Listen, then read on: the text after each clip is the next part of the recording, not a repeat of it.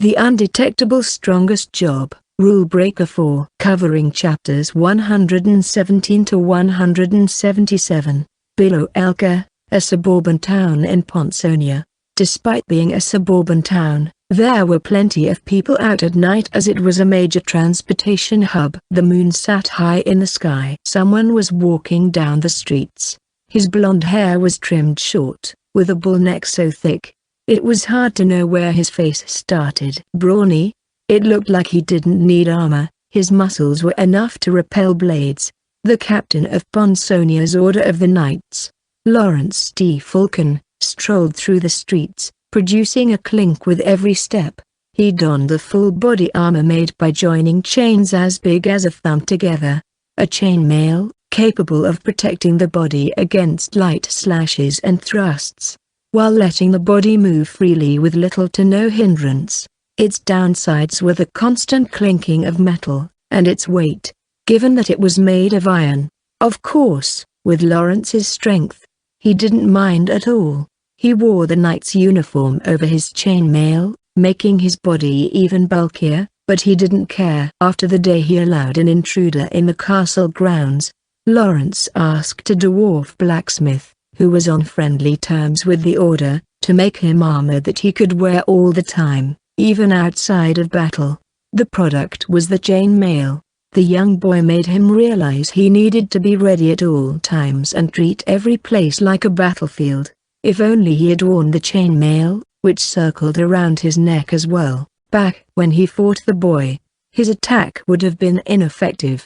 It wasn't just him who donned the armor, but every member of the Order who looked up to him as well. You can always count on the knights. Some of the nobles' comments were favorable. They're so damn noisy. Are they trying to show that they're working? While some others weren't so nice. Lawrence walked down the patrol route. He didn't want to rely solely on the other knights, so he went around himself. After being sent to the front lines in the war against Quibland, he was suddenly called back to the royal capital and this time ordered to maintain order within the kingdom, a fancy way of telling someone to stand by. A while later he was summoned to the Imperial Council and was ordered to kill Margrave Grugschildt. It was the reason they were in Biloelka at present, the closest town to the Margrave's domain. By the king's orders, the knights left the capital. "I'm back. Welcome back, sir." The knights on standby saluted as Lawrence returned to the residence that the Order was currently borrowing. "How was the town?" "It's a nice, lovely town, and quite peaceful at that. I spotted a few drunkards, however. Send some guards out later." "Yes, sir." "What's the status here?" "A message arrived." "All right. Let's head to a different room." Lawrence entered a room, bringing only a commanding officer with him. 3 days had passed since they arrived in Biloelka. If they were up against a foreign country, they would have acted faster, but their enemy this time was a fellow countryman. The stubborn, yet sincere and earnest Margrave Grugschildt asked the Margrave about his motives. Princess Kudyastoria ordered as he was leaving the capital. Even if she didn't say anything, Lawrence would have still made contact with Grugschildt. The current mission was just too odd. It would indeed be dangerous if the Margrave incited a rebellion while the kingdom attacked a foreign country. But the Margrave didn't raise an army. All he did was question the legitimacy of the royal family. What he did, however, could be deemed an act of treason. But was it really necessary to dispatch the Order? The whole kingdom knew about the deployment of the knights. Right now the atmosphere in the kingdom had changed from that of wartime to a potential civil war. Everyone was on edge since the enemy was their own. "Here's a letter from the Margrave." The commanding officer handed over the letter, and Lawrence read it through in one go. After that, he read it again. "What did he say, sir?" Lawrence sat down on a chair, one too small for his body that it made a creaking sound, and frowned.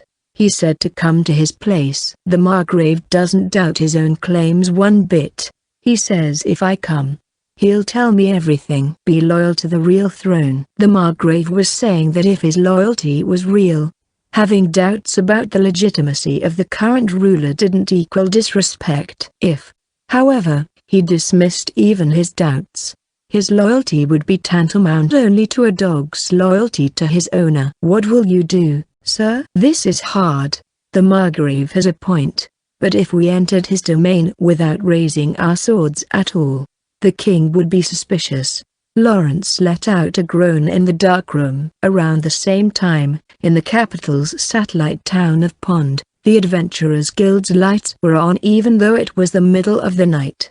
There's still someone in the guild? Jill, the receptionist, had just left the restaurant after drinking quite a lot. What do you think, Aurora? Aurora retched. Jill had brought her fellow gloomy receptionist along to drink. I have to go. Aurora headed home staggering. Jill made her drink a little too much. I might have estimated wrong. My bad. I should make her drink less next time. I wonder what's going on inside the guild. Let's check it out. Staggering, Jill made her way to the Adventurers Guild 100 meters away. A pleasant night breeze was blowing and the distance was just enough for someone drunk. But before she reached the guild, someone came out. A well-dressed person. Jill had not seen them before. And Uncan, the guild master, came out as well, as though sending the person off. When they left, Uncan went back inside with a sullen expression. Sir Uncan, Jill called. Uncan turned around, surprise on his face. Jill felt the urgency and threatening aura from the guild master that she put herself on guard. What's wrong? Who was that? She asked. It's none of your business. What are you doing out in the middle of the night? I was out drinking with Aurora. Forget that. You look different. I said it's none of your business. You should go home. Jill had no choice but to leave. After bidding farewell, she made her way home. But Jill would soon regret that she left right away. It might not have been any of her business, but it was a serious matter for Uncan. The next day, Jill showed up at the guild with a hangover. Over here, Jill, Gloria called with an unusually serious expression. I heard there will be a different guild master soon. What? Uncan had already left town. Indigo, a peddler who sold goods in various Sponsonian settlements, realized he made a huge mistake. He regretted his actions. His wife, also his partner in peddling, even told him it was dangerous, but he believed it would be all right. And now they were in deep trouble. Don't move. If you try anything funny, you're dead. A dagger was pointed at his throat. Although rusty, it would be enough to kill Indigo. Indigo lived his life peddling outside of town. He was confident in his abilities, but not against 9 people. They were in the plains by the main road, but he never expected bandits to show up. Indigo had been using this road for 10 years and not once had he encountered bandits. They just happened to leave town a little later than usual, so they had to make camp. Then they were attacked. On the opposite side of the bonfire, Indigo's wife, who was 5 years younger than him, wailed as the bandits pinned her down. It was she who said camping out was dangerous. And now the men were gagging and undressing her. Stop it. I said don't move. The dagger pierced into Indigo's arm and he cried. We gave you our money and goods, everything. You said you'll spare our lives. We will. Only your lives, though. The man flashed a nasty grin. Indigo loathed them. His beloved wife was about to get defiled by these filthy men. I'm sorry. This is all my fault for valuing time too much. I didn't even think of the danger. Indigo clenched his teeth in frustration. Should he strike back even if it meant certain death? Or should he just stay quiet, glad that they'd be spared? What do I do? His wife shrieked, and he quickly glanced at her. The man mounting her fell forward. At first he thought the bandit lunged at his wife, but the way he fell was like a puppet that had its strings cut. Hey! What's wrong? One man pinned his wife's arms and another one, her legs. Both men saw blood, illuminated by the bonfire. It looked blackish, dripping from their companion's forehead who suddenly stopped moving. Then they collapsed the same way. We're under attack. Keep your eyes open. The bandit pointing a dagger at Indigo shouted, glaring at the peddler who held his bleeding arm. You bastard! So you had friends, eh? We don't. Why, you. The The bandit swung the dagger towards the unarmed peddler, but the blade never reached Indigo. With a clang, the dagger flew into the distance. Who's there? The bandit realized something hit his dagger, but that was all. A blow came to the back of his head, and he lost consciousness. "Honey, are you okay?" Freed from her restraints, Indigo's wife came running to him and embraced him tight. In the meantime, the rest of the bandits went silent and motionless. What happened? Indigo asked. "Look, over there." His wife pointed at a figure slowly walking towards them, too slender for a grown man. They were either a young boy or a lady. Indigo couldn't tell as a hood was pulled over their head, and they wore a silver mask that covered all but their mouth. "I'm glad you're all right." "Or not completely all right, I guess." "You're injured." It was the voice of a boy. This is nothing. An ointment should be enough for it." "So, who are you?" "It doesn't matter who I am. Anyway, are these guys just ordinary bandits?" "Probably." "Do bandits show up here often?" "Not at all. I've been a peddler for a long time, and this is the first time I encountered bandits." The silver-masked boy kicked the bandits' heads lightly. No reaction. "Are they dead?" Indigo's wife asked. Indigo stopped his wife from asking too many questions. It would do them no good to agitate this boy. "I don't think so. Or maybe they are, but I can't really look after them," the boy said as if it was of no concern to him. "Anyway, as for the reward for saving you—" "Or not really a reward." "Oh, of course. Why, you may take the money over there." "I don't need the money." "I think you need it more than me anyway." "They destroyed your goods." "Their wagon horse was killed during the bandits' attack." "A heavy loss. How much would a new horse even cost?" "That is true." Indigo nodded as he gestured his wife to hide behind him. The boy didn't need money, which meant he didn't want the goods either. Indigo peddled daily necessities like salt and sundries, things that settlements in the mountains couldn't get. So he thought his young and lovely wife was in danger. "Ah, you don't have to worry about your wife. I won't do anything to her," the boy said in a friendly tone. Indigo was caught off guard. "Oh, okay. What do you want, then?" "I just helped you because you were in trouble. Is there something wrong with that?" "I'm a businessman. I don't trust work without compensation." The boy smiled. "All right. I'll just take a reward equivalent to the amount of work I did." Indigo gulped. This boy was strong enough to quickly suppress the bandits. He didn't need money either. Plus there had to be some reason he was hiding his face. What would someone like that ask of Indigo? "Give me information. Everything you know," the masked boy said. Hikaru heaved a long sigh. "I can finally take a breather." He waited all night to enter the town of Satanelka, the capital of Margrave Grugschild's domain. Although inferior to the royal capital, it was much bigger and more prosperous than Pond. A line formed outside of town. Apparently the strict identification check took quite some time. Normally, Hikaru would just use his stealth to sneak inside, but he patiently waited in line because of what Indigo said. They're keeping records of everyone who enters town using guild cards. The inns check people's cards as well. So anyone who has no entry record to town will get busted. He was able to use the information he got right away. The good you do for others is good you do yourself, I guess. I'm glad I helped them out. Hikaru threw himself onto the bed. It was mere coincidence that he ran into Indigo. He was simply going with a caravan that moved even at night when he found the couple being attacked by bandits. The caravan turned a blind eye, just glad that they weren't the victims. Only Hikaru got down and dashed to their rescue. The couple probably tied the bandits up to some trees and reported them to Satanelka's guards.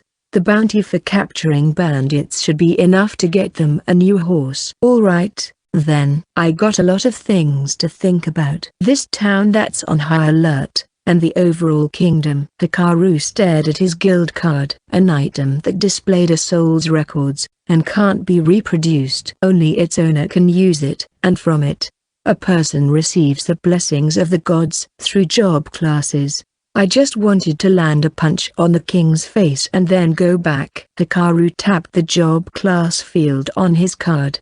New ones had appeared. So far, Hikaru had 9 job classes: Assassination God, Night Stalker 2, Stealth God, Darkness Wanderer 2, Throwing God, Deadshot 2, Chaos God, Eye of the Storm 3, Wood Strolling God, Forest Walker 4, Labyrinth Exploring God, Dungeon Walker 4, Heaven Searching God, Sinner 4, Dull Town Night Burglar God, Town Thief 6, City, Town, and Village People Rescue God, Civilian 10, and now he had 2 more: Wide Area Detection God, Grand Sonar 4, Lower Class Heaven's Messenger, Lesser Angel 5.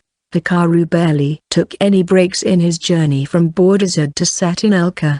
He planned to test his new classes once things settled down, and now the chance had come. He could tell what Grand Sonar was. It probably appeared when he maxed out his detection expansion. He'd experienced the power of the skill firsthand. Now it was time to set his job class to Grand Sonar and activate mana detection. Hikaru groaned from the overwhelming headache, as though his head was going to split. As always, too much information entered his brain. But the radius was still the same, 1 kilometer. It's still the same. What gives? Wait. He noticed he could narrow down the scope of his sonar. He got up from the bed and focused his mind ahead. As it turned out, only information from up ahead came to him. A person cooking in the kitchen, a stray dog in the back alley, a carriage passing by, a kid taking a bath. The amount of information lessened, easing the pain he felt. This is extremely handy. Up until now, useless information, even from above and below, was compressed and sent to his brain. Now he could activate it for a longer period. And instead of an intense headache, his head felt just a bit hot. Holy crap. He felt omnipotent, knowing where everyone was at a wide range. Blood started dripping from his nose. He hurriedly deactivated his mana detection after getting too carried away. I need more practice. Man, this is stupid. Who gets a nosebleed? I'm glad Lavia is not around to see this. Moving on. Wiping the blood off with a cloth, Hikaru lay down on the bed once more. What's this lesser angel thing? A low-class angel? He set his job class to lesser angel, but nothing happened. No halo on top of his head, or wings on his back. A trumpet didn't appear in his hands either. He couldn't feel anything holy. Why did this class appear anyway? If there's a lower class, then that means there's a middle class, and advanced class. He had no idea why it appeared at all. His soul board didn't have anything related to angels either. While he maxed out detection expansion, no derivative skill popped up. Alright, I got nothing. I wonder if there's some place where they study job classes, or maybe there's a book out there that compiles all known classes. I should check once I get back to the academy. A long time had passed since the development of the soul card system. There should be books about job classes somewhere. He set aside the issue for now, and thought about his next move. Why did the 4 stars have to give me troubling information? Hikaru let out a long sigh and closed his eyes. He needed a nap for his plans tonight. Margrave Grugschild's domain was located adjacent to Forestia. As such, winter season came early. Still, snow probably wouldn't start falling until about a month later. But the night was still chilly. Firewood was already burning in the hearth a little earlier than usual. Only a few residences in Satinelka could afford such luxury. One of them was Margrave Grugschild, governing lord of the town. It's been a while, Lawrence. I'm glad to see you well, Lord Grugschild. And the captain glanced at the man standing by the hearth. A slender old man. He only saw him a few times before, but the aura of the man now was clearly different from the one in his memories. Sir Gafrasti N. Valves. Gafrasti was staying at Grugschild's place. Lawrence came, knowing he was here. The captain thought he was a high-strung scholar, but he seemed relaxed as he stared at Lawrence, wisdom in his eyes. That woman beside him has a strange air to her. Lawrence thought. Apparently the woman protecting Gafrasti was not from this kingdom. She was probably just a bodyguard, seeing as Grugschult didn't introduce her. I don't go by that name anymore. Right now, I'm Gafrasti G. Poink Sr. After questioning the legitimacy of the current throne, Gafrasti incurred the wrath of the king and turned to Grugschult for help. The Margrave believed the historian's claims and was still protecting him until now. That was the extent of Lawrence's knowledge on the current situation. Lawrence hesitated when he received the letter from the Margrave inviting him over. After mulling it over, he came. I heard you came alone. Grugschult watched Lawrence carefully. He had a fine beard. His hair, streaked with grey, tied to the back. The man had protected the border for years. He always fought in the front lines during wartime. While he didn't possess the brute strength that Lawrence had, his presence was just as commanding. Yes, sir. Lawrence politely answered. Grugschult was twice as old as Lawrence. The captain himself had trained with the Margrave's army in the past. Mobilizing the whole order would draw attention. And alone it'll only take me 3 to 4 days to come and go back. Also you're much stronger when you don't have anyone else to protect. I simply prioritized mobility. Like Grugschult pointed out, even if Lawrence was surrounded by enemies, he could deal with them alone. If other knights accompanied him, it would be difficult to ensure everyone made it out alive. That is, of course, if the Margrave was an enemy. Let us get to the main issue, Lord Grugschult. Convince me that Sir Gafrasti's claims are indeed true. The Margrave glanced at Gafrasti, who nodded slowly, with his stealth activated. Hikaru listened in on the three men's conversation. There were 4 of them in the room, but Aglaia van Houten's was focused on guard duty and showed no signs of joining the conversation. Gafrasti produced Poink Sr.'s family tree and began explaining. He talked fluently. The parchment itself reacted magically to the blood of the royal family. It was enough to convince anyone. Lawrence's serious expression didn't change, but he was quiet. He was probably only half convinced. No, he came here with 80% doubt. But now he was astonished by the credibility of Gafrasti's claims. The old man sure has changed. Hikaru was surprised at Gafrasti's change as well. The historian's body looked thin, but he exuded an air of royalty. Hikaru recalled a book he read back in Japan. Not everyone could become the Prime Minister of Japan, the man on top of the government. But there were times when someone incompetent took the position. Yet as soon as they became Prime Minister, their aura changed, so to speak. A position turns a person into someone who fits such a position. This is getting more and more complicated. Hikaru's plan was to enter the kingdom, punch the king in the face, and threaten, rather, convince him not to lay a hand on Lavia ever again. But he changed his mind after talking with the 4 stars of the East. According to Sellies, Ponsonia was in a state of chaos. The faction opposed to the current throne was growing in strength. A rift had formed in the government, with Margrave Grugschult at its head. And at the eye of this storm was none other than Gafrasti N. Valves. The assassination of Count Morgstad was also a major reason why things turned out this way. The Count strongly supported the current king. With his death, the balance of power between the nobility collapsed, and many sided with the Margrave, hoping to turn the tables around. They make it sound like this is all my fault, although I am somewhat responsible. If a civil war broke out, the ordinary citizens would bear the burden. Hikaru couldn't pretend that the matter didn't concern him, so he traveled all the way to Satinelka. He wanted to know what the Margrave's plan was for this kingdom. I won't go as far as stopping a civil war, but I have to at least do my part so I can sleep peacefully at night. Gafrasti had just finished explaining. Lawrence had gone silent for a while now. Does this mean the captain of the order is now on their side? In that case, the king's in danger, or put it another way, the conflict will be over quick. I guess old man Gafrasti will become king, then? Hikaru folded his arms, thinking. Grugschult opened his mouth to speak. What he said next shocked Hikaru. Lawrence, this is also vengeance for his death. I didn't know you were still hung up on that, sir. Why? Of course I am. I would have foiled their plot if I stayed with him. We wouldn't have lost such a young, gifted man. The Margrave heaved a deep sigh. His heavy feelings of regret suddenly made him look 10 years older. Viscount Zarasa wouldn't have died.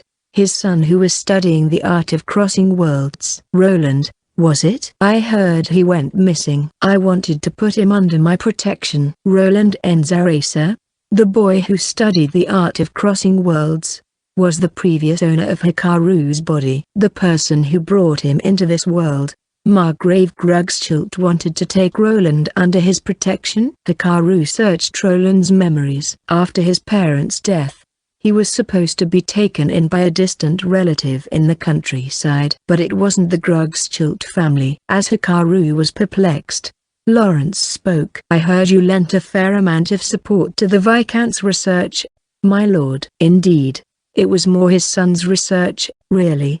He perfected the theory.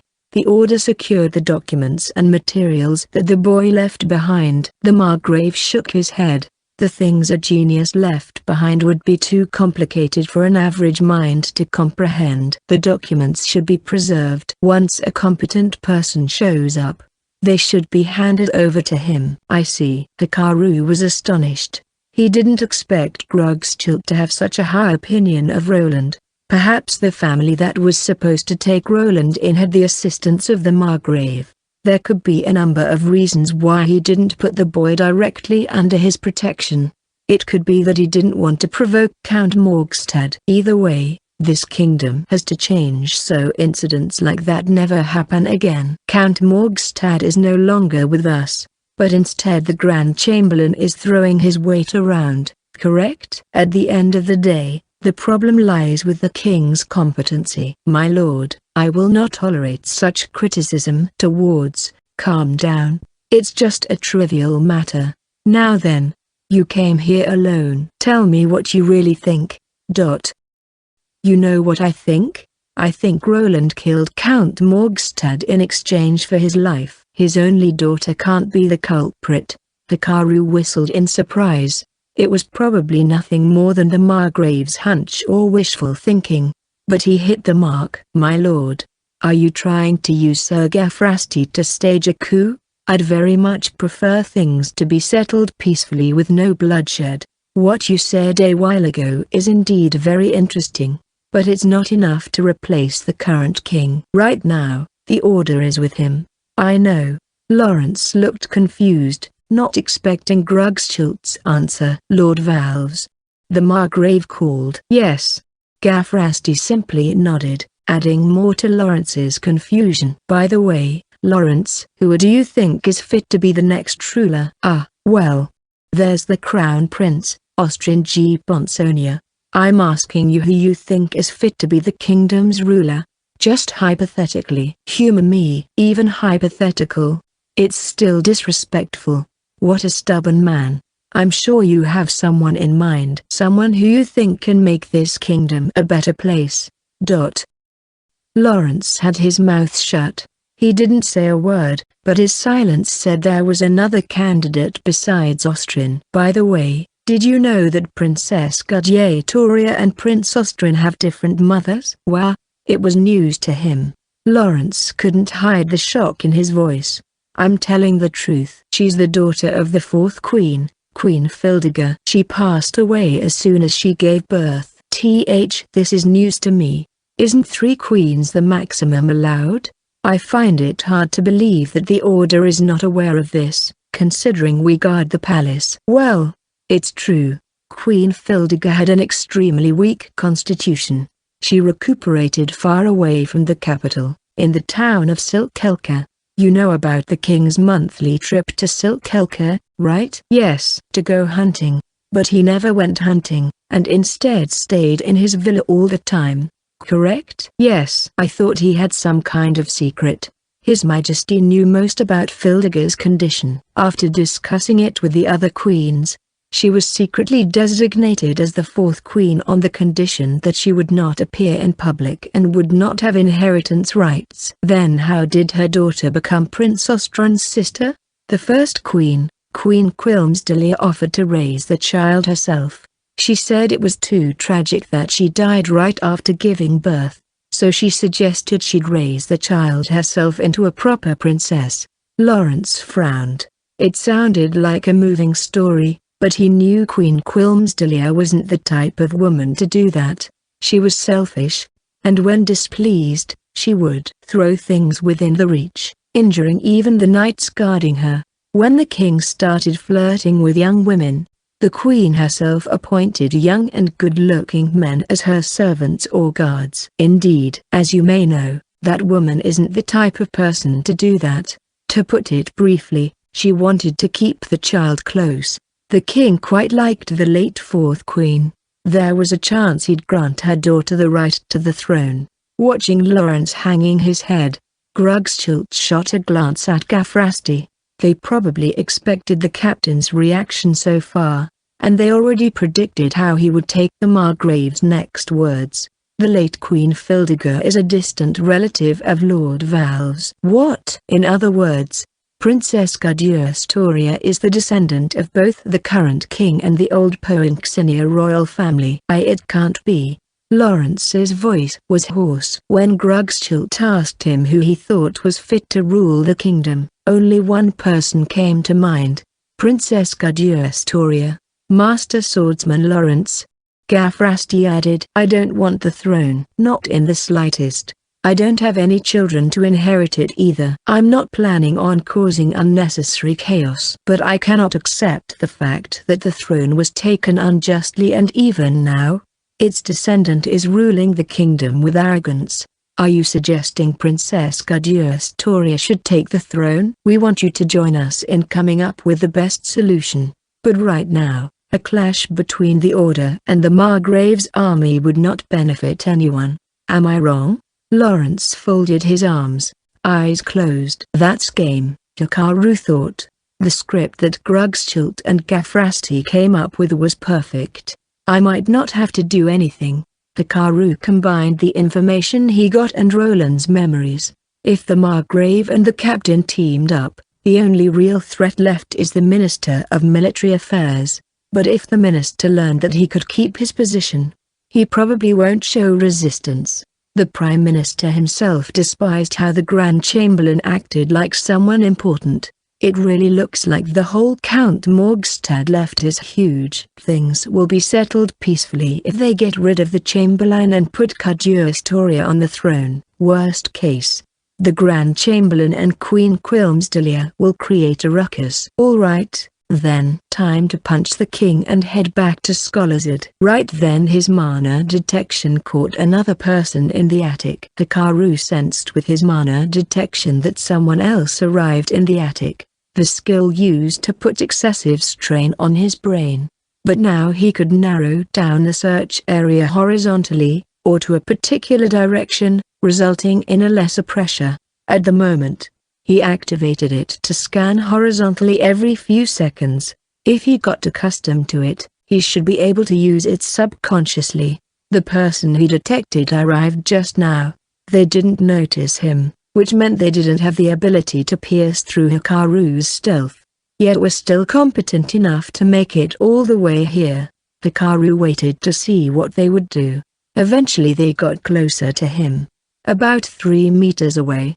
In the dim light, he could barely make them out. He could only see their vague contours through his detection skills. Hikaru didn't want a third party listening in on the men's conversation. The worst person to possibly learn of this would be the King of Bonsonia. If he found out, he'd beat them to the punch.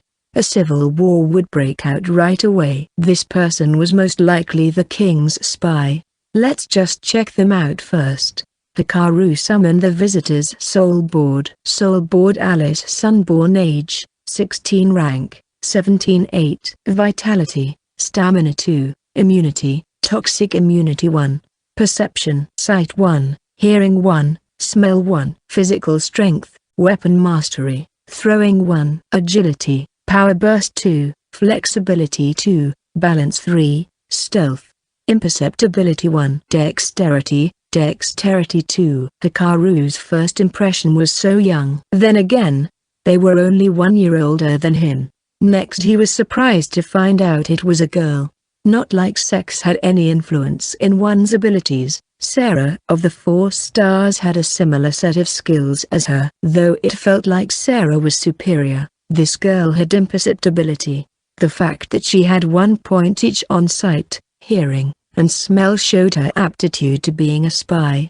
The problem now was her affiliation. I don't want the people below finding out I'm here. Shouldn't Lawrence and Aglaya's instinct see through her 1 level on imperceptibility? Lord Valves, we have an intruder. Aglaya said. I feel it as well. Up there in the ceiling. Lawrence added. What? Really? How? Alice muttered. Is she for real? Hikaru thought. Alice quickly began her escape, and Hikaru followed her. Chaos reigned over the Margrave's residence. The residence guards sounded the alarm. Try as they might to set up a perimeter for the spy, the night was too late to effectively gather men. They were probably confused as no spy had ever snuck into this place before. Are my men really this incompetent? The Margrave shouted in anger. The head of security shuddered. Amid the confusion, Lawrence left the mansion through the back door and headed back to Below Elka where the Order was stationed. They reached an agreement to avoid a conflict between the Margrave's army and the Order of the Knights. They couldn't find the intruder, however. The guards were too late. The spy successfully managed to escape. Phew. I made it out somehow. I knew no one's faster than me. She made it way past the town of Satinelka, while walls surrounded the town. There were secret passages, although most of them were hard to find, and if caught it counted as a serious crime. People didn't use them unless they really had to. In the outskirts of Satinelka, the forest got thicker and thicker. Trees blocked the light of the moon and stars, making it difficult to see. But Alice strolled through the woods swiftly. She could always see well in the dark, and she had a point on sight as well. Alice stopped by the side of a creek, washed her hands, and scooped up water to drink. She could see the night sky from where she stood. Reflected in the water was a face with pink hair cut extremely short and eyes of the same color. Her features made her look mature and boyish at the same time. She had a slim body from training every day, and on top of that she was tall, which further reinforced her boyish appearance. Phew. I feel so alive. Sorry to burst your bubble, but I suggest you don't try anything funny or you're dead. She felt the cold touch of a blade on the back of her neck. WHWH, who are you? That's my question. Who are you? Alice thought she managed to make a clean escape. Then someone appeared, almost out of nowhere, like a ghost. Judging by their voice, it was a boy. Her voice trembled from panic, but she calmed herself down with a gulp. She stayed quiet. She couldn't hand over information about herself. Her clothes had a stealth buff, but where they were made couldn't be traced. Same for every equipment she possessed. So you can't answer. I applaud your guts. Now die. Wait a second.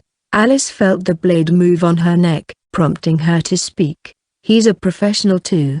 The boy didn't hesitate at all. She thought he would be soft because of this young age, but she clearly underestimated him. She had to be extremely cautious.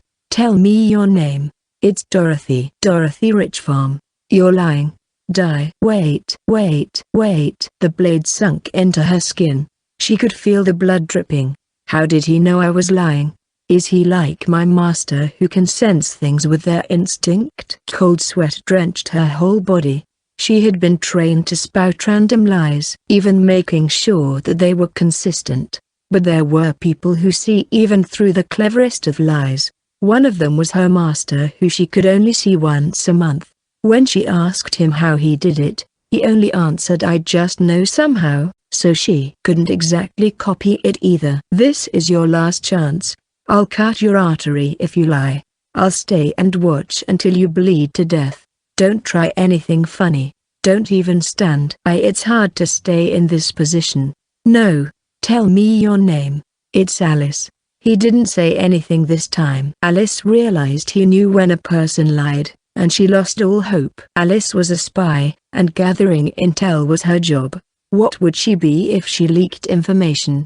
Worthless, or worse, a liability. All the hours she spent training would be in vain. This was her first mission. She didn't get cocky. Her master gave her the mission knowing she could do it too. Yet the moment she infiltrated the mansion, she was discovered right away. And just when she thought she managed to escape, her back was now against the wall. Who do you work for? You. Answer me. What organization? Then she started bawling like a child. Alice knew getting worked up was the one thing a spy mustn't do, but her tears wouldn't stop from falling. She fully resigned herself to her fate. She thought it was okay to cry, since she wouldn't make it out alive anyway. Why are you crying? You're a spy, aren't you? Why you'll just kill me after getting all the information you want. Who told you that? I might not even do that. Then you'll turn me into your plaything after you wring out info from me. Once you've had enough, you're going to kill me. Where'd you even get that idea? My master told me that's how spies meet their end. I'm not gonna do that. Sheesh. You don't feel anything because I look like a boy? Is that it? How cruel.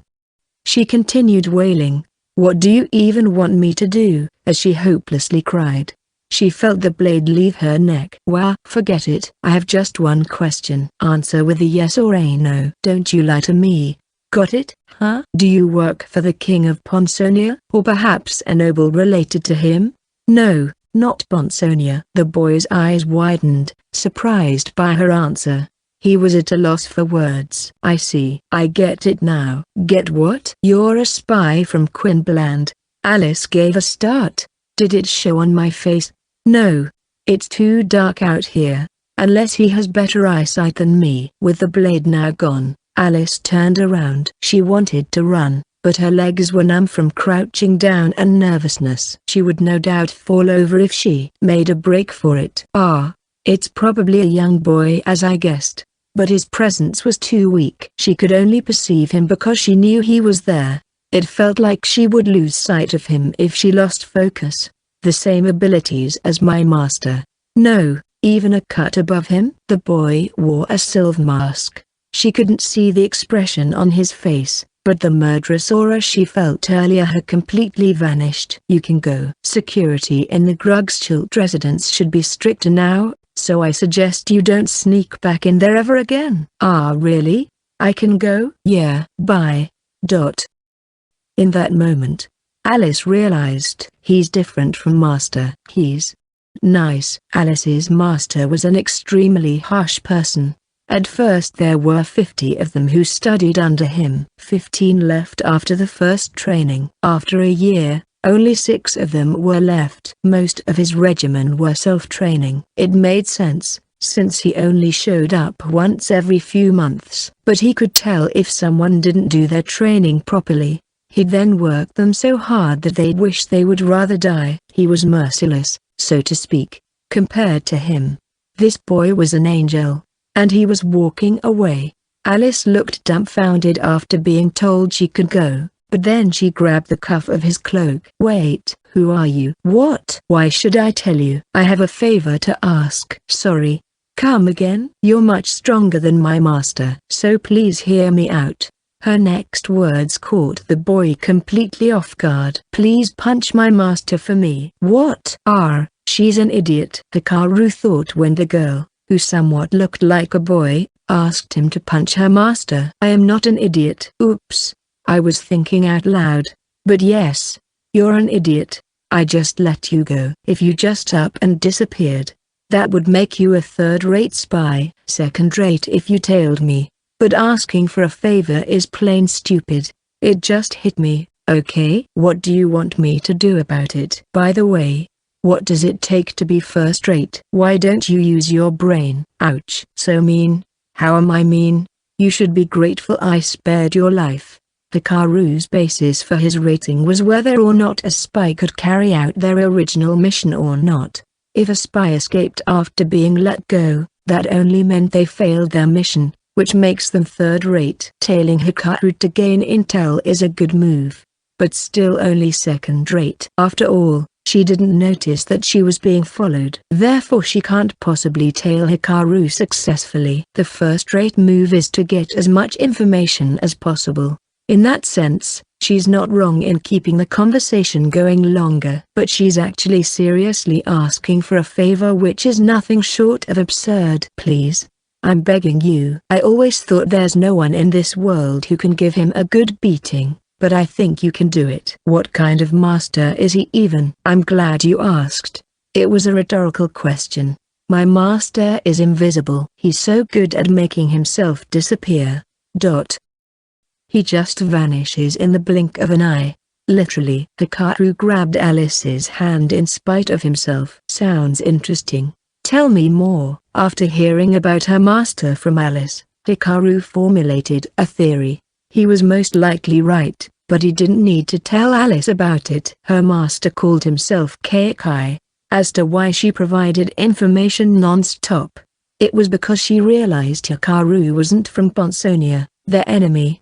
He also spared her, but her job class played a part. Ordinary soul color distinction god, soul reader, a fairly rare 5-character job class. It allowed the user to get bits of information regarding the target's feelings towards them or whether the target was trustworthy or not. But fear seized Alice when she realized she couldn't read Hikaru's emotions. It was the same for her master, so it definitely had something to do with his stealth. But Alice didn't know that much. Hikaru finally believed her story when she showed him her job class. Her soul card was issued in Quinbland. Either way, Ponsonia can't avoid a civil war. But if everything goes well, there will only be a bloodless coup. After that, it's all up to the nobles. Depending on the outcome of the insurrection, the special forces who were after Lavia might even get fired. Hikaru could beat up the king anytime, so he decided to go see Alice's master for now. Someone like me, huh? I wonder how they will act. Hikaru knew there was still a lot to learn about his stealth. He wanted to use a predecessor as a reference. Take me to where your master is, then. Wait, really? You're coming? Yeah. Your master will get mad at you for failing your mission. He'll chew you out, even. So you want to use me to avoid that, right? And get your revenge while you're at it. I didn't expect you to see through everything. For a beginner spy, Alice was quite competent. Unfortunately she was also an idiot, but that also meant she was easy to deal with. What should I call you? Silverface. Let's go. Oh, okay, Sylv. Don't shorten it like that. Silzel. How about I kick you? Ouch. You already did. Alice's plan went like this.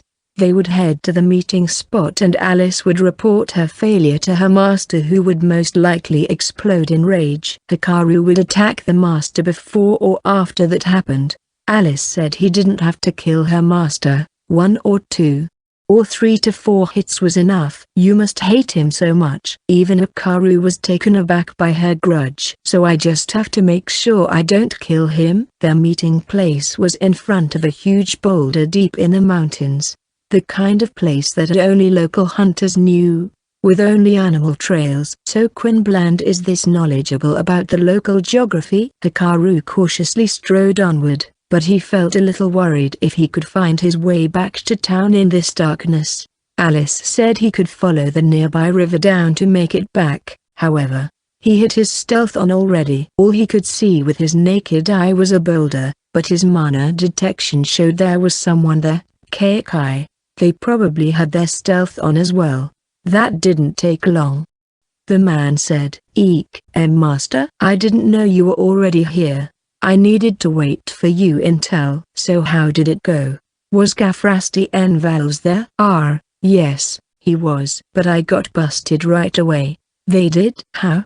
Don't tell me you didn't conceal your presence like I told you to. I did.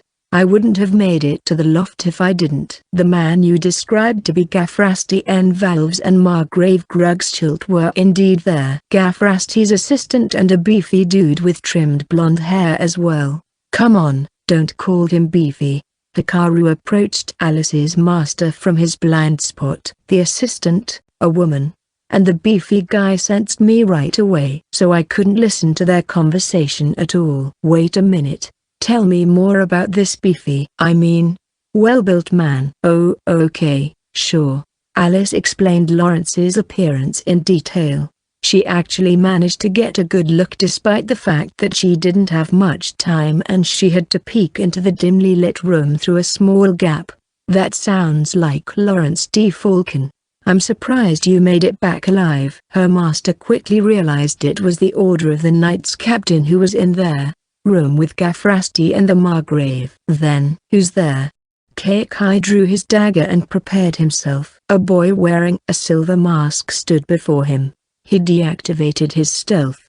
Are you the supervisor of the Empire's spies? The boy asked. The distance was enough for Hikaru to summon the man's soulboard. Soulboard Uncan F. Baltsack, age 211, rank :5147. Vitality, natural recovery 2, stamina 5, immunity, magic resistance 1, perception, smell 1, taste 2, magical power, mana 6. Physical strength, strength 9, weapon mastery, short sword 6, bow 3, throwing 4, armor 2, agility, stealth, life obfuscation 2, mana obfuscation 2, imperceptibility 2, group obfuscation 1, dexterity 3, tool mastery, pottery 2, willpower, mental strength 3, intuition, instinct 4, detection, life detection 1. What's Pond's Adventurers Guild's guildmaster doing out here? It was none other than Uncan, the man who taught Hikaru how to dissect monsters. It was just as he expected, though. Based on Alice's description, and the fact that they were a master of stealth, Uncan was the only person that came to mind. Wait, Pond? The town in Ponsonia? Guildmaster? Alice's gaze went back and forth between Uncan and Hikaru. Hikaru couldn't be mistaken as he checked the man's soulboard. There couldn't be anyone else with the same name who had the exact same stats. So you're from Ponsonia? Uncan asked Hikaru, feeling tension all over his body. Hikaru himself deepened his voice a bit so he wouldn't get exposed. Who knows? It doesn't matter where I'm from, does it? How much do you know? All I know is that the blockhead right there snuck into Margrave Grugschild's mansion, got busted, and ran all the way here. Uncan scowled at Alice. She turned pale, looking at Hikaru as if to say, this isn't what we planned. I just want to know why you, a Ponsonian guildmaster, are working for the Empire. Why do you want to know that? Various theories were probably being formed in Uncan's head right now as to who this boy was, but there should be plenty of people who knew he worked as a guildmaster in Pond. When it came to information, Hikaru had the overwhelming advantage. I'm just curious. You're taking a risk just to satisfy your curiosity. Good one. I don't think there's any risks involved at all. You two don't stand a chance against me. I like your confidence, but are you sure there's only two of us here? Hikaru knew right away that Uncan was bluffing. His mana detection told him there was no one else around. Although he wouldn't be able to detect those with 3 or more points on mana obfuscation or those who had special magic items that blocked detection skills, but even Uncan only had 2 points on his. How ridiculous. I'll know if reinforcements arrive too. Uncan clicked his tongue. He has detection, huh? He muttered. Most people knew about detection skills. You shouldn't rely on your job classes. This isn't a place for kids. Go home. I'm not leaving until you answer my question. I'm sure anyone would be curious why the man who killed the tyrant is working for the Empire. Various emotions showed on Uncan's face. Hikaru simply baited him, but it seemed to be true. Jill guessed right. 50 years ago, Emperor Baltzad, who was known as a tyrant, planned to invade other nations, Ponsonia included, but he was assassinated. And by whom? Nobody knew. What? Master Kai killed the Emperor? What do you mean? Uncan swung his dagger towards his disciple standing beside him, Alice. The attack was spontaneous, but his movements were clean and sharp. But right before his blade could slit Alice's neck, sparks flew. A stone that Hikaru hurled hit the dagger's grip, and the weapon dropped to Unken's feet. Wow! Alice stood there, dumbfounded. Her mind couldn't keep up with the sudden turn of events. What are you just standing there for? Get away from him. He almost killed you. What? Master. Why? Because you learned a top-secret information. Unken quietly reached for his dagger. He was serious. He really wanted to kill Alice. Was it really that bad if someone found out? Of course. It's not something you can talk about openly. But did he really have to kill his student for it? Without even hesitating a bit, Hikaru couldn't tell. Don't move, Unken. Hikaru aimed his revolver loaded with a bullet containing dark magic. If you pick that up, you're dead. I haven't seen that weapon before, but it seems you're serious. Unken most likely realized from Hikaru's aura that it wasn't just a threat. The old man had 4 points on instinct as well. He pulled his fingers away from the dagger and showed his empty hands to Hikaru. Get away from him, stupid spy. But just move. Quick. Okay. Hikaru would have killed Alice earlier if he deemed her dangerous. And now he was trying to save her. The whole situation was too ridiculous to even be funny. Ha. You're a nice boy. I see. So you led him here, Alice. No, I didn't. Alice stood 10 meters away, but Hikaru could clearly see her panicking. If he could, he'd tell her to quit being a spy. She was too easy to read, definitely not fit for this line of work. Well, it doesn't matter. What do you want, kid? I told you. I just want an answer to my question. You're a man of few wants. Though I suppose wanting to learn the truth is being greedy. So will you answer my question or not? Very well. Alice. Yes, sir. Alice straightened up. If you learn about what I'm going to say, you will either spend the rest of your life working for the Empire, or be chased until you die. Are you fine with that? Of course not. Then go. Forget about what the boy said just now, and I will forget it as well. I already forgot everything. Nothing happened today. Alice turned her back on them and ran as fast as she could. She disappeared into the darkness in no time at all. With his mana detection, Hikaru could tell she took the shortest direction to get away as far as possible, without hesitating for a moment. She's done in this type of work. Yeah, right. You just tried to kill her. How do you stop me earlier? Don't tell me you just threw that stone on the spur of the moment. That would be a superhuman feat. That's exactly what he did. Though Hikaru couldn't tell him he had 10 points on throwing. Of course. Forget about me. Let's hear the truth right now. No need to be in such a hurry, Hikaru. Wow. Hikaru was caught off guard after Unken called his name. Ha. That was a bad move. You shouldn't let your discomposure show. When you're fighting and your life's on the line, it could lead to a fatal mistake.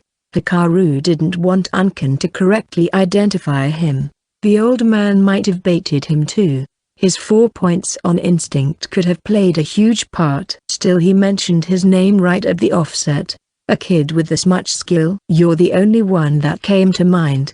Take it as a compliment. Why, thank you. You were able to kill the red-horned rabbit so efficiently because of your ability to conceal your presence and your detection. No one's stupid enough to show their cards. I taught you how to dissect, didn't I? That was your job as the guild master. You really never run out of things to say. Unken muttered. Whatever. I'm no longer Pon's guild master. Really? I resigned. From now on, I'm working full-time for the Empire. If you really want to know, I'll tell you. How I killed Emperor Baltzard, a relative of mine. Quinbland's capital, G. Quinbland, was 2 times smaller than Ponsonia's royal capital. Compared to G. Ponsonia's crowded streets, G. Quinbland was well organized. These two nations had similar aristocracy, bureaucracy, and even laws and ordinances. But since Quinbland was founded later than Ponsonia, it was smaller overall, and therefore more organized. The Empire studied Ponsonia, after all, so it made sense. Has there been any word from Unken? There's no need to be in a hurry, Your Majesty. It has only been a few days since you called for him. Unken's loyalty is genuine. I'm sure he'll be back with good news. But that master swordsman caused chaos and our army is in disarray. I want to know why Ponsonia retreated when they were winning. Even though it was the middle of the night, light illuminated the spacious conference room. Only 4 men were present. The Prime Minister, the Minister of Military Affairs who wasn't a military man, the Chief of the Intelligence Department, and the Emperor himself who sat on the most lavish chair gilded with gold. It's only natural that I'm in a hurry. About 150 centimeters tall, the crown on his head looked too big for him. But it wasn't because the Emperor was young. He was, after all, 72 years old, yet his face, in human standards, looked like that of a university student, or an adult who just started working. His young appearance and short stature were due to him being a man-gnome. Not many knew about this. As to why, the previous Emperor Baltzad, known as a tyrant and even now abhorred not only by the other nations, but the Empire's citizens as well, was, in fact, a man-gnome. And the present Emperor, Kaglai Quinbland, was also one. I understand how you feel, Your Majesty. The Prime Minister said. Anything from Intel Department? We successfully made contact with Unken, but we have no info after that. The chief answered. Come now. You have to know that.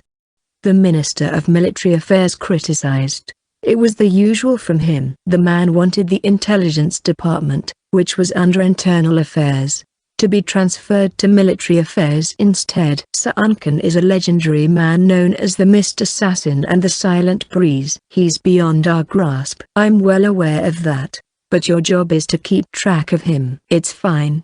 I'm the one who summoned Unken.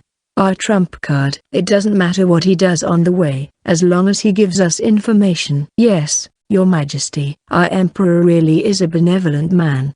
The chief straightened himself, and the military minister rubbed his hands together.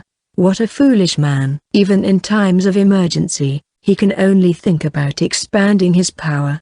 The Prime Minister shot a glare at the military minister. Except the Emperor, all 3 of them were humans. But was it really necessary to summon him? Unken, a man-gnome over 200 years old, the person His Majesty asked to kill his father 50 years ago. The empire was heading straight into ruins. The people suffered from heavy taxes, and the young ones were conscripted into the army. And yet Emperor Baltzad continued to march his legion. The likelihood of the empire conquering the kingdom of Ponsonia was high. But what would happen afterwards? Ponsonia was exhausted from defending. Even if they occupied the kingdom, it wouldn't recover rapidly. If the other nations grouped up and attacked Quinbland, then the empire was doomed. But there was a reason why foreign countries didn't come to Ponsonia's aid. The matter was settled among the man-gnome race. Kaglai, who was around 20 years old at the time, requested Unken to kill the emperor. It was top-secret information. Among the people present in this room, only the Prime Minister and the Emperor were privy to it. The Chief of the Intel Department and the Military Minister only knew Unken as a relative of the Emperor who excelled in espionage. According to an expert in constitutional law, Kaglai's ascendance to the throne lacked legitimacy since he was involved in killing his father and then taking his place afterwards. As such, the official report stated the emperor died from an illness. Although many nobles in the empire knew Baltzad was assassinated, they thought the assassin was from Ponsonia or other foreign countries. After Baltzad's death, Kaglai ascended to the throne and stopped the war. After signing a 30-year non-aggression pact with Ponsonia, the empire focused on recovery.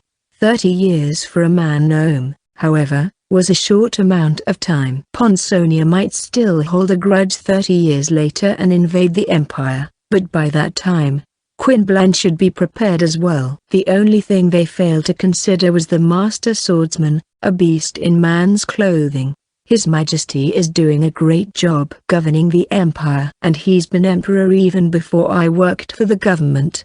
I'm sure summoning Unken was the right idea.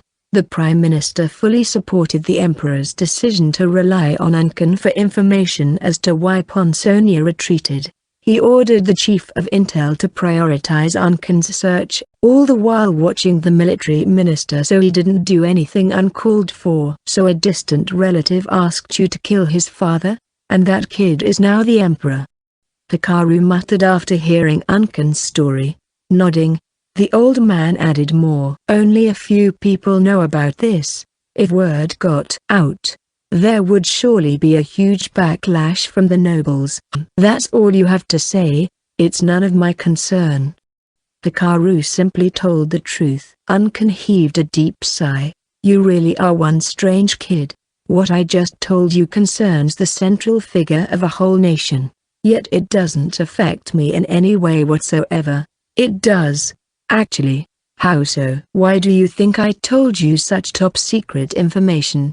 Now that you know about it, you're involved in this as well. You're kidding, right? Hikaru scoffed. I just want to go home before winter begins. He really just wanted to go home. He was also curious how the Foundation anniversary was going. Why do you even do all this? You were doing fine in Pond. You're going to willingly put your life on the line just because a relative called for you? That's just how man-gnomes are. We're both soft and tough on family. Everything revolves around family. I wanted to get away from all that, but it seems you can never truly escape from your own blood. Hikaru thought over what Unken said. His body was Roland's, but with a different soul in it now. And it was this soul that exacted Roland's revenge for him. But was his soul actually influenced by the body? No, I killed Count Morgstad on my own will. Not because of something ambiguous like blood ties. Yet he also thought that perhaps the long-lived man-gnomes had some sort of strong bonds that humans couldn't even begin to comprehend. You want me to do something? Oh. You're willing to help? I wouldn't have expected that. 90% I thought you'd just go straight home. I'm willing to repay my debts. But I won't do anything that takes too long to finish. Haha. Payment for teaching you how to dissect? That's not what you said a while ago. Or I can go home now. I'm just joking. You're a strange one. All right. You knew about that old story about the rabbit, too. The excuse Hikaru used back when he hunted the red-horned rabbit. He was surprised when he learned Unken knew about it. It suggested that there were other people like him in this world. His question was answered when he met Celica. So it didn't matter now. What do you want me to do? Hikaru asked.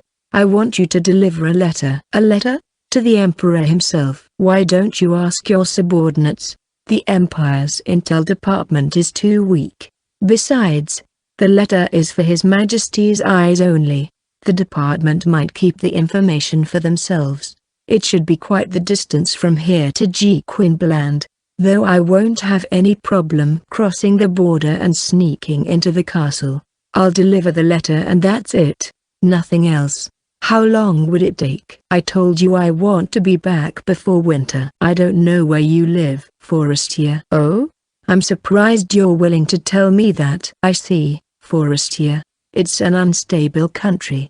But probably still better than Ponsonia and Quinbland. If things go well, you should be in Forestier well before winter. All right. Give me the letter. Thank you. I gotta say, I'm paying a lot for your lesson on dissection. Unken chuckled and reached for a piece of paper from his pocket. He quickly started writing. Hikaru really didn't care one bit about the war between Quinbland and Ponsonia. In fact, he only tagged along with Alice so he could see her master's soul board stats.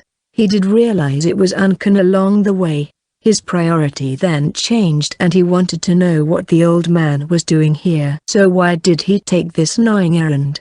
He's ready to die. Hikaru had no idea what Unken wrote, but he knew that Unken wasn't planning on coming back alive. Perhaps it was because he was aware that he didn't have much longer to live considering his age, or maybe it was his loyalty to the Empire. It could also have something to do with his family. Either way, Hikaru had no way of knowing. He had only one guess. He's going to assassinate the King of Ponsonia. This was completely different from killing the Emperor. The old man killed him in his own land and with the help of the next ruler.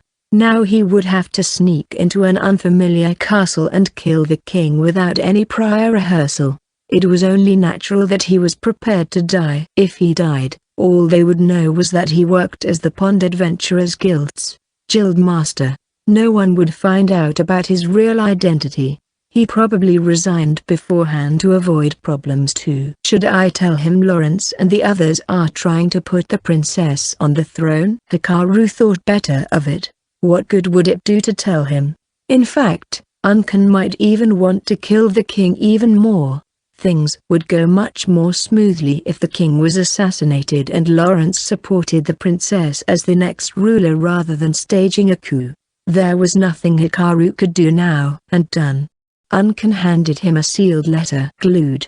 There was no way to check the contents. Hikaru put it away in his bag. I'm counting on you. The wrinkles on Uncan's face ran deep.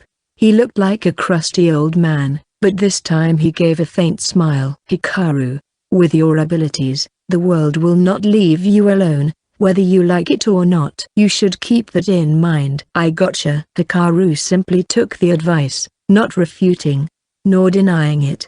It felt like Uncan's farewell gift to him. Uncan disappeared, and so did Hikaru. The two parted ways without a word of goodbye. While Hikaru made his way to Quinbland, the Foundation anniversary commenced in Forestia. Though it wasn't open to the general public, the capital of Forested was still in the festive mood as the nation released its old reserves. Regulations were a bit lax this time, so people put out food carts. That and the ceremony was held just after harvest season. Delegates from the 6 regions arrived in luxurious coaches, adding a nice touch to the merry atmosphere. Whenever a convoy arrived, the people argued as they watched with joy. It's Jarzak. No. That's Romania.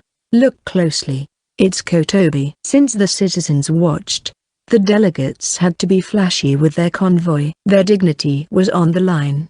Incidentally, there was no convoy from Kiril as the current head of the nation was the queen herself and she lived in Forested. The whole town looks more colorful. League gave his honest impression. It's more like hijinks by a bunch of bumpkins. His father scoffed. Nothing like Romania. They had just arrived as the delegates of Romania. League's father was just salty. Forested, located on the old border between Yoruba and Kotobi, didn't have a rich history as it was founded only after the alliance was formed. Compared to Romania, it was small, but above all it was a beautiful place. No doubt that Forested would become even more lively in the future. League felt the nations weren't really united, but he had a hunch that as Forested grew livelier, the alliance would gradually band together. Perhaps time will fix their problem, and he didn't have to actually do anything at all. But the world won't allow that to happen. Ponsonia advanced its troops to Quinbland. While there was a temporary lull at the moment, there was no guarantee that Forestia won't be targeted next. Let's go, League. Yes, Father. The opening was packed with activities, including the evening party. The 6 delegates arrived in the audience chamber, its high ceiling depicting the creation of heaven and earth. Attendants followed each of the delegates. This was League's first time standing here with his father. Thank you all for coming. I am pleased that we're all gathered here this year as well. The current leader of the Allied Nations, Marquido Myral Kakiri, addressed the crowd. Everyone kneeled and placed their right hand on their chest before listening to her speech. This was League's first time to see the Queen up close, although still over 10 meters away. She looks lovely. League had heard about how she had outstanding mana capacity among her family. Her crown looked too big for her petite body, but the disparity looked pleasant in his eyes. His father standing just in front of him just stifled a yawn. However, while the queen grabbed League's attention, the large woman behind her caught his eye as well. Around 10 people stood behind her, to be precise. He could tell they were cabinet ministers, all of them men. Yet the woman stood just as tall as the rest. So that's the Prime Minister, Zofia van Houtens. Although she had a huge build, She boasted a well-proportioned body. As League stared at her, she gave a faint smile in return, seemingly noticing his gaze. League pulled his eyes away, embarrassed by his rudeness. They say she's extremely competent. Together with the Queen, they gave the government power one. No, half a step at a time. Zofiro hailed from Jerazak, while the Queen was from Kira. He didn't know how they joined together, but their relationship was exactly what League wanted for Forestia. It felt such a shame, though, that a new ruler would have to be appointed after Marquido's term ended. If I recall correctly, Hikaru made it sound like he talked to Her Majesty personally. I wonder if that was true? No, he wouldn't lie. Claude's from a prestigious family in Kirill too. To League, Hikaru was a person shrouded in mystery. Romanian nobles said the Queen was just a figurehead ruler, but up close, he could feel her majestic aura. A person so out of reach. Yet Hikaru was associated with her. As soon as the party started, ladies flocked League, striking conversations and inviting him to dance. Not only ladies from Romania, but from other regions as well. News of League being in the audience chamber had already spread. In other words, a declaration that he would be Romania's next head. My, where'd you get that dress? Your tastes seem to be different from the current trend. Ahaha. Romanians sure are terrifying. Lord League, would you like to talk about literature? I heard you like the white vis flower, Lord League, so I had one made into a hair accessory as you see. Oh, white vis are still blooming in the Kotobi boonies? Ludensian girls don't seem to know when to keep their mouths shut. The ladies exchanged civil yet harsh words. League couldn't relax, his mind strained. I wish I was in Scholarsid, talking to Ivan and Roy in the usual tavern, drinking Hikaru's cocktail, training in the practice grounds. May I dance with you? League's eyes widened as he watched the lady who stepped in front of him. Of course, he answered. What? Why? Who is that girl? Ignoring the other girls, League offered his hand, which the pale-skinned lady accepted. Her bluish hair, usually in a braid, was unraveled and sprinkled with silver powder. Her emerald green dress looked perfect on her. I hardly recognized you, Catherine. Is that why I had to resort to extreme measures? You didn't notice me at all even though I passed by you, Catherine. A girl from Europa, a member of the Student Alliance. She was one of his few comrades in the venue. When they reached the dance floor, she inched closer and they pretended to dance. Where are the others? League asked. Sylvester and Luca are here. Ivan is present as well, but he went out to the garden since he can't stand parties. Claude is not here since he's not from the Queen's family, though he is in town. Professor Katie is in the academy. What about Hikaru and Lavia? I received a letter from Lavia saying she's back. As for Hikaru, apparently he still had something to do. What would that be? You don't have to worry about anything for now since they managed to address the monster problem in Unelporten. Forget about him. He'll be back one of these days. League gave a wry smile. As always, Catherine was harsh towards Hikaru. Now to the important part. More important than our dance? Catherine heaved a deep sigh. We can stop now if you want to return to that pack of wolves. I'm sorry. I was just joking. Good grief. I asked you to a dance fully aware that those ladies will curse me. I'm terribly sorry. I want you to dump me harshly after this. They'll just resent me even more if I did the dumping. If you do it, they'll be happy and forget about me. Oh, okay. Women sure are terrifying. League thought about the bylaws you wrote. There's not much to change. We need to go over a few points, but it's enough for a proposal. We can just revise it later after we get the approval. She was referring to the bylaws for the Student Alliance that League entrusted to Hikaru. He wanted both of their opinions, but since Hikaru couldn't come, Catherine reviewed it instead. That's all from me. That's it? You incurred the wrath of the ladies just to tell me there wasn't any problem? Well, there's someone out here who'd start taking all the responsibility to himself unless they were told that there wasn't any problem. Catherine was referring to League himself. She hit the mark. and League blinked in surprise. Lavia and Hikaru did their part. My role may be small, but I have to fulfill it. The song's ending.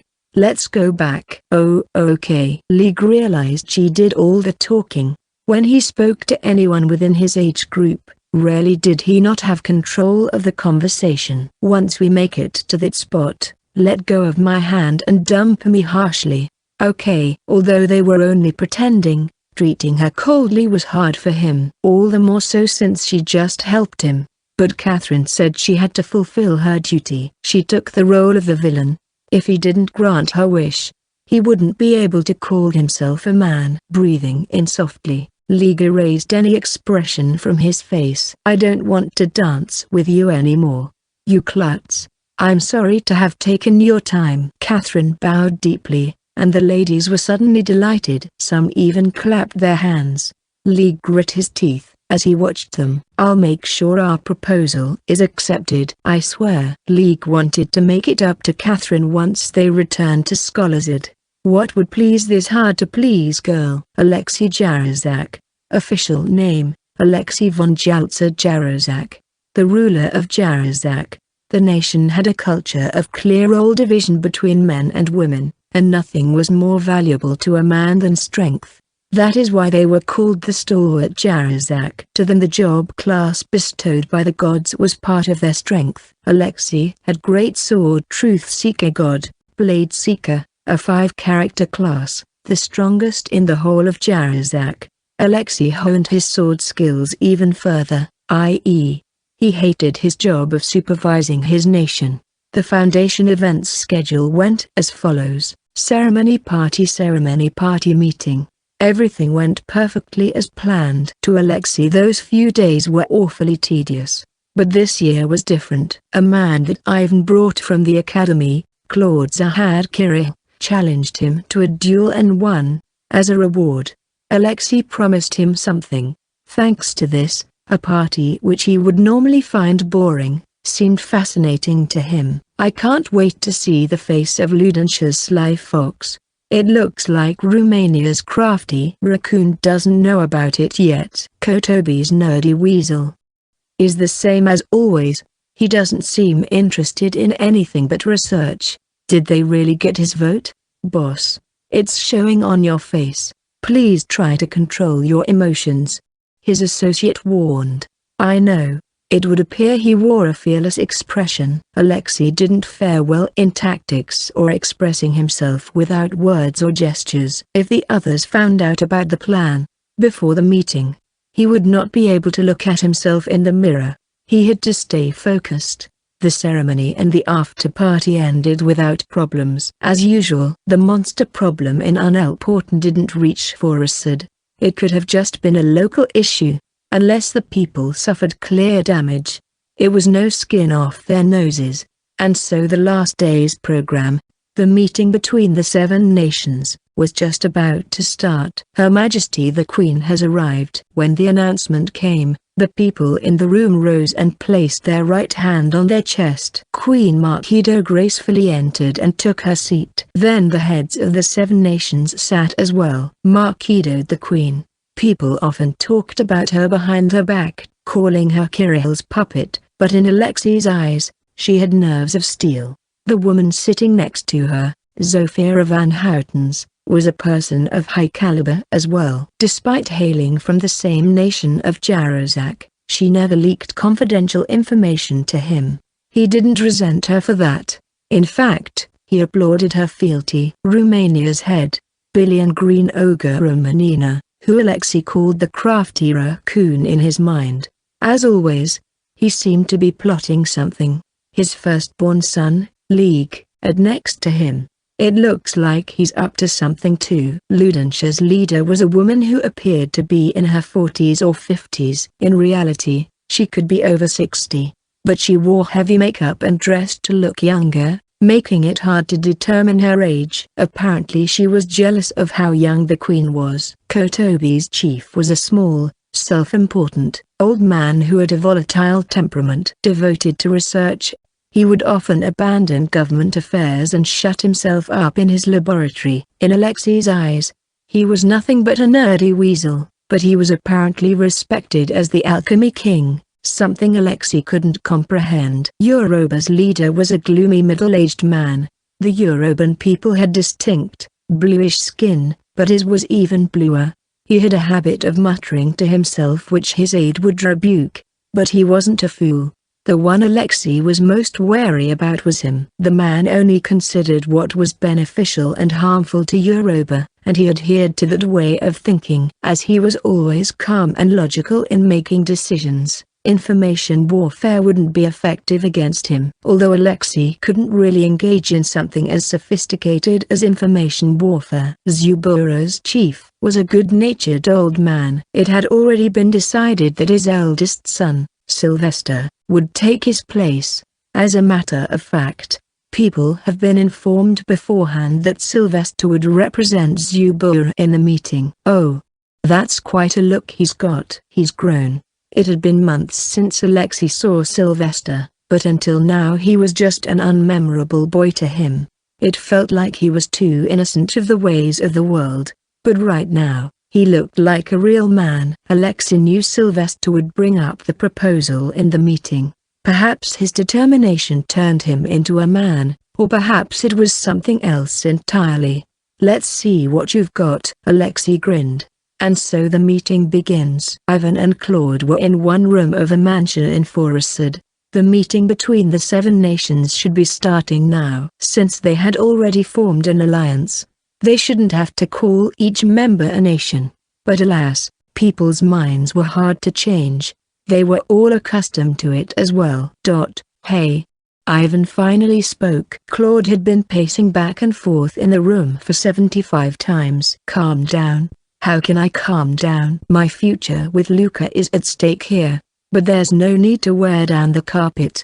Besides, if they failed, you'll leave Forestier anyway, right? Yeah. Claude had already considered the possibility of the proposal getting rejected. If the plan failed, Claude, Ivan, Luca, and Catherine would be regarded as enemies by powerful people. The others would be safe. Sylvester was Zubura's delegate. Leek would oppose the proposal until the very end anyway, and Katie had pretty much already secured her position. Although Alexei would most likely protect Ivan, Claude and Luca, especially, would be in deep trouble.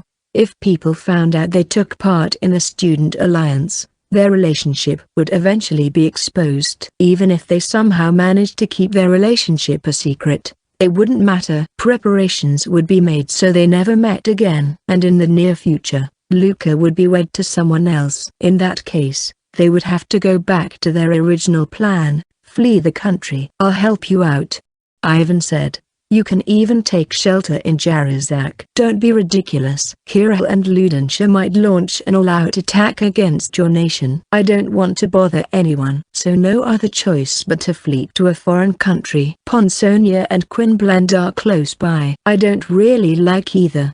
There's the maritime nation of Virashin located further ahead of those 2 countries, or the diverse nation of Iron Beast. Those are the 2 options I'm considering. Iron Beast is ruled by a beastman. Are you sure about that? I may look human, but I'm a spirit elf. I can embrace different values. What about the suzerain state of Bios? They have deep ties with Forestier. If Forestier requested a manhunt, they wouldn't be able to refuse. Ivan folded his arms, thinking. Claude flopped down in a chair, covering his face with both hands. Now I can only think about the plan failing. I wish I was at the meeting. We can't do anything about that. I'm not high-ranked enough, and you're the Queen's enemy. I'm not. There's a Had family maybe, but not me. She seems to be concerned about me, which is why she introduced me to Hikaru. By the way, what kind of person is Hikaru anyway? How did he come to know the Queen? He's not an ordinary boy. That's for sure. He's strong enough to beat Professor Mikhail, and he even made you stronger. I didn't want to consider it, but... Claude raised his head. Maybe Hikaru is an elite warrior from Ponsonia who came here to destroy Forestier. You're kidding, right? What would he learn in the academy anyway? We don't even know where he's studying the short sword. All he did was gather us and throw the country into confusion. That's a rather keen analysis. It's what Luca said. Ah, I knew it. Come on, man. Give me some credit. Anyway, Luca said it's just a possibility. She also said not to tell Hikaru about this theory. We can't make an enemy of him, or betray him. If he left, we'll be the ones in trouble. Ah, it doesn't matter who he is. If things work out fine, Luca and I will be safe for sure. Of course, I just wish Hikaru was here. Same. We can relax a bit if he was around. Claude and Ivan sighed. The meeting proceeded smoothly. A government official presided over the meeting, and the Prime Minister, Zofira, explained things further as necessary. Anyone could speak up if they had problems, but most of the matters brought up were simply and nothing out of the ordinary. Reward approval for successfully stopping the monsters advancing in borders. Tax adjustment on this year's fall harvest, under 0.1%. The Foundation ceremony release of reserves and what's left, ex post facto approval. Current report on the war between Ponsonia and Queensland. Delegates with information on the war between Ponsonia and Queensland that no one else had gave meaningful grins, but didn't say anything. They just listened to the report until it ended. The meeting started at 10 in the morning and ended at 5 in the afternoon with a lunch break at noon. The session started really moving during the last agenda, the proposal of the delegates. Most of the proposals involved the allocation of budget. For example, as with every year, Kotobi's delegate suggested an increase in the budget that went to the creation of magic items. Everyone simply ignored him as this was a yearly thing with him. National road maintenance, mining rights, diplomatic issues were not brought up here. Discussions regarding these matters would be done during the winter, the political season. Permission to speak. After the Alchemy King's proposal was rejected, Sylvester G. Zubura raised his hand. Is this about Kotobi's proposal or a proposal from Zubura? The chairman asked. A proposal from Zubura. The leaders of Ludensia and Europa raised their eyebrows, while Romania's leader glanced at everyone. Zubura rarely proposed anything, or perhaps not even once before today. Unlike the two leaders who simply wondered what Zubura was up to, Billion did something different. He studied the other leaders' faces. Those who looked calm already knew about the proposal. Preparations had been made without his knowledge. This is bad, Leek thought.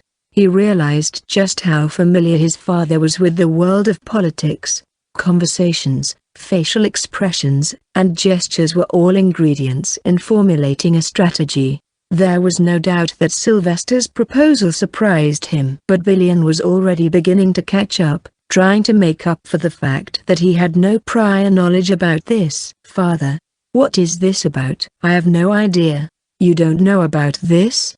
That guy started attending the academy recently. I'm sorry, but I don't know anything. League moved closer to his father as preparation for his next move. Jarazak and Kotobi seems to know what the proposal is about. I don't know about the Queen, though. Billion knew that much already. No need to panic. We have the advantage. My father doesn't know that I'm with Sylvester. Leek was well aware that the meeting's direction hinged on his own actions. A form detailing Sylvester's proposal was handed out. Leek himself drafted the contents relating to the founding of a student alliance. Silence descended on the room. Ludensia and Europa's delegates read the contents with a bored look. Just as expected. At first glance, the contents looked harmless. The gist of it was, to create a body where students could exchange ideas and opinions about the academy and produce great results while they were still studying. Well, this sounds like trouble. Billion muttered. What's wrong, father? What do you think about this? Billion returned League's question with another question. League's further looked displeased. He didn't know how much his father inferred from the proposal. I have to stop underestimating the risks. League made up his mind. He thought of 3 patterns his father would take. 1. His father was an idiot. Sad, but the most favorable. 2. His father was competent. They could win with the element of surprise, although it would be difficult. 3. His father was highly intelligent. League had to consider the worst possible scenario to fulfill his duty. My only option is to do my best to mislead him. This proposal is dangerous. That's what you think too, right? League asked. Go on. Romania are sending not-so-bright students into the academy. This is true even among the more powerful clans. We do this to make it look like we're supporting Her Majesty's plan of reforming the academy. But this student alliance could turn into something that upsets the balance of power between us and the Queen. What does Zubura have to gain in this? They probably want to create a network by controlling the alliance. They can also get intel from alumni. I was thinking the same thing. Good job. League didn't know if he was telling the truth or not, but he had to assume he was. Underestimating his father would not be wise. He might get the carpet pulled under him. Father, can you leave this to me? You're going to talk? A proposal like this while I'm currently enrolled? I can't help but think they're making fun of me. Billion stifled a laugh, and nothing else. It meant he approved League's request. I believe a student alliance will improve campus life. I've had a lot to think about ever since I enrolled in the academy, and that's why I'm making this proposal. Sylvester finished explaining. The delegates listened while whispering with their aides. If there are comments and opinions from the delegates, permission to speak. Sir League Green Ogre Romania. You may go ahead. League rose and fixed his eyes on Sylvester, who was also standing. Some people stirred, perhaps because League, who was completely silent until now, stood up to speak. I don't think it's necessary to create a student alliance. He directly opposed the proposal. Why is that? Sylvester asked in discontent, brows furrowed. I'm also a student, but I don't have any complaints about the present condition in the academy. I'm sure there are some who are not satisfied, but I'm sure the bigger problems have been resolved and all that's left are minor issues. Needlessly giving more power to students will make it harder to manage the academy. You probably feel satisfied because you come from a well-off family. Majority of the students are not satisfied, but they don't have any means to communicate their complaints. Since I myself attend the institution as a student, I was deeply curious as to how things were run. I once checked the academy's operation from a financial standpoint. The yearly report says the academy is spending most of its budget on hiring to increase satisfaction among the students. Some sounded impressed. There probably wasn't any other student who did that much research. League glanced at his father, who looked dubious. I did too well. We'll lose everything if he suspects me. I should dial it back a bit. This is hard. Sylvester, on the other hand, turned a bit pale, not expecting such a rebuttal. His face said, "Hey, that's overkill," but he continued defending. The report is different from the actual situation. I realize this might sound rude, but have you lodged a complaint to a staff before? A friend of mine who talked to one before said the staff only performs the duties they're assigned and are never creative so they could keep their jobs. League wanted to laugh. Those were Hikaru's words. Hikaru had complained about a staff before and League was there to hear it. Even if what you say is true, I believe it is unwise to leave the issues to the students. We have meetings that delegates participate in like this one. Why not make use of them to improve the conditions in the academy? That's how Forestia has done things so far.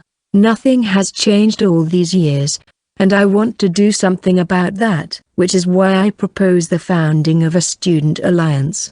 The Academy's philosophy mentions ingenuity and self-reliance. Forestia's philosophy also mentions harmony. This student alliance might violate this principle. Only because you're viewing this alliance as something dangerous. I believe this organization has potential to be something great.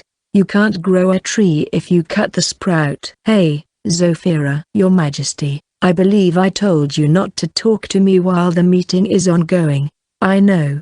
But that Romanian kid, Sir League? Yes. Isn't he supposed to be supporting the Student Alliance? That's what I heard. It looks like he's seriously trying to foil their plan. It sure does. He's probably making it look like he's doing that. Otherwise he can't deceive his father, your arch-nemesis. Incredible. Zubura's delegate is quite something as well. He's not giving in. It might be scripted to some extent, but they're arguing like they mean it. The future sure looks bright. I can't do what they're doing. No way. But there might be times when you have to. Not a chance. Look. What? They're trying to throw the ball on your side. Zofia quickly feigned a look of innocence. What? Whether it's in line with Forestier's principles or not is not for us to decide. I believe we should ask Queen Marquido about this, Sylvester said. What do you think, Your Majesty? I'm sorry, Your Majesty, but may we have your opinion on this? The chairman asked. For an instant, Marquido looked confused, but recovered immediately, wearing her almost unreadable expression once more. I understand what you both are trying to say. I'm glad there are brilliant students who are seriously thinking about the future. League and Sylvester nodded. But this is the Allied Nations of Forestier. It's not something for me to decide alone. I believe we should have a vote. League's cheek twitched. The plan was to have a vote in the end, but it was still too early. Zofia had a distant look on her face. It appeared that the queen wasn't used to acting. That or she just couldn't be bothered. That's a great idea, Your Majesty. I don't really like these debates. Alexei agreed. He'd been stifling yawns for a while now. Euroba's delegate looked at the man with eyes saying you idiot. Although not what the parties expected. The meeting moved to a voting. League, who had a few more points to bring up, sat down looking disappointed. Well, that was a waste of effort. Billion muttered. League straightened back up. I'm sorry. I didn't expect a vote. Just think of it as publicity for you. They probably got the queen on their side before this even began. Try as you might, the proposal would have been approved anyway. Zubura, Jarazak, Kotobi, and Kira. One missing vote and they would have lost. But a win is a win. Indeed. League still had his guard up. He didn't know just how much his father knew. It seemed, however, that Billion thought his son felt disheartened because he lost. Don't worry about it. You just have to control this student alliance. And after you graduate, a Romanian will take over. Make sure that happens. Okay. Surprisingly, his father told him to join the alliance. But I'm curious. Did the Zubura kid come up with this? Or is there someone else out there who did the planning? He's really sharp. League thought. He's already beginning to realize that there's someone else. Hikaru. Zubura's proposal was approved with a 4-3 vote. The students would operate it, but management would be done by the academy. I actually have one more proposal. Seeing Sylvester's smile, Billion became more and more certain that there was someone backing Zubura, the brains.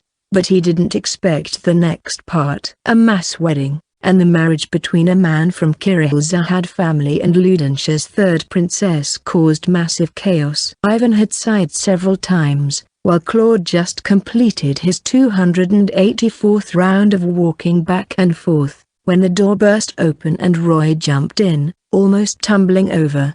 It went through. The student alliance was approved. Ivan quickly stood up and looked at Roy. We got 4 out of 7 votes as planned. Sylvester is going to propose the marriage next. Oh, finally. What's the status on Ludensha? Claude asked. That I don't know. But League said to assume the worst. Claude dashed out of the room. Hey, wait. Claude, Ivan and Roy followed. League planned beforehand to inform Roy once the student alliance was approved. He had a sense of foreboding about the next proposal. The mass wedding and the marriage between Claude and Luca. Unless Ludensha's delegate was a complete idiot, she would realize that the proposal would be accepted with the same 4 votes out of 7. If that happened, there would be trouble. Wait for me, Luca. Ludensha's leader might choose the most terrible option, kill her daughter rather than handing her over.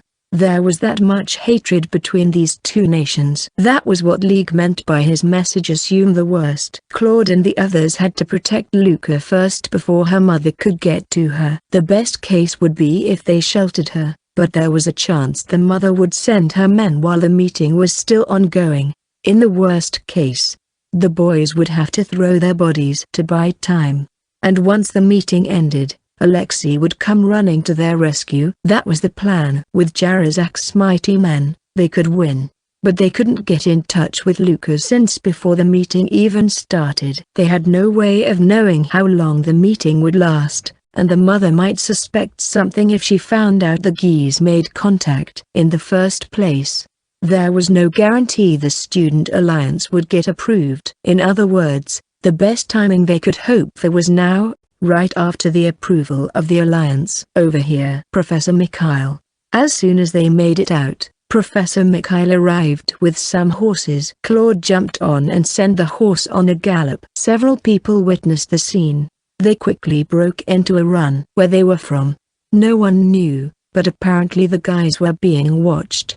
It seemed they made the right decision to wait until the final stages of the meeting. Claude knew where Luca was. Today she would be at the house of a powerful Ludentian person living in Forestwood for a tea party. Wait for me, Luca. The horse raced through the streets of Forestwood. I will not be deceived. Ludentia's delegate slammed her fist on the table. Euroba's leader, who was sitting right next to her, lifted her teacup off the table, preventing any serious disaster. As League had originally expected, after hearing Sylvester's proposal, Ludentia's delegate predicted what would happen next. Her daughter, Luca, known as the third princess in Ludentia, would be married to a man from Kira. The sly fox went livid. Please quiet down, the meeting is still on go. I can't participate in this foolish meeting any longer. Ludentia's delegate and a few men stood up. They were leaving. Within expectations too. League wrote a note earlier and gave it to Roy, who was waiting outside the room. The note said Student Alliance approved. Assume the worst. The format was such that if his father saw the note, it wouldn't cause a problem. Right about now, Roy should be heading to where Luca was with Claude. Disgraceful. Why don't you stay until the meeting is over?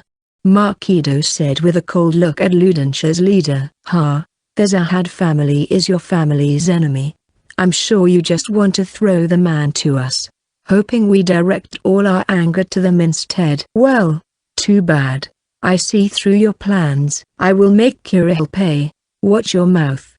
The chairman rebuked her. Shut up. But one roar was enough to silence the man. Her face contorted in fury. No amount of makeup could possibly smoothen her expression. I had a bad feeling before all this. I'm glad I kept Luca by our side. League's eyes widened. What did she say? That means Luca's plans are cancelled. Not good. Claude and the others are already headed that way. Ludentia's delegate perked her shoulders up and left the room. What would happen if the guys couldn't make it to Luca? Enraged as her mother was, Luca's life would be in danger. League told Roy to assume the worst, but the mother's actions were completely unexpected. It was worse than the worst. The idiot.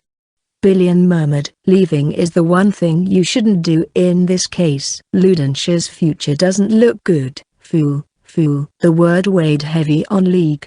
The real fools might have been them all along. There were only two of them in the huge room. The teacups showed no signs of being touched. Luca looked like a flower blooming with dignity as she sat there motionless, hands on her knees. Watching her with a concerned look was an old lady, a maid, who looked after her all her life. Princess Luca, what is on your mind? Are you still depressed after the king forbade you from going out this morning? Although Ludentia's leader was a woman, she liked to be called the king. Granny, you should leave for today. I want to be alone. I can't do that. You're clearly acting strange. And everyone else took the day off except me. No word came from Luca. Princess, what did you do? This usually happens when you did something wrong. You don't have to know. I want you to live long. Live long? You jest. This old lady will live for as long as you wish. The next moment, The old lady noticed the front getting noisier. Looking out the window, she could tell the king was on her way back, followed by about 50 soldiers. "Princess, the king is coming." Her mood looks grim, though. "I'm sorry for dragging you into this, Granny." "Princess?" Luca looked unfazed, as though she expected this to happen from the start. Only there, old lady was clueless. Countless footsteps were slowly approaching. Then the door opened. Luca, her mother, Ludensha's leader, stood there, the corner of her eyes lifted. "I'm surprised you didn't run away." "Quite praiseworthy." "I don't think I did anything that would warrant me running away," she lied. If she could, she would have told Claude about this place. Their plan to keep contact at minimum backfired. Luca had no idea that the Student Alliance was approved, so she couldn't make a move until Claude arrived. Although seeing as her mother was here, the proposal probably went through. "You should be ashamed." Her mother threw the folding fan she had, hitting Luca's forehead. "Your Majesty!" the old lady shouted. "What are you doing to the princess?" "Oh, are you working with her?" "No, she has nothing to do with this," Luca said. What is going on?" "If you don't know anything, fine. Get out." I won't." The old lady stood in front of Luca as if to protect her. With a click of her tongue, the king gave her men orders. "Capture those two and make sure they don't escape." "Are you sure about that, Your Majesty?" "Yes, Your Majesty." "You do this to your own daughter?" "Shut up." Her words gave the confused soldiers determination. The men were soldiers under direct control of Ludensha's delegate, but they weren't briefed about the situation. They just rushed here after the meeting ended. "Granny has nothing to do with this," Luca said. She had no other choice but to steel herself. Death could come for her soon. She knew just how bad her mother's temper was. "But even if I die, my will remain." "My wish to be married to Claude. I'm sure it will give a push to those who are thinking twice of going beyond borders." She mentally prepared herself. The only thing left to do was make sure no one else gets dragged into her own mess. "Mother, please let Granny go. She really doesn't know anything." "I will do as you say. Why are a bunch of grown-ups ganging up on a single girl?" "That's an yikes from me." A voice suddenly came from nowhere. From behind the curtains a woman with a wavy, purple hair trimmed short, emerged. She donned a cloak that most likely helped conceal her presence. "Who are you?" The soldiers drew their swords before Luca's mother even asked the stranger's identity. "Who am I?" "What a fine thing to say. The question is, who are you? I was here from the start, although you didn't seem to notice me." "What?" Luca thought. "Only Granny and me were here. Was she hiding all along?" "Since when?" The woman didn't seem like answering the questions in her mind. Instead she smiled and whispered to Luca. "Hikaru's such a slave driver. Commissioning us for a job is a serious matter, you know." "Hikaru?" Luca's vision turned bright. The mysterious boy with black hair and equally black eyes. The proponent of the Student Alliance's foundation and mass wedding. "Did he send her?" "If you want to know my name, I'll tell you. It's Sarah. I'm an adventurer and a member of the 4 Stars of the East." The sudden appearance of the intruder shocked not only Ludensha's head, but the soldiers as well. But there was someone among them who'd heard of the 4 Stars of the East. 4 Stars of the East? She's an adventurer from Ponsonia. What is she doing in Forestia? I heard their rank B. So what? Get yourself together, men. The soldiers exercised caution as they watched Sarah, but she didn't look the least bit concerned. "How dare a lowly adventurer like you interfere with our problem?" "Get all 3 of them," Ludensha's leader ordered with a shrill voice. The soldiers moved. They were in a large room, sure, but it was still indoors. Closing the distance would take no time at all. Sarah, it should be about time." "For what?" Luke noticed Sarah's arms around her waist. With her free hand, Sarah took out a black ball from her pocket and slammed it onto the floor. The purple smoke jetting out of it quickly hid the ladies and blocked the soldiers' vision. "What's this?" "Block the entrance. They'll get away. Be careful not to hit each other." "Right." The trained men covered their mouths with their hands as they peered cautiously through the smoke. Sarah pulled Luca closer and ran. "Wah, you better hold your breath so you don't inhale the smoke. Otherwise you'll have a coughing fit. Can you hold for 30 seconds?" Luca nodded, but she didn't know what Sarah was up to. The adventurer pulled on the old lady's hand as well and stood on the other side of the room, by the window facing the main street. Luca's eyes widened. Red paint dripped from the window. She couldn't recall it being there before. It was clear that Sarah applied it right before she appeared. Sarah opened the window. As wind blew in, the smoke gradually dissipated. "They're escaping through the window? The fools. We're on the 3rd floor. The soldiers could see them now." Like they said, they were on the 3rd floor. Directly below was the main street. There was neither a cushion to break their fall, nor trees to help them get down. If they jumped down, they wouldn't get out of it unscathed. "All right, let's go," Sarah said nonchalantly, holding out her hand. Luca grabbed it, trusting her. Why? She didn't know. Maybe because the woman appeared in her time of great need, or perhaps it was just her hunch. Or maybe it was the choice she arrived at. Go with her or get captured by her mother. Don't do it, princess. You'll hurt yourself." A soldier rushed over. "A few more seconds and you'll make it." "I'm going." "Down you go." Wow! Luca felt her body flying through the air. Sarah tossed her out. The princess wondered where from her slender body did she even get the strength to do that. Panicking and confused, she shot her hands out, grasping at nothing but air, as her body accelerated down towards the earth. What would happen to her if she crashed to the ground? Luca shut her eyes tight. "A traveler of the wind, sing your never-ending ballad of journey, and grant me power." Air wall. Something coiled around Luca's body as it descended rapidly. It felt as though it pulled her clothes, cheeks, hair, even her fingers. A mass of air. The speed of her fall decreased greatly and eventually reduced to 0. As soon as the tip of her toes touched the ground, compressed air dispersed like a balloon deflating. Luca blinked incessantly. She had no idea what had just happened. Why does Sarah always have to be so reckless? Now, it's fine. She believed you could do it. It's proof of her trust in you. I guess it depends on how you look at it. But what would she have done if we didn't see the signal? Women who looked to be adventurers appeared before her, one with long, black hair, the same color as Hikaru's, and another with ample breasts. "Your hair is a mess. I'm sorry for the rough treatment, but we weren't sure if we had to save you, so we waited until the very last moment." If there's anyone to blame, it's Hikaru for not providing sufficient information. A third woman appeared, stroking Luca's hair.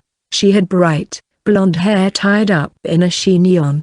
Her face was lovely, the kind you didn't see too often. The silver breastplate that she had on seemed to glisten. "My name is Selai's Land, an adventurer. We, the 4 Stars of the East, came here to protect Luca Lord Grad Ludenshire. That is you, correct?" Luca nodded. "Did Hikaru send you?" "Hikaru? Huh? He told us you were the 3rd daughter from a powerful family. It seems you really do know each other. We'll make good use of his connections." In the meantime, Sarah jumped down, carrying with her the old lady. Silica created another air cushion to absorb the impact of her descent. "Granny, Princess, I can't feel my legs. I'm sorry. I'm sure you're both thrilled after escaping certain doom, but I want to get out of here quick. There's tons of pursuers, right? Please help us escape." That was the plan from the start. Soldiers streamed out from the building. "But before we go, we have to break their minds first." Luca saw confidence in Selai's as she walked slowly forward. An hour later, Luca and the old lady shook off their tail with the help of the 4 Stars of the East, and disappeared. Romania and Europa suggested the proposal for the mass wedding and the marriage between Claude and Luca to be settled between Kirill and Ludenshire, not by the 7 nations, but the Prime Minister, Zofira, insisted that Kirill and Ludenshire were no nations, but simply regions. As such, matters that transcended borders were to be settled by the highest body, i.e. the government of Forestia, and during the meeting between delegates. In other words, it would be preferable to resolve the issue here and now. In the end, the votes went 5-1. League's father, Billion, gave his approval. He simply took a pragmatic approach. The mass wedding might give way to business opportunities, and he had to have a hand in it from the start, or else he couldn't assure influence in the creation of rules and regulations that would benefit Romania. With this, the mass wedding will proceed under my father's watchful eyes, but we should be happy we made progress, even if it's just one step. Anyway, I'm worried about Luca. Once the meeting ended, League met with Roy outside. Roy and the others couldn't find Luca. When they reached the place where she was staying, they found multiple soldiers gathered around. The atmosphere was heavy, and when they asked where Luca was, they said she'd gone missing. Apparently Claude was about to charge straight to her mother, but Mikhail and Ivan managed to keep him in check. "Will you come with us right now?" "I can't. My father and I will need to discuss about the matters that transpired during the meeting." Roy let out a low groan. League gave a strained laugh in spite of himself. "You should get in touch with the others. There's no need to hide our connection anymore. I'm sure you can count on Sylvester and Catherine." "Oh, okay." Roy ran off to meet them. "I just hope that's the end of it," League thought, but he felt worried. Later that night, he received word from Roy saying everyone met up safely. Adventurers helped. Adventurers? League had no idea what that meant, and for a long time, which was unusual for him, he racked his brain hard. For a royal family room, the place was austere, spacious, but no decorations, nor works of art displayed. A high-quality yet plain carpet lay spread out on the floor. Similarly, a high-quality yet simple bed sat in the room. The Emperor, Kaglai Quinbland, lay on a bed big enough for 5 people to sleep on side by side. He slept not at the center, but on the edge. And he always took the same spot. The maid had to regularly change the mattress. "Who goes there?" Kaglai opened his eyes to a dark room. Moonlight streamed in from the balcony. Dawn was still long hours away. Forestia was chilly right about now, but summer still lingered in Quinbland. "You are?" Kaglai got up the bed. Floating before him was a silver mask. Rather, it seemed that way. As the person was wearing black clothes, a black cloak, his eyes simply couldn't tell since he just woke up. "Oh, you're not going to make a racket?" the person said in a mocking tone. Kaglai snorted. "Only children do that." "I ask you once again, who art thee?" "Good grief, that's some outdated language you're using. You don't need to know my name, do you? I just came here to carry out a job." The silver mask, Hikaru, took out an envelope from his pocket and tossed it onto the bed. Wary, Kaglai neither got off the bed, nor went to pick up the letter. "No need to be so cautious. Unken asked me to deliver that to you." "Unken?" The Emperor's attitude completely changed as he got down from the bed and scampered towards the letter. "Your Majesty, are you awake?" The voice of an Imperial guard came from the hallway. "I just had a dream. I will go back to sleep soon." "Understood." Kaglai took one deep breath and walked calmly, picking up the letter. "A bed that's too big can be a problem too, huh?" Hikaru thought. "Are you sure about not calling the guards?" Hikaru asked as Kaglai opened the envelope. "It is fine. If Unken entrusted you with something, then I will have some questions." Hikaru didn't know what was written on the letter. As soon as Kaglai finished reading, he went over it again, then looked above and closed his eyes. Watching him, Hikaru guessed what the contents were. "Unken most likely put his life at risk. What is your name?" Kaglai asked once more. Apparently Unken didn't write the name of the messenger, Hikaru. Unken was probably being thoughtful. "Call me Silverface." "Very well, Silverface." Unken stated, "You are not an enemy. I do not know how you got here, but it seems you are capable enough to hand me the letter directly." Hikaru shrugged. This castle probably had magic traps all over the place, but they wouldn't be in places the knights patrolled. He could see the traps with his mana detection and they wouldn't activate as long as no one was nearby. He simply used his stealth to get all the way here. The moment he turned it off, Kaglai woke up. "Hey, I wanted to ask you something. I will answer if I can." Hikaru's rudeness didn't even bother the man one bit. He was starting to like the Emperor.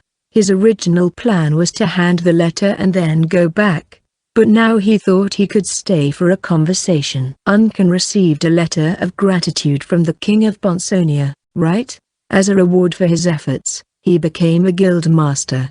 But the tyrant, Baltzad. Right, he's your father. My bad.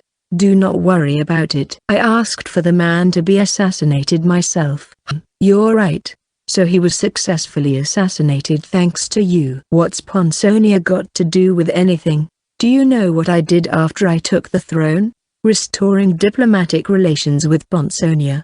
The previous king was a very respectable man. The ceasefire treaty was settled easily. Then we sent Unken to Bonsonia, on the pretext that he was seeking asylum, being a relative of the previous emperor. It was Unken's wish as well. And then what? Killing his relative weighed heavy on Unken's mind. The village elders said he should not worry about it. Nonetheless, Bonsonia accepted Unken. That was when he became a guild master. The kingdom put him under surveillance by making him a guild master. You are sharp. It was probably the Bonsonia's higher-ups' idea. But the king was different. He sensed that Unken did an admirable feat. That is why he sent the letter. I see. Jill almost got everything right. The only thing she got wrong was who sent the assassin. It wasn't the King of Bonsonia, but the Crown Prince of Quinblen himself. Silverface. If you wish, I shall give you status in the Empire. I don't need it. I see. That is unfortunate. Hikaru thought the Emperor was a nice, frank man. He couldn't really guess Kaglai's age since he was a man-gnome. Wait a minute. I can just check his soul board. Soul board Kaglai G Quinblend age, 72 rank, 38-4. Vitality, natural recovery 1, stamina 3, perception, smell 2, magical power, mana 4, spirit affinity, air 2. Physical strength, strength 3, weapon mastery, sword 3. Agility, power burst 1. Dexterity, dexterity 3. Tool mastery, musical instrument 2. Willpower, mental strength 8, charisma 5. Heroic nature 1, appeal 2. Intuition, instinct 2, insight, music 2. Natural talent 1, memory 1. It was quite the impressive soul board. He can use weapons and magic. He's charismatic and has a talent for music. What is this? Is he some kind of a protagonist from a story? I'm really curious about that heroic nature, judging by its name. I'm guessing it's something like aptitude to be a hero. I don't know if it showed up because of his solid overall stats or if it's something solely from charisma. Natural talents sounds like it refers to inborn gifts. I don't really have plans to develop my arts-related skills. What are you staring at? Well, you look like you have combat experience. I just couldn't imagine the Emperor fighting himself. His soul rank is 38-2. Hikaru's rank was 42. A result of fighting monsters, clearing a dungeon with Lavia, and even fighting an earth dragon. I am a man-gnome. I have lived longer than you. And back in my village. It is important to learn how to fight at a certain level. Their village sounds scary. This guy is strong enough to be an adventurer and is even charismatic. But Hikaru didn't know what charisma was exactly. He couldn't check its description along with mental strength since he himself hadn't unlocked willpower yet. I have a question. Wouldn't it be a good idea for you to take command in the battle against Bonsonia? I wanted to, but they strongly opposed the idea. I do not have an heir. If I knew this would happen, I would have made an effort to have children. It's not too late to do that. Really now? Are you saying Bonsonia will refrain from attacking us for a while? It's in Unken's letter, isn't it? He said it is not confirmed yet, so he will acquire confirmation. I see. If Unken managed to kill the king, the invasion would surely cease. So Unken took action to acquire confirmation to make sure it actually happened. Hikaru scratched the back of his head. Fine. I'll tell you. Ponsonia won't make a move for a while. Margrave Grugschult is challenging the throne, insisting that Gafrasti Valves is the true descendant of the royal family. Hikaru didn't need to tell him that, but he felt somewhat interested in Kaglai, a hero in the making. The Emperor's charisma and appeal might have influenced his decision, though. What? I did hear that Grugschult is not part of the leading faction. When Count Morgstad died, many nobles started siding with the Margrave. The captain of the knights, Lawrence, is also in contact with Grugschult. They want to give the throne to Princess Astoria, not Austrian. The princess is apparently a distant relative of Sir Valves. Really? Of course, if Unken managed to actually kill the king, that would be good in and of itself. But it won't be that easy, Hikaru thought. Kaglai seemed to agree as well. I thank you for the information, Silverface. Confirm it first. I do not think that is possible. The kingdom has always thwarted our agents' operations. Unken had been training them once a month. Either way, your information is of great help. What we should do is invest for the near future. Life filled Kaglai's eyes. I'm glad I talked to him. I want to pay you for the information. You don't have to. I just told you out of respect for Unken. That will not do. You came to deliver this letter out of respect for him, correct? Unken wrote that you took the job out of pure goodwill. He wrote that, huh? The delivery is between you and Unken. You providing information is between you and me. I do not want to owe anyone.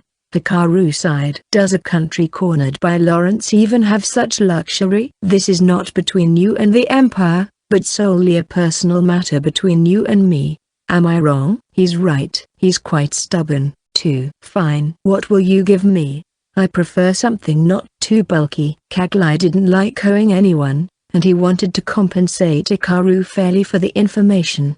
Needless to say, not a lot of people in this world were fair and just. Hikaru liked Kaglai even more. I will appoint you as supervisor of the Empire's secret agents and confer you noble status.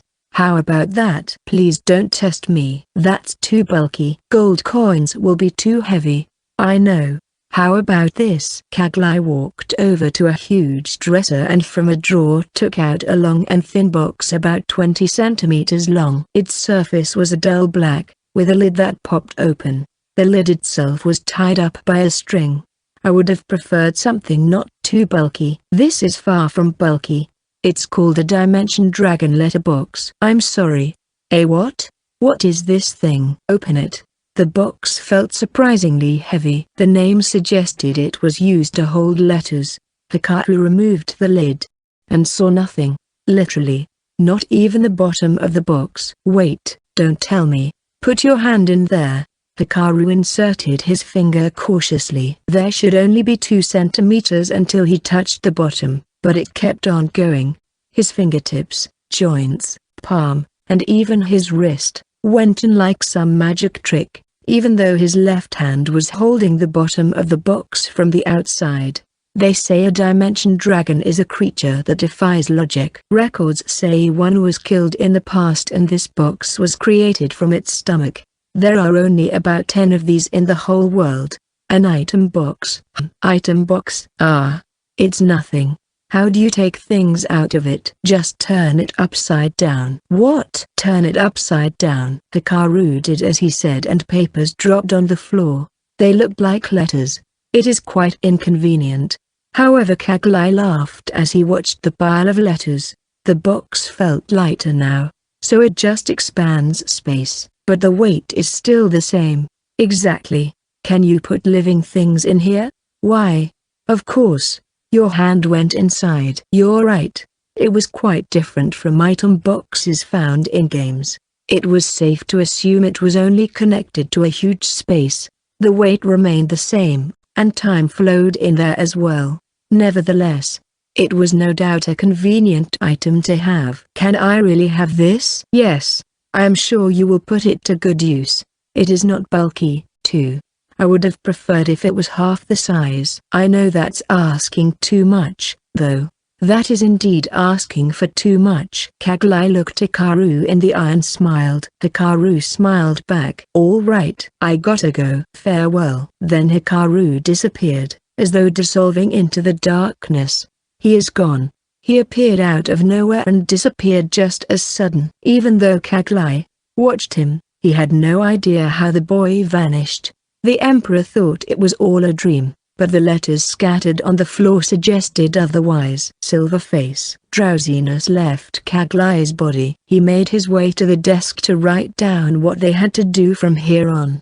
The skies were painted a dark blue outside the balcony. Dawn was breaking. Lawrence D. Falcon, captain of the Order of the Knights, rode his horse in a gallop at an incredible speed, larger than most people. He weighed over 100 kilos as well. He wasn't fat, either. He just wore an armor of pure muscle. Very few horses could support his huge build. As such, he rode special horses only during wartime. The orders advanced towards Margrave Grugschild's domain was for war, so to speak, and so he could use a powerful horse like he did now. CC Captain, we can't keep up. There's only 5 of us left. Only 5 knights were around Lawrence, the ones he deemed to be the best of his men. We have to hurry. Lawrence didn't say anything else. There was a reason he was in such a hurry. After talking with Margrave Grugschild, Lawrence returned to the town of Biloelka where the order were staying. The next day, an order arrived from the king. We have an emergency. Return to the capital. The order left town at once, with the faster horses up ahead of everyone else. What in the world could have happened? I doubt they found out about my meeting with Margrave Grugschild. The order itself was signed by the king. Nothing else was written besides the command to return. The messenger didn't know the circumstances behind it, either. The messenger arrived the day after he met with the Margrave. Considering the distance between the royal capital and Biloelka, the message couldn't be related to their secret meeting. In other words, something happened in the capital. But he couldn't imagine what. Faster. We're almost there. Even the most powerful horses would get exhausted after running a long distance. The other knights had swapped horses several times.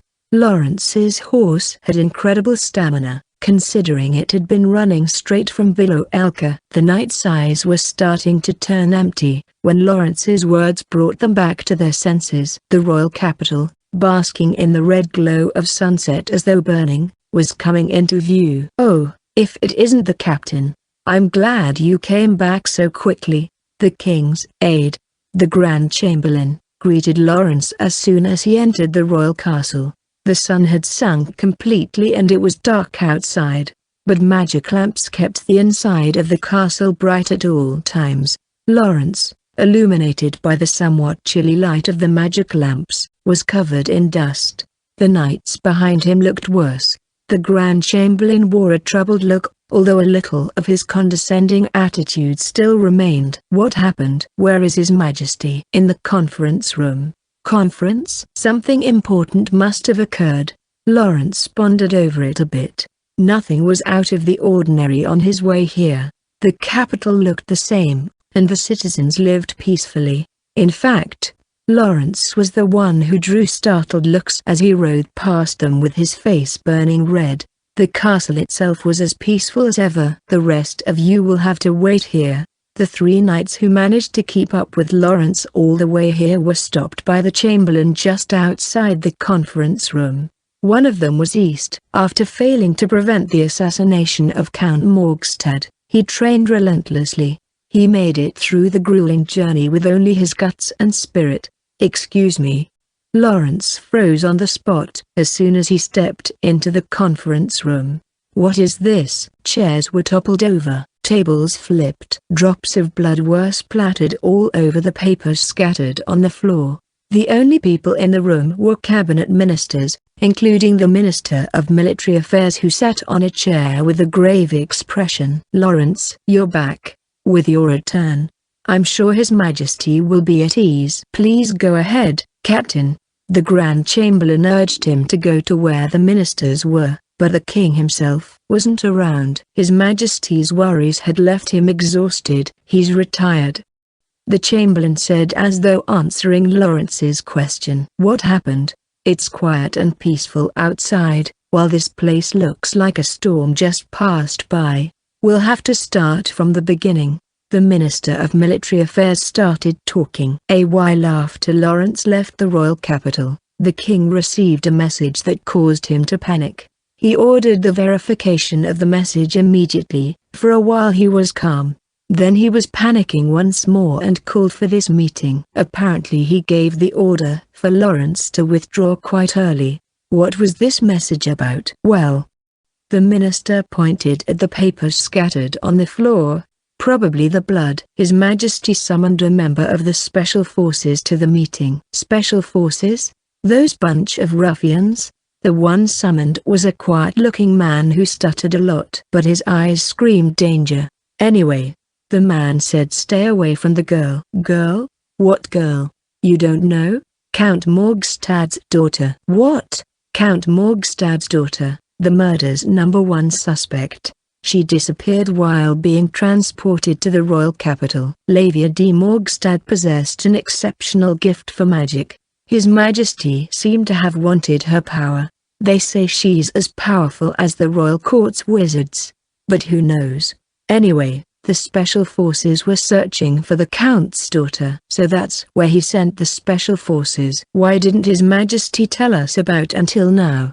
They managed to find the girl, but they couldn't bring her back. According to the man's report, there's an incredibly strong boy with her. He further said that the boy is a master of concealing his presence and might come to take the king's life.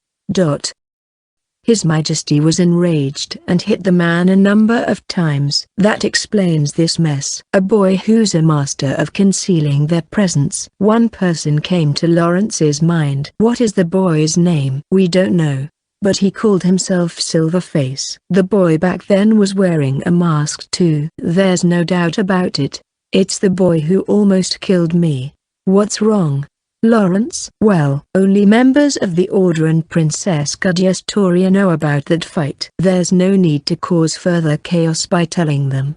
It's nothing. So His Majesty is troubled? Yes. I don't think he needs to be that scared. I could use my contacts to arrange for a powerful healer. Sir Lawrence, Minister.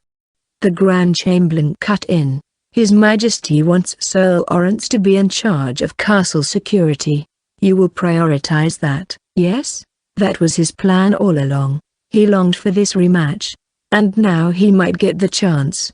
Of course, I'll do my best. A maid barged into the room.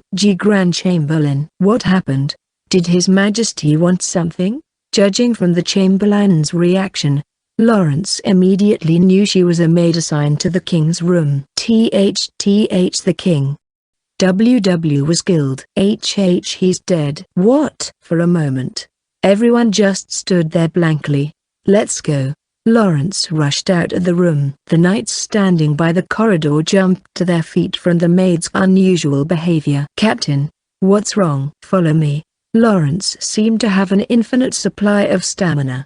Acting as if the long distance travel today was nothing. He dashed in strides twice as long as that of the ordinary man. As he got closer to the king's room, he could hear screams. More people appeared, panicking. Your Majesty. The usual guards watching the bedroom were not around. He found out why as soon as he opened the door. The soldiers guarding the room were inside, collapsed on the floor with a cut on their necks. In the room were a maid slumped on the floor and a doctor drenched in cold sweat. I think that's the king's attending physician that the Grand Chamberlain himself brought. Lawrence barged into the room. The king lay in the middle of the bed, his eyes closed. With his night clothes on, it looked like he was simply sleeping. But the dagger in his chest suggested otherwise. Blood stained his white clothes a deep red. He's passed away, the doctor muttered. Lawrence surveyed the room and pushed open a window. They escaped. See, Captain. What's going on here? East entered the room, out of breath. The other knights were shocked stiff from the king's death. Did you see the dagger in his chest? The kind used by assassins. its blade painted black so it can't be seen in the dark. So you're saying it's the boy who did it? East immediately reached that conclusion. I don't know. They probably jumped down this window and couldn't have gotten that far yet. Right. Wait, Captain. East stood stunned. And rightfully so, for Lawrence clambered up the window. Trees grew in the garden below, but they were on the 3rd floor. I'm going after him. You and the others check inside the castle just in case. Use whoever you can. Go. This is a race against time. Yes, sir. Lawrence jumped down and went after the assassin. Magic security lamps illuminated the whole castle brightly, as though it was the middle of the day. Approximately 8 minutes had passed since they discovered the king's assassination. The structure might appear breathtaking with all the lights, but using this many magic lamps cost a lot of money. From outside, it was evident that something happened in the castle. Clad from head to toe in a black robe clicked. The man clicked his tongue. Their quick response came as a surprise to him. He expected to have plenty of time to escape. Sensing something odd coming from behind, he jumped to the side. A sword streaked past where the man was before, flashing, and cut a tree in half. I suppose that was too easy. A muscular man stood high on top of the wall surrounding the castle. Lawrence D. Falcon, Captain of the Order of the Knights. The assassin could tell the man covered a straight route in pursuit of him. Of course, he himself could have chosen a path that went directly through the castle grounds, but magic traps were installed on the walls. He concluded that taking a bit of a detour would be much faster than going straight and deactivating the traps. But Lawrence completely ignored them. The traps were not deactivated because of his authority. No. Not at all. He stepped on them himself. The captain stood calm and composed even after treading on the traps that would have rendered an ordinary man motionless. His clothes, dirty from the long-distance travel, looked battered, exposing his skin in places. Lawrence jumped down from the wall and onto the street located between the castle and noble district. Something was not right. The assassin felt like a seasoned warrior. It's not him, he thought. You're not that boy. The assassin reacted. As soon as Lawrence heard that the king was assassinated, the boy that gravely injured him came to mind first. If the boy repelled the special forces, then it would make sense for him to follow them back all the way to the castle. Although killing the king out of nowhere didn't feel like something that boy would do. Your voice sounds familiar, the captain said. The assassin responding when Lawrence mentioned a boy was unexpected. The light from the magic lamps couldn't reach this far. He must have taken that into consideration when he chose this route, the captain thought. I can't underestimate this man. He just killed the king. After all, it doesn't matter who you are. Surrender or your life is forfeit.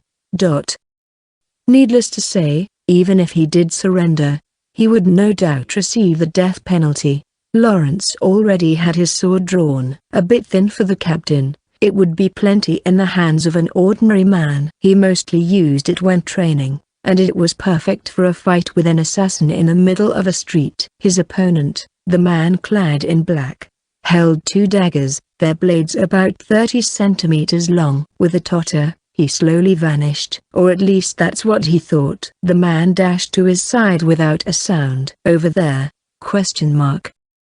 Lawrence swung his sword down at him in a simple, yet extremely swift motion. Only commanding officers of the order could produce. Kicking the ground, the man jumped backwards. He did well in dodging the attack, but that was all. Lawrence had already closed the distance between them. Swinging his sword down once more, a dull, metallic sound rang out. The clashing of 2 daggers crossed to block the captain's sword. Lawrence's eyes widened. I'm surprised you were able to block it. It wasn't as though Lawrence took the man lightly. Not in the least. He simply didn't expect the assassin to have this much power. Granted, Lawrence only used one hand, and the man used both to block. But he managed to catch the blow while holding his ground. No one, not even his enemies in the battle against Quinblood, was able to do that. The assassin laughed. I'm the one surprised. I was lucky to have killed His Majesty before you arrived. But my luck ran out when you arrived right after. Did he just say His Majesty? It sounds like he serves the king. Wait, are you? Even the master swordsman is still a child. Don't show your surprise in the middle of a fight! Exclamation mark. 3 balls dropped at the assassin's feet. The smoke coming out of them quickly filled the street. Lawrence covered his mouth with his left hand. A black figure leapt away. I see. That one's a decoy? Question mark. Lawrence jumped aside in a single bound and thrust his sword into the assassin running towards the wall, the force pushing the man into the barrier. The tip of their blade sunk into the wall. When an enemy uses a smoke screen, one would normally expect them to run to the other direction. If they saw a black figure, they would surely chase after it.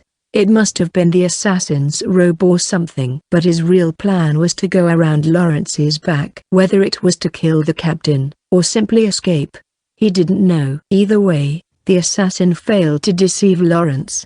Ever since he lost to that boy, Hikaru, Lawrence trained even harder. The battle against Quinblan made him stronger too. His soul rank had gone up. Soul board Lawrence D. Falcon age, 35 rank, 50 vitality, natural recovery 9, stamina 11, immunity, magic resistance 2, disease immunity 2, toxic immunity 1, perception, sight 3, hearing 1, taste 1, physical strength, strength 16, weapon mastery, sword 3, great sword 6, heaven sword 1, long spear 1, shield 5, armor 5, willpower, mental strength 4, charisma 1, intuition, instinct 6. His rank went up by 2, giving him 2 points, 1 for sight and 1 for natural recovery. The assassin's obfuscation skills only had 2 points on them. Lawrence's sight captured Uncan's figure clearly. He's dead. The blade severed the assassin's spine. Without his robe, the man's face was exposed. A cloth covered his mouth, but the long, white hair and the distinctive nose shape could only belong to one man. A man Gnome and Pond's Adventurers Guild's Guildmaster, Uncan F. Baltsack. Lawrence had seen the man several times before. Uncan was, after all, a noble. Why did you kill His Majesty right now? Lawrence didn't know the reason, but there will come a time when his questions are answered. With the king's death, the crown prince, Austrian G. Ponsonia would surely take the throne, but Margrave Grugschult expressed his objection. The kingdom would be split in half. No one wanted chaos to ensue. What would Lawrence do when the time came? In other words, Princess Gudurstoria is the descendant of both the current king and the old Poinxinia royal family. The Margrave said that Princess Gudurstoria, who was clearly more competent than Austrian, should take the throne. So the chaos will still continue. There was no doubt that the seeds of chaos were starting to be sown in the kingdom of Ponsonia. It's gotten a lot colder. His breath was white. As soon as Hikaru disembarked from the carriage, he went straight home. He didn't stop anywhere on his way back from the Empire's capital. The warmth of summer still lingered in the Empire, but Scholazard was already cold. I think a warm place is much more comfortable to live in, he thought. The streets of Scholazard looked the same as always. The battle in Borderzard and the unrest during the Seven Nations meeting didn't have an effect on a mere provincial town. This only served to remind him that League's plan of removing the barriers between the Seven Nations was quite a difficult endeavor. League knew that. Of course, that's why he said he'd devote his whole life to this goal. I'm back. When he returned to his home located on the top floor of a 3-story building just beside the academy. Hikaru? Exclamation mark. Lavia, who was drinking tea on the table, and Paula, cooking in the kitchen, responded. I'm sorry I took longer than expect, Hikaru-sama. Paula immediately prostrated herself before Hikaru. I'm so sorry. Confused, Hikaru eyed Lavia. Ah, welcome home, Hikaru. She greeted awkwardly. Exhausted from the long trip, Hikaru changed out of his clothes first. When he returned to the living room, Paula was still on the floor, prostrating. He didn't really care, but apparently prostration was the best method of asking for forgiveness in this world as well. "What's this about?" Hikaru asked. Paula explained herself, still down on the floor. "I see. I saved your life 3 times. Yet you broke your promise and used healing magic in front of people. And you couldn't do anything when Lavia was kidnapped." When Hikaru returned to the guild after rescuing Lavia, she didn't mention that she'd used her healing magic on strangers. On their way to Scholarzade, though, Paula told Lavia about it. The latter's expression stiffened. "You broke your promise with Hikaru? You're quite the daredevil. I'm really sorry." "Hikaru, Paula doesn't have anything to do with my kidnapping. But if I didn't do anything to draw attention, they wouldn't have found you." No one thought Ponsonia's special forces would be there, but still. "That's enough." Hikaru waved his hand, stopping the two's argument. "Paula, on your feet." "But it's really hard to talk when you're down on the floor like that." Paula slowly rose to her feet. She looked dejected at a closer look. She was worried you got into some trouble since you were taking so much time. Lavia whispered. "What about you?" "You weren't worried about me?" I know little problems are nothing to my Hikaru." Her infinite faith in him made him happy. "Of course, but I would prefer if she worried about me sometimes. I wonder if that's too much to ask." Lavia sat beside Hikaru, and Paula across them. "Hikaru-sama." "Paula." Hikaru stopped her from apologizing again. "I said it's enough. So please, say no more." "You're human, and humans make mistakes. Just learn from them and make sure they don't happen again. Okay, wasn't it hard parting with your friends? You did well, Hikaru-sama." Tears welled up in her eyes. For the record, she was 2 years older than him. What should I do for you?" "You told me to offer my everything to you." "Well, I haven't thought of anything yet." "What?" "I haven't even thought about what I should do in this world. Until I make my decision, I'll just ask you to do a few things from time to time. So you can live however you want for now. You can continue being an adventurer, or even enroll in the academy." "But, it's kinda hard for me to say this, but I don't have anything with me." "You mean money?" "I'll give you some, so don't worry about it." "No, I can't always be on the receiving end." "But what can you do?" "You can't use your healing magic unless I say so. Without it, I don't think you have a lot of ways to make money." "Since I'm the one preventing you from using your abilities, it's only right that I shoulder your expenses. So don't worry about it too much." "Okay." Paula looked crestfallen, then came to a sudden realization. "I'll work, then." "What?" "I can read, write, and do math. I can work in a restaurant or something." Oh, if you want to, go ahead." "I can't always depend on your generosity." She was with Lavia the whole time Hikaru was away. "I'd prefer it if Paula cooked for us. It'll make things easier." Lavia said. "Oh, are you a good cook, Paula?" "She's quite good actually." "Wow. Not at all." Paula was being extremely modest. Since Lavia vouched for her, she must have some skill in cooking. "Just to be sure, it's not spicy food, is it?" Hikaru asked. "Do you like spicy food?" Paula asked in return. "If it's not, then fine. Anyway, you can live wherever you want. I won't force you or anything." "Okay." Hikaru planned to be a student for a while. He could just talk to her once he was ready to leave town. "We're basically storing away her valuable healing magic, but it's not like we have financial troubles. If she used her abilities, she could catch the attention of some nasty guys, which will only cause more trouble. It's better if she just get a part-time job." "So, Hikaru, what took you so long?" Lavia asked. Well." Hikaru cast a glance at Paula. "If you don't want me to hear it, I'll go to the balcony and cover my ears." "No, you don't have to do that. Let's see, there are some things I can't tell you, but since our fates are tied now in a way, We should share information. Are you sure? Yes. So can you make more tea please? Right away. Paula immediately rose from her seat and started making tea. In the meantime, Hikaru told Lavia about Paula's soul board. 8 points on healing magic. How powerful is it? According to the 4 stars, she's one of the best healers in Ponsonia, able to restore missing limbs and cure petrifaction. It looks like she can do more than that, though, so I'd rank her even higher. But I don't know how powerful she is in a worldwide scale. Wow. Wait a second. The 4 stars? We ran away from them, remember? You didn't meet them afterwards, did you? Hikaru told her about how the ladies called out to him after she left with Paula. Lavia, where did you talk? At the inn where they were staying. Why? Lavia, it's nothing. So this is jealousy. Such a complicated feeling. Come again? Here you go, Paula said as she brought tea. Lavia returned to her straight face. What did she say?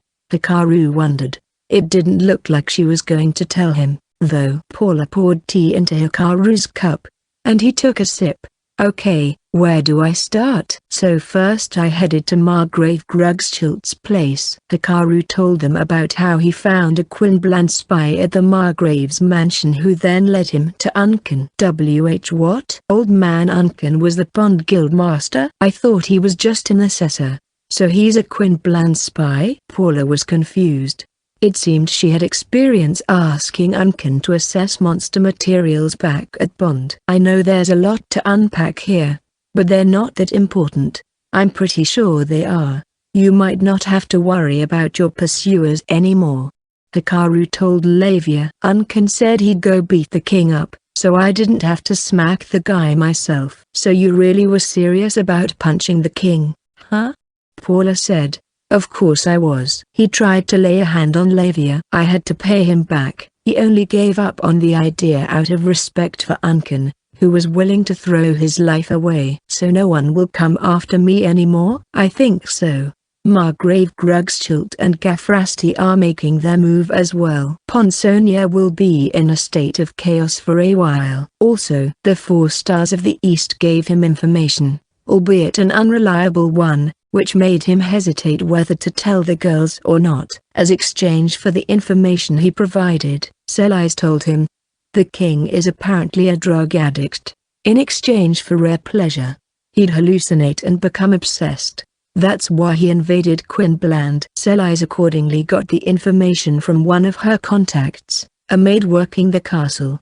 Neither Hikaru nor the 4 stars of the East knew that it was because of the drugs provided by the Grand Chamberlain that the king panicked when one of the members of the special forces returned. But since the king's attending physician was under the patronage of the Chamberlain, the secret never went out. Also what? No. It's nothing important. Anyway, I think you're safe now. I see. That's great, Paula exclaimed. Why are you more ecstatic than Lavia? Lavia and Paula exchanged looks and giggled. It looked like friendship between the girls deepened while he was away. What happened after that? If that was it, you would have made it back sooner. Well actually, I went to Quinbland's capital. Quinbland. Unken asked me to deliver a letter to the emperor. That's why it took me a while to get back. You make it sound easy. But don't tell me you actually snuck into the emperor's bedroom, huh? I did exactly that. Paula and Lavia looked dumbfounded. It would have taken too much time otherwise. I couldn't prove that Unken's letter was genuine, and I don't even know how to make an appointment with the emperor. That's true. So this is what Hikaru-sama is like. Yeah. Common sense doesn't really apply to him. I would prefer if you didn't make it sound like I lack common sense. He was a little upset. Lavia should know he met with Forestia's queen even. He couldn't say it out loud as Paula was around. That reminds me. I received a gift for delivering the letter and giving the emperor some information. Hikaru took out a letter box tied with a string. What's that? It looks like it's made of fine quality leather. Lavia untied the string. Paula peered at it with great interest from across the table. Apparently it's called a Dimension Dragon letter box or something. Lavia almost dropped the box, while Paula spat out her tea. Ugh, that's disgusting, Hikaru said. Paula choked, trying to clear her throat.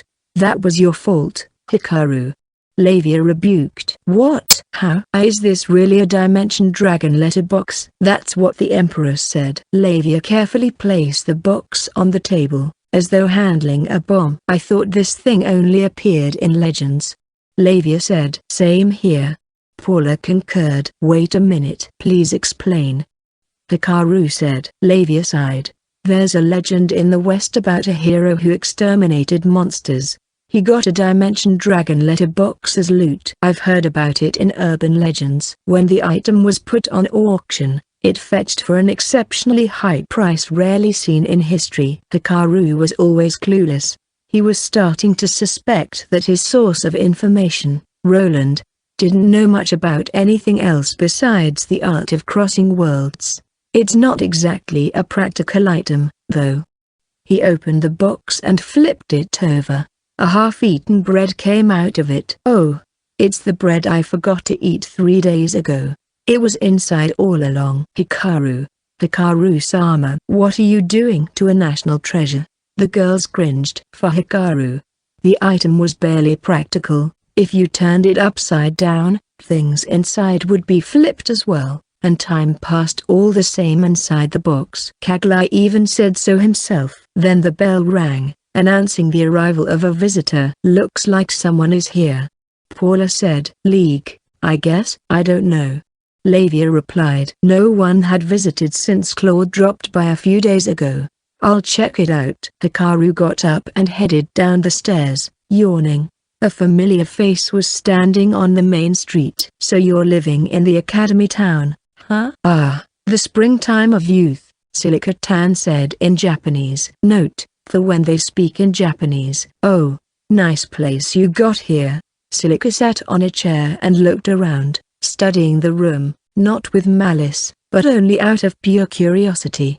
At first Lavia and Paula stared at her, blinking incessantly, although they eventually concluded that she was not an enemy. The fact that Silica was alone and not with the other members of the 4 Stars of the East also added to their peace of mind. As always, Silica tied her long, black hair to both sides in pigtails. With her luxuriant hair, they looked more puffy than pointy. She wore the usual wizard's robe, but this time it was deep green in color and of fine quality. She looked more like a lady from a reputable family, rather than an adventurer. So why did you come here?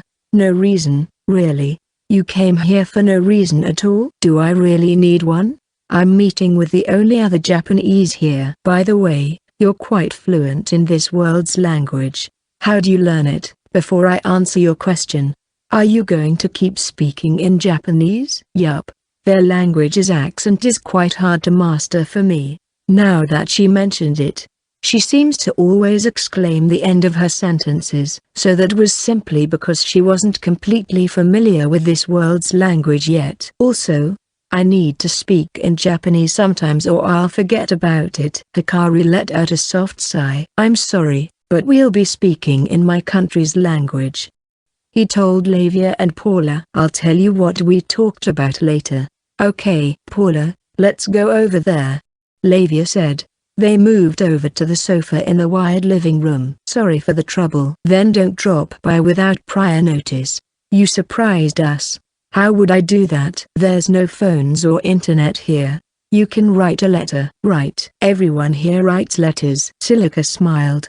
A smile with a hint of loneliness, far different from the Silica brimming with confidence when she was in the company of her party members. The reason why Hikaru decided to humor her was because of sympathy. She wished to speak in Japanese, probably feeling nostalgic.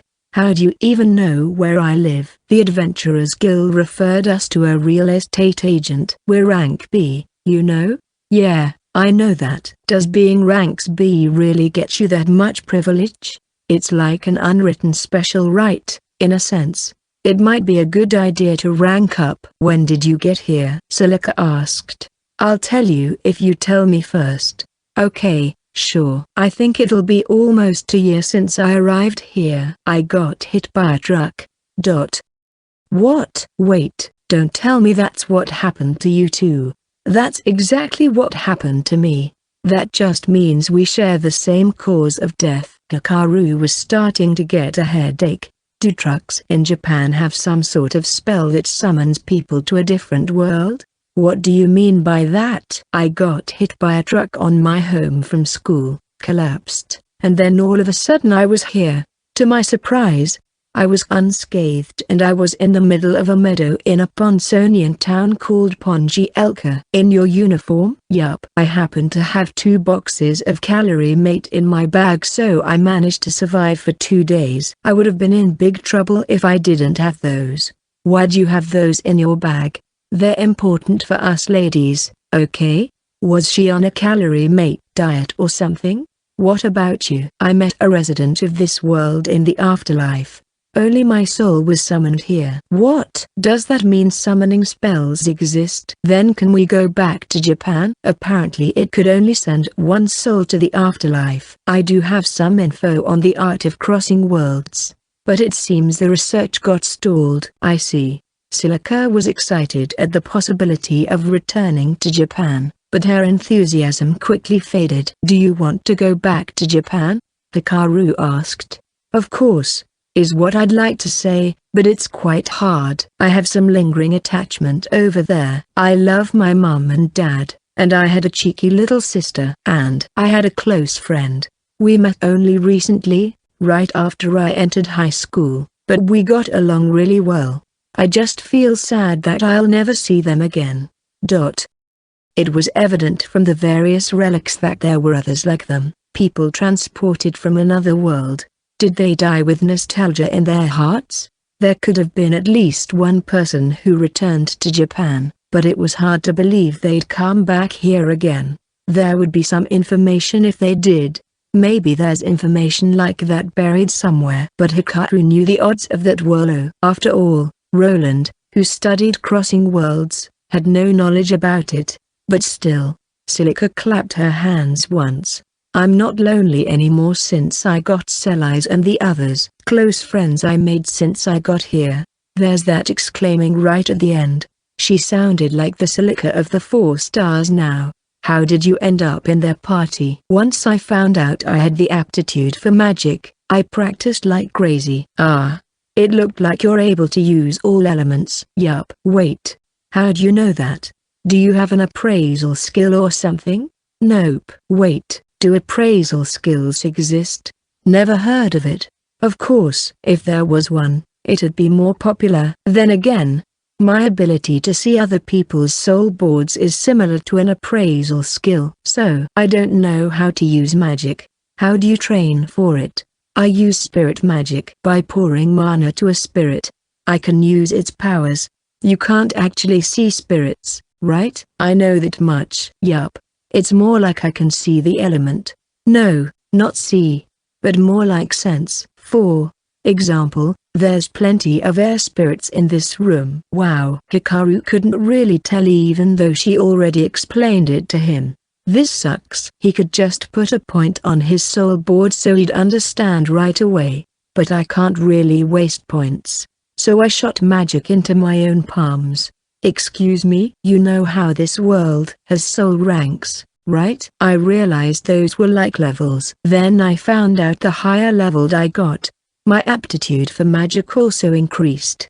Why don't the people of this world increase their rank? Hikaru told her about his speculation. Ranks weren't really quantified and this world didn't have the concept of levels. Silica, sensing her magic aptitude increasing, was her own subjective feeling. People couldn't really give concrete proof. Seriously though, firing magic at your own palms? Is that why her magic resistance is maxed out? Soul board Silica, Tan age, 17, rank 104.29. Vitality, natural recovery 4, stamina 4, immunity, magic resistance 5, max, disease immunity 1, toxic immunity 3, magical power, mana 19, spiritual affinity fire 5, air 5, earth 5, water 5, spirits affection 3, magic principle 0, magic creation 2, dexterity, tool mastery, pottery 3, He checked her soul board. I got a question. Did you kill tons of monsters to raise your rank? Of course. To get rid of evil. Again, that sounded just like the 4-star Silica. Though if you only use one kind of magic, the other spirits start sulking. So I used everything. I got better at magic and my rank went up. It was fun. Come on. A 3-digit rank is going overboard. Maybe getting better at all the elements and unlocking spirit's affection makes it easier for the other stats to go up. She said she arrived here a year ago. Wait, getting this strong after only a year is incredible. Now that I really think about it. Silica was nodding to herself as she thought about the past. Silica, are you perhaps a gamer? Hikaru asked. Yeah, and a hardcore one. I played shooter games with my friend from the US and Germany. Wait, why are you addressing me as just Silica? You're younger than me, aren't you? Don't worry about it. I worry about it. Such arrogance. Being arrogant is sort of my specialty. That's a weird specialty to have. My friend said having an arrogant junior will only bring trouble. You want to go back to Japan so you can play games? Well, just a little bit. But it's much more fun to shoot things up here. Then again, killing monsters left and right made me stand out in a bad way, and that's when I met the girls. Ever since I joined them though, I didn't have to hover between life and death. Silica wore a distant look on her face. What kind of hardships did she face when she got here? I'm glad that I came to this world though. Because you met Sellies and the others? There's that. But also because this world's fair. Fair? How? There were plenty of unreasonable things in this world. For someone like Hikaru who grew up in a democratic country, a noble system was hard to believe at first. In other words, having inherent privileges. Of course those born in a wealthy family back on Earth had good fortune. But they didn't have the same level of privilege as the nobles here. You couldn't plot to kill someone that easily. And there were no wars. Indeed, Count Morgstad taking the life of Roland's parents was nothing short of unreasonable. Silica probably had to struggle to survive as soon as she arrived here. She might not have seen the ugly side of people. Frequently using magic will make you better at it. Killing monsters gives you power, magic and souls. Things that aren't found in Japan. In this world, they're being balanced. Fair didn't quite fit, but balanced made sense. You can't use magic, right? You might awaken to your gifts if I fire my spells at you. I'll pass. Thank you. Now you sound polite all of a sudden. That reminds me. Your friend can use powerful magic. How? Silica said, pointing at Lavia sitting on the sofa. Lavia gave a start. Hikaru nodded at her, indicating that everything was fine, and made Silica drop her finger. No comment, he replied. Not that again. You promised to tell me if I told you my story. You're asking about Lavia? Not me. Oh, her name is Lavia? Is she your girlfriend? Silica asked, grinning. No, she's not. Really? You live together, right? Come on now. Don't be shy. Tell me the truth. She's my life partner. Ugh, too much for me. What the heck? You're younger than me, aren't you? Your story of eating monster meat after running out of calorie mate is worse. How'd you know that? Aha! I knew it. You had this distant look in your face a moment ago. You tricked me. It's your turn to speak. Let's start with your most embarrassing experience. Finding out that the only other Japanese person here was a hopeless ex-high school student was quite embarrassing. Don't say it with a straight face. Lavia and Paula happened to just listen to their conversation in a language they couldn't understand. Hikaru-sama seems different. He looks like he's having fun. Yeah. Lavia felt happy, yet a little sad as she watched Hikaru having fun talking with Silica, even though he seemingly didn't want to. I guess talking to a fellow countryman would be great. Lavia-san? It's nothing. Lavia shook her head slightly. Right now, she had Hikaru. She was happy. Wishing for more would be asking too much. I'm happy as long as Hikaru's happy. So deep. So are the 4 stars staying in Forestia for a while? Hikaru asked, continuing their conversation. Selise is surprisingly enthusiastic. Sarah and Sophie are vague about it, just sitting on a fence. As for me, I don't really like the idea. Oh, it's cold here. Ah, where are you from in Japan? If she didn't like the cold, it was either because she lived in a warmer place, or perhaps the opposite and she was sick of cold weather. I lived in. Silica mentioned a certain place. That's where I'm from, Hikaru said. Really? What's the nearest station? East Sakuramori. Whoa. That's close by. Mine's West Sakuramori. What? We're practically neighbors. What a coincidence. Or maybe it's not? What do you mean? Maybe people who die in that area tend to get sent here. In the afterlife, Hikaru realized there were only Japanese people around. At first, he thought maybe every country had its own heaven, but it didn't make sense to segregate souls based on their nationality. Perhaps it had something to do with the geographic location or coordinates. Whatever. Thinking about it will get us nowhere. So are you staying for us for a while? We can stay wherever we want. Up until now, our party worked intensively, so we're taking an extended vacation. Plus we won't be able to go adventuring when it starts snowing. Ah, I see. Are there any tourist spots around here that I should check? I haven't been here long, so I hadn't gone sightseeing. Although, Hikaru recalled something. The Zubaran relics catalog that the principal allowed him to see. What? They excavated a massive amount of Tengu masks. Sound like our predecessors did some stupid things. If you have time, it might be worth checking out. There might be things that only we know about. That might be a good idea. What about you?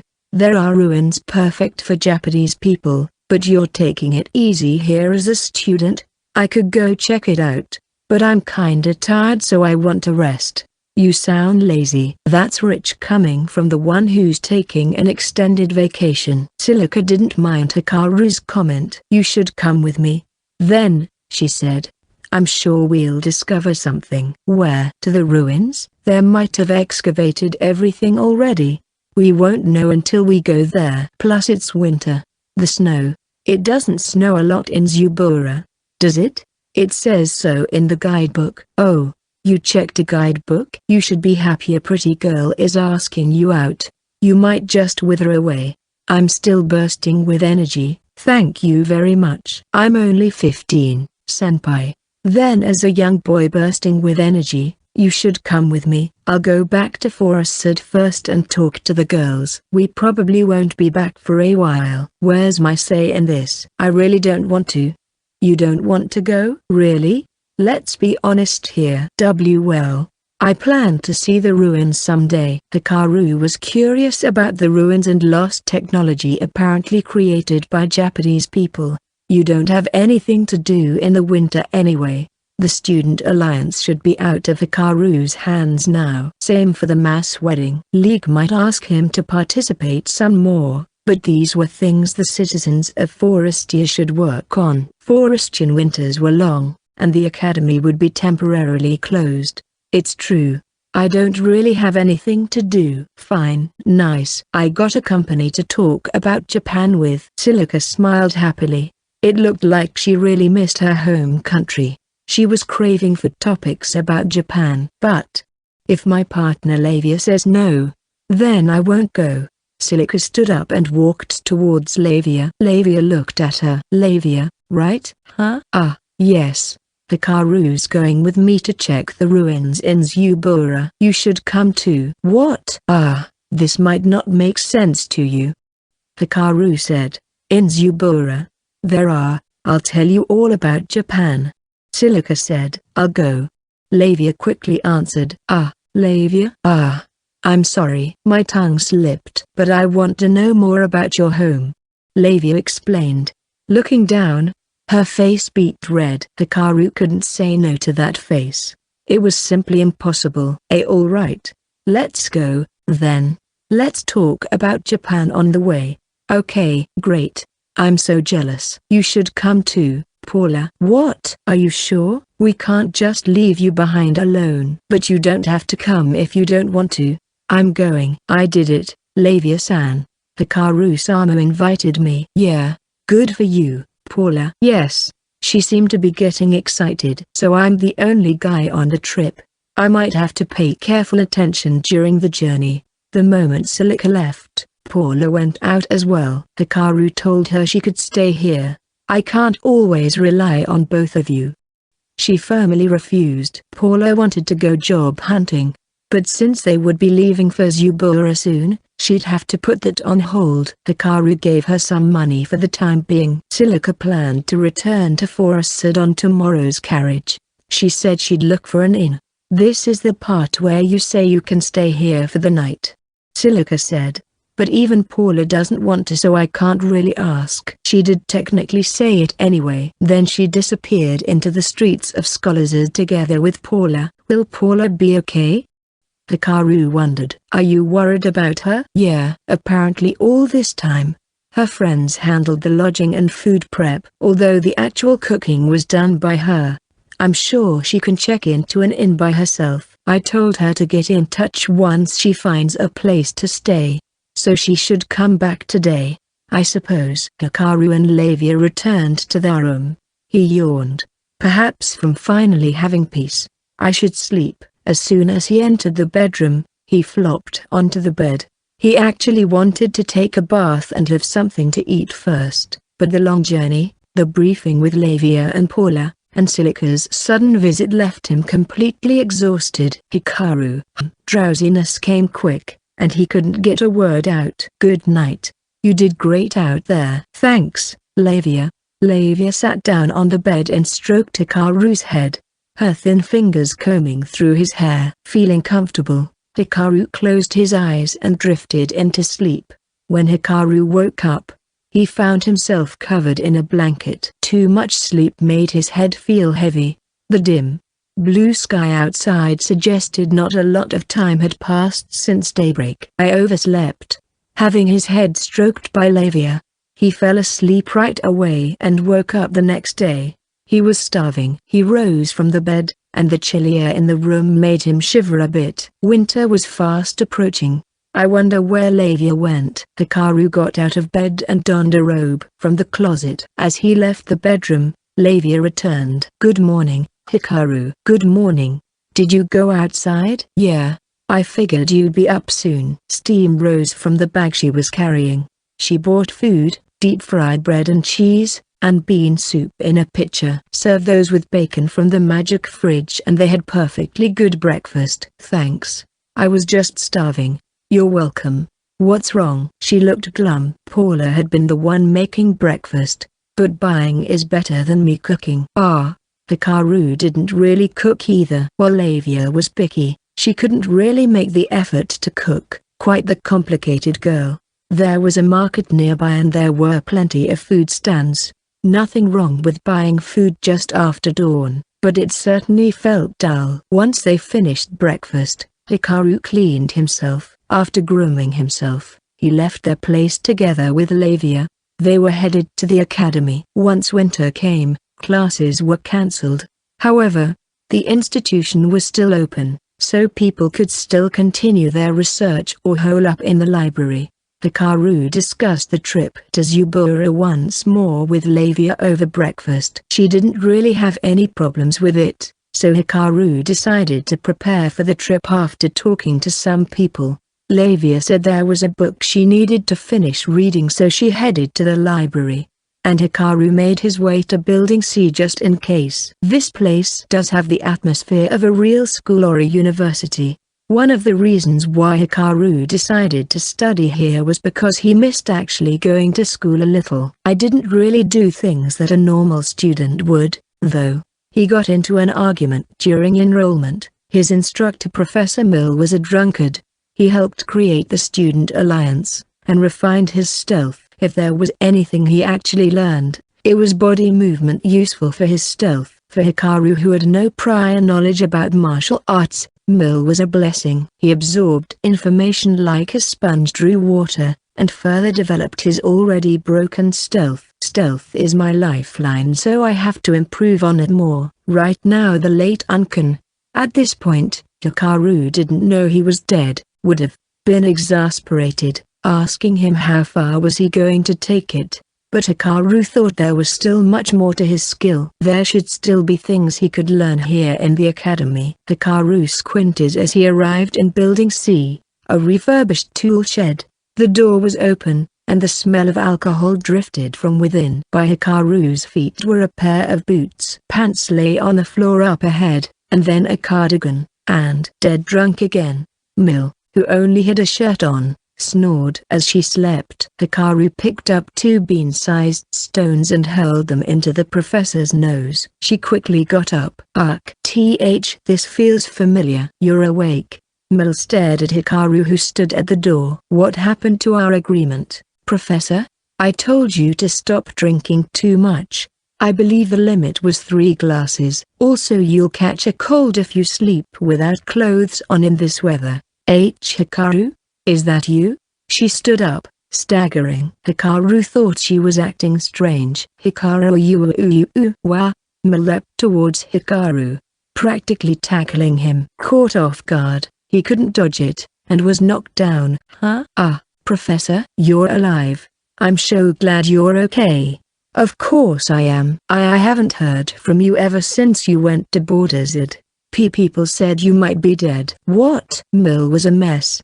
She reeked of booze and her makeup had come off, but he couldn't get her off of him. She was apparently worried about him. The 4 stars had told Claude and the others about Hikaru's well-being, but Claude, together with Luca, headed to Jarazak, with Professor Mikhail as their bodyguard. Sylvester and Catherine went back to their respective homes. Only Mill was left clueless. Mill only knew that Hikaru made his way to Borders to solve the monster problem in Unelporten. Waves of monsters surged towards the town, and the Adventurers Guild called for reinforcement. One would think it wasn't something a lone student from the academy could handle. And a few professors seemed to have stirred things up.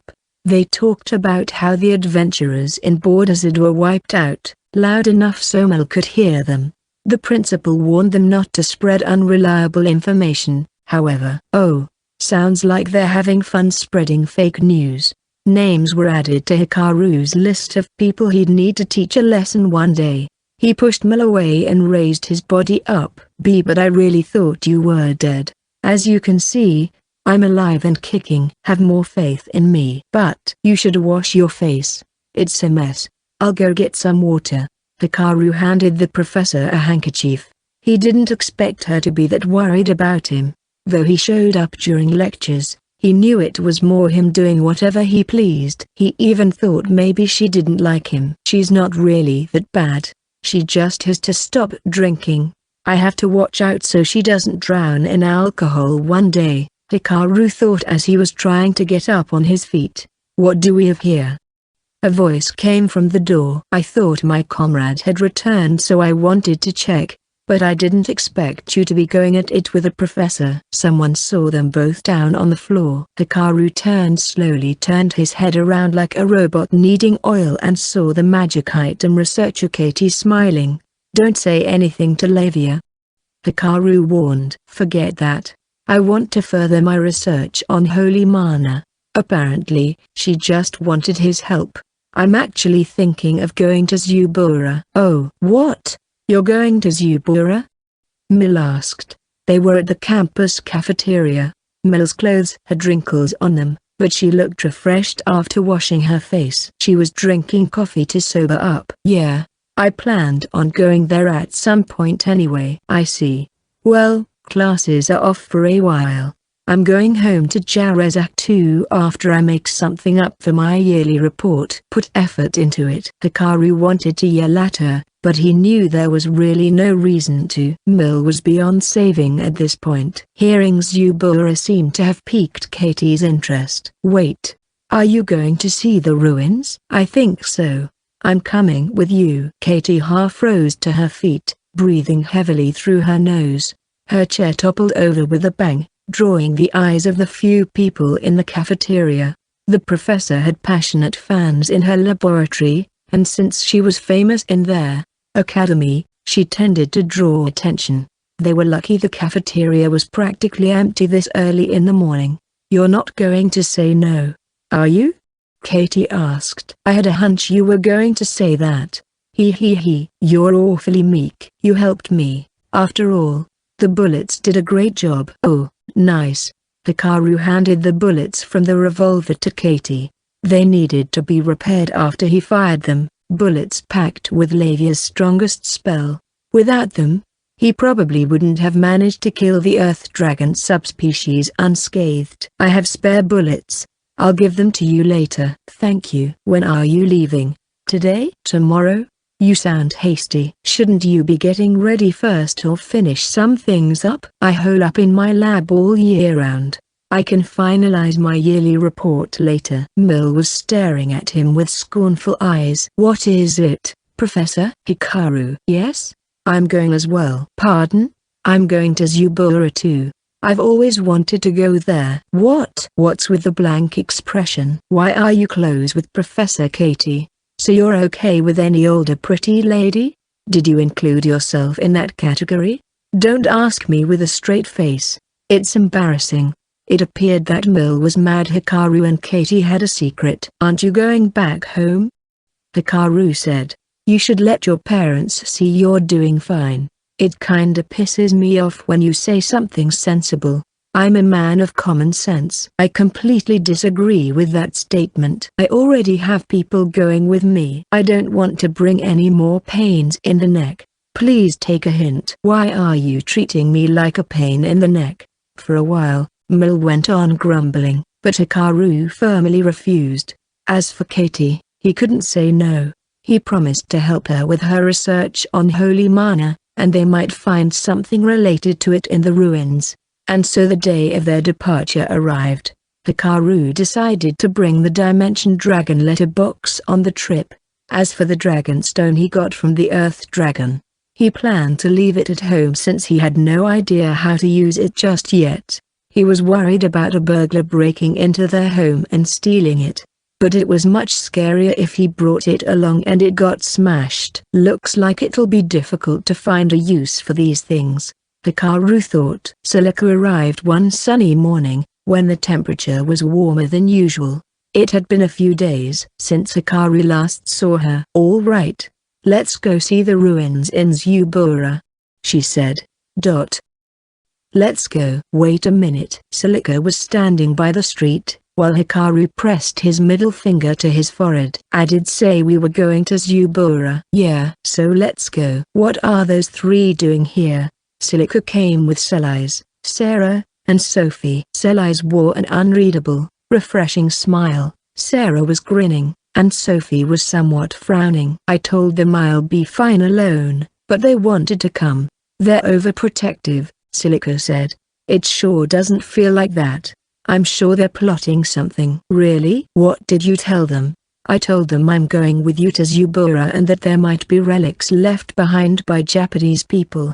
That's it. They're just incredibly curious about Japanese technology. Although that didn't seem to apply to Sophie. Good morning, Hikaru-sama. Morning, Paula. Oh, you already brought your stuff. Paula was carrying a traveling bag just big enough for both her hands. Yes. Silica dropped by the inn and told me. Makes sense. Lady Paula. Sophie cut in. Let's have a nice chat on our long journey, okay? Sophie Bloomfield and the rest of the 4 stars. Paula wasn't aware that the rest of the ladies tagged along. Hikaru realized Sophie wanted to come because she was curious about Paula, who possessed similar healing powers as her. Paula's healing is much more powerful than hers, though. Hikaru didn't plan on telling Sophie that. He already warned Paula not to say anything as well. Hikaru, why don't you invite her in? Lavia came down, and frowned as soon as she noticed the whole member of the 4 stars were present. For the record, this isn't my fault, Hikaru said. I know, but I wonder if we'll fit in the carriage. Do we need a second one? It's fine. 7 people should fit in a large carriage. Actually, we have one more company. Katie arrived a bit later. She was glad that the 4 stars of the East were coming, as it meant a safer journey. Even researchers like Katie knew about the ladies, apparently. There was one problem, however. So what's the professor doing here? Hikaru asked. Katie brought Mel along. I told you I'm going, so I'm going. Mel said. You'll just get in the way. It actually hurts when you say it with a straight face, you know. At this point, 7 or 8 doesn't make a difference. We'll just squeeze everyone into the carriage. Silica was being absurd. A trip to Zubura took 4 days. Crammed inside a carriage that long would be too much. No can do. Hikaru said. Why not? I'm the only guy around. The rest of you are women. Be more considerate, will you? I didn't know you were a pervy brat. Don't call me that. I'll tell them about the calorie mate diet. What? I thought I heard something interesting just now. Sarah cut in. Hey, go away, Sarah. Silica protested. Anyway, we need 2 carriages. Your whole party can use one. Hikaru added.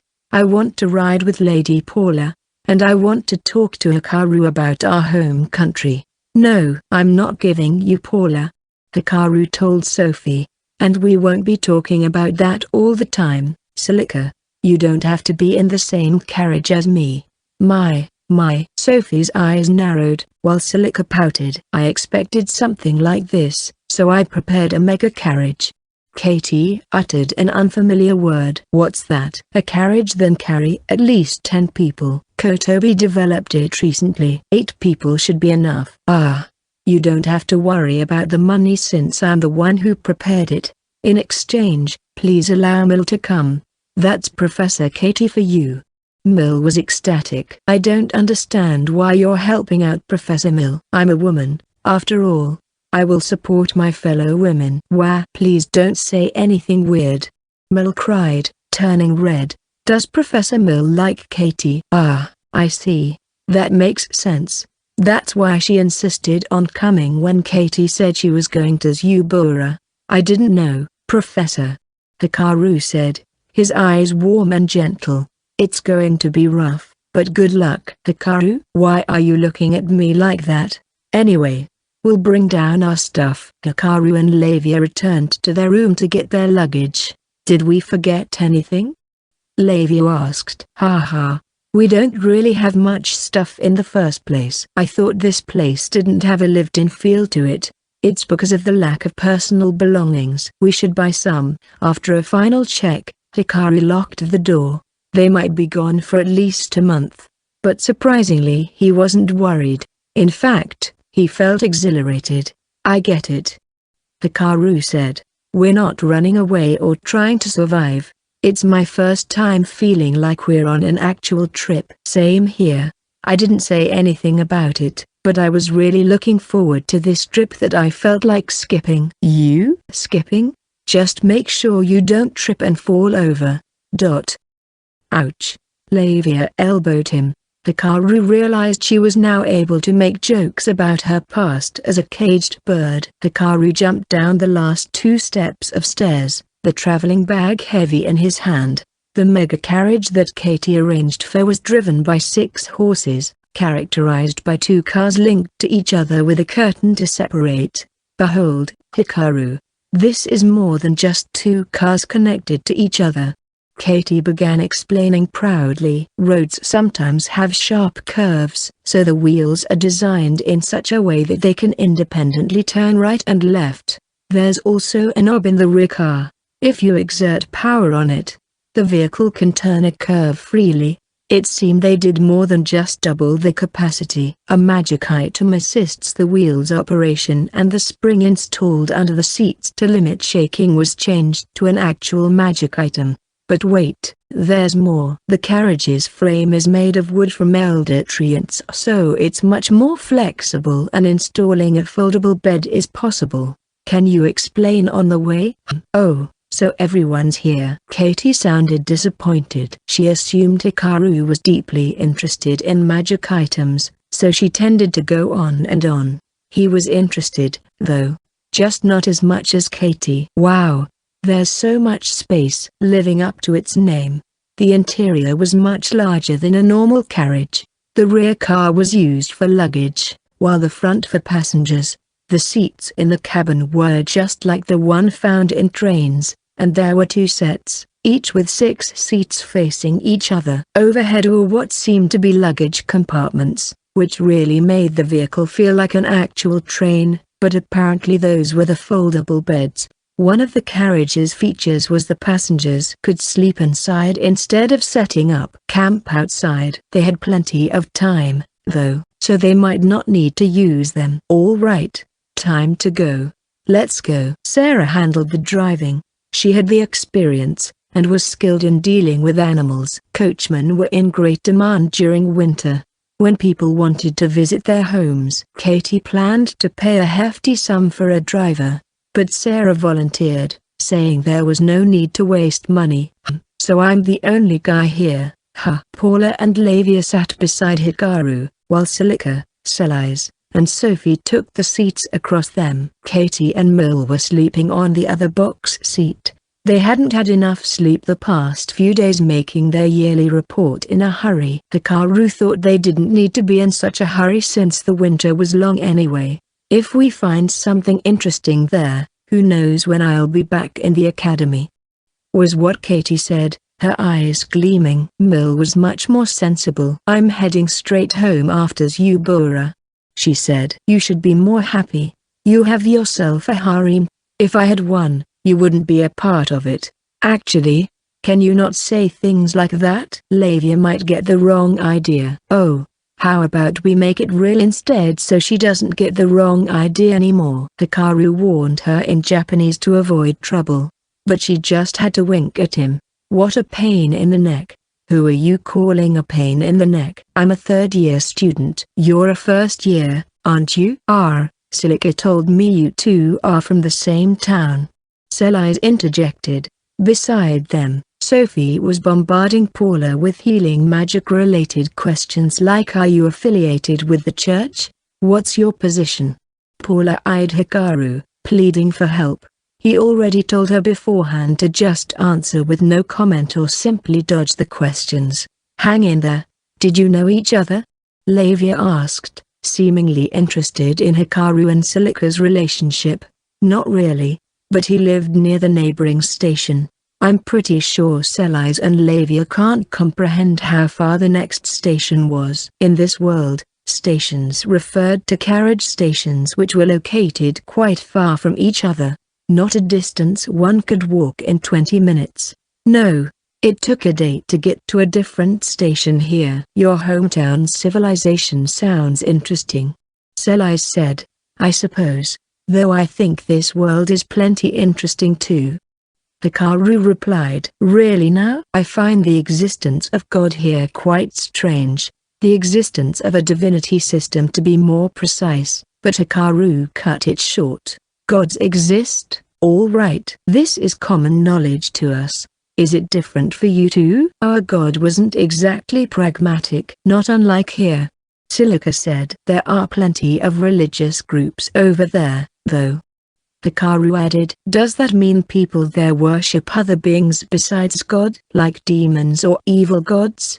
No, we have many gods, Celica said. Well, yeah, I believe there are too many gods for us to count out there. That's not what I mean. Our gods didn't exactly manifest before humans, so people imagined different kinds of gods, and they worshipped each of them separately. Oh, sounds inconvenient. You can say that again. Plenty of wars were fought because of religion, but not in this world. Gods here didn't give oracles, nor did they have personas, but they provided clear and concrete blessings. At present, a god to Hikaru was a being that provided only benefit to the people. So what's your opinion of Forestia? Hikaru asked Celise. They left Ponsonia and were looking for a place to migrate to. They hadn't been here long, but they should have had a tour of the place. Let's see. To be honest, I think Forestia is fragile, Celise said. In terms of military power, this country's the weakest in the continent. Far behind the Quinbland Empire that had to recover after the chaos caused by the late emperor, not to mention Ponsonia, a kingdom that's further developing its military policy. Forestia is also way weaker than the nation of Einbeast that professed the conferment of status to strong people. And Vereshine with its powerful navy. So you're saying they won't stand a chance if attacked? Of course. The reason no one's attacked Forestia before is because Ponsonia and Quinbland aren't really interested in the country. There aren't a lot of arable lands. There are plenty of mines, though, but the winters are long, the means of transportation is limited. So there's no need to invade this place. I see. Hikaru nodded. Selai's thought was the same as what Hikaru had gathered so far. But, she added, I also learned something since we got here. What would that be? While the towns are small, and the military is weak, civilization is actually advancing. Here, take this carriage for example. The ones Ponsonia use are much more primitive. So you're saying Forestia surpasses the other countries in terms of science? Yes, but that's all. I understand the need to improve technology since there's not a lot of people here. But it'll stand out in the near future and might turn into a reason for foreign countries to invade. Yes. Is there a similar case back in your home? Like a small state surrounded by powerful nations. I'd like to know how they managed to survive. Selai's was interested in Earth's history. Hikaru's and Silica's gazes met. What about Taiwan? Hikaru said. They're managing to dodge China's claims over their sovereignty. I'm thinking of Switzerland. European powers agreed at the Congress of Vienna that the state should be neutral. I think it's quite different since every male citizen there gets conscripted into the army. They mulled it over for a while. In our world, war is business. If it's not worth the investment, countries won't go to war. They probably make their schemes through diplomatic discussions instead. So Forestia just has to make itself look appealing, while also conveying that if attacked, the invading country would only suffer losses. I guess. The other option is to form an alliance with a larger and more powerful country. There's not one country in the continent that's more powerful than Ponsonia. Let's assume for the sake of argument, that there is one such country. What would they get from forming an alliance with Forestia? Yes, I see. Hikaru realized something. Looks like my theory was right. Selai said, smiling. Hey, let us in on it too. You're not making any sense. What is it, Hikaru? What we talked about just now. Technology is this country's strong point. They could use it as leverage to form an alliance. Einbeast isn't exactly a huge country, but it can keep Ponsonia and Quinbland in check. Sounds like you already had your answer from the start. Hikaru said. I must say, pretending to discuss things while leading us to the conclusion is quite a nasty move. My bad. Selai's apologized with a smile. She meant well. Selai's already had a plan in mind. One of Forestia's assets was its technology. Providing technology wasn't really a big deal. It didn't really run out, making it easy to use as consideration for an alliance. The allied country could maintain its superiority over enemy nations while also receiving benefit. A candidate would be the multiracial country of Einbeast, a place ruled by a human beast. Does this mean she's seriously considering moving here? Hikaru wondered. So rank B adventurers even consider a country's foreign policies when making decisions. All the adventurers Hikaru had met before were mediocre. Selai's seemed to be a cut or two above them. If Forestia formed an alliance with Einbeast, Ponsonia would have to worry about getting attacked from behind if they invaded this country. In financial terms, this would be a big loss, though the technology has to be improved further before it can be used as a bargaining tool. I don't think Einbeast will agree to an alliance right now. If possible, they would have done it a long time ago. Queen Marquido and Zofira weren't exactly stupid. They probably already considered Selai's idea. But you two might be able to solve this problem. Selai's pointed at both Hikaru and Silica, flashing a mischievous smile. The Zuberan ruins might hold the key to influencing foreign nations. Of course, you're not really obliged to do that much for this country. You can just steal the technology and hightail it out of here. Hikaru surmised that perhaps there was technology left behind by Japanese people in the Zuberan ruins. They might find information on the holy mana that Katie was studying on. Or maybe not. Either way, there was a high chance that Hikaru and Silica might discover information not yet known to this country. Selise was trying to say that how the information would be used was up to Hikaru and Silica. I have no intention of doing that. Hikaru denied. What? I promised Professor Katie to aid her in her research, and that's not limited to the ruins in Zubura. It's up to her how she wants to use her findings. She'll most likely publish them, though. And you're fine with that? Yeah, no biggie. You might gain a huge amount of profit. Surely you understand that, right? I know that. Get off my back. Sheesh. Earning large amounts of money through patents was a thing in Japan as well. Hikaru believed Japan's rights business was advanced. He didn't need to be reminded about the money he could get. I see. For some reason, Selise heaved a sigh of relief. I think that's enough. Selise. Like I said, Hikaru is an honest and upstanding guy. What's going on, Silica? Hikaru certainly didn't believe he was honest and upstanding, but there was something in the way Silica said it. I can explain. Sorry for testing you, Selise said, giving a wry smile. Remember the monster outbreak from Unelporten? The battle was an official request to the adventurers through the Adventurers Guild. That makes sense. There were barely any soldiers there. That reminds me, Hikaru thought. I wonder what happened to that special forces dude they captured.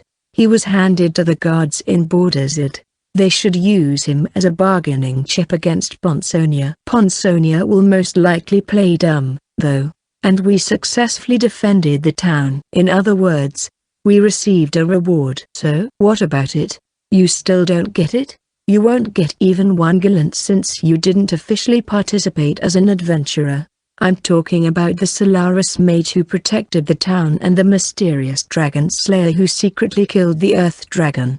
Hikaru didn't know such names were floating around.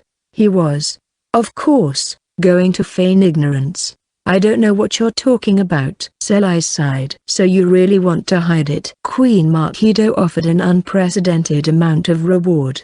But the top two people who contributed the most have gone missing, so there's still some money left over. Oh, not really my problem, though. Why hide it? I don't know why you're asking me. I can't give you an answer. Just speaking generally. I'm not asking about you specifically. Let's see. Maybe they don't need the money? By the way, the third on the list were the 4 stars of the East. They received a total of 6 million gallons. 4 million for minimizing damage to the town, 1.5 million for healing the injured, and $500,000 for scouting the Earth Dragon despite the danger. Even the first to provide information about the Earth Dragon's death was rewarded. It was indeed a lavish amount, about 60 million in Japanese yen, but the Adventurers Guild should have seized the materials from the Earth Dragon. They could get good money from selling them. Hikaru burned the monster's skin and tentacles, but the meat, bones, and fangs still remained. Combine those with the materials from the monsters killed near town, Forestia and the guild wouldn't be in the red. Is that so? Hikaru said. Then the first and second on the list must have higher rewards. Nothing to do with me, though. Selise sighed once more. You do look like you don't want to stand out. The Queen wanted to conduct a parade for both the mysterious Dragon Slayer and the Solaris Mage and show them to the public. Okay, that's just ridiculous. That woman's plotting something. Right now, drawing attention wasn't a problem since Hikaru and Lavia didn't have to worry about pursuers from Ponsonia anymore. But still being well known meant not being able to do a lot of things.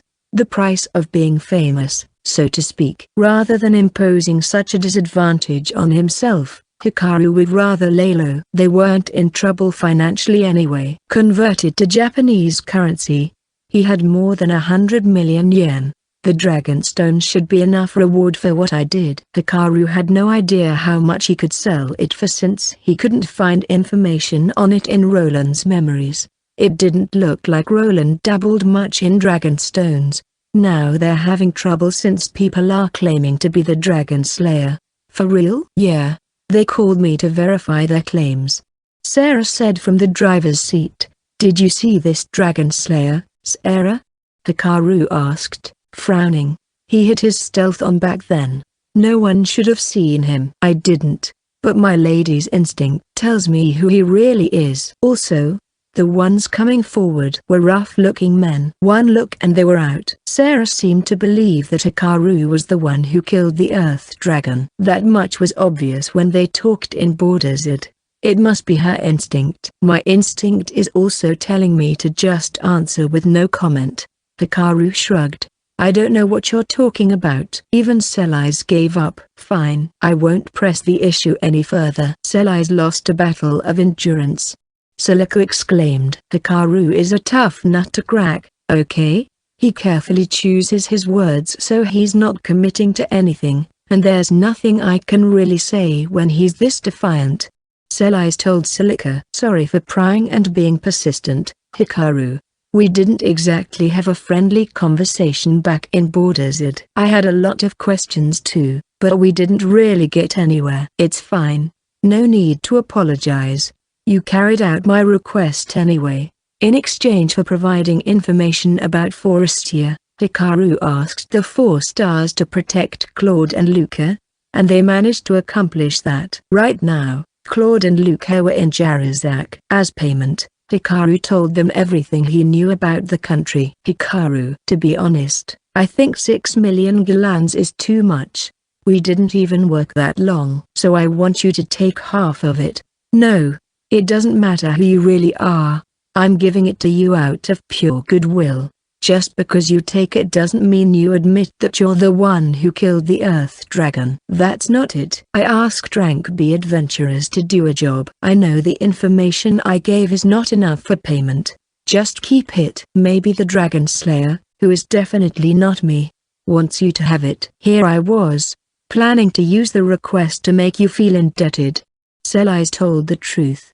I figured as much. At first glance, Sellies Land, the Sun Maiden, looked like a cheerful and sincere woman, but she was actually quite the cunning devil. Hikaru didn't want to owe her anything, or vice versa. "So you saw through everything. An utter defeat, Sellies." For some reason, Silica was delighted even though her party leader just lost. "What did you talk about?" Hikaru asked Paula as he entered the room. Later that evening, they entered a town and checked in at an inn. Going with the 4 stars would only draw attention, so they booked different places. Lady Sophie advised me to join the church or the Healers Guild. Healers Guild? Apparently there was a small-scale guild where healers gathered. Healing magic only manifested to those who had great faith, so there weren't a lot of them around. Potions could be substituted for weaker healing magic, but for the more powerful ones, potions were air. As such, healers sometimes get kidnapped. For Paula's protection, Sophie strongly advised her to join such organizations. In fact, Sophie pushed the issue too much, wearing Paula out. "I see. Must have been rough." "I am fine. I told her that I have you about 500 times. Oh, that woman was really persistent. I'll teach that stubborn philanthropist a lesson so she doesn't bother you again." "You'd do that for me? I just hate it when people touch my stuff. I'd even get pissed if someone took my veggies I couldn't finish because I was full." "Am I like a parsley to you?" Paula cried. Hikaru was about to add some nonsense like "I actually love parsley" to cheer Paula up when Lavia cut in. "Paula, Hikaru's just trying to hide his embarrassment. Since he took you in, he'll take good care of you." "Lavia-san." Paula clung to Lavia. "I really wonder what you two talked about while I was gone. They're getting along too well." "A secret." "It's a secret," the girls answered in unison. Hikaru gave an exasperated sigh. At long last, they would be arriving at Zubura today, not in the capital, but a town near the border. They didn't need to go to the capital to get to the ruins. Hikaru felt like sightseeing, but Katie's domineering attitude made it hard to bring it up. To give the horses some time to rest, Hikaru and the others took a small break at a town. Up ahead was a coniferous forest, the trees visible from the window of the cafe they arrived at. "I'm so excited, Hikaru. I've seen ruins in the past, about twice, but they only showed me the highlights. I've been to a museum where they displayed artifacts. Wait, are there restrictions to viewing? Of course. The ruins are one of the only few things that Zubura has to raise their standing. I asked the principal to issue free passes for us, though. Really? When did you do that? Hikaru didn't know about the restrictions. He was impressed by Katie's proactiveness. She dragged me along to the principal's office to beg for it. Mel said. I didn't even know what was going on. So Mel went with her. The principal is from Zubura. She probably has some power there, but I must say, I'm surprised you got approval. You're from Kotobi. Hikaru said. Yeah, I told her you were coming and she agreed. Me? The principal seems to have taken a liking to you. Hikaru went out to gather dragon kidney flower to save the principal's nephew. That's when he met Sylvester, a member of the former royal family of Zubura. The principal was aware of this, but she also knew about all the trouble he had caused so far. The admins, especially, detested Hikaru. Who knew what they told the principal? Perhaps the principal herself thought Hikaru was troublesome to deal with. I hear you talking about the ruins. Silica, who was having a light meal with her party members on another table, approached them. Quit eavesdropping. Hikaru said. Lies. I wasn't eavesdropping. I can help with examining the ruins too, you know. Right. You're familiar with it as well, not just Hikaru. Katie said. Ah. I can't wait to get there. You can count on me. That's good to hear. Maybe I should just leave it to Silica and go sightseeing instead, Hikaru thought. But he couldn't do that. It's human nature to want to see an incredible discovery. Of course, they'd be visiting ruins that were already explored before. But people tend to think maybe if I go there, I'll find something new, perhaps decipher ancient documents, or dig up treasure chests. I also love these kind of treasure hunting activities. It was only natural for a man to feel excited about using information as clues to discover treasures before anyone else could. As soon as the carriage started moving, Silica and Katie started talking in one box seat, where the rest of the 4 stars were seated. Lavia began to doze on the other seat, exhausted from the long trip. Mel and Paula were already fast asleep. Hikaru put a blanket over Lavia and made her lie down so she could sleep more comfortably. He gave up the seat, though now he had limited options as to where to go. Hikaru, would you like to sit here? Selise smiled, offering him a seat. Beside her, Sophie stared at Hikaru with a frown. She's doing this knowing Sophie and I don't get along. Hikaru had recently gotten a better look at the darkness the Sun Maiden hid inside her. No way I'm sitting there. Oh? If it isn't Hikaru, I had no other choice. At least this spot is better than the other option. The driver's seat was wide, so Hikaru sat beside Sarah, after having enough rest. The 6 horses' gait seemed to have gotten lighter. Soon the carriage entered the coniferous forest. I'm working hard out here, you know. It's cold so I have to be dressed heavily too. You didn't have to come if you were gonna complain anyway. Yeesh. You'll never be popular with the girls with a mouth like that. I'm good as long as I have Lavia. Really? Can I have Paula then? No. You can't. A bit of opening and she tries to take Paula away. Gotta watch out for this one too. Not this. Not that. You sure are stingy. Fine. Thank you for driving us in this cold weather. You are a great help. There. How about that? Sounds good. I like that. Now I have to keep at it. A youngster is thanking me for my efforts. After all. Youngster, huh? I suppose I am younger by about 3 years. Huh? You're around 12 or 13, right? No. I'm 15. What? Sarah was surprised. Her soul board indicated she was 18, 3 years older than him. So you're a full-grown boy. That was unexpected. What do you mean by that? I'm an actual adventurer. Hikaru showed his guild card. Ranky and a civilian. Come on. You have a red job class, don't you? Tell me about it. I only have civilian. A bare-faced lie. Sarah didn't believe him either. I'm guessing that immense fire magic used to kill the earth dragon was from the blessing of a job class. that had nothing to do with classes. It was all the power of the revolver. On a side note, Hikaru received spare bullets from Katie and some more for this trip. Every last one was packed with Lavia's flame gospel. All 10 of them. He could destroy a small fortress with his weapon now. I didn't kill an earth dragon. Why don't we tell each other about our job classes? What's the point of that? There's no benefit to it. All you do is reveal your secret. Besides, you can just lie about your class. Satisfying your curiosity is one benefit. Man, you're hopeless. Rude. I'm older than you, you know. Older? Show some more dignity first, then I'll believe you. All right. How about this? We show each other's guild cards. Sarah took out her card and showed it to Hikaru. Adventurers Guild card name Sarah, registration Ponji Elko Adventurers Guild, Kingdom of Bonsonia, rank B, job class city, town, and village, people rescue god, civilian party 4 stars of the east, B. It was the first time Hikaru saw the guild card of an adventurer in a party. Apparently the individual and party ranks were separated.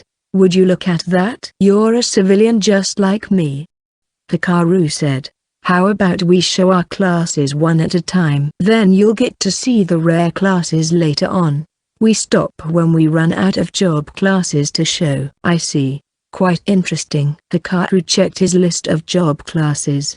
Assassination God, Night Stalker 2, Stealth God, Darkness Wanderer 2, Throwing God, Deadshot 2, Chaos God, Eye of the Storm 3, Wide Area Detection God, Grand Sonar Forward Strolling God, Forest Walker 4, Labyrinth Exploring God, Dungeon Walker 4, Heaven Searching God, Sinner 4, Lower Class Heaven's Messenger, Lesser Angel 5, Common Town Night Burglar God, Town Thief 6, City, Town, and Village People Rescue God, Civilian 10.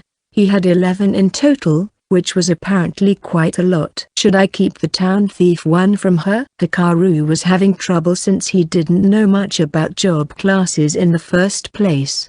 He considered showing Lesser Angel to her. Maybe she knew something about it, like its effects and why it appeared, since he was completely clueless. I think it showed up right after I killed the Earth Dragon. It should be safe to show her Forest Walker and Dungeon Walker. Hikaru heard from the guild that if one had a 4-character job class, they'd be a high-level adventurer. Sarah should have one too. Hikaru was a bit curious about Sarah's job classes as well, since they had similar fighting styles. If the need arose, he could just tell her he had nothing more to show. Sarah herself could do the same too. All right, let's do it, Hikaru said. Really? Are you sure? You're the one who suggested it. Well, you're awfully secretive. I didn't expect you to agree. Okay, let's do this. Hikaru set his job class to lower class Heaven's Messenger, Lesser Angel. You go first since this was your idea. Okay. Sarah changed her class and showed her card to Hikaru. Common Town Night Burglar God, Town Thief. Hikaru stared at the card with a blank expression. It's not what it looks like. I didn't actually steal anything. This job class usually appears to those who sneak into people's houses. You're saying you didn't commit any crime? Of course. I'm pretty sure entering someone's home without permission is a crime. What? Well, what can I do? Most of the requests that asked for me involved sneaking around, gathering information and scouting, I guess. So the Adventurers Guild deals with those kinds of requests too, huh? Hikaru was impressed. I figured that was the case. Here. What? You have it too? You criminal. Really? Now? Hikaru managed to safely get Town Thief out of the way. Sarah sighed. I didn't expect you to have it too. You do look like an expert in covert operations, all thanks to my gear. Oh, and for the record, I didn't steal anything. Yeah, sure. I get it. I believe you. Ow, ow, ow. Stop pinching my ears. You lack respect towards your elders. Just show me the next one. This kid needs to learn respect, Sarah yelled as she showed her next job class, Adventure Hunting God, Advanced Scout. Sarah showed a 4-character job class, one that was extremely rare, Having one meant you were a high-level adventurer. What kind of effects does it provide? Hikaru thought as he looked at Sarah, who was eyeing him suspiciously. You're not the least bit surprised, she said. Well, I'm too shocked. I didn't know how to react. Hikaru explained. A normal adventurer would have been surprised. Maybe you do have a job class that's at the same level. That's not it. I just expected someone from the 4 stars of the East to at least have a 4-character class. So what sort of effect does it have? I can't tell you that. Or so I'd like to say. You really don't know? What do you mean? Adventurers dream of having classes with the word adventure in it. Not to brag or anything, but they have become a popular topic among adventurers when they exchange information about job classes. Really? Now, Hikaru had no one to exchange information with. He felt bad. It felt as though he was being made fun of for not having friends. Then again, he chose not to make friends with anyone. I'm sorry. You don't look like you have many friends. Shut up. You'll find out with a little inquiry anyway, so I'll tell you. Job classes with adventure in its name will bestow the user with an incredible buff whenever they're working on a request for the Adventurers Guild. What? I know 5 of them. Advanced Scout will give huge boosts when on a scouting mission. The rest are Adventure Combat God, Adventure Battle Master, Adventure Magic God, Spirit Adventurer, Adventure Inspiration God, The Chosen One, Adventurer Life God, Risk My Life. Hikaru was silent, pondering over what Sarah just said. The part about whenever they're working on a request for the Adventurers Guild bothered him. This whole system was created by the man who was blessed by the Wisdom God. It's basically a backbone of how this world works, along with the laws of physics. But the Adventurers Guild was created and operated by humans. So why is the guild directly involved with the system? That makes it sound like the Adventurers Guild was created by the gods. Sarah laughed, ignoring Hikaru's troubled look. By the way, isn't Risk My Life amazing? Danger follows anyone who has this job class, but the blessing they get is that they don't die. I don't know if that's a good or a bad thing. So they always take the really dangerous jobs. Are there only 5 of those classes? Those are the only known ones so far. You can only find 3 or 4 of them in books. The Adventurers Network has a lot more information. Hikaru heaved a sigh. Sounds like the books in this world are way behind when it comes to information. Perhaps that was to be expected. Despite this world having magic and job classes, things that were not available in modern Japan. They hadn't made much advancement in the field of science, simply because magic and job classes were very handy. Everyone received some kind of blessing, so they didn't feel the need to engage in research and development. That's probably also the reason why record keeping wasn't as valued. Now I feel like losing the library down there in the dungeon was such a waste. They had plenty of records there. All right. It's your turn. What job class will you show me? You do have a 5-character one, right? Or perhaps 4? Or maybe even 3, 2, even.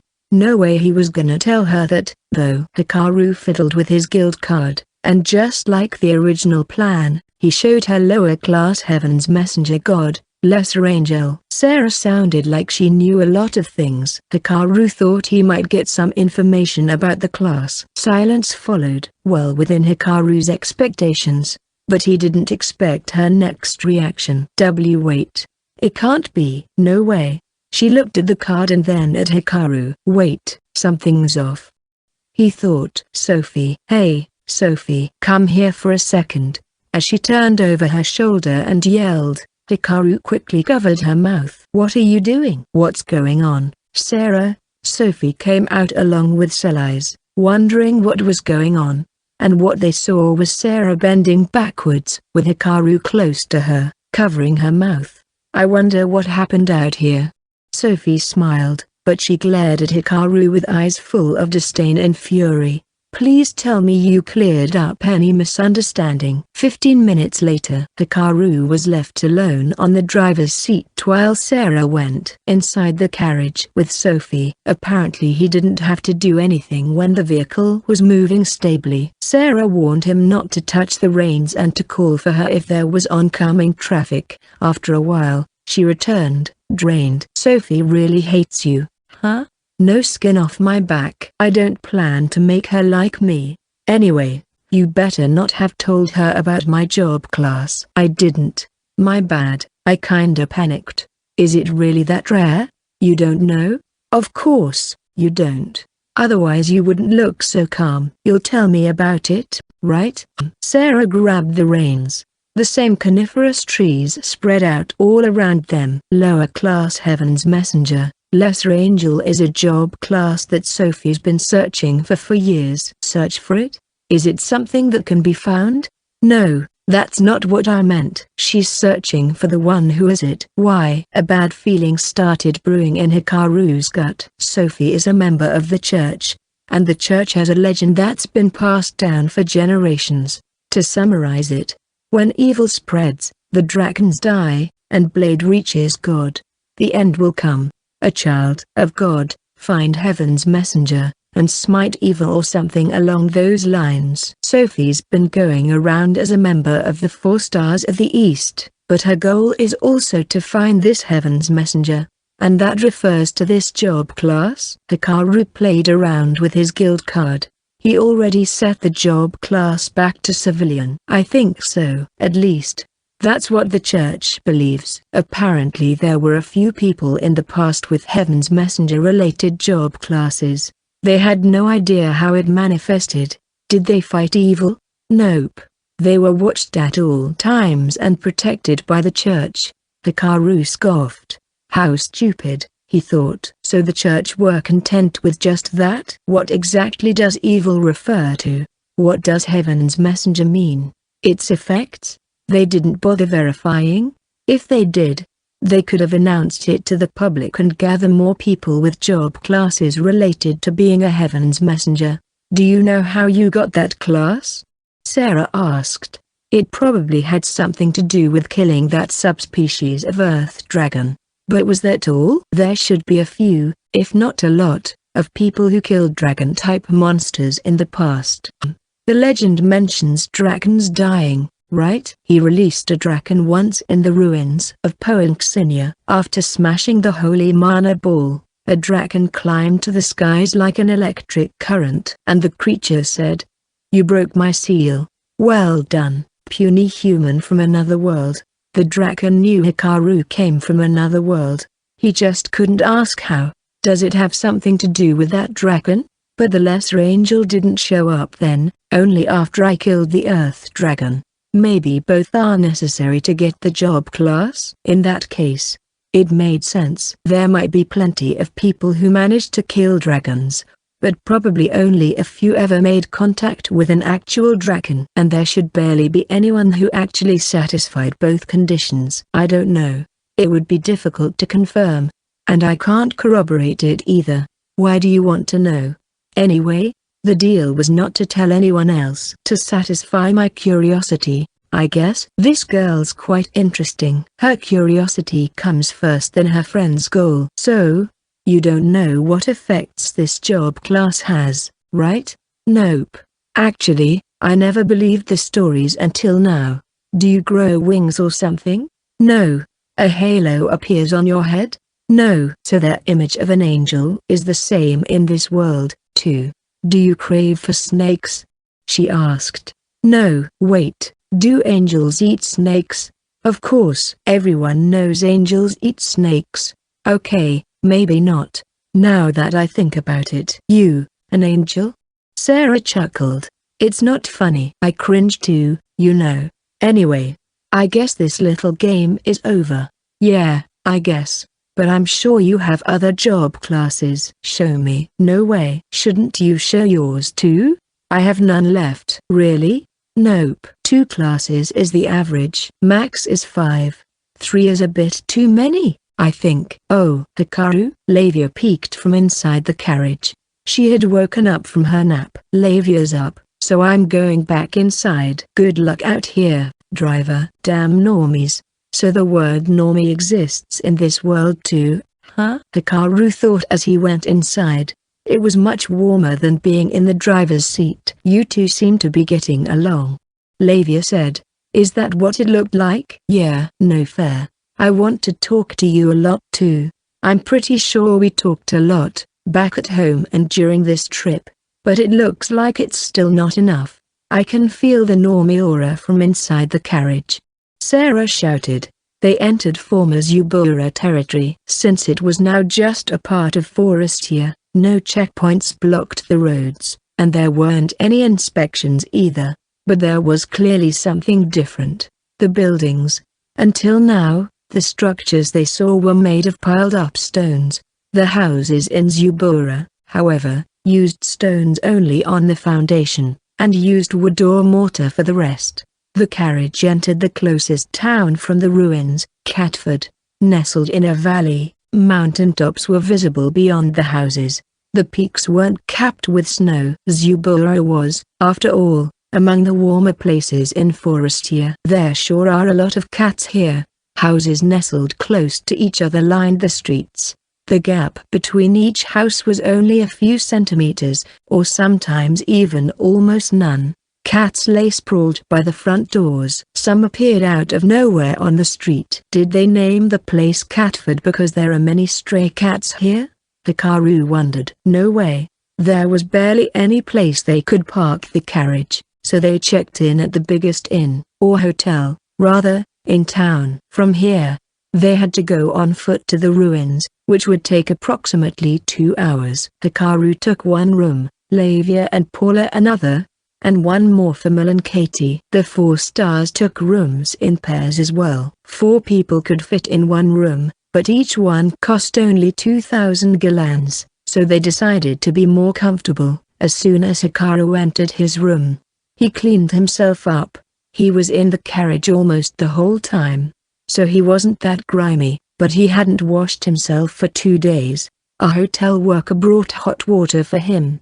He used that to wipe the dirt away with a towel. Now that I think about it, it's warm inside. It was cold outside that he could see his own frosty breath. About 3 degrees higher compared to Forest's or Scholar's. Still it wasn't warm enough to walk around naked. The inside of the building, however, was toasty. Iron pipes were installed around the edges of the windows, running through the walls and to the other rooms. The pipes held heat. Touching it for a while would be enough to get burned. It was the place's heating system, basically. He found out later that houses here were cuddled close to retain heat as much as possible. Feeling refreshed after washing himself, Hikaru left the room. It was just around noon, so they decided to have lunch in the hotel's lounge. We started without you. Oh, you're finally here, Hikaru. Mil and Sarah raised their ale-filled mugs. The professor abstained from alcohol all throughout their journey since she'd get motion sick and throw up. As such, she got permission from Hikaru to drink like crazy today. He still had control over Mel's liver even now. Hey. Silica pointed at a spot beside her. The only other person on the huge table was Katie. Lavia, Paula, Sophie, and Celise had not arrived yet. They say the food here is great. Go ahead and order a lot. I'm not buying you food, Hikaru said. We're paying for our own meal. You just have to go with it. What should I get? Did everyone else order already? Hikaru asked. Oh, Professor Katie, are you not ordering? Professor, you are. Sorry. I was just thinking about something. Is it about the ruins? Yeah. I got permission, but I'm still worried. Katie was worried that even though she received permission from the principal, the one in charge might not let her see the ruins in by virtue of her being from Kotobi. We'll just have to give it our best. You're right. We'll have to get there first. With you and Silica helping, I can't help but feel nervous. What if we discover something big? Since when did her expectations get so high? Silica, what did you tell her? Hikaru didn't get Katie's hopes up. So there was only one other person who could have done it, Silica. who quickly averted her gaze. "You're doing it wrong. What you should have said was don't get your hopes up." Then all of a sudden a big discovery. "That's how it usually goes. I couldn't help it, okay? It felt nice to have an intellectual expect great things from me. I love smart people and sometimes I end up trying to impress them." "What do you mean you don't have rooms available?" A loud voice came from out of nowhere. The hotel's lobby, reception, and lounge were all in the same area, separated only by decorative plants. Whoever it was complaining to the hotel staff at the reception desk. "We deeply apologize. It seems there has been a mistake. It's written here you booked for 23 people. That's ridiculous. There's no way a count's visit will have less than 30 people. It's 32. I need rooms for all 32 of us. Unfortunately, we're already fully booked for the day, and it's your job to do something about it. Hurry up." "But, don't make me repeat myself. The count is waiting outside." "I won't get anywhere with you. Call the manager. The manager is in the Lord's Manor right now." "Are you an idiot? The Lord's a baron. Move it." Right away." The person was in a really bad mood. They had a long and slender build, and wore a hood over their head. They looked more like a spy than a noble's attendant. Hikaru tilted his head, puzzled. He couldn't see their face, but the woman's voice was familiar. "Mistakes in reservations sounds common in this world," Silica said. "Booking through the internet is much more reliable since the numbers are clear." "I mean, they book by sending a letter. I'm sure it's quite reliable compared to using the phone, at least. I guess you'll find those kind of people anywhere." Why the silence? "I feel like we might get involved somehow." There wasn't enough room. Unfortunately, the hotel was fully booked today. There were guests who took rooms more than necessary. The one raging was a servant of a count, a noble more important than the local lord. "Excuse me, sir. I'm sorry to bother you." A staff approached Hikaru, who incidentally missed his chance to order food. "I told you." "What? Would it be all right if instead of 5 rooms, you stay in 2? The staff humbly asked, curling up. "We'll provide a spare bed for 1 room with 5 people in it and we'll only charge you for half the price." "Not 4, but 5 people in such a small room?" "I don't know, that sounds a little bit too much. We're deeply sorry.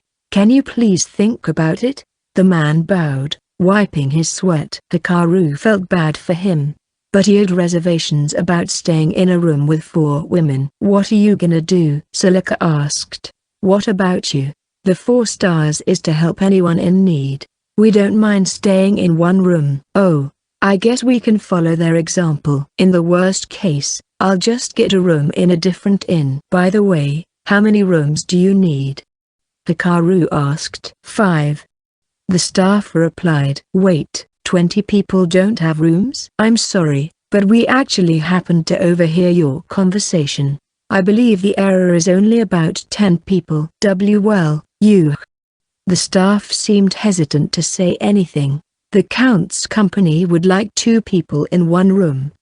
He added, "Wow, that's a noble for you." "Typical piece of shit," Silica cursed. "Please don't say shit. You're a former high school student." Hikaru folded his arms, wondering what to do. The noble's demands pissed him off, but the hotel staff would be the one to suffer. Sir. How about this? While the count is staying here, you don't have to pay for your rooms." The staff was down to his last option. Hikaru already told the hotel that they plan to stay for 10 days. Money's not really a problem. There was no point complaining, so he thought of accepting the staff's proposal. "Are these the guys who stole our rooms?" Then the woman making a racket at the reception desk approached them. She was glaring at Hikaru's group while addressing the hotel staff. "If they just checked in today, you can just kick them out. How many times do I have to tell you that the count is waiting?" Hikaru silently studied the woman. "What's wrong? Why are you staring at me? You kinda look familiar." "Huh? Hikaru finally realized who the woman in the hood was. Didn't Sylvester call you Chloe or something? Why, you're that mysterious boy we met when fighting the Lesser Wyvern. Indeed. Hikaru met this woman when he was out searching for the leaves of the dragon kidney flower. Chloe was the archer in Sylvester's party that time. I see. It's you guys. Hikaru got up his chair and glared at Chloe. She jerked from the pressure, letting out a low whimper.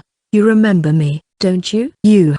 Tell me who killed the Lesser Wyvern. You who saved Sylvester's life. You are. With each step forward, Chloe took a step back. You want to kick me out? No, not really. Hey, Chloe, how long is it going to take?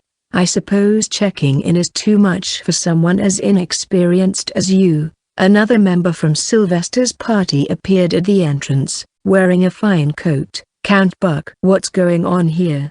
Is there a problem? Oh, you're the boy from back then. The Count scuttled over as soon as he noticed Hikaru. We owe you for that one. Are you staying here? Yes. We almost got kicked out, though. Really? Now? Who would even think about doing that? That is quite amusing. He turned his attention to Chloe. What's wrong, Chloe? You look pale as a sheet. After finding out what happened, Count Buck was furious, and Chloe sincerely apologized. Apparently the Count himself said 4 people in one room was fine, but Chloe changed it herself, complaining at the staff that a Count should be offered better service and that his followers should also be treated in a similar manner. Are you here to see the ruins? Perfect timing. Count Buck said. I'm actually here for inspection of the site. Let's go there together.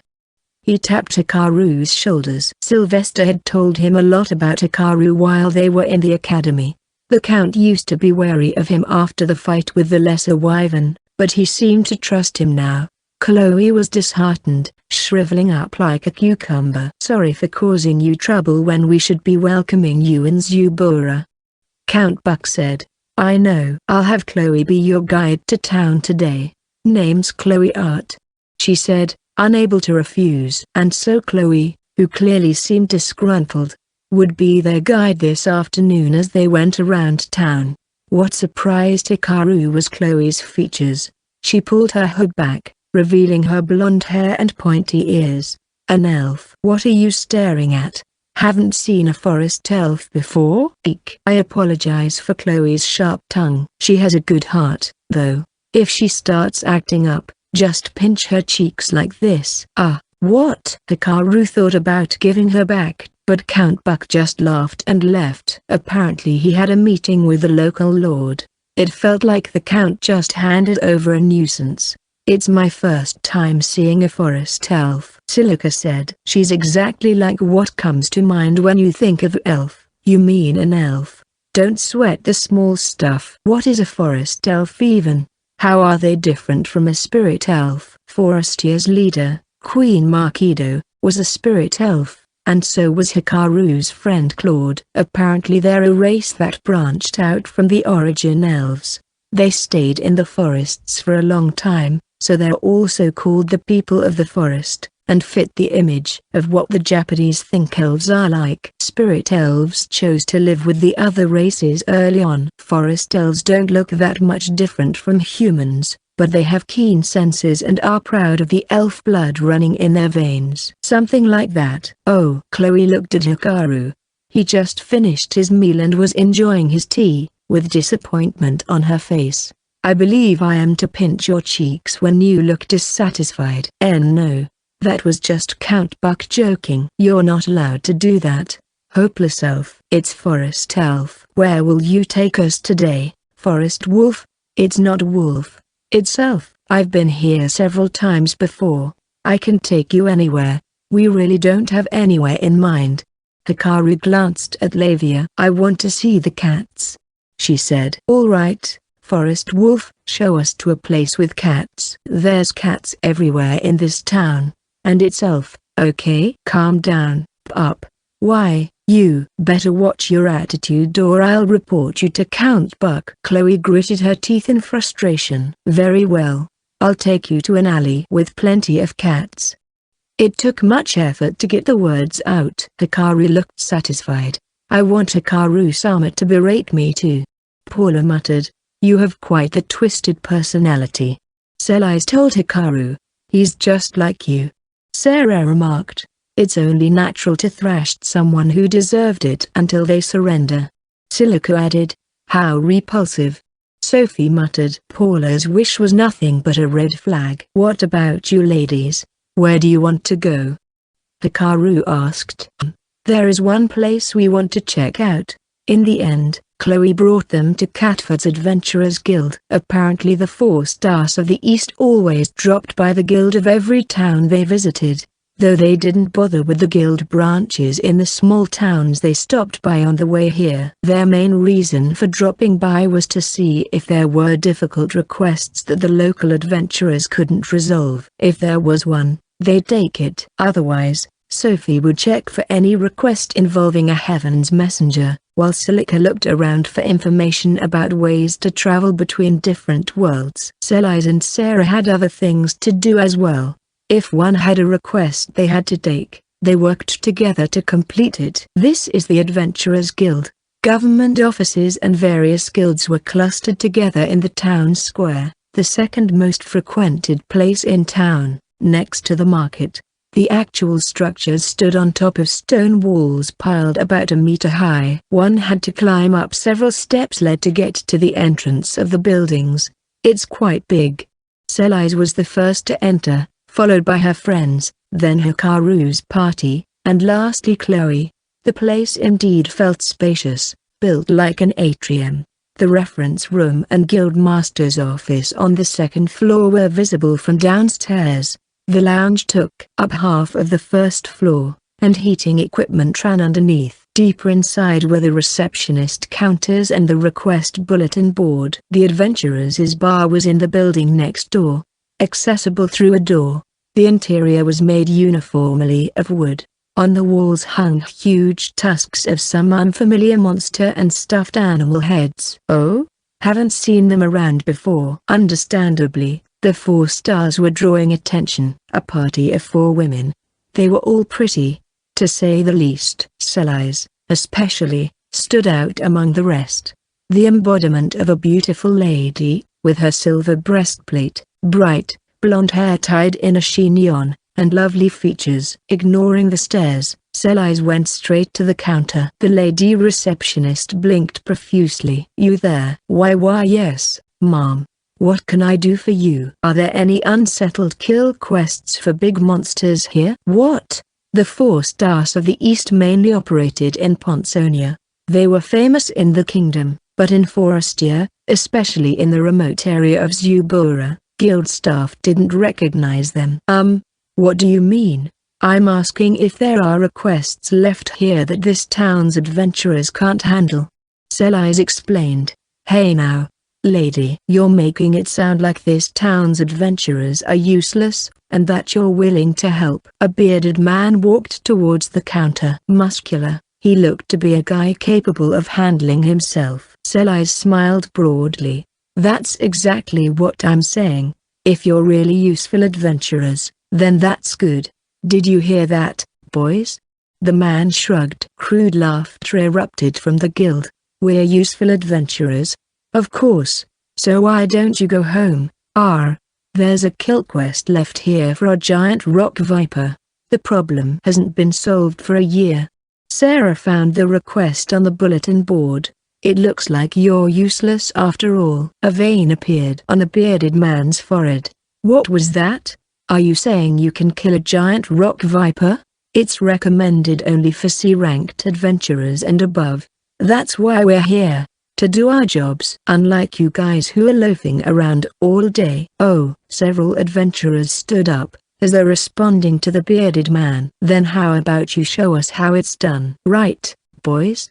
A resounding yeah came from the men, their voice loaded with rage. Sellies, on the other hand, just kept smiling. Okay, we'll be borrowing this place's training grounds, then. What about you, Hikaru? We have things to do. So just go ahead. I must say, your personality's more twisted than mine. You provoked them on purpose, didn't you? This is just one step to world reformation. Just say you want to release some stress. She said her body's gotten stiff from the long journey. Silica said. Selai's left with the adventurers through the front door. Are you sure you don't have to go with those four? Chloe asked, a bit worried. They'll be fine. Hikaru answered. They're 4 women. There's a rank C adventurer among the men. She pissed off. They'll be fine. You can go with them if you're really worried. Chloe left the building, her face saying you're useless. She probably can't see the difference in power. Hikaru already checked the men's soul boards. The bearded man had 2 points on Great Sword, the highest among everyone present in the lounge. A guy as weak as him is rank C? Then again, I guess that explains why that kill quest recommended for rank C adventurers had not been completed yet. What's the Adventurers Guild thinking anyway, promoting a low-level adventurer? Lavia and Paula were already gone. In a corner of the lounge was a space where stray cats entered. The creatures lazed around above the floor heater. They have excellent fur. It looks like they're being fed well. Lavia-san, there's a brush over there. Let's use it. The girls were already playing with the cats. You girls show a lot promise by going straight to this spot. This one likes to play with this toy. Feeding time is over, though. They were already hitting it off with a lady adventurer and a girl who seemed to be here on an errand. It was a space where only women gathered, but there was no need to feel hesitant. Hikaru activated his stealth, picked up a cat, and retreated. He placed the animal on his lap and stroked it gently. The cat stretched its body as it purred. A quiet afternoon. 30 minutes later, the unscathed 4 stars of the East and a bunch of bruised men returned. Chloe entered last, dumbfounded. The fight between the 4 stars of the East was over in a flash, quite literally, with a flash of Selai's sword. The men's weapons flew in the air, rendering them powerless. Sarah quickly silenced the wizard chanting a spell. Chloe babbled on about how incredible Selai's was despite Hikaru not even asking. My lady. Chloe watched Selai's with dreamy eyes as the latter strode to the guild's receptionist. I think a door that should have stayed locked has been opened, Hikaru thought. After that, Selai's talked to the guild master and took the giant rock viper kill quest. Morning of the next day. I'm going to the ruins, Silica announced in the hotel's lounge. Apparently, even with only Selai's, Sarah, and Sophie, it was already overkill against the giant rock viper. After breakfast, Hikaru and the others met up with Count Buck. I heard you went wild yesterday, the Count said with a knowing smirk. It wasn't me, Hikaru corrected. It was the 4 stars that did it. They would be going to the ruins on foot, including Count Buck and his escort. Leaving town, they entered a coniferous forest at the foot of the mountain. Your leader sure has a twisted personality, Hikaru said. Are you talking about yesterday? It was necessary. We're a party of 4 women, so there will always be people who underestimate us. I remember going through all the guilds in the royal capital, Silica explained proudly. We adventurers, for better or worse, are really perceptive of pecking orders. It helps in gauging the strength of monsters too. Otherwise we won't survive out there. I suppose you have a point, I guess. Or maybe you just don't like to be made fun of. That's not it. Because we showed how strong we actually were. We got to talk to the guild master directly. There's information that you can only get by talking with one. The guild master is, after all, the manager of the information sharing network between guilds. Such a network exists, huh? They use a special medium to communicate. Sending even a short message costs a lot, apparently. But still, they have to know what's going on throughout the country, so they communicate at least once a month. So high-ranked adventurers get all kinds of information, huh? Hikaru thought. So, did he tell you anything unusual? Ponsonia's king is dead. Unken's face flashed in Hikaru's mind. Was he assassinated? You're right.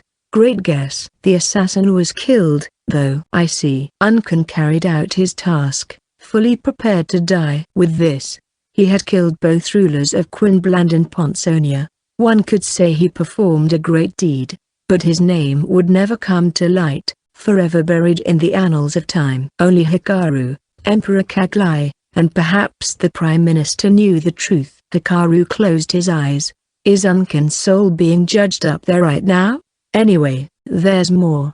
Would you like to know? Yes, please. Oh, I thought for sure you didn't care about Ponsonia. I don't hate the kingdom itself.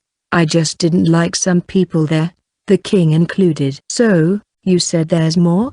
There was a struggle as to who should take the throne. I don't know the exact details, but the crown prince was driven out of the capital and escaped to the fortress city of Leatherulka. Leatherulka. Hikaru knew the name. If I recall correctly, it's a town about a 10 days travel away by horse, located on the border between Ponsonia and Iron Beast. A steep mountain range loomed behind it. He sure chose a nice place to take a refuge in. Silica said. Do you know the place? Yeah, I've been there before. Walls surround a town, built assuming a war breaks out against Iron Beast. The border checkpoint is constructed like a fort. Not even the master swordsman Lawrence can take the place. Wow. While Hikaru was deeply impressed, he felt a tug at his shirt.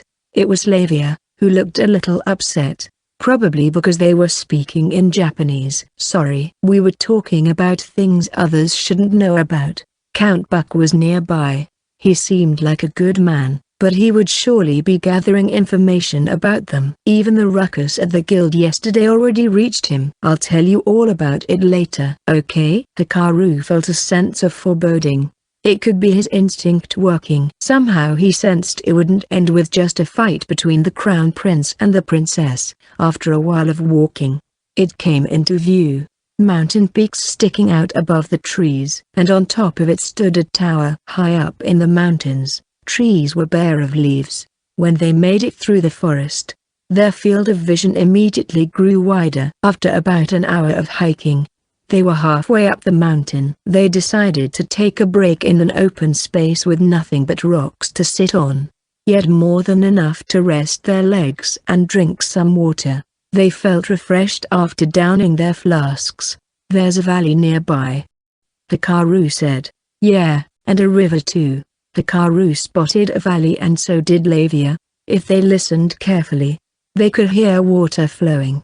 And that's the ruins. Hikaru turned his gaze at the summit. The plain, cylindrical tower with no windows, reminded him of a diploma case. Katie approached him. Did you notice something? You're too excited, Professor. My bad. I know. I'm getting too impatient. I did notice something, though. Really? Hikaru nodded. Me too. Before he knew it, Silica joined them too, and she seemed to have noticed the same thing. It was hard to miss, really. Hikaru pointed at the huge, rusty dish installed around the top of the tower. There were 4 of them, all pointed towards their direction. Are there only 4 of those dishes? That's what they said. Wait, do you know what it's for? We still don't actually know their purpose. Do you know something about those giant's caps? Even Count Buck joined them. Apparently they called the dishes giant's caps. Each looked to be around 2 to 3 meters in size. It's probably used to transmit radio waves. Hikaru whispered to Silica. What about receiving? I think it can only transmit. The antennae are facing only one direction, here. Plus, the giant's cap, was it? Did you find one anywhere else? Hikaru asked the Count. No, only those up there. Nowhere else. Buck answered. Hikaru nodded to himself. Since there's no other antenna anywhere, that means it only transmits. Then how are they receiving the signal? There was something like a radio in the list of items they excavated. Oh, I'm impressed they managed to make one. Did Japanese people make them? I think so. After pondering it over a bit, Hikaru turned to Katie. She looked really excited, and Count Buck. We're guessing it's a facility used for relaying information. Relay information? Like the Linger's quill pen that uses the magic eel that flows under the earth to move a pen remotely? I don't even know what that is. so I'm not sure. Silica told him it was the name of the magic item that the guild used for communication, the one that cost tons of money every single use. It sends information to the direction the dishes are facing. Anyway, I'll give a more detailed explanation once we get a closer look. We might be wrong, after all. Okay, I see. A facility for sending information. They probably wouldn't understand if Hikaru told them about radio waves. He thought it over as they resumed their hike to the top. It's really difficult to explain what electricity is in a world without it. Should I just tell them it's a different kind of energy? Kinda like magic? Although strictly speaking, electricity isn't an energy, but a wave. But explaining from the top would take too long. Gradually they advanced to the top, Hikaru mulling his options over. They were moving faster, and he knew that it wasn't just his imagination. Finally, they reached the top. Hikaru stood in front of the steel double door. There were 3 log houses nearby where the soldiers guarding the ruins were staying. The scenery from the top was breathtaking. They could see the mountains soaring not so high, only about 500 meters above sea level. Nearby was a valley with a river flowing through it, a radio tower, and a river. Hikaru was extremely curious about the river, but the tower came first. The structure was made of stone, about 10 meters in diameter and 50 meters high. As soon as they opened the steel door, magic lamps lit up. The interior was much simpler than Hikaru had imagined, with no flooring. The earth was laid bare. A spiraling staircase was installed on the wall, climbing all the way to the top floor. The whole place was basically hollow until just near the top. Shelves lined the walls on the ground floor. Other than that, there were only tables. All the items found here were already taken away.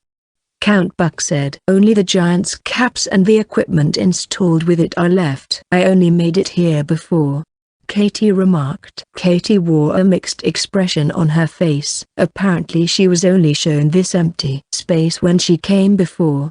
The people in charge were cruel to her, saying there's something up there, but we won't show it to you. I apologize for that," the Count said. "It's fine, as long as I can see it now. Let's go, Hikaru." "I can't." "What?" Katie looked at Hikaru, surprised. Sorry. You can go ahead. I'll catch up to you after I read the scribblings on the wall." There were words written on the walls, faded after centuries, but they were still readable if one tried. "Why, you can read it?" "Yeah." Silica already started reading the writings. Hikaru stood beside her and read the scribblings written in Japanese. Title suggestions for our very first broadcast. "Hello, another world. Helpful information special.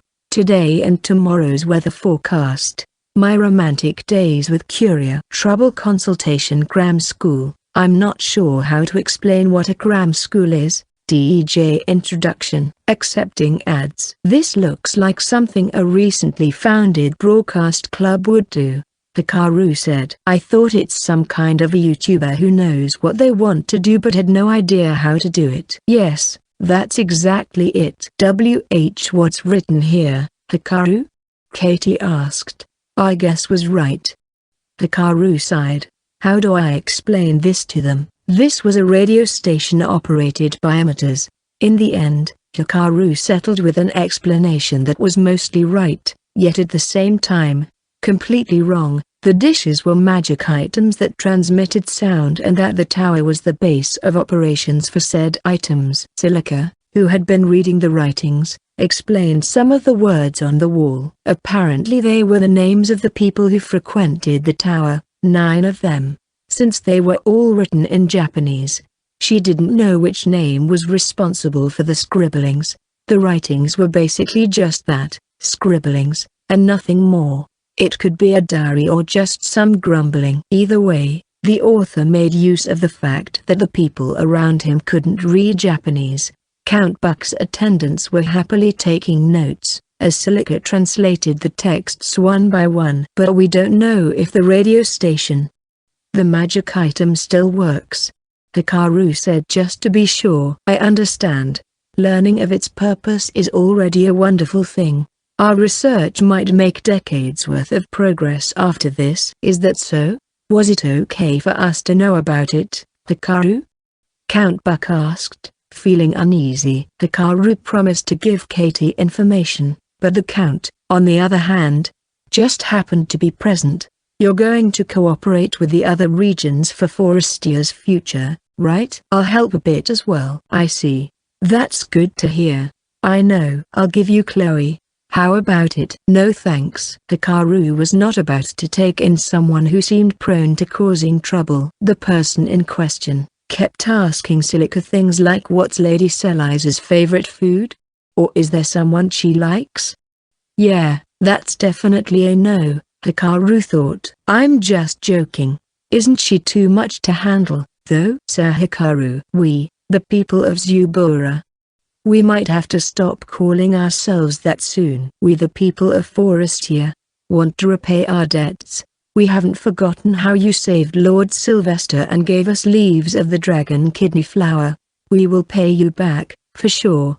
Okay, but I'm not taking Chloe. That was just a joke. I swear. They climbed up the stairs and onto the top floor. Apparently some sort of magic prevented this otherwise empty tower from collapsing after all these years. It wasn't much different from the magic that existed today. I would like you to decipher the documents we keep in Zubora too. The Count said. This is the top floor. Be careful, though. We repaired the boards, but it's not perfect. The floor and the ceiling were made of wood. And beyond that was the sky. Oh, is this it? A copper wire ran from the giant's caps to a huge apparatus, about the size of a laundry machine. It had a meter and a knob for tuning. The machine's appearance was nothing like the items in this world. What caught Hikaru's attention was the hollow spot in the center of the machine. A few centimeters wide. The dent looked to be made out of hollowed stone and revealed metals inside. A label was written below. Holy Mana Charger. The Holy Mana ball that Hikaru found in the underground city of Poinxinia would have fit perfectly in the hollow spot. Upon hearing the word Holy Mana, Katie happily started examining the relic. With no other Japanese writings left in Silica being there, Hikaru went back down together with Lavia and Paula. He needed some time to organize his thoughts. The radio station was built to broadcast to a large number of people. A lot of people helped with the construction of this place, but these ruins were discovered at a later point. So what happened to the people here? Is removing something from history that easy? The first question was the mystery behind the radio station and the missing part of history. There's the Holy Mana, too. Was the use of Holy Mana common in the past? The second question was what exactly is Holy Mana? If they knew about radio, they would have to be at most just a little over 100 years old.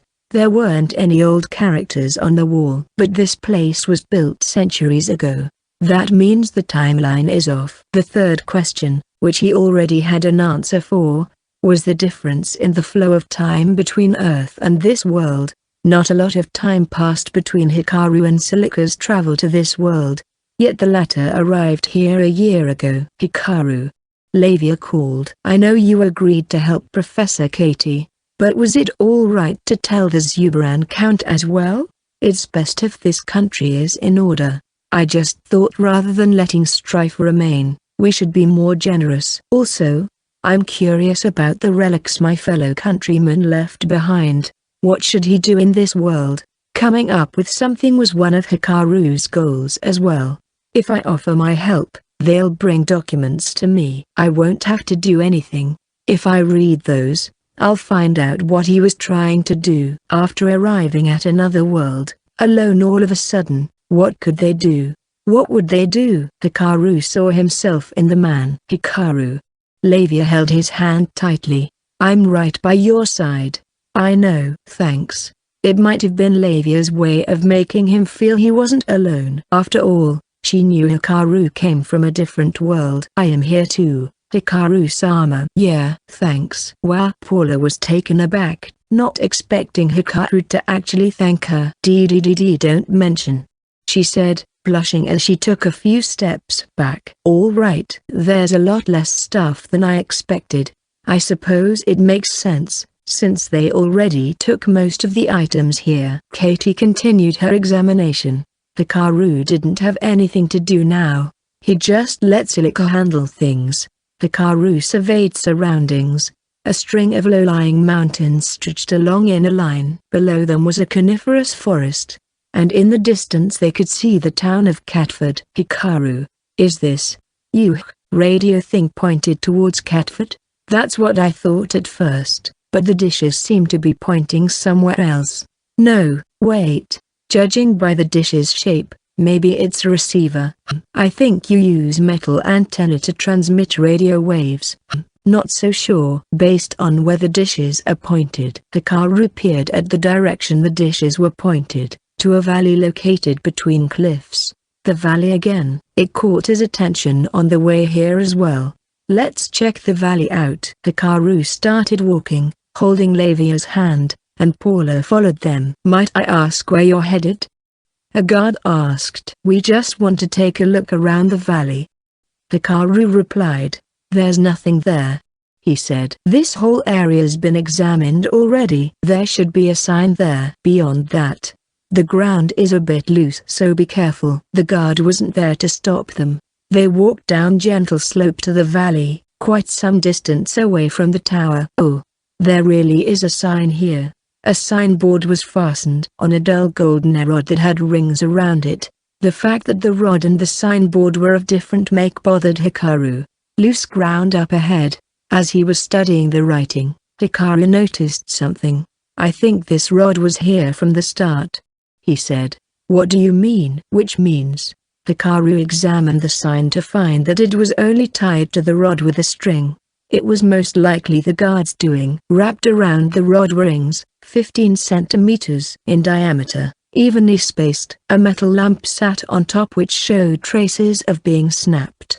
I think this rod is part of the roof. Hikaru had seen this shape before. A sarin, a vertical shaft made of metal, which topped a 5-story pagoda or a temple. The rod before him didn't look like the right form, perhaps because whoever made this only had his memories to work with. In other words, it was made by the Japanese person who lived here before. Did you say a part of the roof? But it's buried underground. That's exactly it.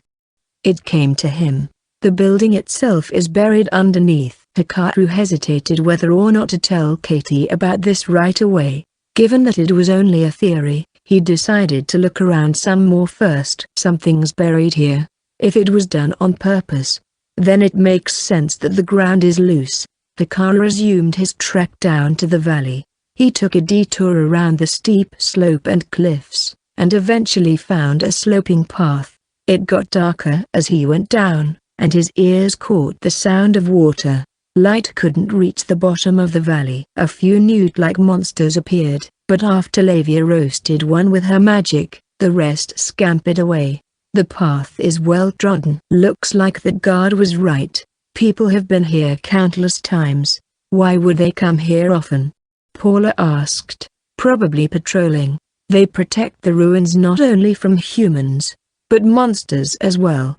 They're probably checking the bottom of the valley too and killing monsters they find. I see. That means we can safely check the place out. The bottom of the valley was only about 10 meters wide, with a small stream flowing through. Hikaru could hear the gentle flow of the water in places. I think that signboard was somewhere around here. Be careful, you two. Footing's not so good. It appeared that the soldiers hadn't actually walked the bottom of the valley. It was hard to walk properly with all the stones scattered about. Hikaru didn't know what was up ahead. He simply followed his instinct and got all the way here, but hunches could be wrong sometimes. They had walked down the stream for 5 minutes. Hikaru lent his hand to Lavia as she was about to fall over, and his feet dipped deeper this time, wetting his shoes. He glanced around and found nothing. I guess that guard was right, that there's nothing here. Yeah. Alright. Let's head back. Hikaru-sama, there's a slimy lizard-like monster over there. Paula spotted a friend of the monster that Lavia roasted earlier. Clinging to a slope, it scurried away as soon as it saw them. What? Hikaru couldn't believe his eyes. The newt just vanished. It disappeared. How? Oh. He quickly activated his mana detection. I see a cave. It appeared to be a plain, steep slope. One could call it a cliff, even.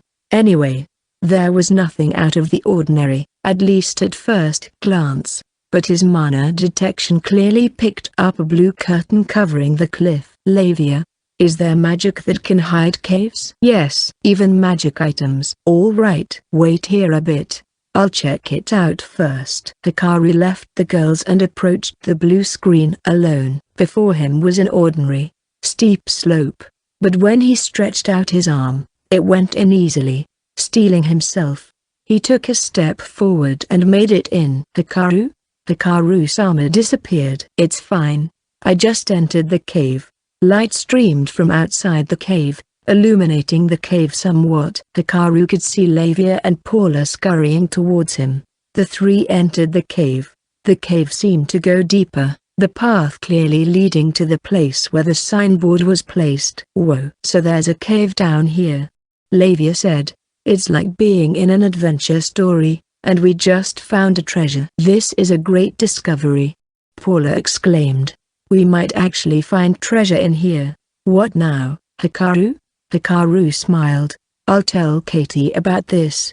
Of course, but not until after we take a quick look around. Let's just call it a special right of the first discoverer. Hikaru switched his job class to wide area detection god, Grand Sonar. He set his mana detection to scan his surroundings every second, like a sonar from a submarine. This shouldn't put too much stress on his brain. Jointly using both mana and life detection every second would give him more information. But compared to the former, which searched in a 1-kilometer radius, life detection only had a range of 100 meters. He could see Katie and Silica on top of the tower with his mana detection. No other living beings caught his attention, but he detected a mana reaction up ahead, not from a living thing, but from some sort of a spell. Hikaru braced himself in case of traps. Let's go. Hikaru took the lead, while Lavia and Paula followed. The place was wide enough for three of them to walk abreast, but with the poor footing, he had to be in front to check if it was safe. It was damp inside, and water dripped from the cave's ceiling. Hikaru lit up the magic lamp hanging by his waist as it started to get dark. 10 meters in. There aren't any monsters in here, right? Paula asked. No, I don't sense anything. Paula heaved a sigh of relief.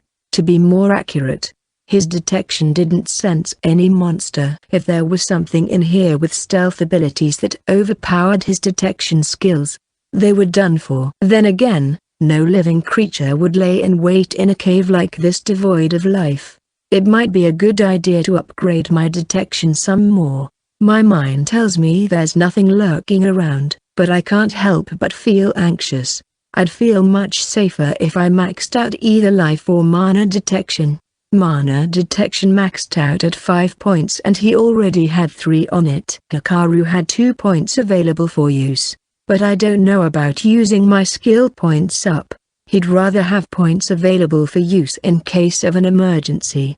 In the end, it all boils down to raising my soul rank. Right now, I'm at 42, Silica is over 100, so I can definitely go for 3 digits.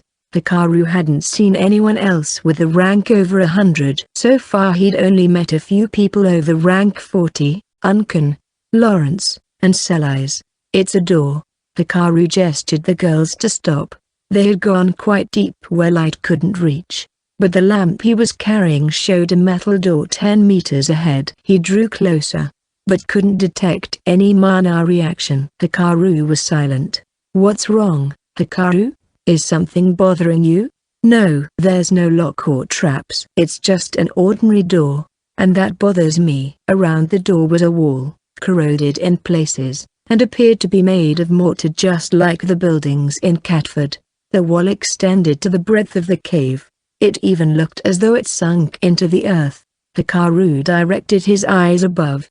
They were most likely directly under the rod they saw earlier. What's going on here? He thought. It looks like the cave formed around the door and wall. Wait, What if that rod meant there's some sort of a pagoda buried here? That was his assumption at first. But it didn't make sense to dig a hole, build a pagoda, then bury it after.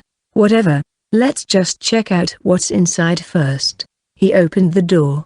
What happened next? He didn't expect. So bright. Are these magic lamps? The interior of the building turned bright all of a sudden. The light looked similar to the one in the Poinxinia castle. Was this light produced by holy mana? Let's go inside. Yeah. Oh, okay. The inside was shaped like a hexagon about 5 meters wide. Window frames, a shelf, and table, all made of wood, were painted scarlet, but the coat itself had peeled off in places, and scattered like dust. Scrolls were neatly placed on the shelf. The table was empty. The room felt like a temple's library. Hikaru's nose caught the scent of dead grass. That's strange. From the outside, it looked like this place might collapse any second. But the inside looks orderly, but it also looks weathered. Lavia stooped down and touched a bit of scarlet-colored dust on the bare pavement. It looked to be a speck of paint that had come off. It's dry here, Hikaru said. Maybe there's some sort of spell that sucks the moisture out, slowing down the place's deterioration. That could be the case. There are magic items that can do that, though they're mostly used for storage houses. Hikaru sensed mana from a corner of the room. It could be the aforementioned magic item. The mana flowing through it was weak. If it ran out now, there was nothing they could do. Hikaru-sama, Lavia-san, I can't read this scroll at all. It wasn't a scroll written in Japanese. It looks like an ancient version of this continent's common language. Lavia said, Can you read it? Hikaru asked. I can't, but there should be someone studying the language. So if we take it with us, there might be someone out there who could read it. Hikaru turned his attention to a corner. There was a set of stairs that went up to the second floor. Let's choose what to take later. I want to check out all the floors first. The wooden stairs were steep. Cold sweat trickled down Hikaru's face as the steps creaked. With one person going up one at a time, though, no problem occurred. The second floor was furnished with a table and a chair. A thin carpet covered the wooden floor. Vases lined the display shelf. Needless to say, the flowers had long withered away. It feels like a living room. That looks like a kitchen. A sink was installed right by the wall. Beside it was what appeared to be a cupboard, closed. Looks like there's still a floor upstairs. Let's check all the floors first. There's not really anything here on this floor anyway. A living quarter perhaps? Who knows? On the other side of the room was another set of stairs that went up. Each step made the floor creak. So Hikaru proceeded cautiously to the stairs. He took his time going up. If this is a 5-storied pagoda, this should be the middle floor. As he poked his head up, he became speechless. Hikaru? What's wrong? Hikaru-sama? He couldn't say it was unexpected. In his mind, he thought it would be the case. There was nothing beyond the 3rd floor. He was already on the top floor. Considering the height of each floor and how far the rod was, he quickly realized they were in a 3-storied pagoda, not a 5-story one. The top floor was a private room with a bed and a huge desk right beside it. A wooden chair was facing at his direction, and someone was sitting on it. Brace yourselves before coming up. There's a mummy here. What? Eek! Hikaru climbed all the way up and faced the mummy 5 meters away. Its eye sockets were long devoid of light, and only gray hair was left on its head. Completely dried up. It was, no doubt, a mummified human being. I think it's wearing Japanese clothes. The mummy seemed to be wearing summer clothes, a shirt and a pair of shorts, with a dazzling sash embroidered with golden threads that had become frayed from the passage of time. Lavia climbed up the stairs and stood beside Hikaru. Japanese clothes? Is that something from your country? Yeah, I think I'll stay here, Paula said from downstairs, fear in her voice. There was a table, a chest with a keyhole, and other stuff in the room, each of fine quality.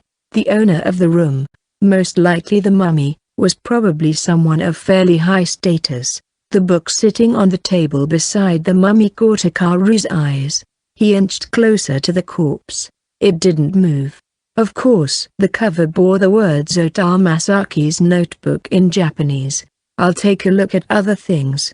Lavia stepped away from Hikaru to give him some space. Hikaru shot a quick glance at the mummy before opening the notebook. I'm thinking of writing down my experience here in this world. I came to this world 5 years ago. A lot of things happened since then. And although I didn't want to believe it, it seems I can't return to Japan. I knew it. This Ota guy is someone who got transported from Japan. Hikaru continued reading. Apparently the man was from the late Showa era. One night during the height of the bubble economy, he went home drunk, tumbled down a slope and died. The next thing he knew, he was in a different world. After being picked up by villagers in a remote area, he managed to learn this world's language. He was offered marriage to a villager's daughter, but he refused, for he had a wife and children in Japan. Hikaru could glean accounts about the man's family throughout the notes. He seemed to have had a strong feeling of attachment to Japan, way stronger than that of Hikaru's and Silika's. Ota started writing 5 years after he arrived here. Some of the words were of different colors. He probably added those after some time had passed. He wrote about the remote village's warm reception of him, his surprise when he found out magic existed, and how he formulated a new form of spell by applying science. There was a schematic on the magic circuit involved which Hikaru understood a bit thanks to Roland's knowledge. The man even wrote about the Tengu masks he mass-produced since the villagers liked them. So you're the one who made it. Hikaru was shocked when he found out from the principal that 100 of the masks were excavated. Right now, however, he felt something else. Perhaps at first, Ota made a mask out of nostalgia. But was it really something you'd make tons of just because the village loved them? Then again, maybe the times he spent creating them were times he spent reminiscing about Japan. Now's not the time to get sentimental. Hikaru shook his head and continued reading. He cocked his head, puzzled. Here and there were words he couldn't read. Letters, clearly written, yet somehow he couldn't recognize. It was as if they were censored. Is it the work of a spell? Hikaru wondered, but his mana detection didn't pick anything up. If, however, a high-level spell was cast on it, then it would make sense for his skill not to detect anything. But there was no point in doing that when the text was written in Japanese, a language that no one could understand in the first place. I had a fascinating encounter today. I met 20, a huge X. He was amusing and immediately knew I came from a different world. He was also XXXX with a duty to uphold. He said I could be one too. Me? A XXXX? Good one. Thanks to 20, I made great progress on my research. The power of 20 is astounding. Similar to electricity, I might be able to develop wireless communication and build a radio station. An engineer like me can only build such things. This technology might be too advanced for this world, but people should be able to use it in no time. Hikaru guessed the last 20 to mean holy mana. He knew the word, yet he couldn't read it. What the heck is going on? Wait a second. There was a scribbling on a blank page. A drawing, to be exact, of a baby. Did Ota marry someone and had a baby? But he didn't read anything like that. If he had a baby, he would surely write it down on the notebook. So what exactly was the drawing referring to? Is that a trumpet on his mouth and a halo on his head? It reminded him of an angel. He didn't need his instinct for what his mind thought of next. Hikaru took out his guild card and changed his job class to lower class Heaven's Messenger God, Lesser Angel. I had a fascinating encounter today. I met Purple Dragon, a huge dragon. He was amusing and immediately knew I came from a different world. He was also a Heaven's Messenger with a duty to uphold. He said I could be one too. Me? A Heaven's Messenger? Good one. Thanks to Purple Dragon, I made great progress on my research.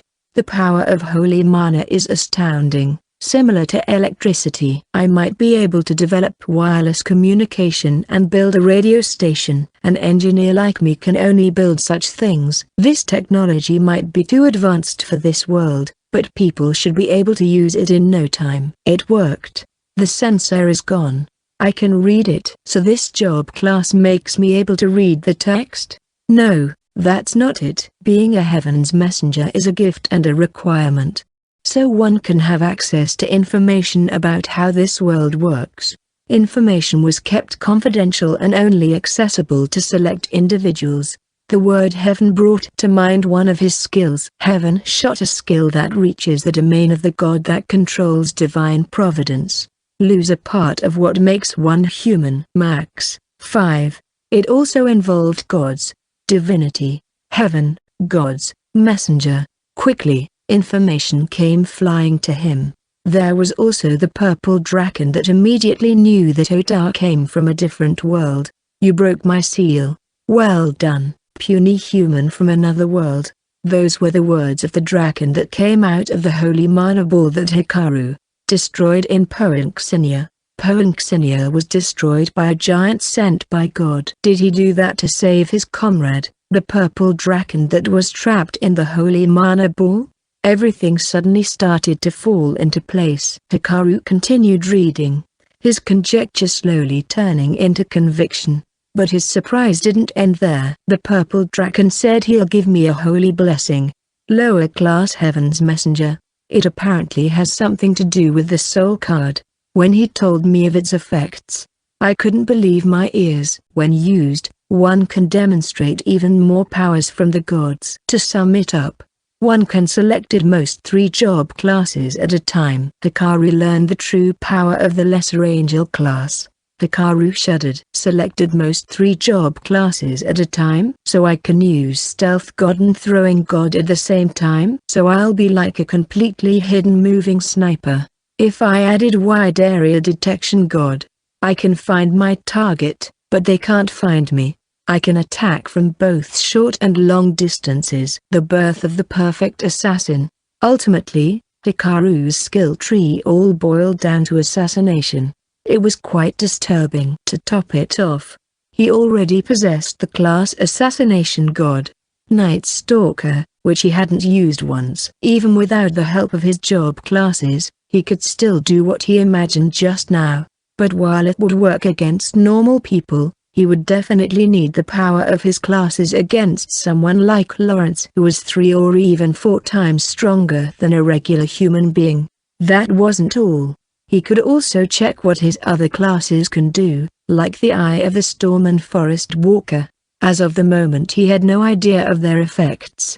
He had 3 slots. All he needed to do was use Stealth God for the first slot, and then choose whatever classes he wanted to experiment with for the other 2 slots.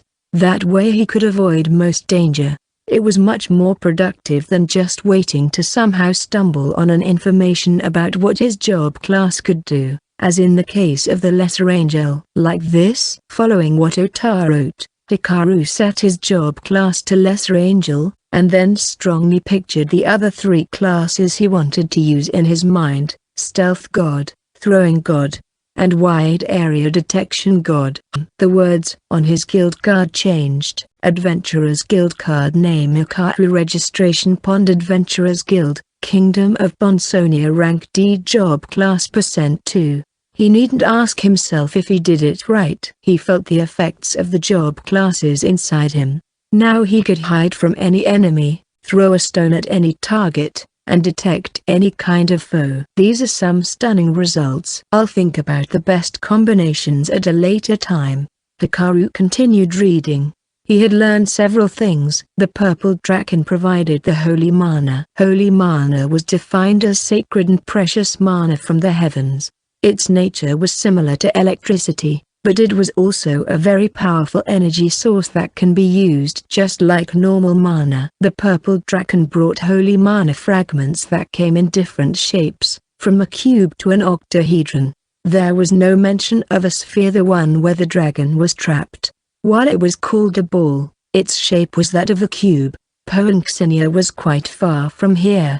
Was it possible for the technology that Ota gained to reach the neighboring country?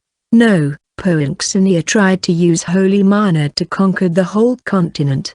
They must have developed their own technology. Definitely more than just a radio station. That's for sure. So it's this guy's fault. The next entries were disturbing.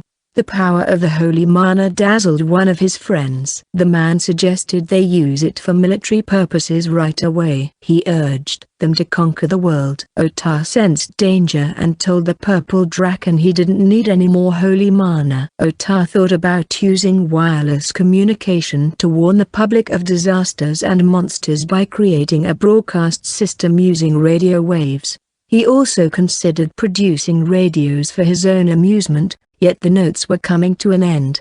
Before he could even complete the radio station, Ruvinyard betrayed us. He attacked the villagers and took them hostage. I was almost locked up too. But I managed to escape thanks to the villagers. They said with me around, the world will become a wonderful place. They believed in my dream of creating a radio broadcasting system, that it was my original invention. They believed I could bring smiles to the people of the world. Even though I'm nothing more than an engineer who worked at a broadcasting company, Ruvinyard is planning to use me to summon the purple dragon, seal it, and draw holy mana from the creature for eternity. Of course, there's almost no chance the purple dragon will come back once it returned to the heavens. But what if it came back? I shut myself in this pagoda, the place where I do my research and where I lived, and sealed it to make sure that Naive Draken doesn't get captured. The purple draken should notice if the pagoda was gone. He would, right? I sure hope so. He can be a bit foolish, which makes me worry. But I have no other choice. I won't live for long. Just like my father. I'm showing symptoms of terminal cancer. Ruvinyard, an ambitious man, betrayed Ota, so the Japanese man sealed the 3-storied pagoda. By seal, I guess he means burying it underground. Holy mana was needed to seal the place, and now it's almost out. I can make it so that even after I die, this place doesn't deteriorate fast. But the moment someone enters and the indoor equipment activates, the remaining holy mana will be completely used up. I choose to die here. The villagers let me escape. But there's a vast amount of research materials here relating to the holy mana. I can't take them all with me, and I'm over 70. My body is weak. I pray that a traveler from Japan makes good use of my research. The notes ended there. Hikaru closed the notebook. Ota's life here wasn't so bad, at least, until that man betrayed him. After being saved by the villagers, he couldn't, rather, he didn't escape, and chose to die in this place. He probably didn't want to go again to an unknown place. I know this name. The name Ruvinyard sounded familiar. He saw it in one of the few spoils he took from the ruins of Poinxinia, the royal family lineage parchment.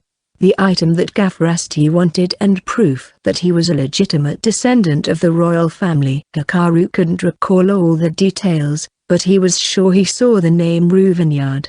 He didn't build the dynasty himself, but rather he became royalty after marrying a princess. In other words, Ruvinyard sealed the purple dragon into the holy mana ball, and used holy mana to make Poinxinia the ruler of the continent. Did you finish reading, Hikaru? Yeah. The scrolls on the first floor are research documents regarding holy mana. Then for a split second, everything went dark. The lights flickered, and the building shook. What the? Hikaru recalled what he read, but the moment someone enters and the indoor equipment activates, the remaining holy mana will be completely used up.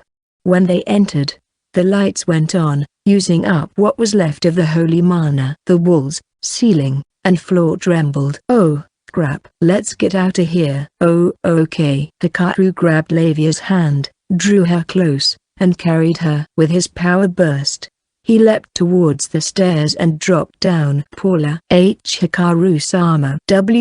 What's going on? We're leaving. He helped the crouching Paula up and they got down to the first floor. Then the lights went out. With a boom, clouds of dust rose into the air. A wall must have collapsed somewhere. The dust blocked the light coming from the magic lamp. Soil was streaming towards the metal door. Hikaru tried to push the door open, but to no avail.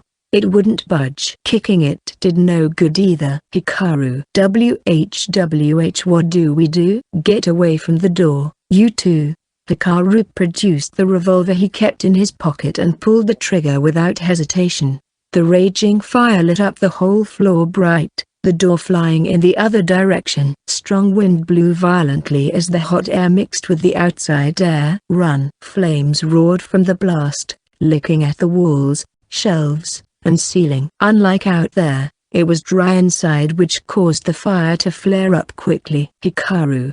The scrolls. Run! The whole place is collapsing. Paula made it out first. Lavia hesitated for a second and Hikaru pulled on her hand.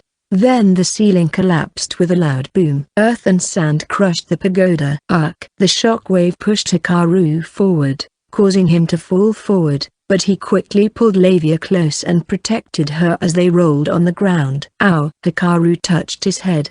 It was wet, probably with blood, but he couldn't be sure as the fall broke the magic lamp. The pagoda collapsing on itself also killed the flames. Lavia, are you okay? Hikaru.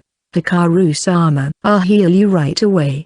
Paula, who escaped first, seemed to be unscathed. Let's get out of here first. The cave itself might collapse. They scuttled out of the cave. The sun shone bright on the valley, but when Hikaru looked back and up, he could see smoke rising from where the signboard was. Over here, Hikaru-sama. Paula started healing him. We didn't have time to take anything.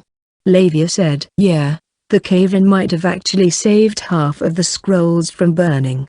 I'm sure Katie will be happy once we tell her. They'd find out once they inspected the cave-in. While the holy mana held tremendous power, it was energy that one couldn't have unless they got in touch with a dragon. Even if the scrolls were all lost, Hikaru already gained important information. The lesser angel job class was too good.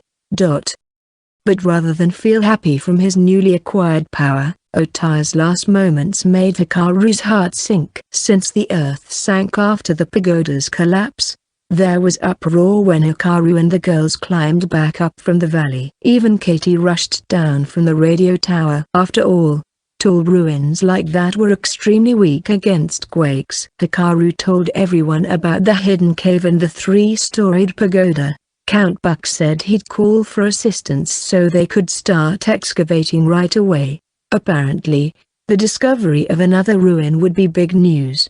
The next day, the Count called Hikaru to the Catford's Lord's mansion to explain what happened at the pagoda. He thought it cumbersome, but thought if he told them exactly what transpired, he wouldn't have to do anything else. I'll just do what I have to do, Hikaru thought. So you're Hikaru. He was greeted by the local lord, a pale, timid man. Hikaru started explaining. The three-storied pagoda was the residence of the man who drove the construction of the radio tower. He was studying holy mana, and that the energy was given by a dragon. Hikaru tried explaining about radio, but they didn't seem to get it. When he told them it was a magic item used to transmit someone's voice far away, they seemed satisfied. Although they did ask with a straight face how it was built out of mere amusement. He already filled Katie and Silica in about all this yesterday. He told Silica that there was a mummified man in the pagoda named Ota Masaki. He left the part out about the Heaven's Messenger, though, since there was a chance she'd tell Sophie. As of the moment, Hikaru didn't know what Sophie or the church was planning. Until he found out, he decided not to tell her. If we can study more of this holy mana, we might be able to create something different besides magic items. Yes, perhaps some of the relics found used holy mana as a source of power, but with no supply, we can't do anything. That is true. The Count and the Lord were discussing things. In any case, the scrolls had to be safely recovered first before study on the holy mana could be done. Hikaru also omitted the part about True Vineyard since it was only his conjecture, although it was most likely the truth anyway. After all, humans tend to get out of control when they get their hands on advanced military weapons. So, Count Buck. When are you going to show me to the other ruins near the tower? Hikaru asked. I don't know what you're talking about.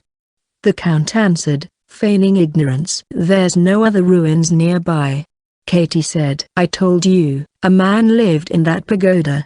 Records also indicated there was a village nearby. Besides, they wouldn't build a tower in the middle of nowhere. The man needed people to help build it. So there should have been a settlement nearby. You got me. Well, I didn't really think we could hide it forever. Indeed, there are ruins inside the forest. What? The official report didn't mention anything like that. They said the tower was built by a solitary sorcerer. Most of the magic items were actually discovered in the settlement. Everything should have been collected, but there was a chance we missed something. If we released the info to the public, robbers might ransack the place. Plus designating the tower, and nothing else, as an archaeological site means we can cut down on security. The Count said, ashamed.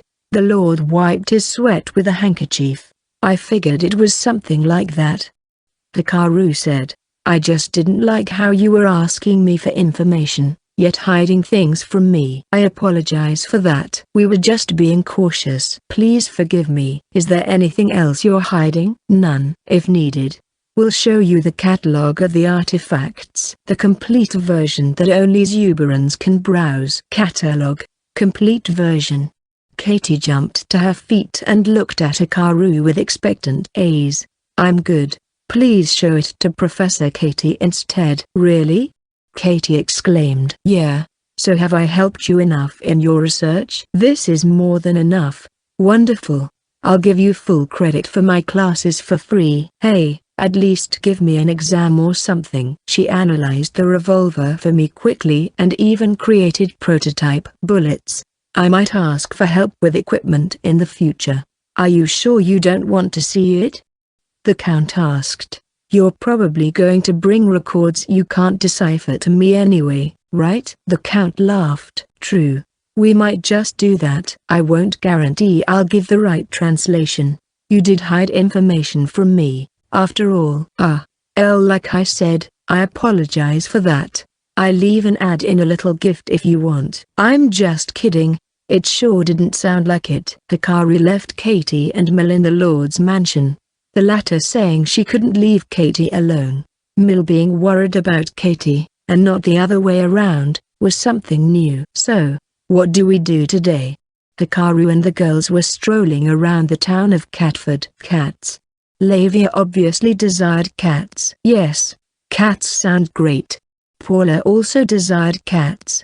Don't I get a vote? Celica asked. Is there some place you want to go to? None. Really? Alright.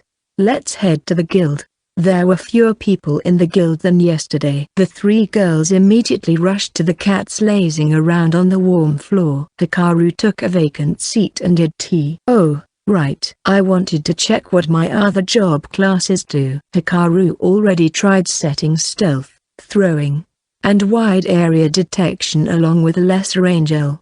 He planned to switching out throwing, a class he might not need right away, with something he hadn't used before. He hadn't actually told Lavia and Paula about this. He would do so once things settled down. Yeah, it's got to be this. He selected Common Chaos God, Eye of the Storm 3. If there was a class with common in its name, there would always be one without it. In this case, there should be a superior class called Chaos God. How the common part was removed, Hikaru didn't know. He had no idea how he obtained the class in the first place. Let's see its effects, Hikaru thought as he raised his cup of tea. Master, is the guild master here? An adventurer barged into the guild, sweating profusely, small wounds all over his body. What's wrong? What happened? Hey, isn't that one of the guys who tagged along to kill the giant rock viper? There was a stir among the adventurers. The giant rock viper, a kill target only recommended to adventurers rank C and higher. As such, no one had taken the request here at the Catford Adventurers Guild. The rest of the 4 stars of the East, Celise, Sophie, and Sarah, set out to kill it.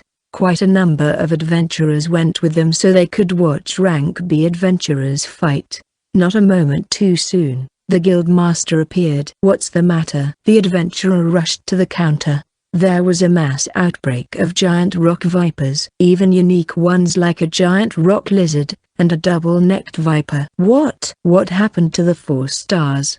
They retreated to a village and barricaded themselves. That place barely has any means to defend itself. "Please, master, send for reinforcements." Hikaru was shocked as he listened. The 4 stars appeared to have everything under control. Were the monsters really that powerful? Ha ha ha. After all that showing off, and this is what happens? This is why you can't trust female adventurers. I bet they only got their ranks by offering their bodies to some guild master. The man laughing was the adventurer who picked a fight with Sellies yesterday and got beat up in a matter of seconds. He didn't go with the ladies, presumably because he was badly injured, judging by his bandage. "What did you say?" Silica appeared, the air around her. "No, mana," she emitted, caused the more keen adventurers to turn pale and step back. With mana detection, Hikaru could see the mana enveloping her expanding. The adventurer who laughed, however, appeared to be too thick to notice it. They lost against monsters below their level. They deserved to get laughed at. Such a shame, though. If they were against goblins or orcs, they'd be suffering a fate worse than death. Those monsters would have XXXXX them by now. Vulgar words came out of the man's mouth. Huh? The next moment, the table the man was at flew and crashed into the wall. Plates and mugs scattered in all directions. Eek. She just used magic inside the guild. Was that magic? She didn't even chant anything. It doesn't matter. It's clear this black-haired woman did it. Get him. Boys. Not one soul moved. Some were frightened, some believed she had every right to be furious, and some simply didn't want to get involved. That's enough. The guild master roared. We have an emergency in our hands. I will not tolerate fighting among adventurers. From now on, anyone who stirs up trouble will receive severe punishment. Then get that woman right away. Did you not hear me? I said from now on. You there, brief us on this situation. After getting things under control, the guild master turned his attention to the adventurer who came in with the report. Why yes, sir. I think the 4 stars alone would have won the fight. What do you mean? The adventurers who went with them tried to take materials from the dead monsters. The guild was abuzz. When a monster was slain, ownership rights immediately went to the one who killed it. Others taking materials, therefore, constituted theft. But the giant rock viper was still alive and went on a rampage. Several adventurers were bitten. The adventurer continued. A giant rock viper's venom is deadly. Losing their lives is a bit too harsh of a punishment for stealing. The guild master said. They're still alive. What? The ladies saved them. Lady Sophie used healing magic to keep them alive, while Sellies protected them from the monster's attacks. But even Sellies got wounded. That's when the unusual monsters appeared, forcing them to retreat quickly to the village. So you're saying those ladies cleaned up after those guys' mess? Yeah, that's just how Sellies is. Silica interjected. Tell me where they are. I'll go and kill all those monsters. You're a member of the 4 stars too, right? Please help them. The guild will back you up. We have no time to waste. Get me a horse. A guild staff bolted out of the building. Inside the guild, adventurers were either excited or frightened, but couldn't hide their curiosity. Some made a quick exit. How are the villagers? Sellies already ordered them to evacuate, but she and her friends are drawing the monsters' attention away from the villagers. So we really don't have much time. I got the horse ready, the staff said as he returned. Hikaru, Silica said. She seemed to be having trouble getting the words out. I'm sorry. Hikaru replied. No, it's fine. I understand. This is my party's problem. I can't ride a horse. It's got nothing to do with you. Wait, what? Someone else has to take the reins and I'll just get on the back. Any good riders around? I'll task a few adventurers to take you to the village as a special request. The staff said. Are you sure you're coming? Celica asked. Of course. Lavia, Paula, you're coming as well. Okay. Me too. But there's a healer from the 4 stars this time. We can just give her all the credit. Hikaru whispered to Paula. Really? This is a great opportunity to make the most one. Powerful and well-known adventurers like the 4 stars were valuable.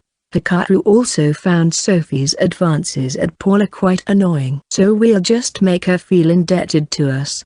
Judging by her personality, she'll have no choice but to back off. Hikaru also wanted to make money. You can never have too much money. We still don't have enough saved to live comfortably. This is also the best chance to try out my new ability.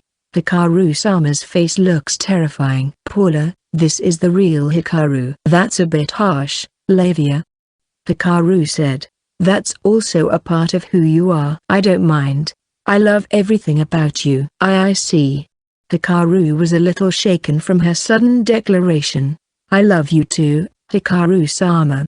Okay, I get it. Not even flustered. While they were talking, the adventurers who would accompany them were already selected. You guys aren't even the least bit nervous, Celica said, amazed. You even looked unfazed after destroying the pagoda.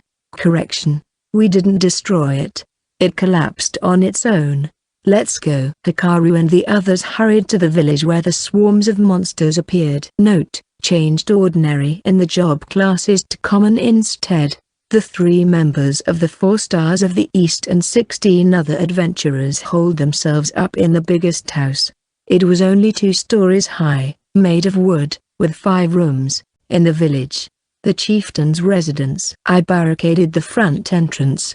The toilet's hole leads outside, so I closed that too. But will we be fine here? What do we do if one go number 1? Just get a jar or something. Following Celiza's orders, the adventurers reinforced the whole house. While it was made of wood, the materials used were of fine quality. It would be enough to defend themselves for a while. Celiza herself was lying down on the first floor's dim living room, lit up only by a lone magic lamp.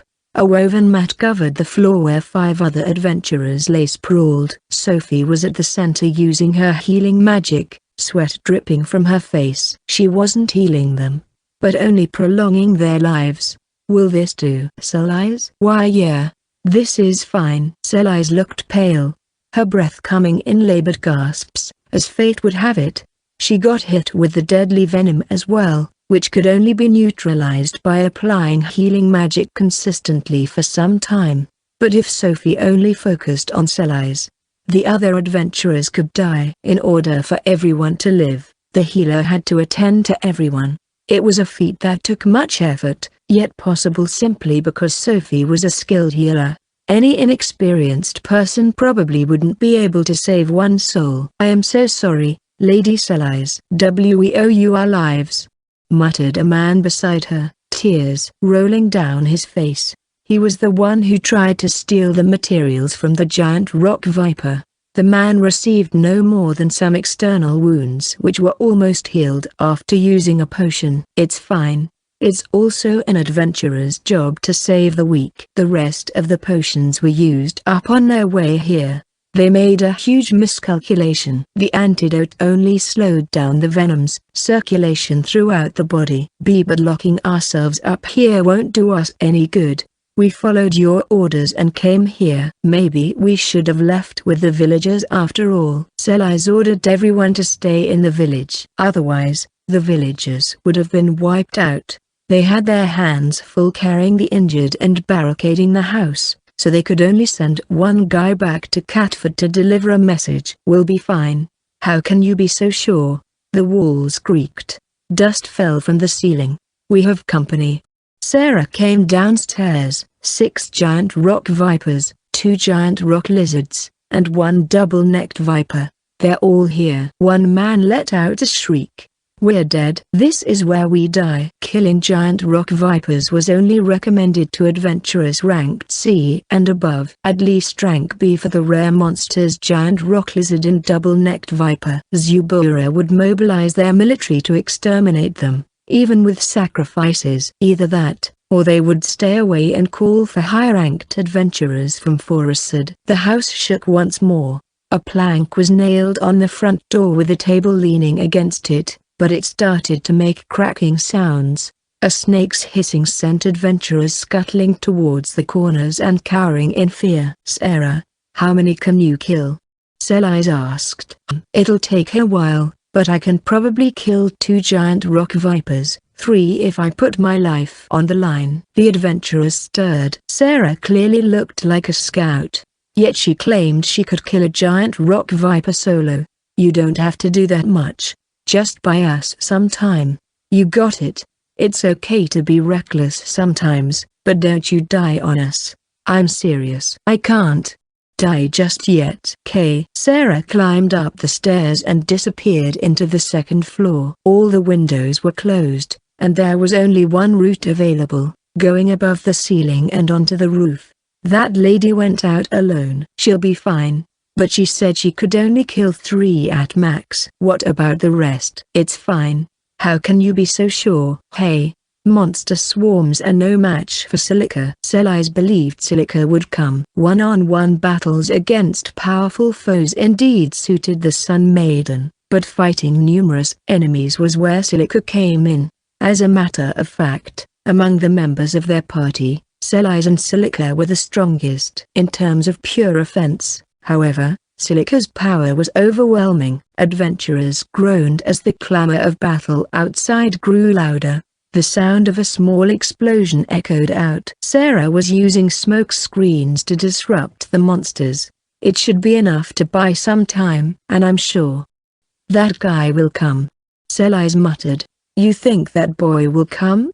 Sophie said. "Why do you trust him?" "It's just my intuition. If he comes, we'll surely win." "But, Sophie, there is right or wrong when killing monsters. If him coming means everyone will be saved, wouldn't that be a good thing?" Selise coughed. "Don't talk, please, just save your energy." "Very well. I don't want his help, but if he brings Paula with him, she can heal you right away." "I don't want his help." Of course. Sweat trickled from Sophie's forehead down to her chin and onto the floor. She was extremely proficient in healing, capable of casting advanced healing magic continuously without losing focus, while also able to hold a casual conversation. The sound of battle grew ever louder. No one talked. Silence fell in the room. Only the ragged breathing of the injured could be heard. "Come on. Did you really have to say you don't want my help twice?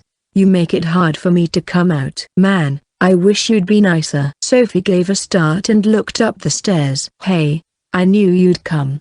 Selise laughed weakly. When the boy, Hikaru, saw her, he thought, "We made it just in time. The long-awaited Paula is here." Lady Sophie. "What's the status?" "Wait, is everyone okay?" Hikaru and Paula went down to the first floor. The adventurers watched them, eyes full of surprise, wondering where they came from. "Is the rescue team here?" "Yeah," Hikaru answered. "All right, we'll live." The adventurers cheered. "How many people came?" 30, 50, 7. "What? The other 3 just brought us here, though." "So only 4, essentially." Heavy silence descended, but Hikaru ignored it and came to Selise's side. He stooped down and whispered in her ears. "I'll let Paula use her magic, but I need you to say she only assisted Sophie. You still want to keep her abilities secret? Your reputation will improve, and you'll owe me one. It's not a bad deal, don't you think? You're awful, you know that?" "You know I can't refuse your offer. I know you saw this coming." "Sun Maiden, my foot." "Change it to Scheming Maiden instead. That's just how people call me.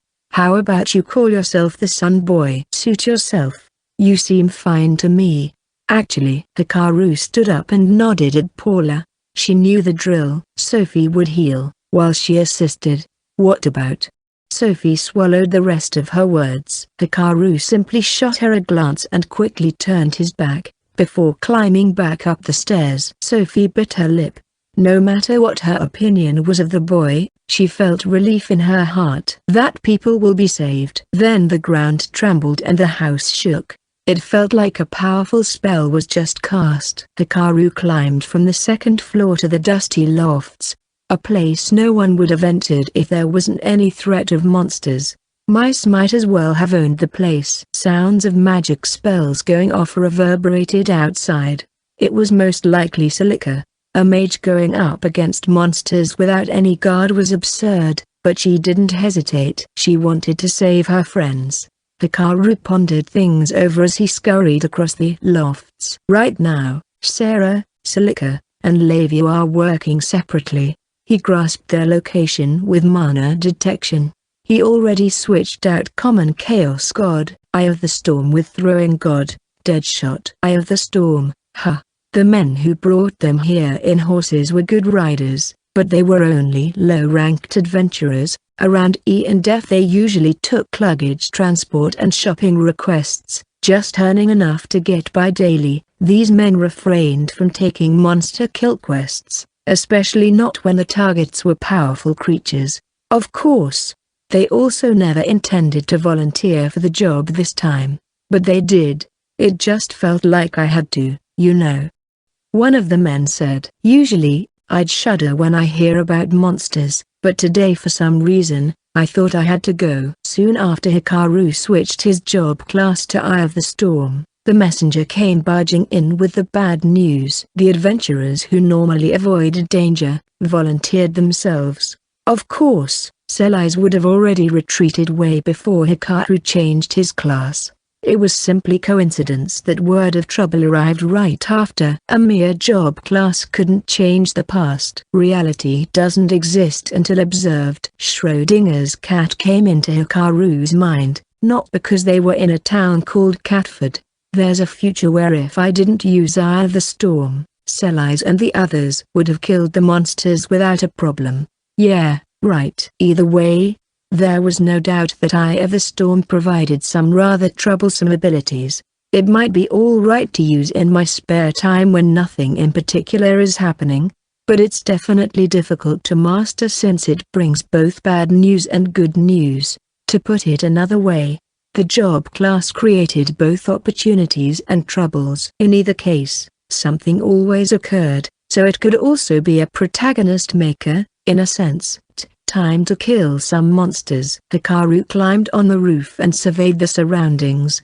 He already checked the situation with mana detection, though. On the northern side stood trees with leaves that had just started falling. There, a huge snake covered in lustrous crystal. Its body the size of a log and about 5 meters long, wrapped its body around a tree. Giant rock vipers were extremely tough and agile. Sarah leapt from tree to tree, using smoke screens to rob the monsters of their vision. She fought 2 of the vipers by employing hit-and-run tactics. The southern side was open, though clouds of dust were rising in the air. I call upon the air spirits. O fickle wind, join together and form a circle. Stop the rushing breeze and soar towards the sky. Celise chanted within the cloud of dust. Hikaru could hear a rumble, as a basic air magic, whirlwind, materialized, producing a wide area smoke screen. The giant rock vipers coiled themselves up and watched cautiously. The creatures already knew it was no ordinary smoke screen. One was already dead, skewered by a huge stone spear that jutted out of the ground. Rock wall. A wall made of rock formed around Celica, rising like folding screens. It made a circle around her. She was using both air and earth spirit magic at the same time, something only very few mages could do. Hikaru guessed it had something to do with the spirit affection on her soul board, but he hadn't confirmed it yet. With a sharp hiss, 2 figures charged straight despite the wind. Giant rock lizards, monsters with 2 legs. Its face was the same as the viper, its body also covered with identical scales, but it only stretched 3 meters long. It didn't possess a weapon, but with its bulky arms, It destroyed the rock wall that Silica created with one punch. The two creatures lunged at her, but Silica was already gone. She'd already predicted the monster's actions. "That's a level 104 monster slaughterer for you," Hikaru thought. "I'm counting on you, spirits." Icicle Strike. Silica cast a hybrid spell, a powerful technique that only those who could use two types of spirit magic simultaneously could pull off. First she finished to chant and kept the spirit on standby. Then she used an ice-type spell, a superior version of water magic, together with a rock hammer created with earth magic. The giant rock lizard's armor blocked flames and wind. Sloppy swordsmanship probably wouldn't work either. That's where freezing and a powerful blow came in. The former would cause the water in the scales to expand, destroying the armor from the inside, and then a blow would completely break it. The monster shrieked. Its body surface smashed, blood spurted out of its flesh, but completely froze over quick. One suffered grave injuries, while the other, only minor ones. Perhaps the blow wasn't strong enough, but the spell was much more terrifying. Like lizards and snakes, the giant rock lizard was a poikilotherm. With its body temperature down, it moved a lot slower. Flame Gospel. A powerful fire spell engulfed the monsters. Hikaru spotted Lavia, who was hiding herself using her stealth. Two huge magic circles formed above the monsters and giant balls of fire dropped on them. Their movements slowed. There was no escape for the creatures. Flame Gospel completely devoured their bodies down to their bones, not allowing for even a shriek to come out of them. It doesn't matter if you have solid armor. If it's peeled off, fire can get through. With Lavia's spell though, I don't think it even matters if they had armor or not. But whatever, them freezing over should have been enough. "You're a monster, as always," Silica said bluntly. She was drenched in sweat. Apparently using hybrid spells required much concentration. It probably wasn't just that. She'd been firing spells left and right as soon as she arrived, which contributed to her exhaustion. Silica and Lavia used spells out in the open away from the smoke screen, rendering them vulnerable. But there was no need for worry. And that's 3 down. Hikaru already used his stealth to get close and cut off the heads of the 3 remaining giant rock vipers that were staying on the sidelines cautiously as they let the giant rock lizards attack. "Man, this thing is sharp." He used his wakizashi with 5 points on power burst. One leap was all it took for Hikaru's arm to reach the monster's necks. The buff from assassination and the wakizashi's sharpness made it possible to slice their heads off in one motion. After seeing its other friends dead, the one last remaining viper tried to escape, but Hikaru had other plans. He hurled his dagger of strength, piercing the back of the monster's head. As it collapsed, he cut its head off too, just to be safe. "What are you?" Silica had been calling Lavia a monster metaphorically, but when she looked at Hikaru, it was as though she was staring at a real monster. "An adventurer." "That's not what I'm asking. What about Sarah?" "She's still fighting 2 of them." "Oh, right." Silica started running towards the northern side. "Good work out there, Hikaru." Hikaru? There's one missing. They couldn't find the double-necked viper. Hikaru expanded his mana Datishin's range. In order not to put too much stress on his brain, he set the search radius to 1 kilometer and only horizontally. There. Wait. What the? He caught it right at the edge of his search radius. The monster had long since escaped. It seemed to be heading to the mountains beyond the coniferous forest, weaving through uncharted paths. It didn't take long for it to get out of range. "It's gone that far already?" "That means it escaped as soon as we arrived, before there was an actual battle. Maybe monsters have something like instinct as well." "The double-necked viper already escaped," he said. "It did? Are you sure we shouldn't go after it?" "Nah." The monster escaped to a place uninhabited by humans. Apparently the deeper they went the stronger the monsters. There was no need to go after it. Lavia seemed to understand. In the meantime, Hikaru felt one of the giant rock viper's life force fade out. while the other was headed their way. The bloody monster slithered towards them, faster than a human running. "Come on. How could you miss one?" After checking that Sarah and Silica couldn't see him, Hikaru took out his revolver and pulled the trigger. With a loud bang, a huge fireball emerged and engulfed the giant rock viper. The monster shook its gigantic head, but soon stopped moving. "It's weaker than when you cast your spell directly," Hikaru said as he watched the dead creature. "About 30% weaker, I think. Sounds about right." Sarah arrived, wearing an expression of disbelief. "You killed it?" "How?" "Ah, with magic." "Something like that," Hikaru answered. He didn't intend to tell them about the revolver. "All right, then. Cleaning up will be a drag." Catford's Adventurers Guild's atmosphere was electrifying. The sun had long set, but monster materials brought in were met with cheers and applause. No one had completed a kill quest for rank C monsters and above in Catford in 20 years. Incidentally, Lavia's fire magic completely burned the rank B monsters, the giant rock lizards, so they couldn't recover any materials from them. The guild master came out and declared, "Tonight, foods and drinks are on the guild," causing the crowd to go wild, then quickly returned to his office.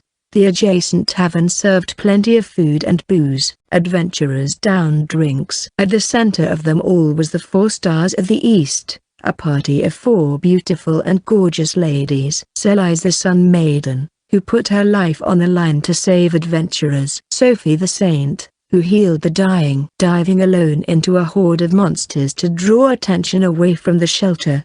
The brave Sarah, and Silica, the sage who slaughtered monsters. Hikaru planned most of it, but still their reputation skyrocketed. The adventurers who made fun of the ladies, saying they were dead, had long bailed. Only the neutral ones and the 4 Stars devotees were left. Adventurers would flock around free booze. If they learned more of the ladies' exploits, their fanbase would surely grow. "This food's quite good." Hikaru and the gang sat at a table in the corner of the tavern, digging into their food. A garlic-filled mix of potatoes fried in meat oil, a bit of bacon and salt to taste. Basically a junk food. But it wasn't as though Hikaru disliked junk food. He missed MCD's French fries dearly. It could be a bit more spicy. Lavia said, "You always want them spicy." Paula said, "I'll go get some mustard." She scuttled towards the counter where adventurers quickly gathered around her, wanting to strike up a conversation. It didn't look like she'd be back soon. No one approached Hikaru's table. They've arranged it so that his role in the current case was simply bringing the healer Paula. The 4 Stars would receive all the glory as previously discussed. The 4 Stars sat on the center table where the most luxurious food was served, but they didn't seem eager to eat. Drunk adventurers talked to them incessantly. Even merchants and nobles joined in. "It's rough being a celebrity," Hikaru said. "You look happy." Hikaru. Why wouldn't he be? He managed to test his job class. He would get 90% of the proceeds of the monster materials as agreed with Selai's, and best of all, no one bothered him. Only Paula drew the attention of the adventurers since she assisted Sophie. All she did was take over what Sophie did, prolonging the victims' lives, just making sure they didn't die, while Sophie used healing magic individually. At least that was the plan. But Paula's magic was so strong that she actually healed them. They gave Sophie all the credit, of course, and since Sophie despised lying, her icy glare on Hikaru at the moment was understandable. Hikaru flashed a smile in return. "Hey, Mr. Hero. You saved our hides this time." Selai's arrived and took Paula's seat. How she managed to slip out of that crowd was a mystery. "Sorry, but my friend's sitting there." "Ha ha ha. Most men would wear crude smiles when I arrive. Maybe only crude men gather around you. Perhaps. Unfortunately there aren't a lot of adventurers around who can cut off a giant rock viper's head in one slice. I don't know what you're talking about." "Do you really still need to hide it? Just tell me what you want." Selai's looked just a bit disappointed. "The assessment of the materials will take a bit of time. Once they've computed the total price, They'll deposit the money to my account. After that, I'll transfer your share to your account. Sounds good to me. Are you sure? With what you did, you could get promoted to rank D. Or even C. Forestier's Adventurers Guild is short-handed, after all. They'll seriously consider it. Is there any benefit to getting promoted? We can go on jobs together. Haha. Good one. What if I'm serious? I don't think I'll be able to breathe surrounded by women. I see your point. We've taken jobs where we were the only women around. It was quite rough. Oh, and you can take profitable requests when you're higher ranked. There are plenty of ways I can take high-paying jobs. Like making rank B adventurers owe me one. Do we owe you one, though? We're taking care of the annoying part, so I say we're even. You can't put a price on life. Even if you gave me all the money from this job, it won't be enough. Selise laughed. I'm just kidding. It's hard to tell when you're joking or not. My bad. It's just fun talking with you. It felt like Selise was getting more and more blunt. She'd usually wear a bright smile at adventurers, staff guild, or ordinary citizens, but when talking to Hikaru, she would show her scheming side. Lavia watched the two of them in silence. So anyway, there are other perks to having a higher rank. You can access information through the guild's network, and meet people you wouldn't normally see. Also, although this one takes a bit of effort, you can enter the library called the Adventurer's Wisdom. A library? Lavia asked. Yes. You have to be at least rank C, though, and it's located in Bios, so getting in won't be easy. The suzerain state of Bios was the headquarters of this world's church. From Catford, one would have to go through Ponsonia and their Nine Beast. Forestier and Bios had a close relationship. More precisely, no country made an enemy out of Bios. God existed in this world, and no one wanted to invade a nation with no military power. Lavia was clearly interested in the word library. I don't really feel like proactively going up the ranks, Hikaru thought. But maybe we can take a bit of a tour. Maybe with stealth, we can get a free pass into the library. Once we've seen everything in Forestier, we could go to Bios. Selise. Silica called. More men gathered around them now, too many to handle. They're calling you. I should go back. It's hard being a celebrity. It's what you wanted, right? Can't say I feel sorry for you. I have one last question, though, if you don't mind. Selise wore a serious look. Giant rock vipers are basically snakes, right? Wasn't it strange how they attacked in groups? Hikaru thought that as well. But it was a tough question to answer. Their unusual behavior could be attributed to them simply being monsters. I don't know. Maybe something odd happened. Yes, exactly. That's why there are peculiar monsters as well. Then there's the abnormal outbreak at Unelporten. Have you thought that perhaps something strange is going on? Selise had no points on instinct. It was something she arrived at logically. As such, her speculation carried weight. I'm not an expert on monsters, Hikaru said. It wasn't as if he had no theories in mind. If there were only vipers around, he probably wouldn't have thought much about it. But they fought lizards too. Lizards could evolve into dragons, right? The abnormal outbreak in Unelporten was caused by a subspecies of the earth dragon. Dragons and dragons. It seemed as though something strange was happening with these two species. Okay. Selise stood up and returned to her table. Whether she was satisfied with Hikaru's answer or not, he didn't know. Paula returned with a jar of chili pepper and garlic soaked in olive oil, something used in Italian cooking. Thanks for waiting. Was Selise here just now? Yeah. The crowd made it hard to breathe, so she escaped here. Silica called her back, though. What's wrong, Lavia? I think Selise just wanted to have a chat with you. What do you mean? It feels like she shows her true face when talking to you. Oh, I know what you mean.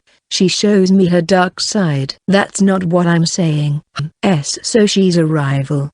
Paula cut in. A rival? I don't intend to compete with a rank B adventurer. Lavia-san, is Hikaru-san the dense type? He's actually quite sharp, but he's a bit slow with these kinds of things. Wow, rude. I'll have you know I can tell what someone is planning based on their gestures and how they talk. Paula and Lavia exchanged glances. So Hikaru-sama is dense. Gotta watch out. The girls were whispering to each other. Hikaru was glad they got along, but he felt alienated as well. He felt just a bit sad. Anyway, I guess this stormy day is over. It'll be a while until I use the job class again. Hey, let's meet up with Professor Mill and Katie tomorrow to discuss our next plans. I don't think we need to stay in Catford any longer. Is the 4 Stars of the East here? The guildmaster showed up at the bar with an indescribable look on his face. Sensing something wrong, everyone gradually became quiet. What's wrong, guildmaster? Selise rose from her seat. The guildmaster made a beeline for her. You're from Ponsonia, correct? Yes. Do you know about the dispute between the prince and the princess? We do. We just received new info. I double-checked it and apparently it's true. What is it? Adventurers who didn't know the situation in Ponsonia were talking among themselves. Seriously? That place sure sounds dangerous. The guildmaster nodded. Einbeast has declared war against Ponsonia. They already marched their forces and are closing in on the fort city of Letherelka. Later that night, a knock came at Hikaru's hotel room door. He already knew people were coming, and who they were, with his mana detection. You done talking with the guildmaster? Yeah. Can we come in? Hikaru ushered Selise and Silica into his room. They still wore their cloaks, which suggested they haven't returned to their own room yet. Hikaru took the pot he boiled water in and made tea for them. Thank you. Zubura might be warmer than the rest of Forestia, but it still gets chilly at night. Selise said. I'm sober now. Silica exclaimed. You are drinking? Hikaru asked. I figured out not long after I arrived here that I can actually hold my liquor. Being only 17 years old, she shouldn't have been able to drink back in Japan. In this world, though, it was not strange for 17-year-olds to partake of alcohol. Where are Lavia and Paula? Long day, so they're tired. They're asleep. Lavia had better stamina now, but today she traveled a long way, fired spells, and made the long trip back. What about your other friends? Hikaru asked. Sophie is also sleeping. Selise replied. She's too exhausted. Sarah's with her. You're doing fine for someone who was dying. I can't rest when we have a dire situation in our hands. So, what's the word? You came here to fill me in, right? The guildmaster said Unbeast declared war on Ponsonia. After that, he took the 4 Stars of the East to a different room. 2 hours had passed since then, and it was already way past midnight. There's some additional info. Selise took a sip of her tea and exhaled. Delicious. Why, thank you. Next time, I'd like to be the one serving you tea. Selise makes delicious tea. Really? Now? Okay, sure, if we get the chance. So anyway, fill me in. Einbeast really did declare war on Ponsonia. According to the notice sent from the central governments to the Adventurers Guild, they've notified the royal capital and the other nations, Quinbland, Forestia, Vereshine, and Bios, as well. Once a war started, the Adventurers Guild, which could be used as military force, would be notified. Adventurers ranked C and above were forbidden to enter countries at war. Is Einbeast taking advantage of Ponsonia's internal strife to invade? Essentially, yes. Though they've been holding a deep grudge against Ponsonia for a long time. Really? Einbeast is a country that welcomes any and every race, while Ponsonia is a kingdom built by humans for humans. But there are dwarves, elves, and even demi-humans in Ponsonia. Of course, but you'll see when you go to Einbeast. Humans are only about half the population. Normally there'd be more. So you're saying Ponsonia is persecuting non-humans? They might officially deny it, but yes. I heard the king of Einbeast himself had a taste of it in the past. There are even shitty nobles who treat beastmen like they're not human. Language, Silica. I don't know how else to describe them but shitty. Hikaru wasn't aware of the whole story until now. Not to talk badly of the dead, but it sounds like the late king was really a good for-nothing person.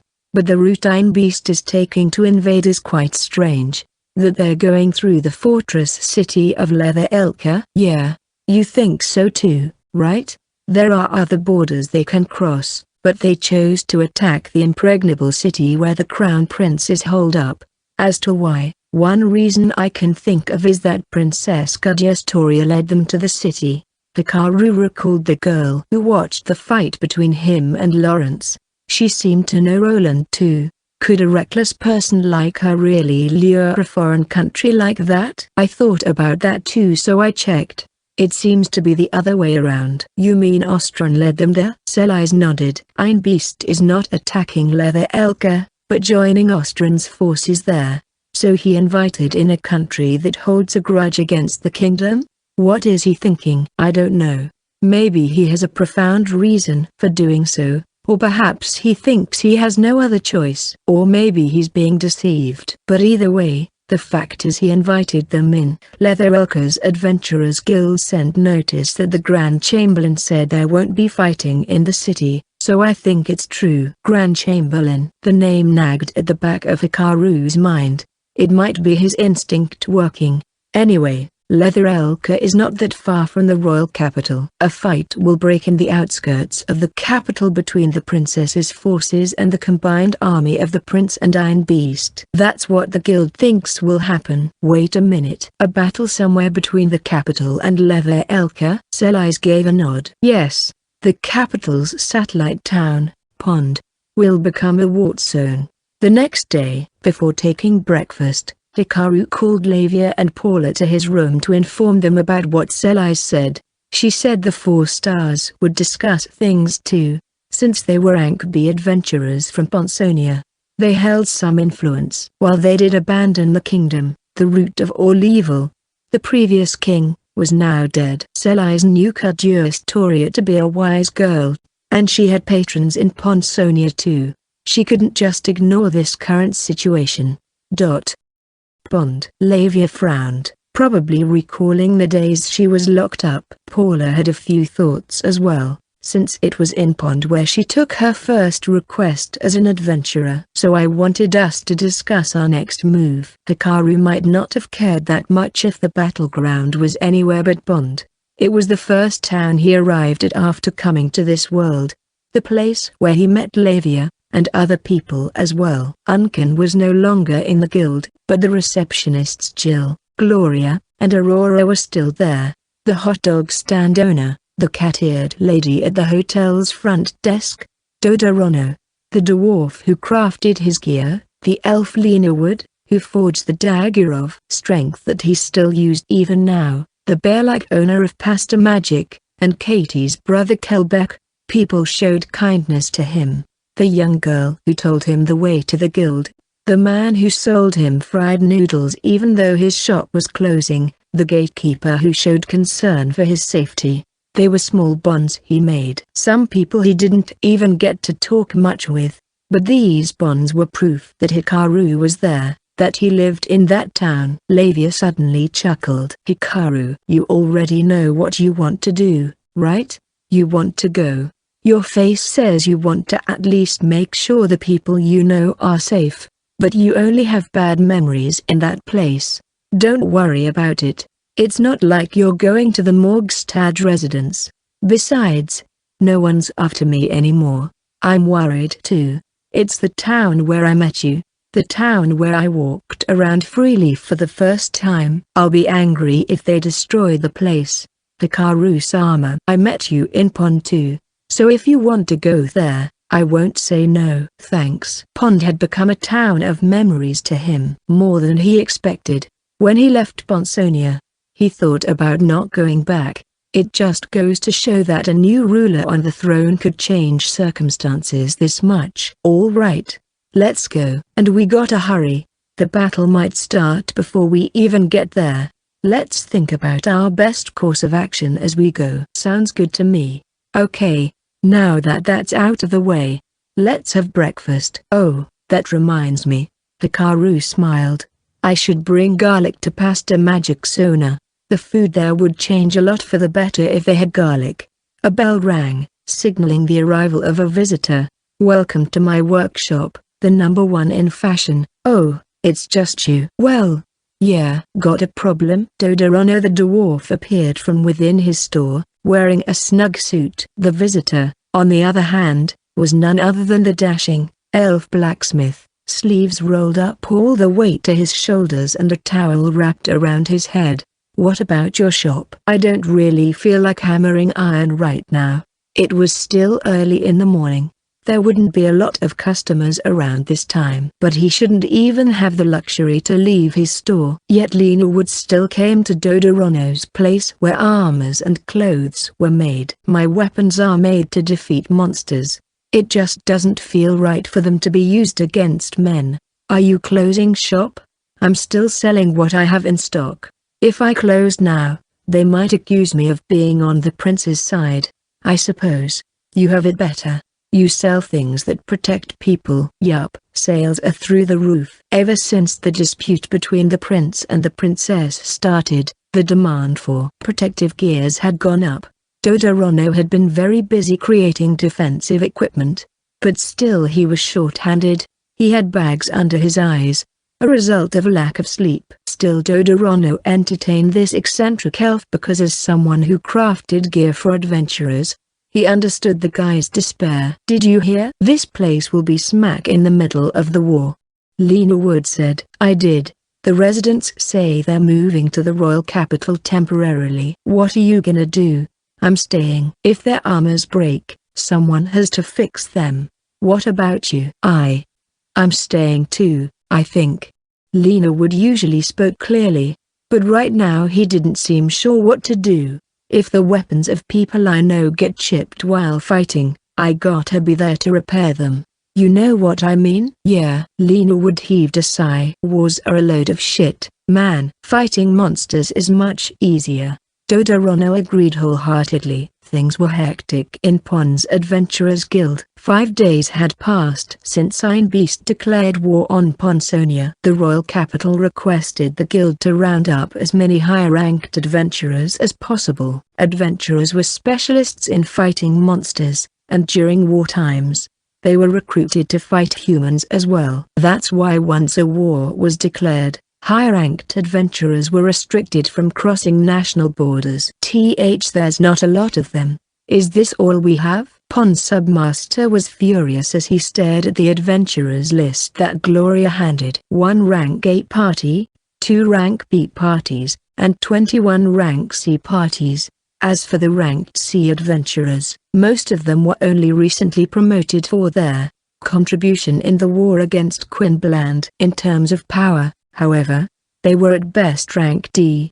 There wasn't any official notice in the war against the Empire. Unlike Iron Beast's sudden declaration, the conflict against Quinbland was something that occurred gradually, slowly escalating conflicts that turned into an all-out battle. With Ponsonia's withdrawal, there was now an implicit ceasefire between the two countries, which made it possible for the 4 stars to leave. A lot of the high-ranked adventurers were turned off from the sudden number of promotions lately. It had to be done. The guild gets more money from the kingdom if we have more high-ranked adventurers. Try telling that to the adventurers rank B and up. The submaster shrunk under Gloria's words. He had used his authority to send rank C adventurers for the transport of Count Morgstad's daughter, a primary witness to her father's murder, and completely disregarded the client's request to hire the 4 stars of the East. As a result, the job ended in failure,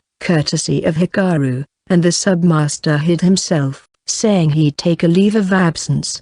But then all of a sudden, Unken, Pon's guild master, resigned. The submaster returned, firmly believing he would be the next guild master, no matter how unreasonable it sounded. Needless to say, Unken was succeeded by someone else, a person from the royal capital.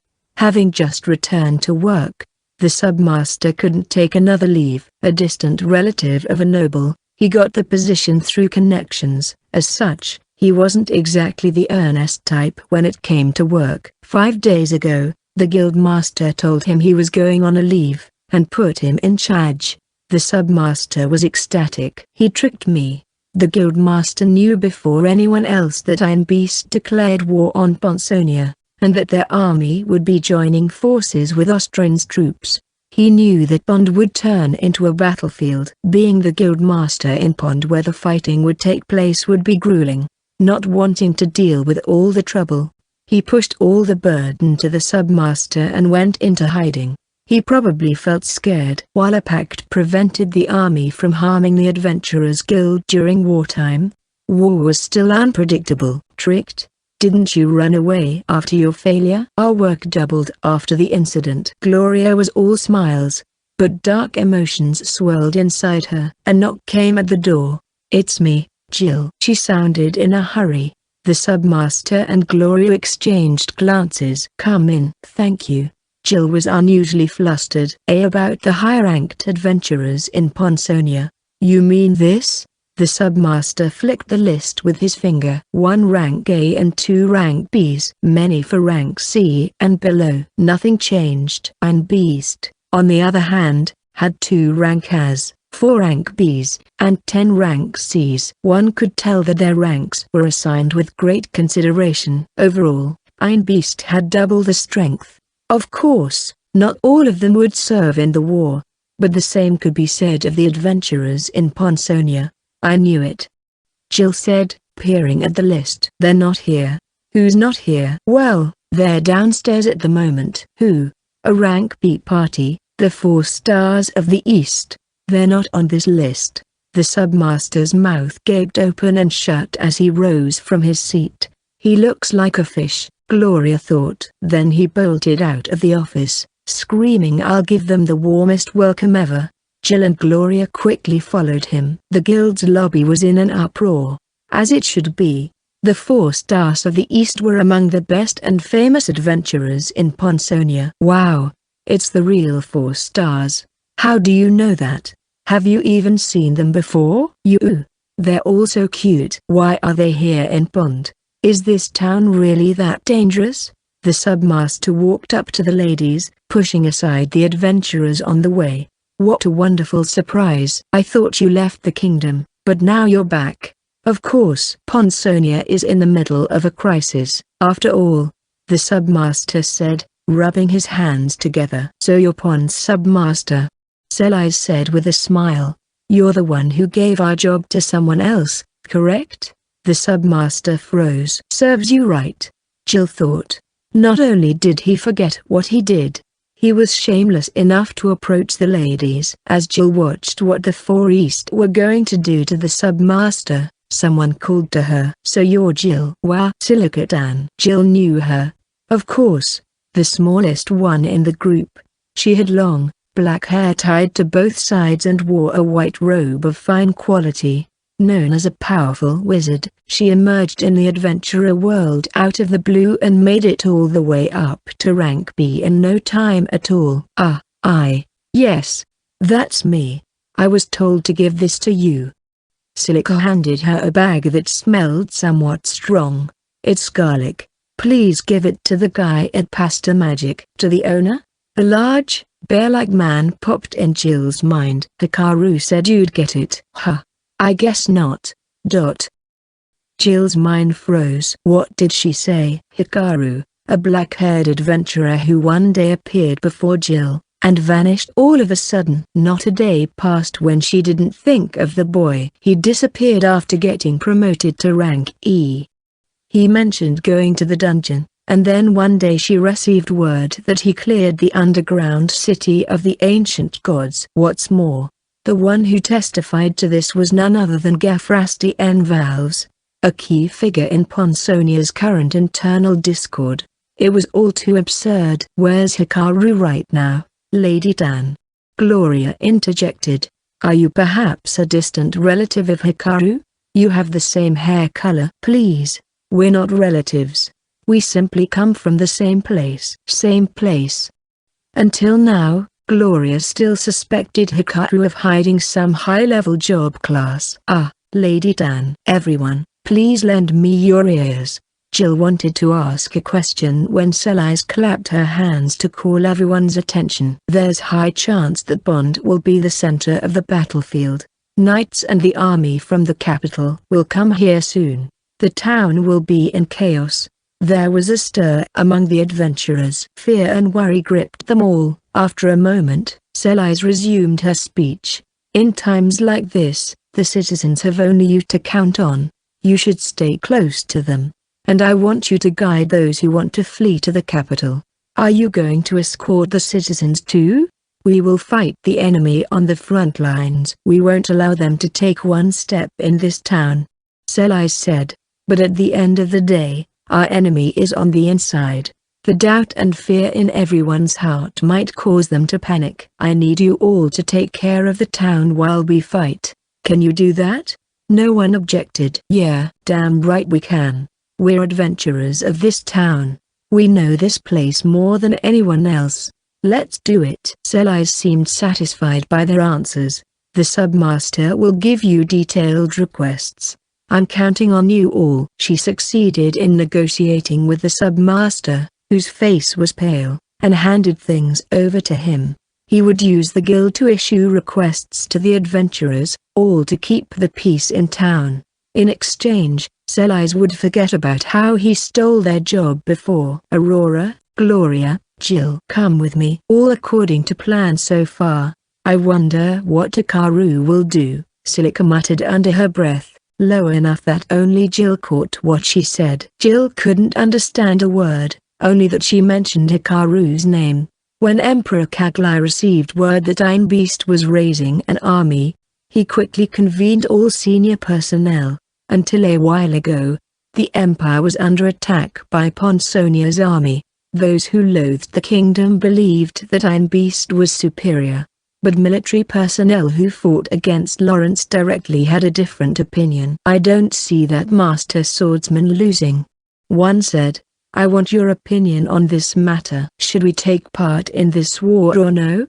Kaglai asked, snugly sitting in his chair. Being a man-gnome, he was short, but none present looked down on him. Most of the people objected to participating in the war. Your Majesty, even if Ponsonia won, their power would be severely reduced. There would be massive outflow of funds, food, and even talented people. It'll be our chance to absorb them all. What if Einbeast won? Then all the more so. Einbeast wouldn't lend a hand to Prince Austrian for free. There has to be an ulterior motive. Perhaps they'll kill the prince the moment he leads them into the capital, and take over Ponsonia. If Austrian resisted, there would be a battle between Austrian's troops and Einbeast's army. In that case, it's all the same. We can take advantage of the outcome. Yes, Your Majesty. It wasn't only the Prime Minister who thought Kaglai's vague answer strange. With all due respect, Your Majesty, it's easy. We'll profit while others fight. Indeed, just let them duke it out, while we sit back and watch. This is Ponsonia's punishment from the heavens. Their king died and now a neighboring country is going to attack them. Retribution for daring to invade our empire. They had it coming. Here. While the rest of the people were cheerful, Kaglai was deep in thought. Everyone, listen. The Emperor finally said. This war is a big opportunity for our empire. Everyone nodded. He finally understood our point. I don't even know why he had to mull it over. That's what they thought. But the opportunity I'm referring to is different from yours. What do you mean? The Prime Minister asked, sensing something wrong. I hear Princess Gudjastoria is a wise lady. She has the support of the valiant Margrave Grugschild and the mighty warrior Laurence, too. Even up against the combined forces of Prince Austrian's men and Einbeast's army, I do not think they will lose that easily. Do you think the princess will win? Yes, it is only but a hunch. But I intend to make it happen. Your Majesty, please give it to us straight so we understand. The Prime Minister was getting impatient. Alarm bells rang incessantly in his head. This is an opportunity for us to join hands with Ponsonia. With the Empire's support, Ponsonia will not lose. We will forget our long-held grudges. This is the perfect chance for us to forge a friendship that will last thousands of years." Men screamed, some turned pale. A few even fainted. The people of the empire despised Ponsonia that much. Isn't that right, Uncan? While the conference room was in a state of chaos, Emperor Kaglai saw something else. The heavens didn't will for the king to die or ein beast to attack. This is all the work of man. So I will open up a bright future for those who put their lives on the line for the empire. Kaglai's determination was firm, and he quickly shut down anyone who objected to his decision. He then sent a messenger to Princess Kaguya. His decision would bring a drastic shift in the empire's history. But hardly anyone knew that it was a lone assassin who sparked the change. Word of the war also reached Forester's capital, Forest. Queen Marquido was studying the information together with the Prime Minister Zofira. A war in this shitty winter season? Language, please. If you keep saying that, it might slip out when you talk in public. I can't help it, okay? Did you see my schedule? I'm swamped with work. Forester's winter was also called the season of politics. The first snow already came in Forest. Marquido's schedule was packed from morning to evening. Conferences, visits, appeals, dinner meetings, tea parties, and balls. But you were delighted about the exciting events we have this year. Well, yeah, I suppose. Thanks to Zubura coming down hard during the foundation anniversary, things will start to change. The Student Alliance aside, the mass wedding was sending huge ripples throughout the country. For Sylvester, Zubura's next representative and proponent of the plan, the Student Alliance might be more important since he would be a part of it, but ultimately, it was only a campus-wide organization. News of the mass wedding, an event that affected the general public, spread quickly like wildfire. That only meant that there were many couples who couldn't marry their partners, because they came from different places. Day after day, people sent applications through the service counter that the government set up. As of the moment, the only counter was in Forest. The plan was to serve the citizens in the suburbs and regional towns as well. No doubt that more and more applications would be submitted. The wedding's next spring, right? All right. I'll give them the best blessing they'll ever get. Are you out of your mind? Everyone will only get nervous if the queen barged in uninvited. It's a once-in-a-lifetime moment for them. Don't ruin it. What? No screen time for me? Why would you have one? You told me there would be plenty of wedding-related agenda in the meetings. Well, of course, there are many decisions to be made that affects the balance of power between the 7 regions. With that in mind, we can't use existing wedding halls or church, so we have to raise money to build a new one. We need to decide who will manage the whole affair as well, or if we need an actual position for that. How stupid. It's the government's job to settle stupid things. Want some tea? Yes, please. With lots of sugar. Zofira took water from a pot to make tea. So about the war. Your cousin's still in Ponsonia, right? You mean Aglaia? She is. You're not calling her back? At best Ponsonia's forces and the combined army of Austrian and Ein Beast will be evenly matched. If things go sideways, the royal capital might turn into a sea of flames. She's old enough to make her own decisions. She seems to like her life in the capital. Really? Is she into really old men? What? I mean, that guy she's with, Viscount Gafrasti, is an old man, right? Why do you have to drag romance into everything? I don't think that's proper behavior for a queen. Zofira placed Marquido's teacup before her. Your Majesty, our first agenda is how to unite all of Forestia. Only the heavens know of Ponsonia's fate, so let's forget about that. We just need to be ready regardless of who wins. Okay. Then here's more paperwork. Your Majesty. Okay. Until the next scheduled meeting, Marquido waded through all the paperwork. Ponsonia might be Forestia's neighbor, but to them, the kingdom's internal discord and Ein Beast's invasion was none of their business.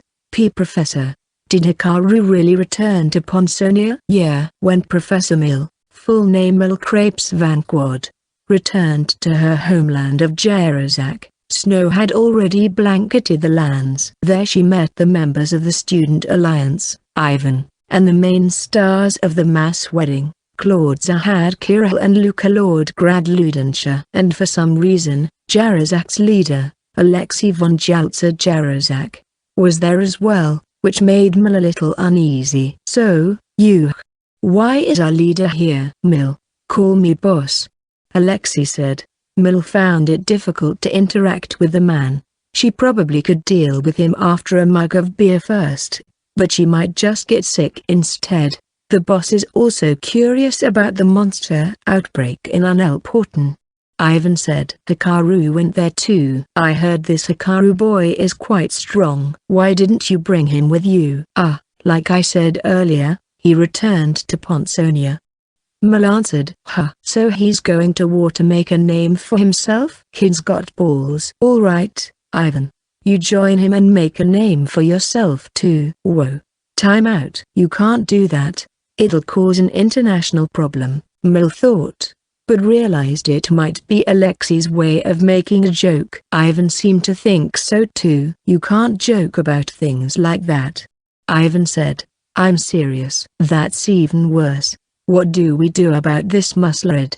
Mill thought, when Luka joined in the conversation. Is Hikaru going to be alright? I know he's from Ponsonia, but he didn't seem the type to put his life on the line for his motherland. I think so, too. Apparently he has some friends there. Katie also went with him. She went with him to Ponsonia? She mentioned something about a relative there. Mill didn't know the details. On the morning of their departure, Hikaru suddenly said he was going to Ponsonia. When Katie learned that a town called Bond would be the center of the battlefield, she wanted to come too. If I let this chance slide, I might not be able to see that person again. Katie sounded grim.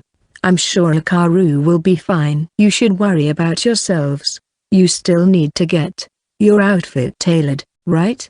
I doubt your family is giving you aid.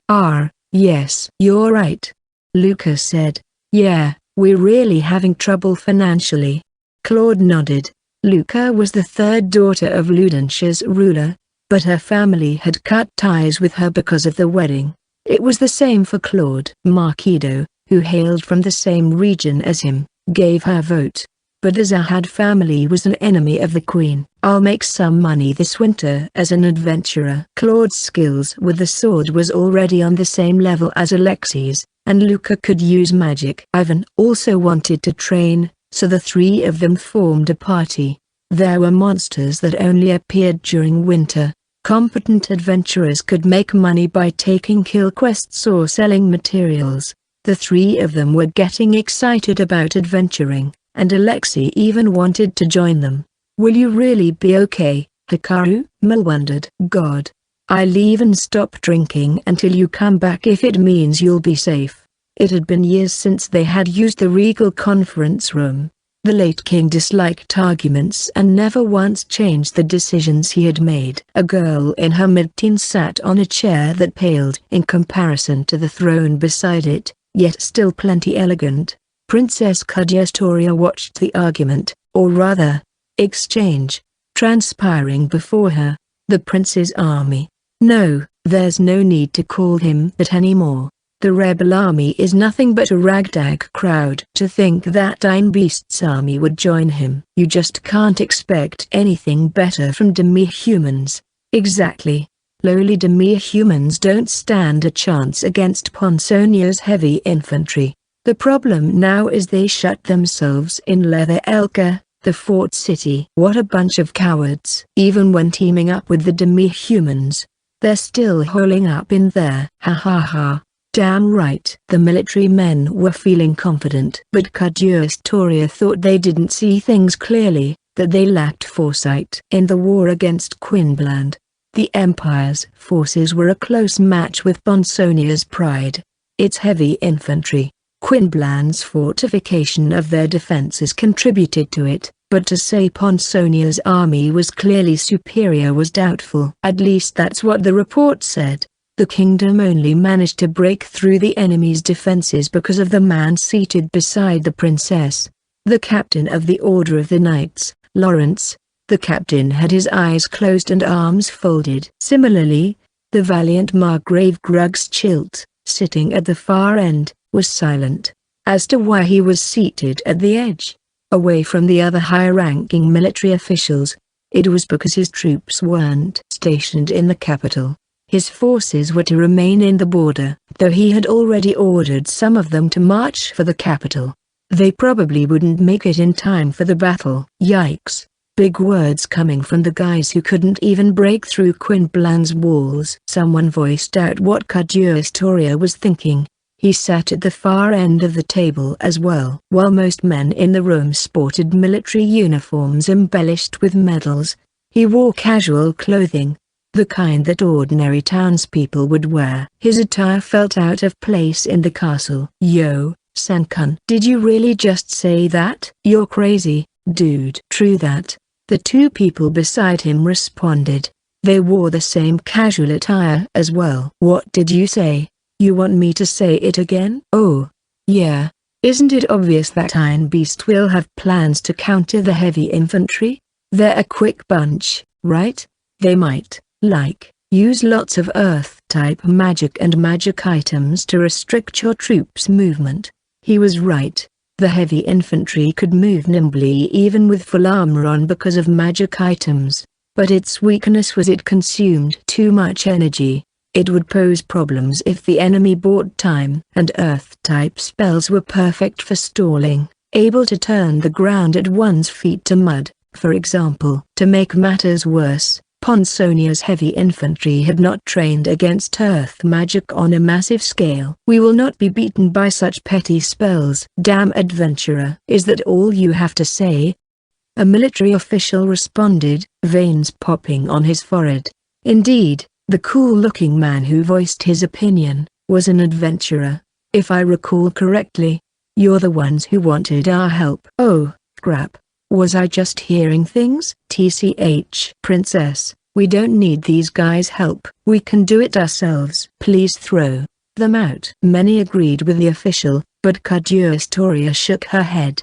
I cannot do that. Iron Beast is no doubt employing adventurers as well. I hear they have 2 ranked 8 parties.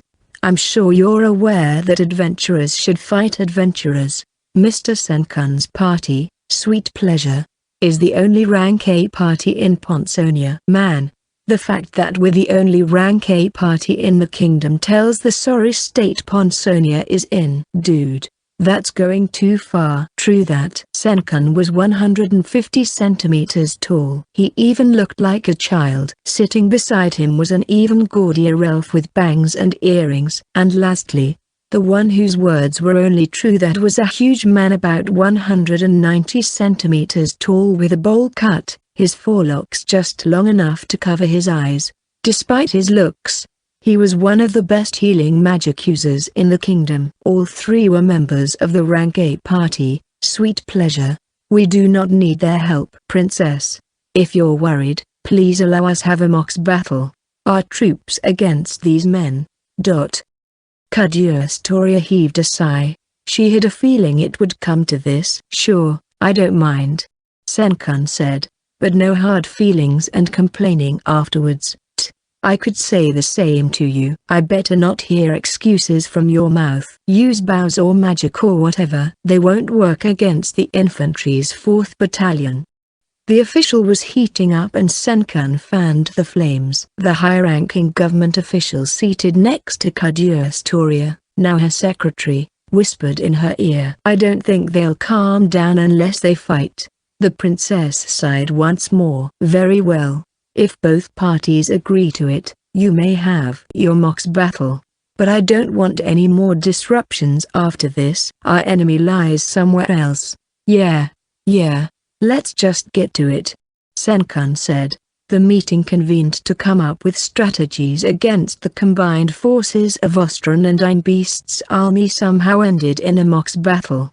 I can't believe it. An hour later, as Senkun had announced, the mox battle, fought in the Order's training grounds outside the castle, was already over. 3 adventurers versus 10 heavy infantry soldiers. The victor stood at the center. Man, that was easier than expected. Dude, like, I know, right? True that. All 10 soldiers lay sprawled on the ground. The military official stared at the scene in disbelief. What did they do? Kagyostoria wondered. As soon as the fight started, the soldiers flew in the air and crashed into the ground, then stopped moving. But the adventurers didn't do anything. They passed themselves off as bow and magic users, but based on my investigation, they specialize in creating traps. Lawrence whispered into the princess's ear. Traps. Kagyostoria realized something. Senkan knew this would happen. So before the fight, not a moment ago, but from way back, they set up the traps. Can outsiders enter the training grounds easily? No, but workers regularly come in for repairs and maintenance, so they disguised themselves as workers. Did you see that, princess? We won. Wait. You can't possibly call that a fight. I thought there'd be no complaining. The official swallowed the rest of his words. So, who's up next? Ponsonia's strongest man right there? Lawrence stared at Senkan intently. Are you a man-gnome? The captain asked. So what if I am? Nothing. A number of people's expressions changed. Those who knew that the king was killed by a man-gnome. Only a few were privy to the information. Princess, the heavy infantry are no match against sweet pleasure. Lawrence said. You're right. I understand your point, Mr. Senkan. You wanted to show that a few men can win even against a large army. Your strategy lies in preparations and leading enemy to the battlefield. That, and traps. Woo. You're smart, princess. That makes things easier. Senkan didn't have to agree to the mock's battle. After all, winning wouldn't earn them money. But by showing how they easily led the soldiers by their noses, people would think that perhaps they could do it against the enemy as well. Senkan agreed to the fight so his strategy would be accepted more easily. All right, then. I ask you, princess. Do you want to abandon Pond? Senkan asked nonchalantly. Before the officials could grasp the weight behind his words, Kagyostoria answered. If Pond is deserted, the enemy will surely use the town as a base. You will then trigger the traps you set up there. Is that what you're saying? Exactly. Will the enemy fall for an obvious bait? Of course, a few 100 people will have to stay behind. You'll have to sacrifice soldiers too. Someone has to play the cowardly soldiers who ran away role. How dare you suggest we throw lives away? Our soldiers are noblemen. A military man interjected, finally catching up with the conversation. Senkan's easygoing attitude suddenly changed. He gazed at the official with cold eyes. A few 100 lives will destroy the enemy. Or are you saying your plan of fighting fair and square won't have casualties? I hate to break it to you, pal, but thousands will die at the very least. You don't go to war for gains and losses. What a load of crap. Of course it's about gains and losses. I mean, we're getting 200 million from this job. Kagyostoria felt just a tad bit irritated at Senkan for disclosing that reward like it was nothing. What he suggested was logical, but lacked heart. To rule a kingdom, one must have compassion. You wouldn't get the citizens on your side by ruling through pure logic and reason. But if the royal capital falls, all this logic and compassion won't matter anymore. The choices weighed heavy on Kagyostoria's mind. If she followed Senkan's proposal, there would be fewer casualties and they could deal a heavy blow at the enemy. But problems might rise later on. The new queen treats her soldiers like they're disposable. In these kinds of strategies, those who were guilty of heinous crimes or received death penalty would be used, but the chances of success would go down. If they escaped and turned into bandits, the public's trust in her would plummet, but fighting the enemy head-on would result in huge casualties, and the kingdom's power would greatly decline. If the only downside is my reputation going down, then the fewer casualties is the better choice. Princess Kagyostoria. A messenger came running. What's wrong? There's a messenger from Quinbland. Everyone present, not just the princess, froze in surprise. Are they declaring war too? Kudustoria's face turned pale thinking of the worst possible scenario. Why would they be here? He says he come in peace. What? The Empire wants to form an alliance.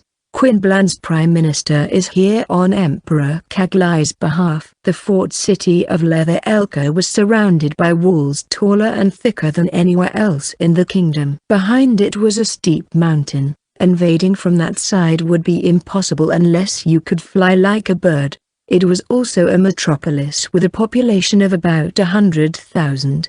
But because of the walls, the city had limited land. As such, people lived in high-rise buildings. Most were apartment buildings at least 3 stories high, with 10 stories being the tallest. Since there weren't any elevators in this world, citizens moved furniture using magic and magic items. After the chaos following the king's death, the Crown Prince Ostron came to Leather Elka. For a while the citizens were restless, but now they were gradually regaining their composure. However, chaos was about to ensue once more. Einbeast's 10,000 elite men were stationed just outside out of the city. While the citizens knew they came not for war, but to back Ostron up, the people were nonetheless uneasy. Apparently those are all demi-humans. I thought Einbeast was an enemy. What is Prince Ostron thinking? Plenty of rumors spread around. Carts filled with large quantities of food rolled towards the foreign army's camp. I heard they're not paying for it immediately, but after the war. The people sounded unhappy. As a matter of fact, Ostron fled the royal capital with nothing but the clothes on his back. He barely had any money with him. No noble ruled Leather Elka since it was under direct control of the royal family. The prince called the local governor to ask about their financial status, and it seemed they would last for a while, but they didn't have much to purchase food and pay outright. I see. So Lord Gerhardt says we can thank Einbeast for the reinforcements after the war. Ostron said, clearly relieved. He was in a mansion, the royal family's villa, that had its back against a cliff. It was barely used. The prince had only stayed here once before when he came for an inspection. Only maids looked after the place. Basically, it was a waste of money, and there were others in various places as well. Yes, sir, he said to focus on the war at hand first. A large man answered, almost 2 meters tall. His face looked human, but he had ears jutting out of his head, and fur on his back colored yellow and black.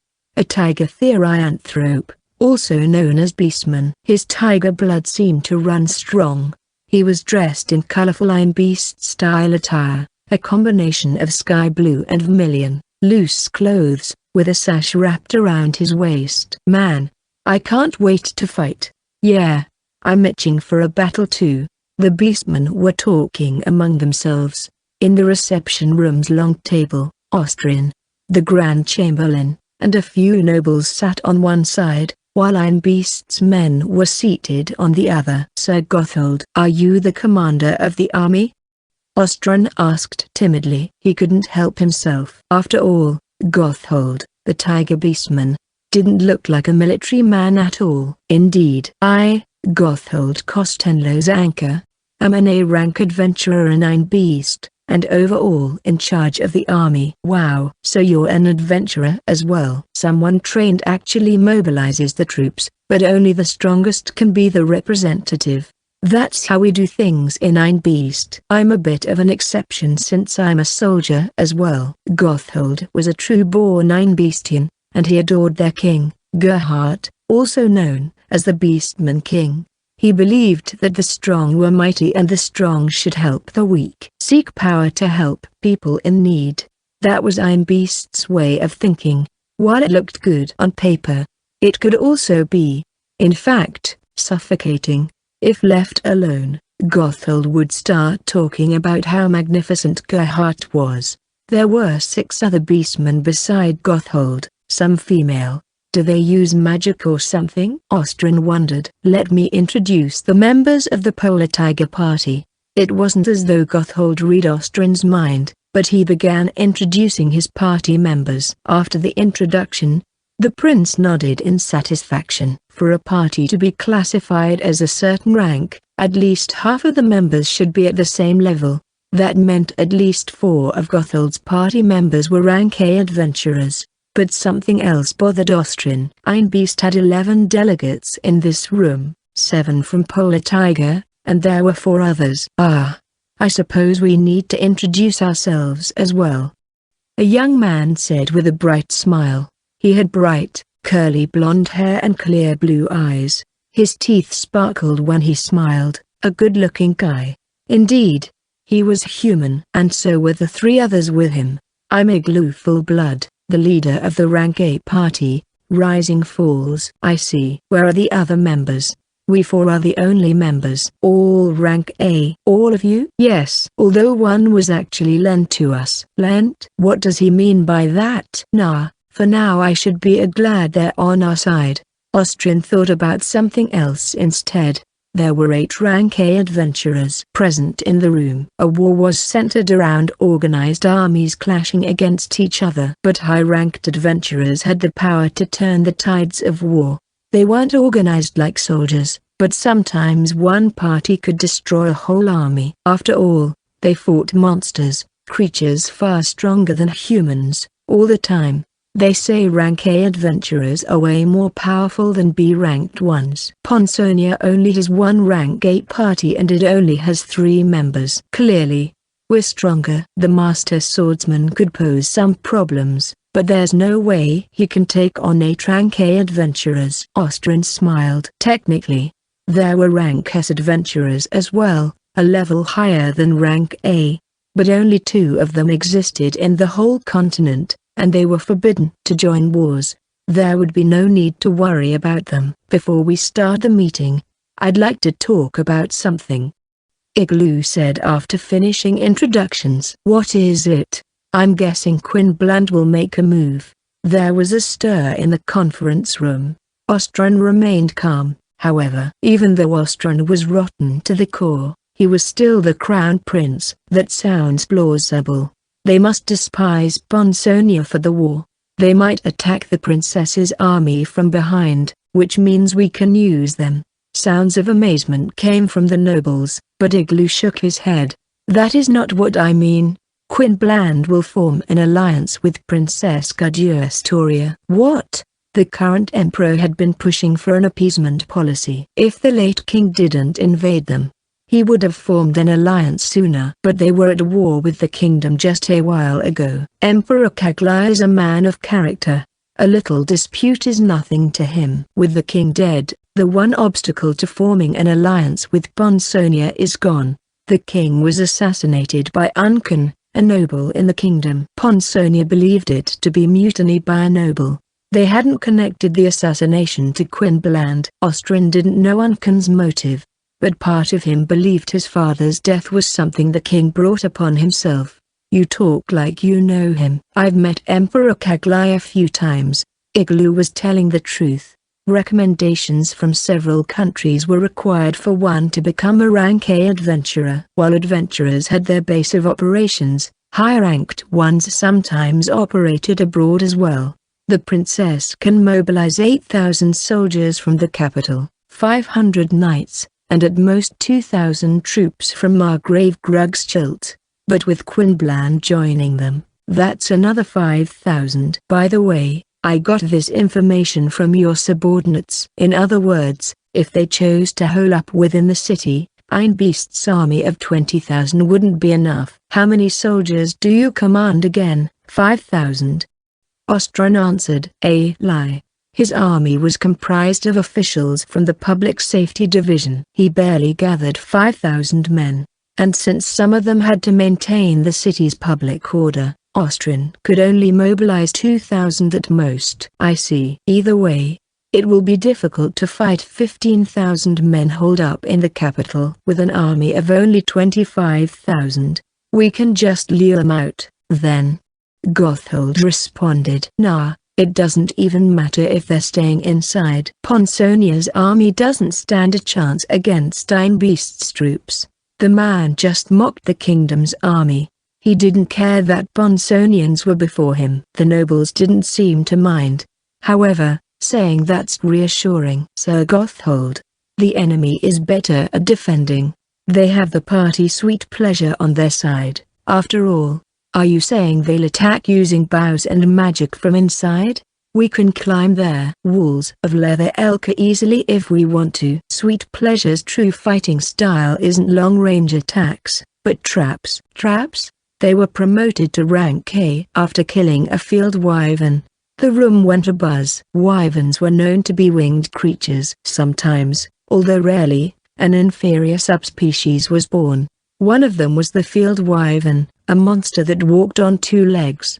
Its large body covered in scales. It could run at speeds over 200 kilometers an hour, giving it the moniker Swift Fortress. They killed a field wyvern with nothing but a trap. We can't underestimate them. They say the strong knows who the strong are. Gotthold went silent because he knew field wyverns weren't an easy kill. The polar tiger could kill one, but some of its members would surely suffer grave injuries, or worse. May I ask what your plan is, Sir Igloo? Austrian urged. First, they will surely occupy the satellite town of Bond. With its population of around 6,000, only about 1,000 soldiers can stay there. They would deploy their troops in the surrounding plains. After all, if the place was taken, it would be like having a knife at the royal capital's throat. Yes, we also think the battle will take place at Bond. After fighting a bit, Ponsonia will retreat. What? That's their plan. What do you mean? Austrian was getting impatient. Igloo smiled amusingly. I told you. Sweet Pleasure is with them. If I were the princess, I would set traps all over Bond, and once Iron Beast's forces occupy it. Igloo spread his arms out. I don't think Astoria will do that. When their backs are against the wall, humans will do anything. If they don't do that, we'll have an advantage. In a defensive battle, Ponsonia might have the upper hand, but they can't protect the citizens outside the walls. If they had to choose which one to abandon, the royal capital outskirts or Pond, they would probably choose the latter. No one wants the enemy to get close to them. Igloo probably got the information on Sweet Pleasure because they were both adventurers with the same position, Austrian thought. If we had the same intel, we probably would have arrived at the same conclusion. Let's assume Bond will be full of traps. What will we do? The prince asked. Take a detour. If they abandon Bond easily, that means there are traps set up. We'll be fine if we go around.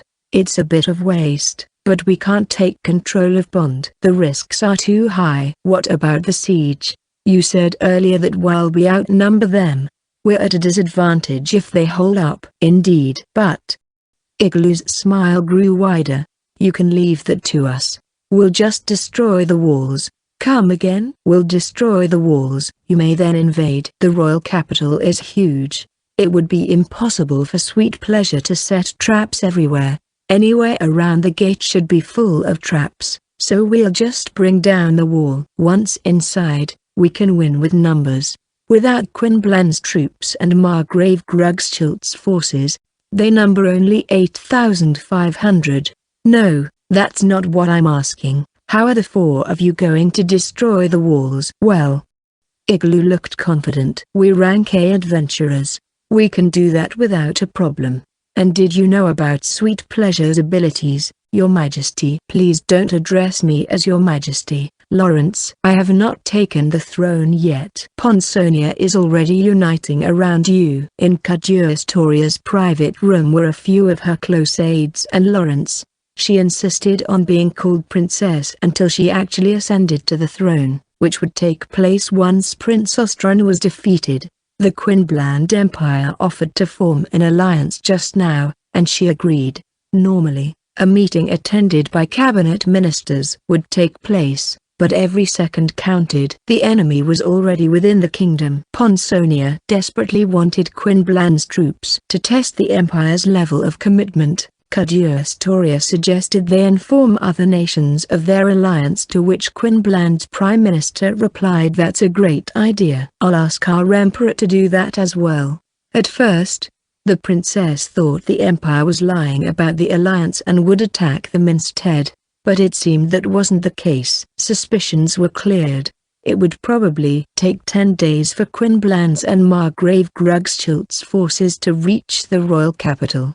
The combined forces of Ostron and Einbeast might make their move before that. Cagliostro would need to decide soon whether to go with Sweet Pleasure's plan to destroy Pond, or not. The Royal Capital's Adventurers Guild have provided us with information about Sweet Pleasure. Cagliostro flicked a bunch of papers across the table. Lawrence picked them up and scanned their contents. The Adventurers Guild lent adventurers to nations. Normally, a supranational organization participating in wars would only cause needless chaos. But if the guild refused to loan adventurers, the country would put pressure on them. So rules were put into place with regards to lending adventurers. Rank S adventurers could not be deployed. Only adventurers rank T to A may be hired, and only 50 at a time. The Adventurers Guild, an organization with powers that transcended borders, urged and expected countries to maintain balance. I didn't expect their traps to have such tremendous power, Lawrence said as he finished reading the documents. Indeed. Do you think Sweet Pleasure's plan is effective? If they could take down a field wyvern, I'm sure they're powerful. But Lawrence frowned. Wouldn't the enemy know about Sweet Pleasure? Traps are only effective when hidden. If they knew about the traps, they would most likely just pass by Pond. Exactly. Cagliostro passed a second batch of papers that contained information on Rising Falls and Polar Tiger, rank A adventurer parties from Einbeast. But unlike Sweet Pleasure, intel on them was far lesser. The Adventurers Guild could obtain information about its own adventurers, but whether they shared them to guilds in other regions or not was a different matter. The guild, after all, was not a monolith. What they had at hand at the moment was information gathered by the Royal Capital's Adventurers Guild. So Einbeast's Adventurers Guild might also have information on Sweet Pleasure, although limited. Lawrence said, there's also a possibility that a rank A enemy knows Senkan personally. There's not a lot of intel here. Polar Tiger is a party of Demir humans close to the nation. As for this Rising Falls, beside their names and ranks, we only know that they're a party of few people with terrible destructive power. Did Sweet Pleasure mention anything? Sir Sunken seems to know them. He must have an acquaintance there, he said. Cagliostro eyed her secretary who was browsing his notes. That they rely on their weapons power, Master Lawrence. The official said. The power of their weapons, huh? Lawrence. Can they, let's say, best you with only their weapons? Is that possible? I'm but a human being. A mere knife can kill me. Lawrence was alluding to the time he was almost killed by a boy. Cagliostro was a witness to the fight as well. That's not what I meant. I'm asking if there are legendary weapons that can wipe out a whole army. Yes. Really? Really? Magic items? No, weapons with incredible power do exist. If Rising Falls has one of those. Lawrence's face turned sullen. Even if they were complete amateurs, they'll have the power of 100 armies. Things would be easier if we managed to do something about their weapon. We wouldn't have to blow up a whole town. 2. Sweet Pleasure's traps are extremely effective in confined spaces. They would be less effective in hand-to-hand combat, and there's also the risk of friendly fire. I can understand Sir Sunken's position. He can maximize the power of his traps by blowing up Pond with Quinbland's forces and Margrave Grugschild's troops. The princess trailed off, and Lawrence continued. We can win even out in the open. We know the local geography. Am I being too optimistic? Cagliostro asked, showing hesitation to destroy Pond. Lawrence smiled. Not at all. The Margrave, me, and everyone here followed you because of your views. Her close aides nodded, and Cagliostro looked relieved. So our problem is the Rising Falls. If only there was some way we could steal their weapon. The princess muttered. The smell of alcohol filled the room in one of Leather Elka's mansions. Ah ha ha ha ha. My sides. Did you see their faces? Polar tiger, polar cat, I don't care. We've accomplished more than them. They don't even know about sweet pleasure. A bunch of muscleheads. What a riot. Igloo of the Rising Falls party gulped down the wine from his mug. Several empty bottles were already scattered about. Only the members of the party were in the elegant guest room. You're drinking too much, big brother. It stinks of alcohol here. Also, you might get us in trouble. Oh, you worry too much. River said there's no one else here, right? Igloo shot a glance at the man standing in the corner of the room. Slit-eyed. He had long, red hair tied to the back. He was wearing thick breeches and a shirt. It was hard to tell what he was thinking behind his blank expression. Yeah, there's no one else around 100 meters from here. See? You know River's detection has never been wrong. He'll use his detection and you, Caddy, will fire your weapon away. Just like that, the enemy's dead. It's too easy. I can't stop myself from laughing. Igloo. I will. Fight. Lawrence. Leave him alone. I know. We won't snatch your opponent. A different man, over 2 meters tall with a huge, red face like a watermelon, joined in the conversation. His name was Batros. He donned a bulky, full-body, metal plate mail and carried a shield as big as his body. Though he didn't use them outside of battle. They were lying around in a corner. Okay, good. The man answered. It seemed Batros didn't care about anything else but fighting Lawrence. Likewise, Igloo only cared about one thing. If we won against Bonsonia, I want to sleep with those pretty ladies from you. What was it? 4 stars of the East? Wait, can I do it now? We're guaranteed to win anyway and we'll take the enemy as prisoners. All right. A 5-some. You horny idiot. The 4 stars of the East went out of the kingdom. There's a princess too, right? Oh, damn. There's not a lot of men who get to have sex with a princess, and I'll be one of them. Ah. I want to pound her hard from behind as I pin her down and her face twists in disgrace. Shit. I'm getting fired up. Igloo didn't seem to hear his sister's muttering, as he hugged the sofa cushion and buried his face in it. Word of the 4 stars return hadn't reached here yet. It was only natural that Caddy Fullblood didn't know. River opened his eyes slightly, and gazed at Igloo. The emotion in his eyes was anything but friendly. Later that night, River was in his room, taking up his pen. He wrote down Igloo's actions and behavior. The recipient was His Holiness the Pope. River used his detection to survey the surroundings. He could feel the other 3 in their rooms, Igloo, Caddy, and Batros. No one occupied the upper and lower floors. He had asked Ostrin to clear people out so he wouldn't make an error in his detection. River opened the window and held the letter to the night sky. He then raised his ring fitted with a purple crystal to His Holiness, from his loyal servant. The magic item activated. The letter turned into a small bird and flew into the night sky. It was different from the magic item that the Adventurers Guild and governments used. Linger's quill pen required a special catalyst to use, which if found in one's possession was like admitting you were getting in touch with someone behind closed doors. That's where the ring came in. Much rarer than the quill pen, barely anyone knew about the magic item. River let out a sigh. Just as he thought his job for the day was done, he felt something. Who's there? He turned around.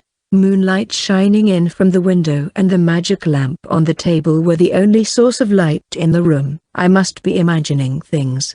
River's detection didn't catch anything. Maybe he was being too cautious, which was not a bad thing.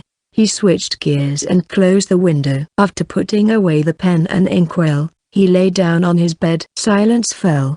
The darkness moved unnoticed by anyone. So there's a magic item like that.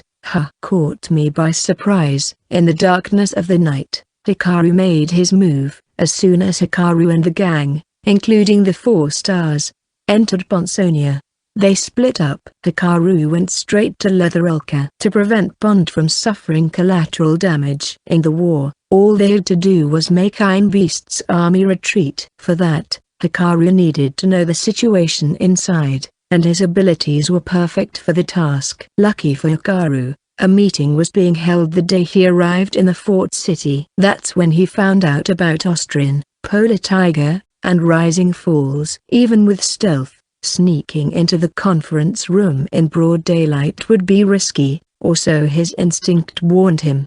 So he stayed in the balcony to eavesdrop. Sounds like the key to this war is Rising Falls. Hikaru concluded. He needed information on them. Hikaru noticed Riva acting strange while Igloo was dead drunk. So he snuck into his room to watch him. With the room poorly lit, Hikaru wouldn't get busted. Alrighty, then. After stretching a little, Hikaru strode towards the desk to check what Riva wrote earlier. Ink usually bled through paper, so most people would put something underneath, but he couldn't find any trace of the writing at all. Perhaps because Riva used a magic item. I think he addressed it to His Holiness, the Pope or something. Hikaru could see that much from a distance. Based on his knowledge alone, in this continent, the Pope referred to the ruler of the suzerain state of Bios, a religious nation. And since there was only one kind of religion in this world, Bios was like the headquarters. Why is someone from Bios in a nine-beast adventurers party? He mentioned something about loyal servant. It looks like there might be more to this. When Igloo said one member was lent to them, he probably meant Riva. Hikaru checked Riva's bag. It contained clothes and money, nothing out of the ordinary. He activated his mana detection, but the only response came from Riva's ring. Removing it meant touching the guy, which could wake him up. Oh. It's his guild card. Adventurers Guild card name Riva registration Bios Adventurers Guild job class party Rising Falls, A. He found no notable information. Unfortunately, the job class field was empty. Riva's weapon, a metal bow, sat on his desk. Quite a masterpiece. It required considerable effort to pull, but Hikaru's mana detection didn't catch anything. He checked for Riva's soul board instead. Soul board Riva Rage: 28 rank, 4916. Vitality, Natural Recovery 2, Stamina 5, Immunity, Magic Resistance 1, Disease Immunity 1, Toxic Immunity 1, Perception, Sight 1, Hearing 2. Physical Strength, Strength 8, Weapon Mastery, Bow 5. Agility, Power Burst 1, Flexibility 1. Balance 2. Dexterity, Dexterity 3. Willpower, Faith, Holy 4. Intuition, Instinct 6. Intelligence, Language Comprehension 1. Memory 1. Detection, Life Detection 3. Detection Expansion 1.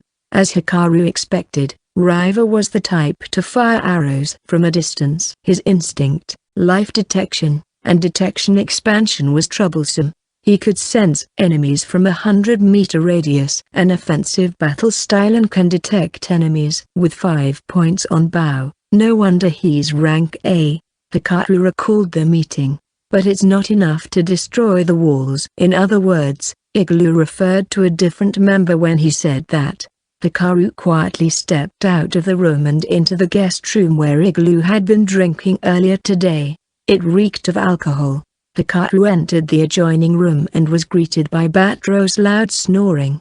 The man's bed was big, but it seemed small with him lying in it. Batro's personal effects were in 2 huge bags that gave off a rancid smell. His unwashed clothes seemed to be in there. Nothing from my mana detection. Only Batro's battle axe gave off a little mana. Hikaru inched closer to check the man's soul board. Soul board Batro's. Age, 25 rank, 3721. Vitality, Natural Recovery 3, Stamina 15, Immunity, Magic Resistance 3, Toxic Immunity 1. Physical Strength, Strength 16. Hikaru groaned. This guy looks like a complete amateur. He doesn't even have any point in weapon mastery. He just relies on pure strength and his shield to fight. A battle axe, of course, was a kind of axe. A weapon that didn't belong in the War God's 9 paths. It could be found under tool mastery, but even Batro's hadn't unlocked that. His battle style was block and attack with pure power only. And of course, Batros wouldn't be able to destroy the walls. He seemed more to be the tank type. So all that's left are the full-blood siblings. Hikaru left Batros' room and entered Iglu's. What the? The guest room reeked of alcohol. But Iglu's room was worse. Empty bottles lay scattered about on the table and the floor. They weren't even empty. It looked like he just drank randomly from different bottles. It had only been a few days since Iron Beast's army, including Iglu's party, arrived in Leatherulka. Getting the room this cluttered was, in a way, impressive. Not only alcohol, but fancy-looking clothes also lay scattered about. Iglu slept buried in what looked to be either a bed or just a bunch of clothes. So this is his equipment. A silver armor with gold carvings and a blue gem in the middle of the chest. It must have cost millions. The design on the sword lying around was also superb. But Hikaru's mana detection didn't pick up anything. Hikaru watched Iglu as he slept like a log. He was drooling. His face red. What's more, his nether regions bulged, which Hikaru found infuriating. What's he dreaming about? I don't really resent the guy. I just don't like how he says he wants to have sex with people I know. Let's see how strong you are. Soulboard Iglu full blood age, 21 rank, 2733, magical power, mana 1, spirit affinity, air 1, physical strength, weapons mastery, sword 1, willpower, charisma 1, appeal 1, intuition, instinct 2, insight, invention 1. He's weak as hell. Hikaru blurted out. He quickly covered his mouth. Fortunately, Iglu didn't wake up. He continued on mumbling in his sleep. Phew. That was close. But damn.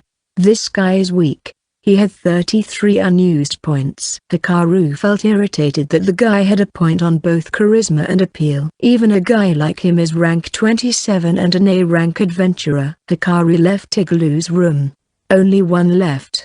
As a matter of fact, the moment he first activated his mana detection, he already knew the key to the Rising Fall's power. Caddy full blood. Hikaru stood in front of her room. He couldn't see anything with his naked eye, but when he turned on his skill, he could see a massive amount of mana overflowing. There was no doubt she possessed the power to destroy the walls. He checked the other members first to know if they were hiding something. Fortunately, that wasn't the case. All right. Let's see what you got. Hikaru opened the door to Caddy's room. Caddy's room had the same structure as the rest, but hers was neat and in order. Her belongings sat in one corner. Nothing seemed to be scattered around. I knew it. A girl was sleeping on the bed, mana exuding from her. Hikaru drew closer and checked her soulboard. Soulboard Caddy full blood age, 15 rank, 5037, magical power, mana 15, willpower, faith, evil 5. Accursed magic 5. Incredible mana capacity, and she has accursed magic. If I recall correctly, accursed magic applied status effects on the target, like sleep and confusion. Unlike healing magic that belonged to the holy attribute, accursed magic was considered black magic, and as such, not a lot of users existed. If made public, its users were persecuted, so many went into hiding. Hence, it was unknown what kind of power a high-level accursed magic user held. But this is not it either. From a normal adventurer's perspective, Caddy's mana was in a whole different league. But even Silica, a rank B adventurer, had 19 points and Lavia had 15. Since Lavia also had 2 points on magic principle, she used less mana, so she could probably even use more spells than Caddy. Now this girl can't make it public that she can use accursed magic, and she can't even use spirit magic. She has 15 points on mana, but is that enough to get her to rank A? Does she have some sort of powerful job class? No, and he was sure of it because the massive overflowing mana didn't come from her specifically. The stick? No. The staff she held in her arms was the mana's source. About a meter long, An orb attached to its tip released so much mana that Hikaru couldn't look at it directly with his mana detection. Caddy used magic or perhaps sorcery with this staff, powerful enough to destroy the walls. She could probably kill most monsters with ease, even the subspecies of earth dragon that Hikaru fought. So there are some ridiculous weapons in this world, huh?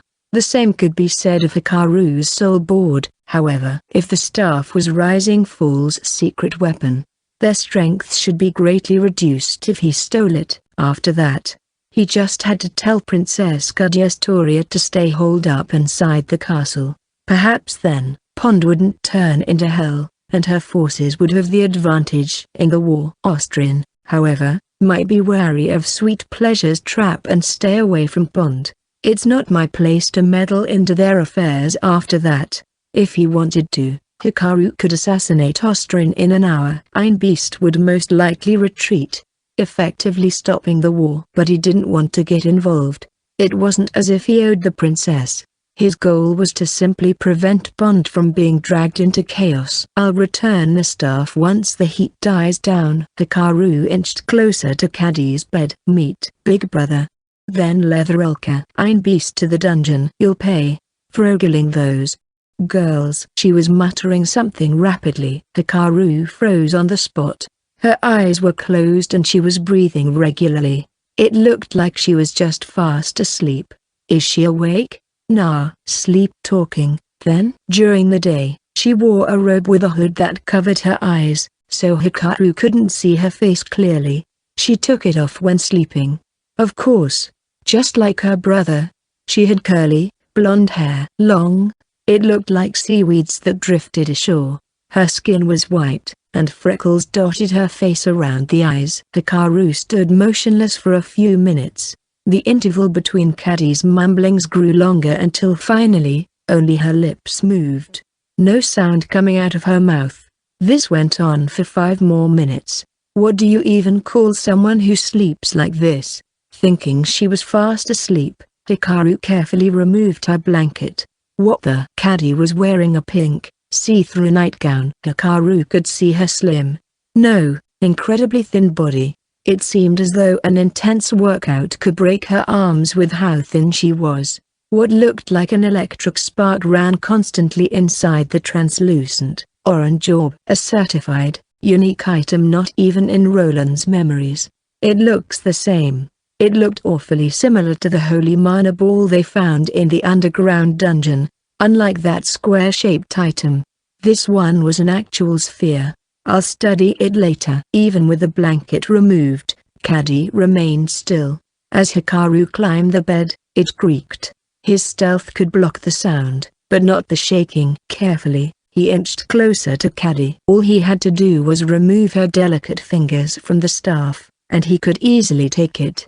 First, Hikaru touched her right hand. It felt as cold as ice. Gently, he removed it. He succeeded without a problem. Phew. Stealth could hide him from sight, but it would be useless once he touched the target. It was understandable, then, that he'd get nervous. Next was her left hand, which was a bit difficult.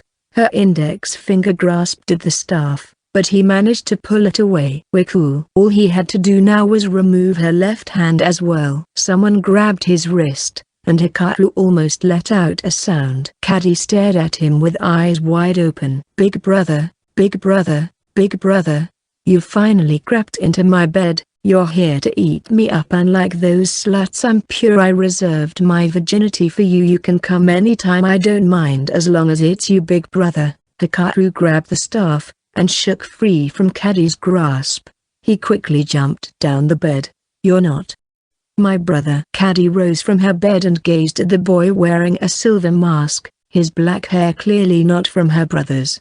Her clear, blue eyes were beautiful, but it gradually turned red, and she screamed, Big brothy ear, big brothy ear. She howled like a wounded beast, tears flooding down her face. What the hell? What's wrong with her? Hikaru was perplexed. Her loud cries would surely draw attention. They're moving. Igloo aside, Batros and Riva woke up. The latter, in particular, was fast, running quickly. I have to go. Hikaru immediately made his decision and turned his heels. Then, his eyes met Caddy's gaze. Stealth didn't work on her as she was already aware of his presence. A chill ran down his spine. She was all skin and bones, but her eyes burned bright. You can run anywhere you want, but the Dragon Ball staff will come back to me. Hikaru opened the door and stepped out of the bedroom, just as Riva made it to the guest room. It was dark, and with Hikaru's stealth on, the man didn't notice him. Hikaru crossed the guest room, passing by Riva. After watching Riva enter Caddy's room, he stepped out onto the hallway. All he had to do now was escape. But the girl's words clawed at his mind. What did she mean by that? Hikaru would soon find out. Riva, someone stole my staff. Get it back right now. Caddy yelled as soon as Riva entered her room, bow slung across his back. It's those filthy beastmen. I'm sure of it. Do they think they can fool me with that silver mask? It makes my blood boil just thinking about it. Well, they're not fooling anyone. The compass. It's in the bag. Hurry and bring it back. Riva picked up a bag sitting in the corner. He dug his hand in and took out a palm-sized compass, one with no scale markings, only a needle that showed direction. The needle didn't point at a fixed direction, but rather it swayed back forth slowly. Looks like it really got stolen, Riva realized. It was already explained to him before that the compass and the dragon staff were a set. Riva had no idea how it worked, but the compass always pointed to where the staff was. The staff itself had been stolen twice in the past, and Riva retrieved it each time. Hurry.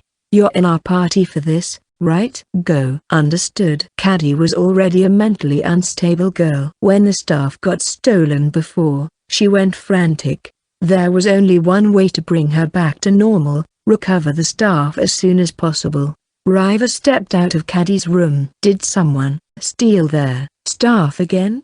Batros opened the door to his room, carrying a magic lamp.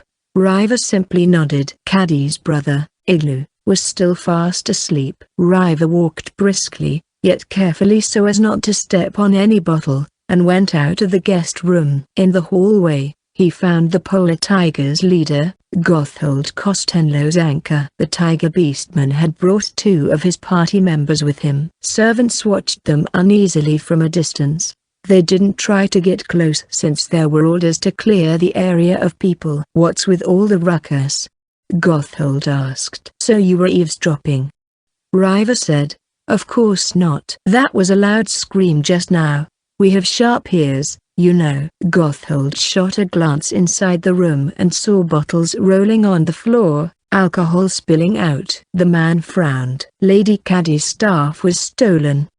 Riva closed the door behind him, as though to hide the state of the room. Staff? She suspects you guys. How dare you? One of Gothold's men snapped. Stop. Gothold said, holding the man back. You got proof. Do you think you can get away with such a blatant false accusation? Whatever. We'll know the truth soon. What do you mean? I'm going after the thief. Move it. Wait. I'm coming with you. You'll only get in the way. I won't. You can leave me behind if you want. I'll just follow you. HMPH. Riva broke into the run and reached maximum speed in a few seconds. He was an archer focused on pure strength, but he could also track people. He had a point in power burst, 2 on balance, 8 on strength, 5 on stamina, and 2 on natural recovery. A mere demi-human can't keep up with my speed, Riva thought. Wait, what? Gothold was a few steps behind him, holding down the long sword on his waist with his left hand. Bending forward, he sprinted. His footsteps silent. He may be rotten, but he's still rank A, I suppose. Riva made it out of the mansion with Gothold. The thief had already left the building. After urging the gatekeeper to open the gates quickly, they dashed through the moonlit streets of Leatherolka. That's weird. Riva racked his brains as he sprinted. They were experienced adventurers chasing a mere thief, yet it felt like they couldn't close the distance between them. That wasn't all. I didn't sense anyone back then. He activated his detection before going to bed. No living thing was approaching their room then. Not a lot of time had passed since the time he slept and the staff was stolen. Caddy saw the thief and screamed. If he escaped through the mansion and not the window, River would have sensed them. But he didn't. Whatever. We'll just wring it out of him once he's captured. The thief seemed to be running towards the edge of the city. He turned around several corners, as though trying to lose his pursuers. In other words, he was aware that people were after him. By some stroke of good fortune, they were headed to a cliff, the steep mountainside behind the fort city. Did they really go this way? Gotthold asked, his voice filled with doubt. The man knew the path led to a dead end. Yes. Up ahead. The needles pointed at a corner up ahead. About 100 meters ahead was a dead end. They both turned the corner simultaneously and came onto a path 5 meters wide. No one lived around here, only warehouses filled the area. There were no other routes on both sides, only a warehouse's back doors. A cliff, 10 meters high, loomed before them. A few huge rocks lay strewn below it. It was the reason why no one lived here. He's behind that rock. River put his compass away in his pocket, grabbed his bow and knocked an arrow to the string. While not fit for rapid firing, River believed he'd be able to keep up even if the enemy launched a surprise attack. Noting River's mood change, Gotthold drew his sword. A first-class weapon, it was bluish in color, most likely made with mithril. They glanced at every warehouse back door which seemed to have barely been used. Cobwebs all over the locks. So they're behind the rock. Since they're not moving, they must have noticed us. River's mind was as calm as a windless surface of the lake. But just like earlier, his detection didn't pick up anything. He had heard of items imbued with high-level stealth that life detection couldn't sense, but it was his first time encountering one. The huge rock, 3 meters long, occupied the middle of the road. River gestured at Gotthold with his chin to go left, while he went right. Now there was no escape for the thief. Slowly, they rounded the rock. The light of the moon didn't reach behind it. The moment River reached the other side, a sword flashed. He quickly fired his arrow. Whoa, you idiot. It's me. The arrow clinked as Gotthold deflected it with his sword. What? River was confused. There's no one here. No one was behind the rock. Not even a trace of someone hiding there. How? River dug into his pocket for the compass. What the? The needle spun around, as though it didn't know which direction to point to. Man, that was close. Hikaru glanced behind at the blind alley before turning a corner. River and Gotthold should be checking behind the rock right about now. The shrill peal of a whistle rang out, a signal that an enemy had appeared. The authorities had already received word of a thief breaking into the royal family's mansion and were setting up a perimeter. I should be fine if the thing's useless. Hikaru was empty-handed.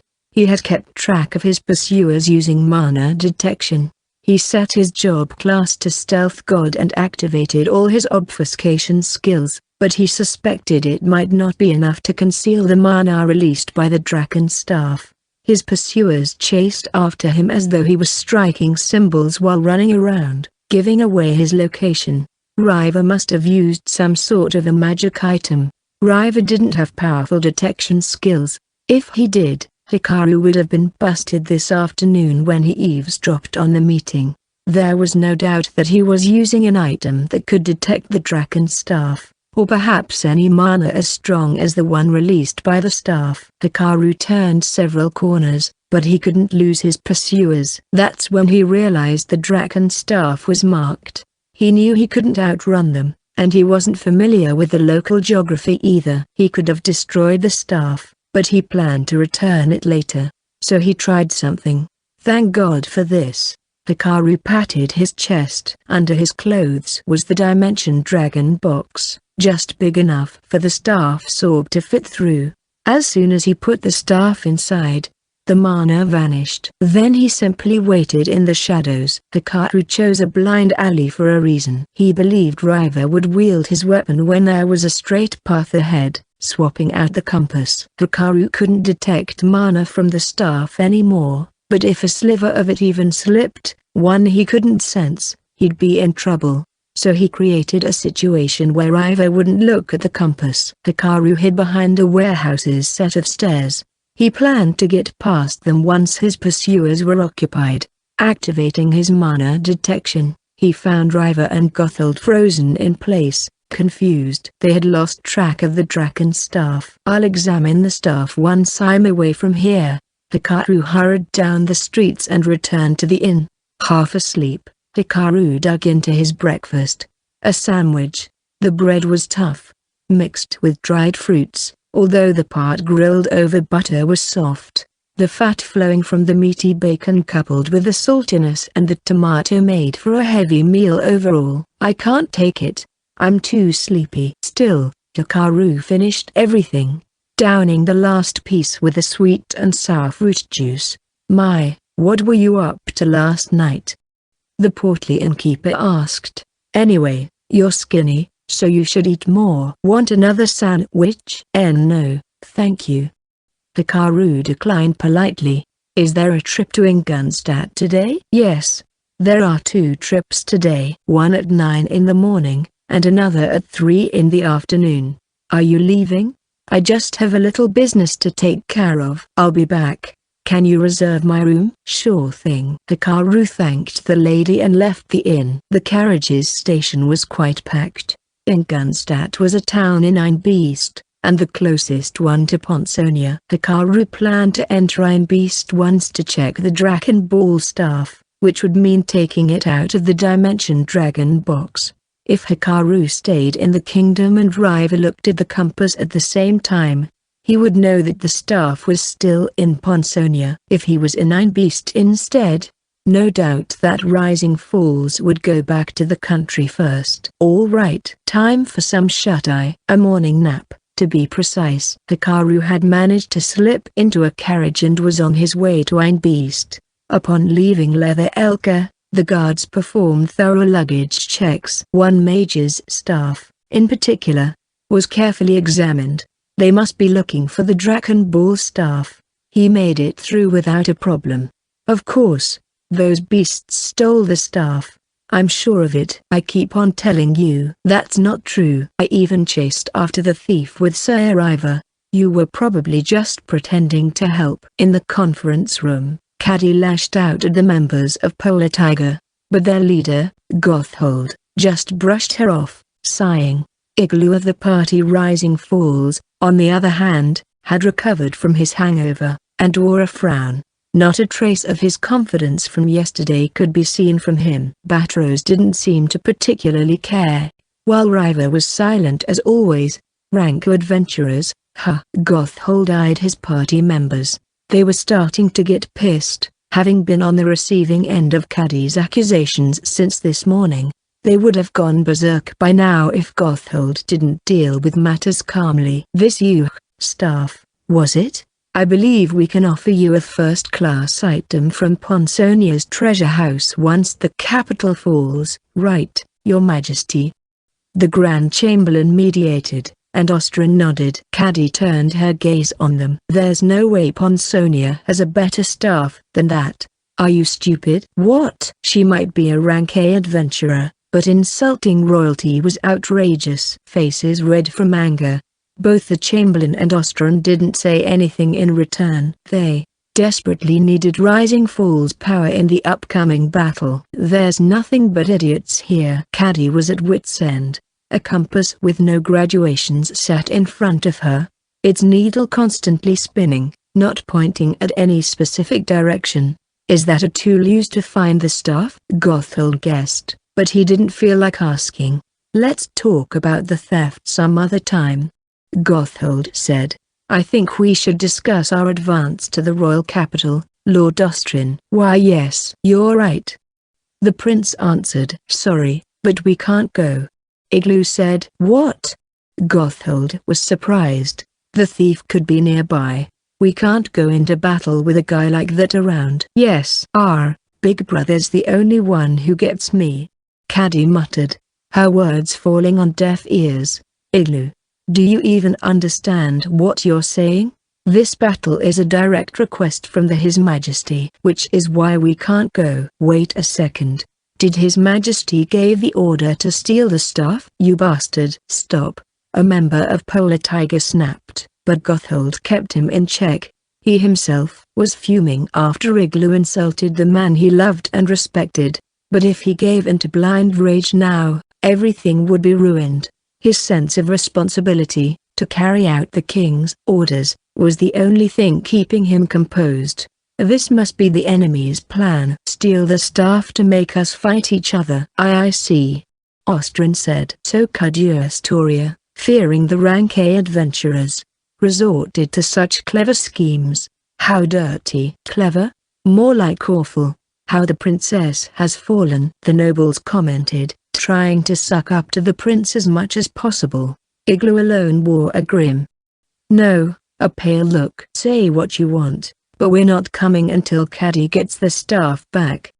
He was obstinate. Gotthold frowned. Why is he so stubborn about this? Does he really think we stole the staff? No, wait. Is the staff actually powerful enough that without it, they can't fight? I did sense something extraordinary about it. Gotthold didn't have any detection skills, but he knew the staff was a rare item from the powerful mana it exuded. In different terms, he felt its aura or simply a mysterious force. Miss Caddy. River opened his eyes and pointed at the compass. Caddy screamed, drawing everyone's attention on her. Look, big brother. The compass is pointing at the staff's location. After spinning endlessly for hours, the compass's needle finally pointed at a fixed direction. Igloo's eyes widened. It was clear to anyone that it pointed at Iron Beast. So the enemy really is from the inside. Igloo's words were heavy. Hikaru made it across the border just before noon and arrived at the town of Ingunstadt. He soon realized there were more demi-humans than usual. The standard races milled about the town, therianthropes, elves, dwarves. But that wasn't all.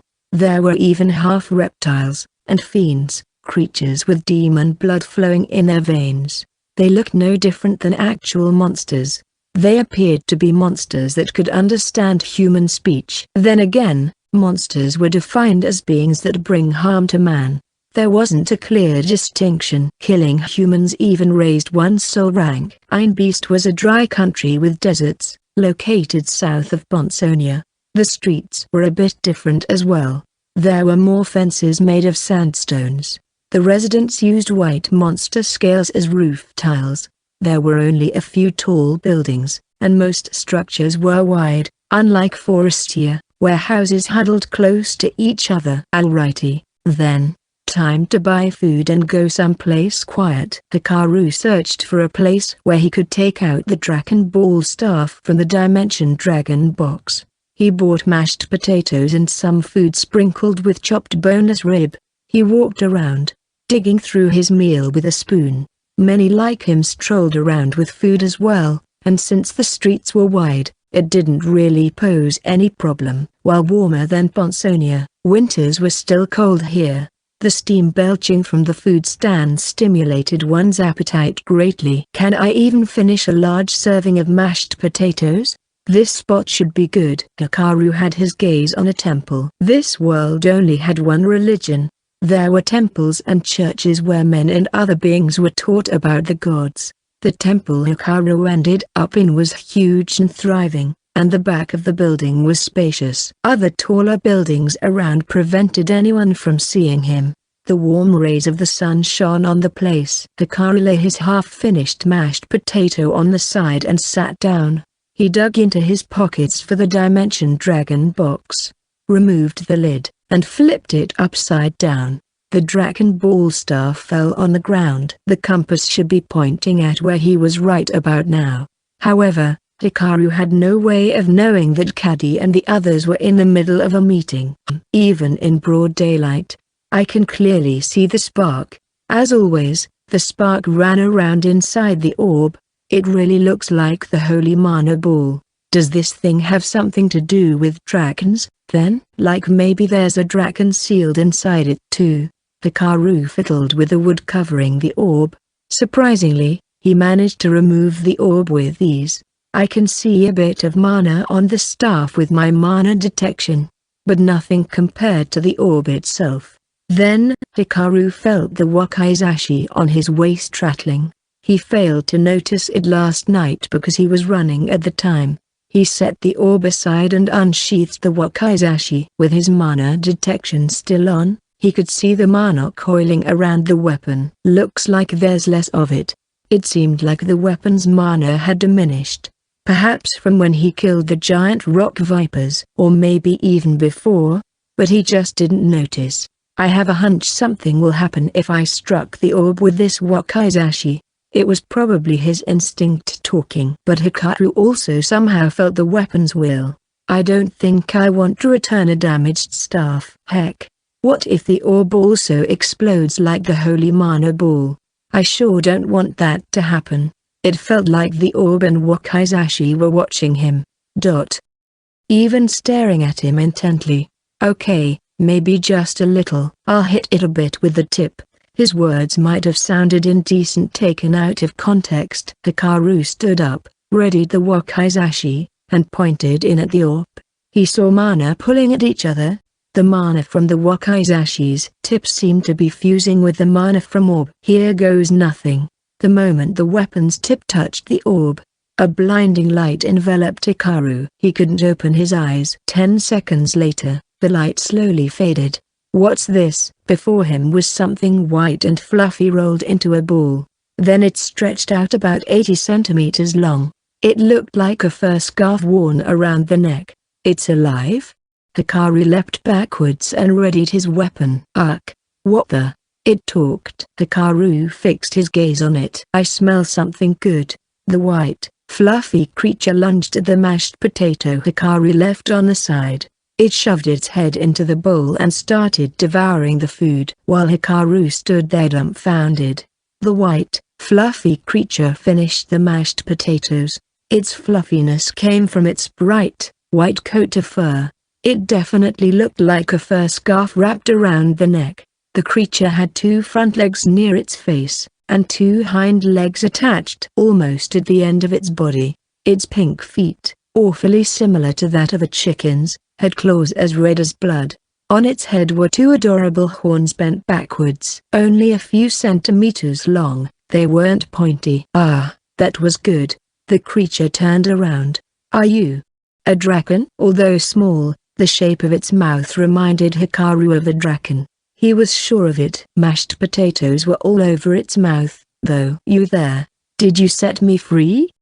Its red, jewel-like eyes narrowed as though putting pressure on Hikaru. I thank you for releasing me, is what I'd like to say, but a human imprisoned me in that cursed soul drainer in the first place. Soul drainer, a familiar item. Hikaru's body's previous owner, Roland, had knowledge about it. As the name suggested, it was a stone that sucked a living creature's soul, its source of life, killing it. Once a stone sucked a soul, it could no longer do it again. There weren't a lot of uses for the stone, only as catalysts for very few spells. It was simply known as a dangerous stone to the public. I see. The Holy Mana Ball used the Soul Drainer as a catalyst to harness a dragon's energy and turn it into Holy Mana. Hikaru realized how Poinxinia implemented the Holy Mana system in their city. It was a Japanese person named Ota Masaki who brought Holy Mana to this world with the help of a draken. But True Vineyard, blinded by his ambitions, betrayed the man. Anything related to the Holy Mana should have been lost at that point. But Ruvinard later found a way to harness Holy Mana by forcibly squeezing out energy from a draken, and used it for military purposes, making Poinxinia the supreme ruler of the continent. Holy Mana Ball? What's what? Holy Mana does refer to a power, but how does a human like you know about it? The draken probably didn't know about True Vineyard. I don't know how Caddy came across the Dragon Ball staff, but it could be a relic from Poinxinia, Hikaru guessed. It's a long story. Long story? I knew humans couldn't be trusted. The tiny dragon watched Hikaru with wary eyes. It was almost as if it was saying, "I'm going to eat you." Hikaru gripped his wakizashi tight and faced the dragon. Then the creature's stomach growled, a dull, out-of-place sound. "I knew humans couldn't be trusted." "Was that your stomach just now?" "I knew humans couldn't. No point in trying to look good." "If you're hungry, just say so." "I am not really hungry." "If you like those mashed potatoes, I can buy you some more. Let's go. I want 5 servings." "Bro, and you're acting like we're buddies all of a sudden." Hikaru was taken aback. "The village elders used to tell us to speak with you." "What's the term? Dignity?" "Words are hard. Anyway, I was just doing what they told me. But it ain't really my style." I see. Come on. Let's go." "Hurry up. I'm too hungry. I might just swallow a pig whole." That was how Hikaru met a starving dragon. "You still want to eat?" "Just one more," the dragon said for the 3rd time. In the end, it managed to eat 8 servings of mashed potatoes before lying down. Hikaru went back and forth to the food stand a couple of times. "Looks like you have someone with a big appetite at your place," the food stand owner said. "A man with ears of a fox." From a distance, the blinding light from when Hikaru released the dragon rose like a huge pillar, so they had to move. In the end, he had to rent out a room at an inn for a short period. The dragon lay on the bed, its stomach bulging like a snake that just devoured an egg. "I have tons of questions." "Same here." "Where are we? What year is it?" Hikaru answered with a sigh. "Whoa. I was in that thing for almost 300 years. So this meal was my first in 3 centuries. It had no knowledge about a place named Unbeast, but it did know of a country which mere humans flocked to. You were in that stuff for 300 years. Huh. What's your name?" "Mine's Hikaru." "I'm young white dragon." "So like a baby white dragon?" "I'm young white dragon and that's it." "Well, whatever. You might want to hide the fact that you're a dragon, so let's give you a name." "Really? Not a lot of dragons existed in this world. There were plenty of dragons around, though." "Young white dragon. How about Drake?" "Drake? Yes. It's my first time having a name. I guess it's not so bad." "Human. Not bad, huh?" "Why are you wagging your tail, then?" "He really likes the name," Hikaru thought. "So I have a few questions. There's an item tracking the orb you were imprisoned in." "Of course. It's now shattered in pieces." "Was it tracking you specifically or just the orb?" Hikaru was referring to the compass that Rising Falls possessed. If it tracked Drake, he would have to max out his group obfuscation right away. On a side note, he couldn't open the dragon's soul board. Probably the orb. "I felt mana that seemed to be connected to something. Though just recently, I think it was recent. I had no sense of time while inside that thing." The connection was interrupted. It most likely happened when Hikaru shoved the staff into the Dimension Dragon box. "I think we're okay for now. I don't feel much mana coming from him anyway." "Wait. You're a dragon, right? How come you barely have any mana?" "It was being sucked out for centuries, instead of my soul, but I felt immense amount of mana from the orb. My mana was circulating inside the orb. Sometimes, it got released.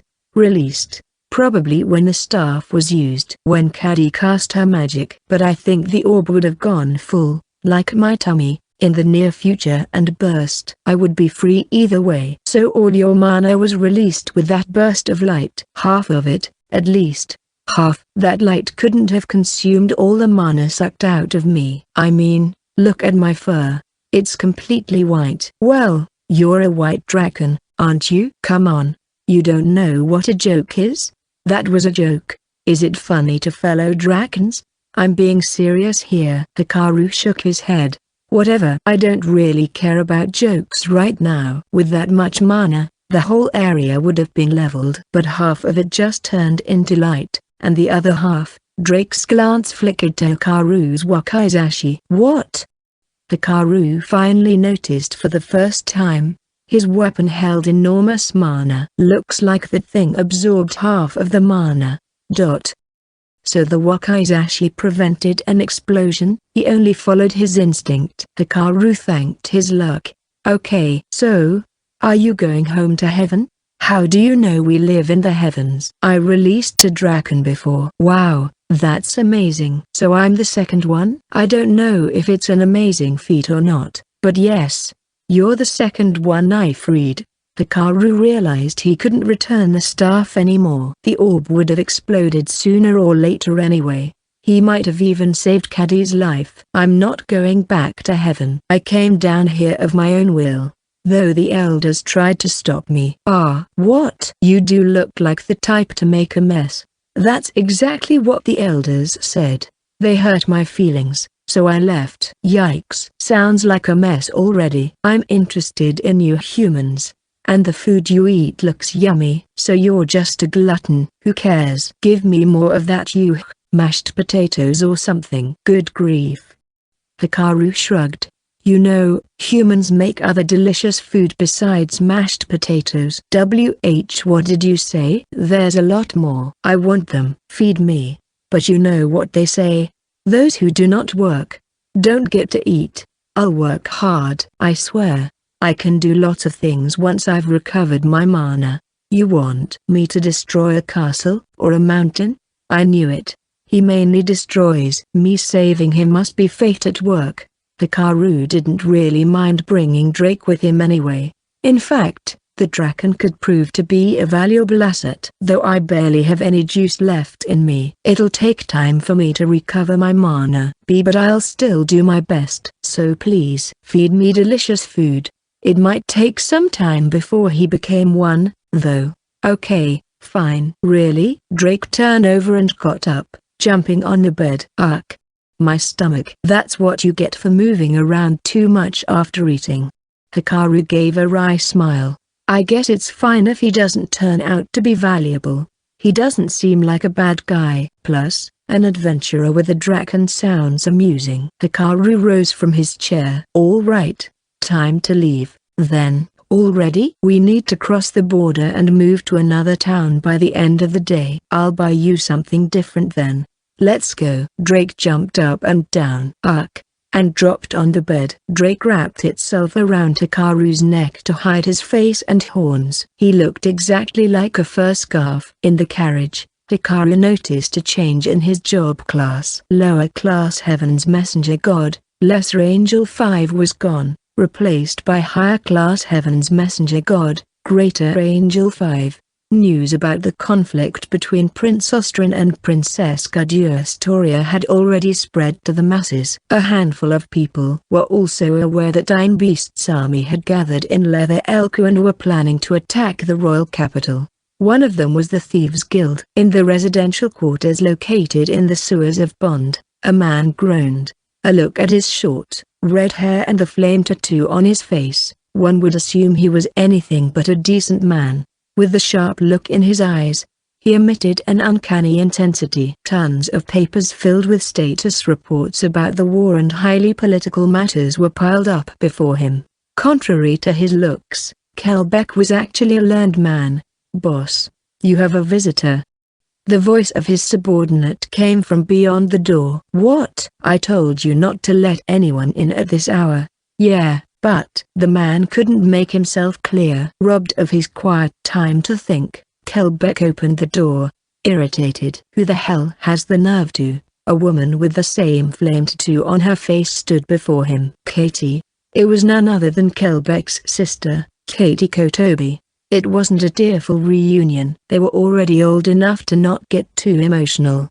To begin with, Katie understood fully why her brother left. But it wasn't as though they could disregard one another, either. Why are you here? They sat facing each other. The tea served was far from fancy, watery even. Kelbeck was neither angry nor displeased, he was simply perplexed. I heard I'd find you here. Well, you wouldn't make it here if you didn't know.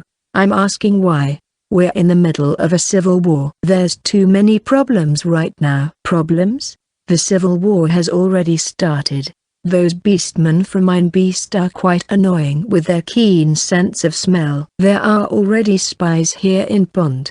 We've been trying to deal with all of them, but they just keep on coming. Katie was surprised when she heard Hikaru was returning to Ponsonia in a hurry. She tagged along as well. She thought the war wouldn't start soon and that she had plenty of time, but judging by her brother's words, early skirmishes had already begun, and Kelbeck was involved in it. Gathering intel, after all, was also one of the jobs of Thieves' Guild. Of course, Hikaru knew they didn't have much time. I was told if I didn't come see you now, I wouldn't see you ever again. I couldn't just sit around. Katie said. I'm not gonna die that easily. Kelbeck replied. Who the hell told you that? A boy named Hikaru. Kelbeck spat out his tea. Do you know him? That brat? Yeah, I know him. You're friends with that enigmatic kid? Once more, Katie was surprised. Not only because Kelbeck knew Hikaru, but because he was smiling even when talking trash about the boy. She hadn't seen her brother in years, but she knew he didn't wear this kind of expression when criticizing someone. He acknowledges Hikaru. Hikaru's helping me with my research. What? That kid knows about magic items? No, I meant my research on holy mana. Kelbeck fell silent. He knew about holy mana as well, but only as a figment of the imagination or something out of a fairy tale. Holy mana? Please tell me you haven't gone crazy from all the power struggle in Forestia. Of course not. Hikaru is incredible. He used his Zubura connections so I could see the ruins, and he can read the documents. That's not all. He even found a new ruin. Okay, I get it. Just hush for a bit. You don't believe me, do you? I'm telling the truth. In fact, I was there the other day. Okay, I get it. HMPH. Kelbeck had always been like this. Whenever Katie got carried away talking about her research, he would say okay, I get it to calm her down. I really did want to see you. Would you like to continue my research with me? Did you come here to ask me that? At first, I didn't know why I wanted to see you. I just thought I couldn't let this chance slip. But now I know. You're a gifted magic item specialist. You should continue your studies. Who cares about the conflict in Kotobi? Right now, Forestia is trying to remove the barriers dividing the 7 nations. Kelbeck heaved a sigh. I appreciate the offer, but I can't leave this place. Is the Thieves' Guild more important than magic items? No. We're not the Thieves' Guild. Well, we are, at least on the surface. People who are broke and have nowhere else to go gather here. They need a place that could support them. Besides, we're in a tight spot at the moment. I can't just turn tail. You don't actually have to do this, right? You know, I realized I gained something when I left Kotobi. Freedom. Being free is awesome. I can create and use magic items however I want. Katie bit her lip. Kelbeck seemed genuinely happy as he talked. It wasn't as though he didn't have any lingering attachments on his studies. Abundant funds and decent facilities were vital to magic item research. But as Kelbeck suggested, there might be things that one could only see outside of the laboratory. I understand, Katie said. As long as he's not forcing himself, if this is what he really wants, then I won't say any more. Then all of a sudden, Kelbeck rose from his seat, his eyes darting at the only entrance to the room. There were no windows or other exits here. Katie, run. Huh? Katie was oblivious to what was happening. She saw the air behind her brother warp. Then a man wearing a hood low over his eyes appeared out of nowhere and stabbed Kelbeck at the back with a knife. Ugh. Brother? Kelbeck collapsed on the floor. Katie saw the assassin's mouth from under his hood, hairy like an animal. A beastman from Ein Beast. The man smirked. You killed a lot of my friends. Once I kill you, we can go about our job easily. Ein Beast's dog. The man looked down on Kelbeck and turned his attention towards Katie. You can die as well. He lunged at her. A spirit, heed my call. With the primordial flame, burn my target to ashes. A voice came from an empty corner of the room. What? The assassin was shocked. A girl donning a cloak stood there. The flame on her hand burned bright. Too bright in fact, that one wouldn't think it was only a basic spell. fire breath. Upon release, it flew at an incredible speed and hit the man's right hand. The assassin screamed and writhed in pain as flames powerful enough to carbonize his hand in an instant blazed. Paula on it. Paula, who was standing beside Lavia, rushed towards Kelbeck. The weapon used to stab him was coated with poison, but it should pose no problem for Paula. As she started the incantation, Kelbeck's men barged into the room, wondering what occurred. Lavia, it's fine, Professor. Paula can heal him. Just relax. I see. I didn't see this coming. Hikaru-sama did. Hikaru asked Lavia and Paula to go with Katie. He knew it would be dangerous, considering Kelbeck's line of work. With 2 points each on life obfuscation, mana, obfuscation, and imperceptibility, Lavia could follow Katie silently like a shadow. As for Paula, Hikaru made her wear Lavia's coat made of the skin of a camouflage dragon. He also put a point on her imperceptibility for good measure. Soul Board Paula Noru, age, 17, rank, 80, magical power, mana 6, agility, stealth, imperceptibility 1, willpower, faith, holy 4, healing magic 8, support magic 1. With this, she should be able to sneak into places. Lavia had practiced using her fire magic and was now able to have precise control over her spell's power. Hikaru didn't have to worry about her failing and letting an enemy escape. The assassin lost his arm, but was still alive. Kelbeck's men quickly tied him up with a rope. Lavia didn't hesitate one bit in destroying a man's arm. If Hikaru asked her, she wouldn't think twice. I am alive? Kelbeck muttered. His men cried in joy as their boss came back to life. Brother. Katie rushed to Kelbeck, shaking, tears rolling down her face. Kelbeck's eyes widened in surprise. Sorry about this. Did your friends save me? Katie nodded silently. Once this war is over, come visit again. Kelbeck said. I'll show you my magic items. Brother. I feel sleepy. Kelbeck closed his eyes. He needs sleep to recover his strength. Paula explained. Katie gave a nod and was able to relax. As it turned out, the assassin was one of Iron Beast's spy division's high-ranking elite. That just showed how furious they were at Kelbeck's efforts to stop them. The man's capture would cause a setback in Iron Beast's intel gathering operations in Pond. Paula was sipping her tea in their room in Grant Hotel Pond, a first-class hotel in town. The gaudy interior design and the huge space reminded her of a noble's residence, which made it hard to relax.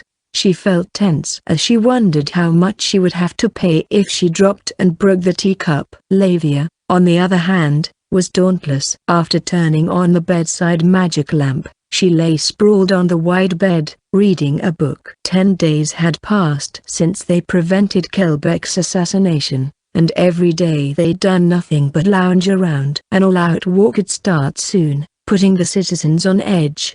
A gloomy atmosphere enveloped the town. Normally, they wouldn't be able to get a room in this lavish hotel without a reservation, but guests canceling their bookings one after another allowed them to secure one. Kelbeck, while alive, suffered a serious injury and had to rest. Right now, Katie was with him. Being in bed didn't stop him from giving orders to his men, however. As thanks for saving his life, the girls received 1,000,000 gallons.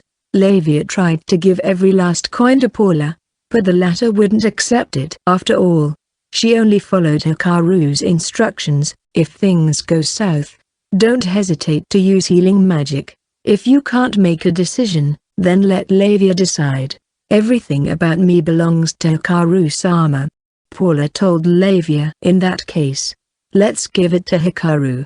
Lavia said, surprised. Hikaru-sama. Once they made it back to Ponsonia, Hikaru and the girls split up, and they hadn't heard from him ever since. He told them to stay at the best hotel, so they chose this place. But Paula didn't feel comfortable. Her commoner mindset told her that with a war just around the corner, maybe they should save money. The face reflected on the surface of her tea did not fit this high-class hotel. That tea looks delicious. Yes. nothing less from a first-class hotel. Surprised, Lavia looked up. Hikaru-sama? Yup, it's me. I just arrived. Whoa. Lavia leapt into Hikaru's arms, rubbing her forehead on his chest. Hikaru. Ah. I missed your scent. Lavia. I'm all dirty from the long trip. Hikaru's cloak indeed looked worn out. Paula quickly moved to take it, when she noticed the fur wrapped around his neck. That's a nice scarf, Hikaru-sama. Ah, yes. Actually. Phew. Wait, are we here already? A face popped out from the scarf and spoke.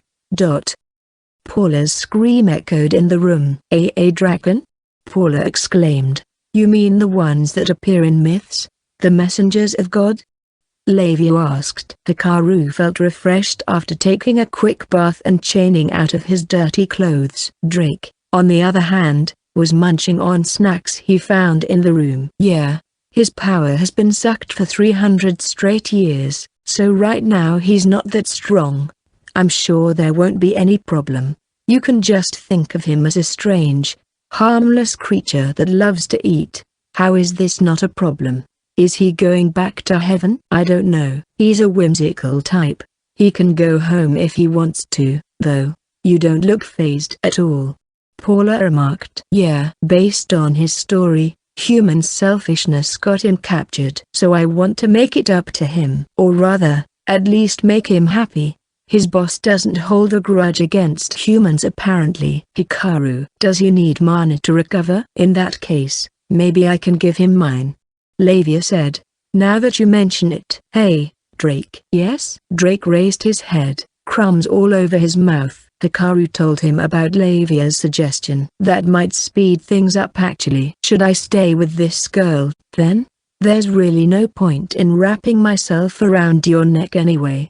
You have no mana at all. You're like a hollow sponge cake. PFFT.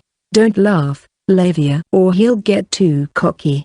I'm sorry. It's just no one's compared you to a sponge cake before. Drake seemed glad seeing Lavia laugh. He wrapped himself around her neck. I'll only take your excess mana. So warm. Just like a scarf. I'm glad you like it. There's crumbs on your clothes now, though. Ah. Hikaru grinned. So, how did things go on your end? He asked. The 4 stars of the East had gathered and unified the adventurers in Pond. Kadiastoria's army was still stationed in the royal capital, and Quinblant had formed an alliance with Ponsonia. The girls also told him how they brought Katie to Kelbeck and captured the latter's assassin. I see. I knew leaving you two in charge was a good idea. Thanks. Paula did her best as well. I just tagged along with Lavia-san. Thanks, Paula. Why, you're welcome, Paula said. Her face flushed. You too, Lavia. I didn't do much. I'm sure burning off a man's arm wasn't a good experience. Well, Kelbeck helped me before. Yeah, you're right.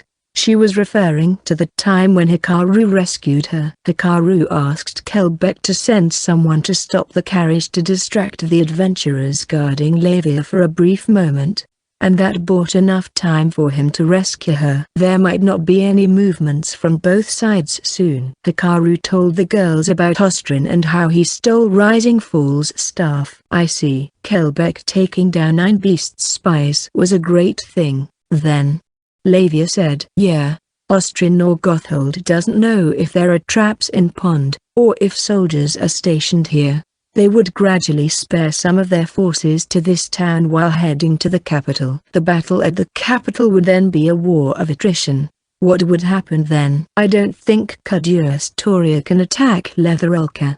With Einbeast's forces stationed there, it would still be the same war of attrition. In that case, they'll just keep an eye out for a while, or perhaps there will be a ceasefire. A ceasefire. Hikaru felt either was possible. No one wants attrition warfare. Just watching out for the other would only consume resources as well. Yet, there's no excuse for a ceasefire yet. Whatever, they can figure this out themselves. We can go back to Forestia. We're leaving Ponsonia? Paula asked. Pond won't get destroyed. There's no reason for us to stay any longer. Ah, Wait, really? Paula didn't seem to understand half of what they talked about. Hikaru couldn't help but smile at her reaction. Are we leaving right away? Levi asked. Nah, there's something I got to do first. Hikaru took the Dimension Dragon box out of his pocket, removed the lid, and flipped it outside down. His wakizashi fell out. The girls noticed the different auras surrounding the weapon. I want to ask Lenawood if he can create a sheath that can hide this thing's aura. Hikaru left the hotel together with Lavia and headed to Lenawood's weapon shop. Paula, wearing a sad expression, told them to spend time together and stayed behind. Lenawood was a scrawny, eccentric elf who loved making weapons, even ones with bizarre effects. It had only been a few months since Hikaru left Pond, but he felt nostalgic. He stepped into Lenawood's shop. Hello? Hikaru noticed Dodorono right away, with his glossy jacket and pants. Dodorono was yet another eccentric dwarf who loved fashion. He made Hikaru's clothes and Paula's camouflage dragon cloak. Oh, if it isn't Hikaru. Welcome. Hey, Dodorono. This is my shop. The two were talking at the counter. Business talk? Should I wait outside? Hikaru asked. It's nothing important. Come in. The lady too. Lenawood said. Okay, Dodorono. You can leave now. Hikaru's a valued client of mine. Dodorono protested. I was able to use the hide of a camouflage dragon thanks to him. That means I can stay here. No, it doesn't. You fool. I guess I'll wait outside. Hikaru said. No, no, no, no. No, no, no, no. Why are you butting in? I want to know, okay? This is Hikaru we're talking about. I'm sure he's looking for some ridiculous weapon. What? Lenawood glanced at Hikaru. Why are you looking at me like that? I haven't even said anything yet. At least let me speak. I blame this geezer. I blame this bag of bones. They looked like they got along well. After the two had calmed down, Hikaru found out that no other adventurers let Dodorono work on camouflage dragon skin. Because of the prejudice against dwarves, people didn't trust them to do good work outside smithing. As a result, Hikaru left quite an impression on him, and he frequently bragged about it to Lenawood. Hikaru said he didn't mind, so Dodorono stayed in the shop. So what can I do for you today? Maintenance on the Dagger of Strength? Right. Might as well do that too. Anyway, just for the record, this might be a tedious job. Do you have time to spare? I can pay a fair amount. I got plenty of time. I was just thinking of quitting this shitty job of making weapons for war. It was apparent that Lenawood had pent up frustrations because of the war. Dodorono himself had only just managed to relax recently after protective equipment had been distributed to the public. Okay, then, can you close your eyes first? Hikaru said. After checking they had their eyes closed, for some reason Lavia closed hers as well. Hikaru took out the wakizashi from the Dimension Dragon box. Lenawood and Dodorono's eyebrows twitched. You can open your eyes now. Their gazes took in the wakizashi. For a few seconds, they just stared at it, unblinking. Hikaru. What? Is this a magic sword? What's a magic sword? A magic sword is a sword filled with magical power. It's not like a buff. It is to be specially forged, or you can use mithril to make it. With a magic sword, you can use the weapon as a medium to cast magic like a mage. Yes. Now that you mention it, it could be something like that. Though I have no idea what kind of magic it possesses. I need a sheath for it that can hide this thing's aura. As Hikaru unsheathed the wakizashi, the weapon's intimidating aura caused Lenawood and Dodorono to lurch back. I want a sheath, not a weapon. Can you do it? Lenawood eyed Hikaru speculatively, cold sweat beading on his forehead. Why did you come to me? The elf asked. What do you mean? I'm an elf, you know. Yeah, I can see that. But if I have to say, it's because I trust you. Or do you have someone else in mind who can do the job? No, that's not it. Then the elf burst out laughing. Huh? Hikaru and Lavia exchanged glances. Lena Wood quickly stood up. Hey, Todorono. Did you hear that? I sure did. Trust. Yes. You came here because you trust me. Ah. Does this mean you'll do it? Of course. Lena Wood said, banging on his skinny chest. Just leave it to me. I'll use anything to make this sheath, be it rare materials or an elf treasure, as long as I finish it. Please don't commit any crimes. Ah, I wish I had something fun to do as well. Todorono mused. Ah, that's right. I have a request for you as well, Todorono. Oh, yeah. Does that mean you trust me too? Huh? Ah, yes. Of course. I need a robe for a healer. The budget is 1,000,000 gallons. The reward from Kelbeck. Hikaru learned that Paula wouldn't accept it, so he figured he could get her a robe with the money instead. Hey, Lena Wood, did you hear that? Todorono exclaimed as he stood up. 1,000,000 gallons. Hikaru trusts me too. Yeah, I heard him loud and clear. The two locked arms. I have no idea what's going on here. Hikaru said. Are you sure about this? Lavia asked. We can trust their skills, at least. Hikaru didn't know how these two craved for trust from other people. About the sheath. I can't apply the same secret method you used in bringing the weapon here. Can I? Lena Wood asked. Of course. He'd noticed Hikaru had to ask them to close their eyes first before taking out the wakizashi. Since the Dimension Dragon box was quite rare and he got it from Emperor Kaglai, it would be better if he kept it a secret. No. You can't. I can hide the wakizashi, but I can't tell you how. I don't think you can find the materials to make it either. I see. Okay. So this wakizashi, was it? Where'd you get it? Ah. I suppose I should explain that as well. I found it in Scholazard in Forestia.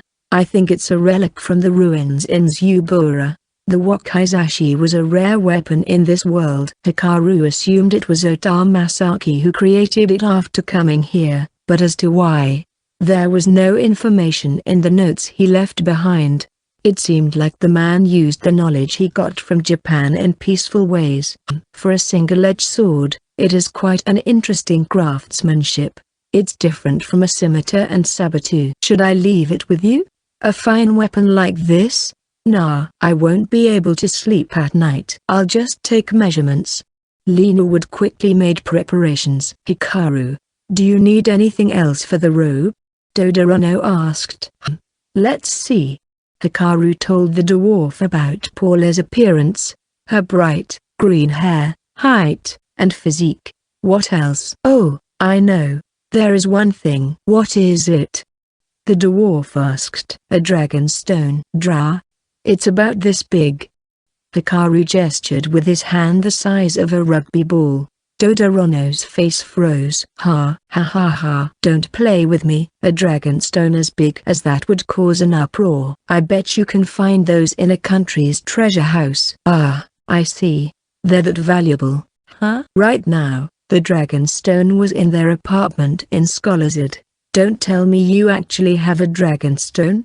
If I did, is there any use for it? Good question. If you really had one, and this is a big if, rather than armor, you should make a weapon out of it. I would recommend a staff. It can amplify one's mana and boost the power of spells. Hikaru glanced at Lavia. Her flame gospel held much power already.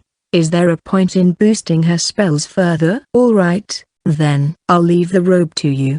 You got it. After Lena Wood finished taking measurements, he returned the wakizashi. Hikaru and Lavia then left the shop. It was almost evening. They returned to the hotel to bring Paula with them to Pasta Magic. She insisted that Hikaru and Lavia go alone, but leaving her behind would only worry Hikaru. Hikaru and the girls arrived at the diner to find no other customers around. Perhaps because it was still too early, but it was strikingly obvious that most of the residents had left town already. Oh, if it isn't Hikaru. As soon as he recognized Hikaru, the bear-like owner greeted them with joy. Thank you. The garlic you brought me was the best. Thank you. Thank you. You're welcome. Hey, get off me. I'm not into men hugging me, okay? Also, you stink. You've had too much garlic. The garlic stench oozing from the man was out of this world. It was apparent that he consumed more than what Hikaru gave him. Man, garlic is incredible. I've been using them in my cooking lately. They add some kick to the food. Too much of it and it'll overpower it. If you mess up the amount of heat, it gets burned. I just love how it's so difficult to use. It probably gets burned because you put it in after cooking it. You should mix the garlic with olive oil and chili pepper at room temperature first and then cook them together. That way the aroma seeps throughout the dish. What? You can do that? I said, get off me. You stink. You would have found out about it sooner or later, anyway. Still, having someone teach you is a good thing. Do you know anything else? Oh, okay. Already. Let us sit first. They were finally shown to their seats. After serving them tea, the owner went back to the kitchen to try the technique Hikaru taught him. Hikaru planned to teach the man everything he knew about pasta. He didn't want to be a chef, and introducing delicious cuisine to this world would be of benefit to him as well. I didn't know you were knowledgeable about cooking, Hikaru-sama. Paula said.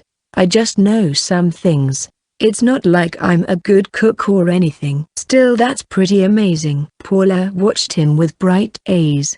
She should dial down the whole idolizing me thing. Oh, by the way, Paula, we're staying in Pond for around 10 more days. For the sheath? Yeah. Hikaru planned to tell her about the robe after it was done. A surprise gift, so to speak. The owner served the first dish, spaghetti aglio e olio. As soon as the man returned to the kitchen, Drake popped his head out, drooling. Don't eat at the table, okay? You can eat inside the box instead. Hikaru told the draken. Lavia's clothes would get all sticky otherwise. No one else was around, so Hikaru could take out the Dimension Dragon box. That's made out of the stomach of a dragon, right? I don't want to go in there. Yup, they're enemies. All right. Hikaru actually shoved the orb into the box back when Drake was still trapped within. It would be better not to tell him about that. Okay, then. No food for you. Hikaru said. What? You said you'd feed me lots of food. You also said you'd work for it. You've done nothing but complain so far. I guess I can eat inside. Since they were in a booth, Hikaru could place the box leaning against the wall. Drake crawled inside slowly, only his head sticking out. Get inside if the owner comes. Okay, here's your food. Hikaru said, putting pasta before Drake. Yay! The draken started devouring the food immediately. His fur got all sticky from the olive oil, but strangely enough, one wipe was enough to clean him. Drake stayed pure white. There's something I haven't told you, Hikaru said as soon as they started on their meal. My job class Lesser Angel became Greater Angel. Oh, what? Lavia stayed calm, while Paula exclaimed before she could put the food in her mouth. Huh? Did I hear that right? A Heaven's Messenger class? I hear Bios treats anyone who has those like a state guest.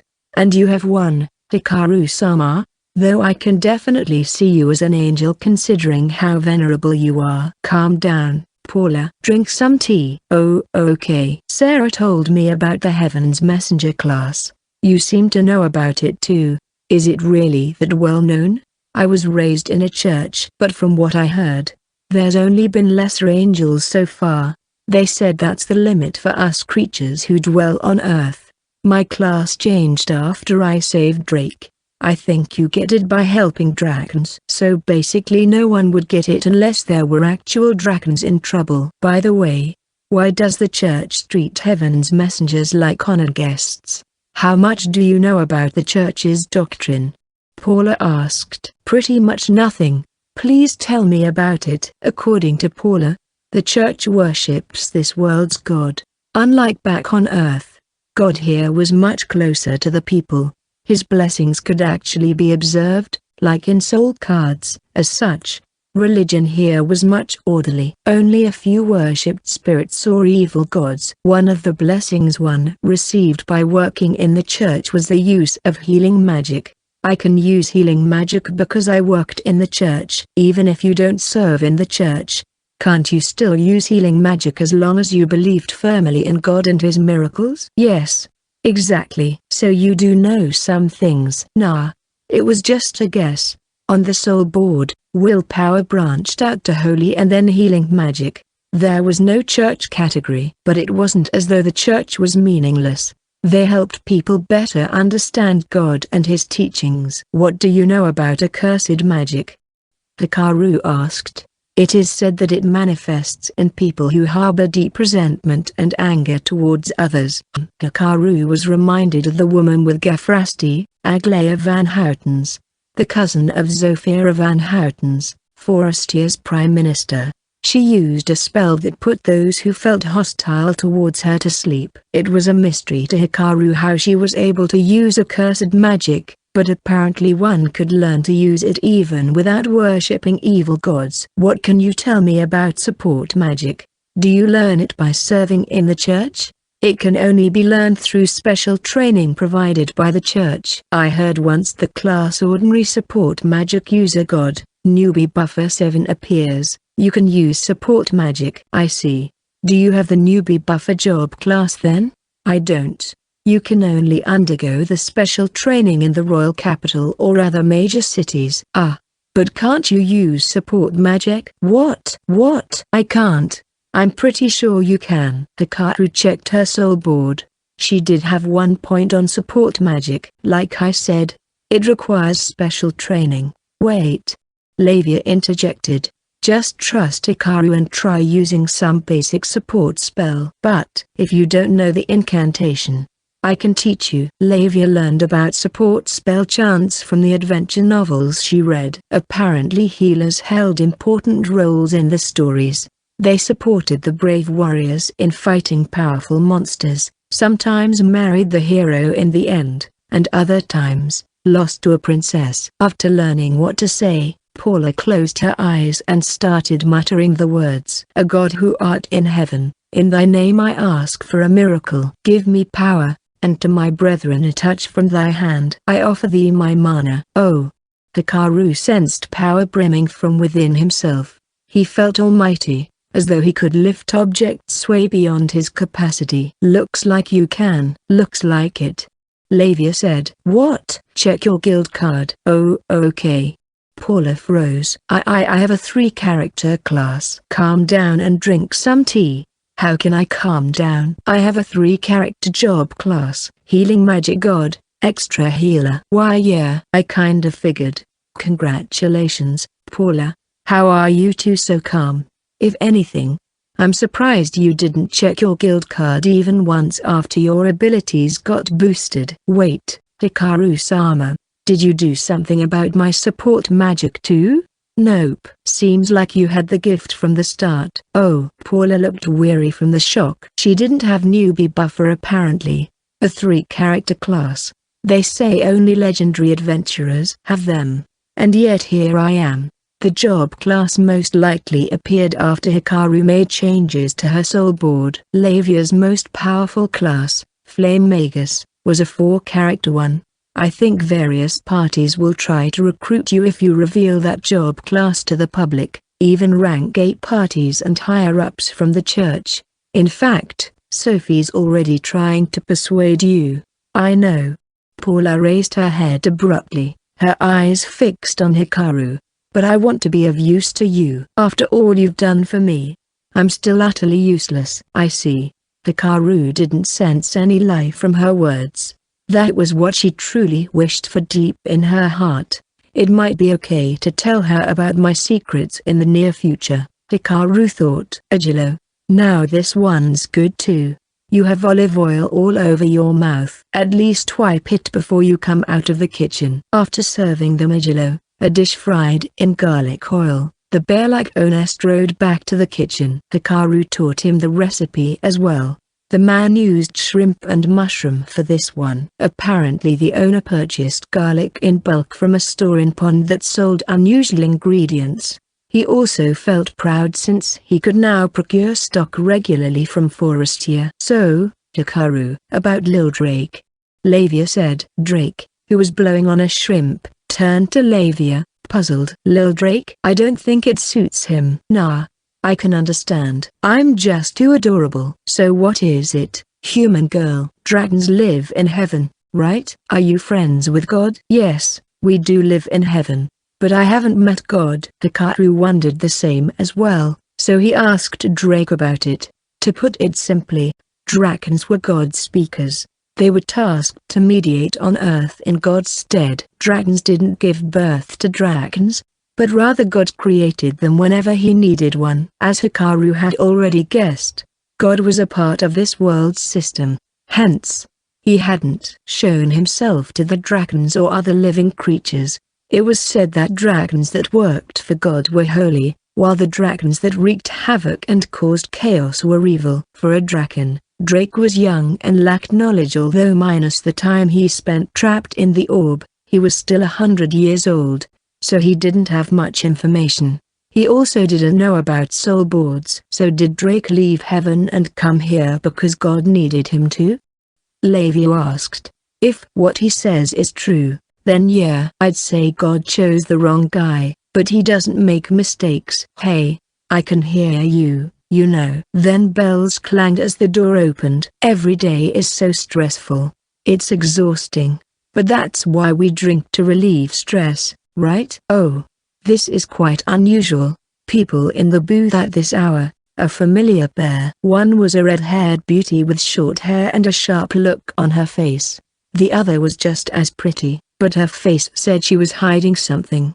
Her long, purple hair went straight down, resting on her ample breasts. Jill and Gloria, Pond's Adventurers Guild's receptionists. They froze as soon as they saw Hikaru. Jill's lips, in particular, were quivering. Long time, no see. Hikaru greeted, raising his hand. Hika. Jill sounded as though she had a hiccup. Long time no see? That's all you have to say? My, fancy meeting you here in these times, Hikaru. Gloria approached him from behind slowly, her tone seeming to imply something. Hikaru even felt nostalgic. I really don't have much to say. I'm leaving Pond in 10 days anyway, Hikaru said as he put the Dimension Dragon box away. Drake seemed to have read the situation. Or rather, he fell asleep after eating to his heart's content. He lay on Lavia's lap, looking just like an ordinary scarf. Leave Pond? Where are you going? Scholazard in Forestia. I rented a place there. What? That's so far away. Hey, Jill. You just arrived and you're already making a racket. By the time the owner brought the next dish, Jill had regained her composure a bit, and took a seat at the head of the table. For some reason, Gloria sat next to Hikaru. The pressure, mostly from her breasts, instilled fear on him. He felt an icy stare coming from Lavia sitting across. Ah, we're actually leaving soon. What are you saying? I prepared lots of new recipes today for you, the owner said. Great, I'll stink of garlic tomorrow for sure, Hikaru thought. Hikaru, so, Hikaru, what brings you to Pond this time? Gloria asked before Jill could finish. Buy some equipment, and also teach the owner how to use garlic. That's all. I'll get straight to the point. Are you a part of the current dispute? I really can't stand this woman. Gloria hit the mark directly, although Hikaru had no idea how much she knew. Then again, considering it was Gafrasti himself who bore witness to Hikaru clearing the dungeon, one would think that the boy was involved in the current crisis as well. The current situation has nothing to do with me, and I have no interest in it either. Whichever side wins, I don't care. But the 4 stars of the East are going to fight to defend Pond. That's because they're rank B adventurers, so they have the duty and responsibility to help. I'm only rank E. Yes, you're right. Would you mind coming to the guild tomorrow for the great feat of clearing the dungeon? I'll talk to the higher-ups and see if we can get you promoted to rank D. What? This lady here and Miss Paula are members of your party, correct? I don't mean to be rude, but have you formally established a party? If not, then how about registering in Pond? I have a feeling your party will leave a mark in history.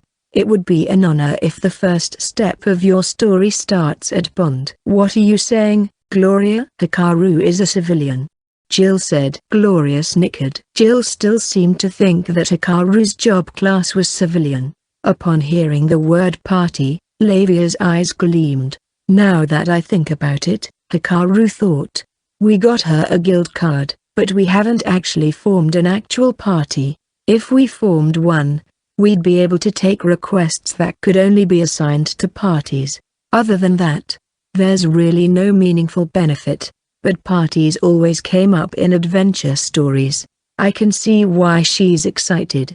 Okay, we'll be at the guild tomorrow, Hikaru said. Gloria squinted her eyes and clapped her hands together. That's great, she said. You may also consult the Adventurers Guild for questions regarding job classes, so if you have any, don't hesitate to come to us. Oh, okay. She still wants to know about my job class.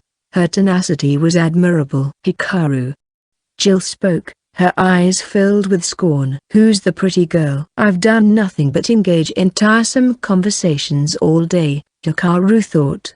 Her name's Lavia, an adventurer, he replied. I see. Lavia. Where did you meet her? Wait a minute. The name sounds familiar. I met her in Forestia. Show her your guild card, Lavia. Oh, I guess it's true, Jill said. Since the guard's registration field showed Forestia, they managed to fool Jill. Gloria, on the other hand, had her eyes opened wide. She probably realized that this was the same Lavia, the daughter of the count that was killed in Pond some time back, a shocking case, and the suspect for the murder. But Gloria didn't say a word and simply smiled at Hikaru. You owe me one, okay?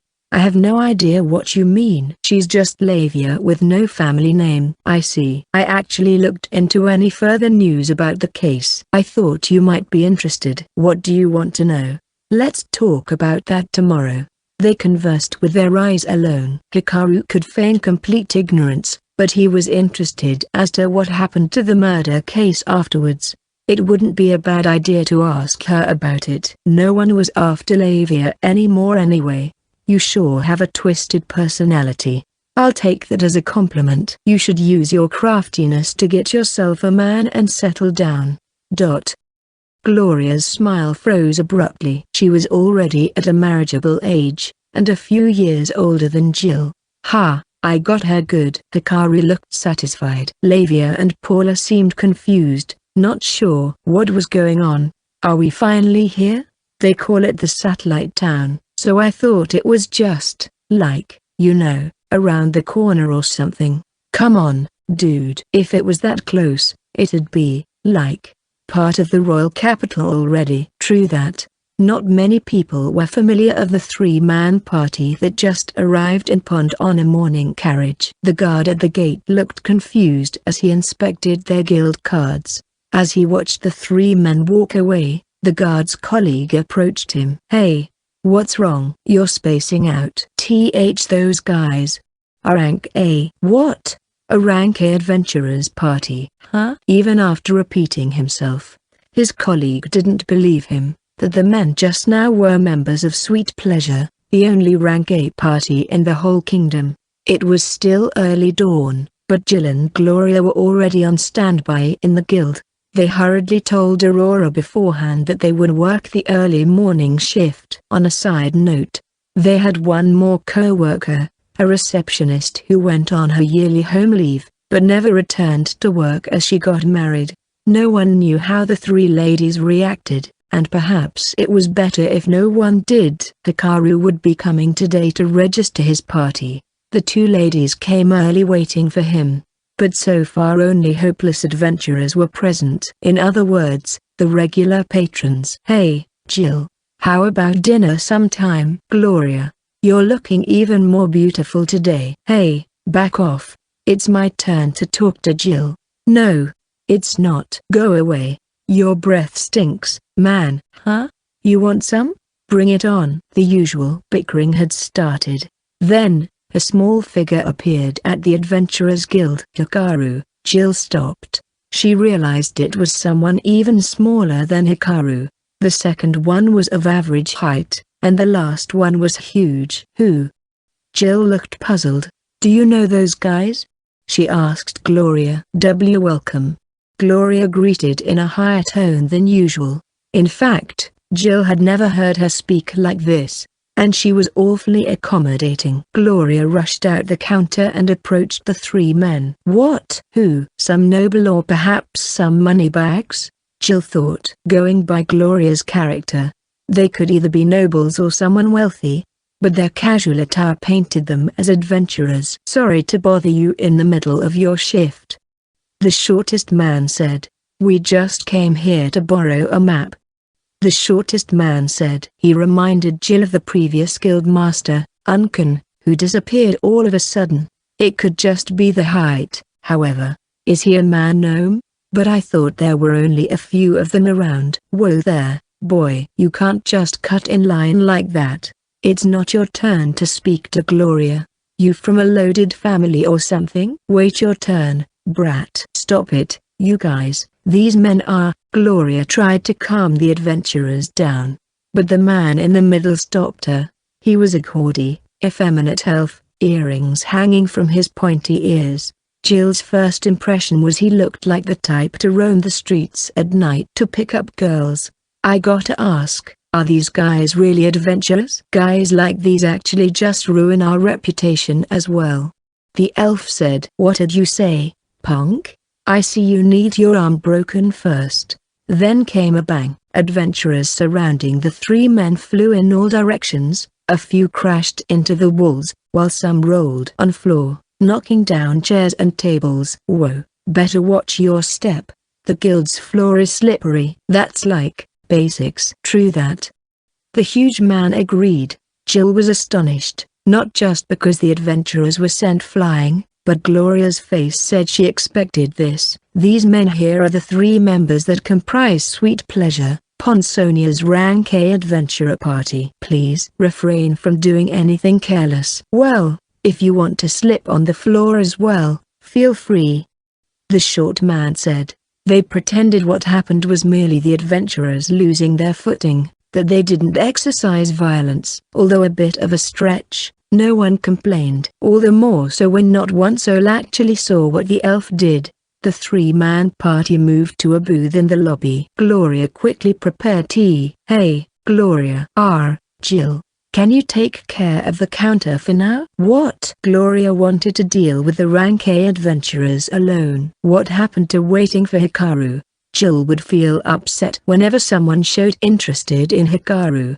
Yet she also felt irritated when the boy got ignored. It was complicated. As Jill started working, Senkan, Sweet Pleasure's leader, explained the situation to Gloria. They came here to borrow a map. Detailed maps could be used for wars, so they weren't circulated in the public. Garrisons and the Adventurers Guild kept copies, however. Gloria asked what they needed it for, but Senkan didn't tell her. Right now, with Quinbland on their side, officials in the royal capital were discussing strategies. One of them was Senkan's plan to blow up Bond, but the possibility of it being used was low.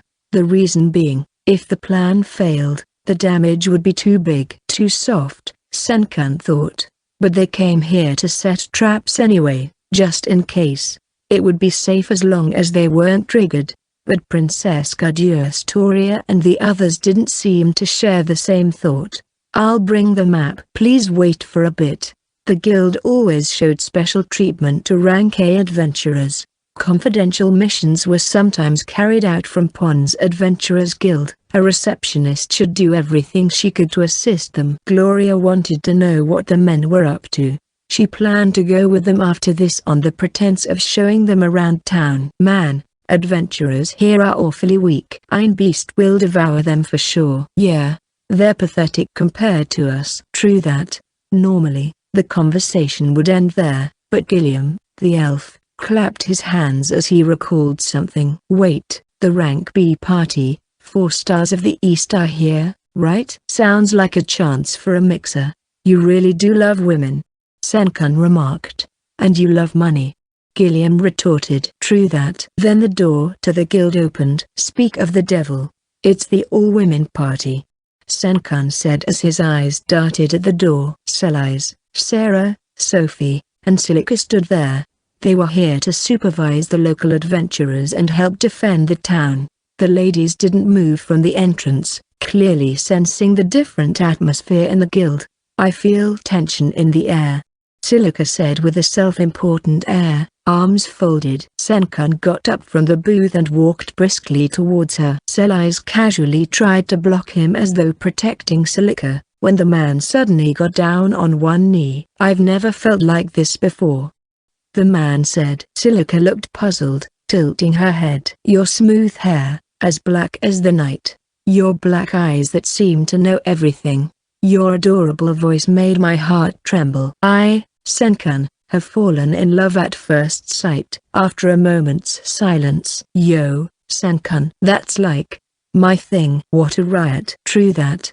The two men left at the booth burst into laughter. "I see. A love confession, huh? What now, Silica?" Sellies asked. "No, thank you," Silica said. Senkan's face froze in shock. "Are you sure about that? I believe this man here is Senkan, a rank A adventurer." "Really?" "Still, my answer is no." Rejected even after finding out he was a rank A adventurer. Tears filled Senkan's eyes. "Oh, lovely lady in black. Please tell me why you reject my love." Silica frowned. What's going on here? Why are you all blocking the entrance?"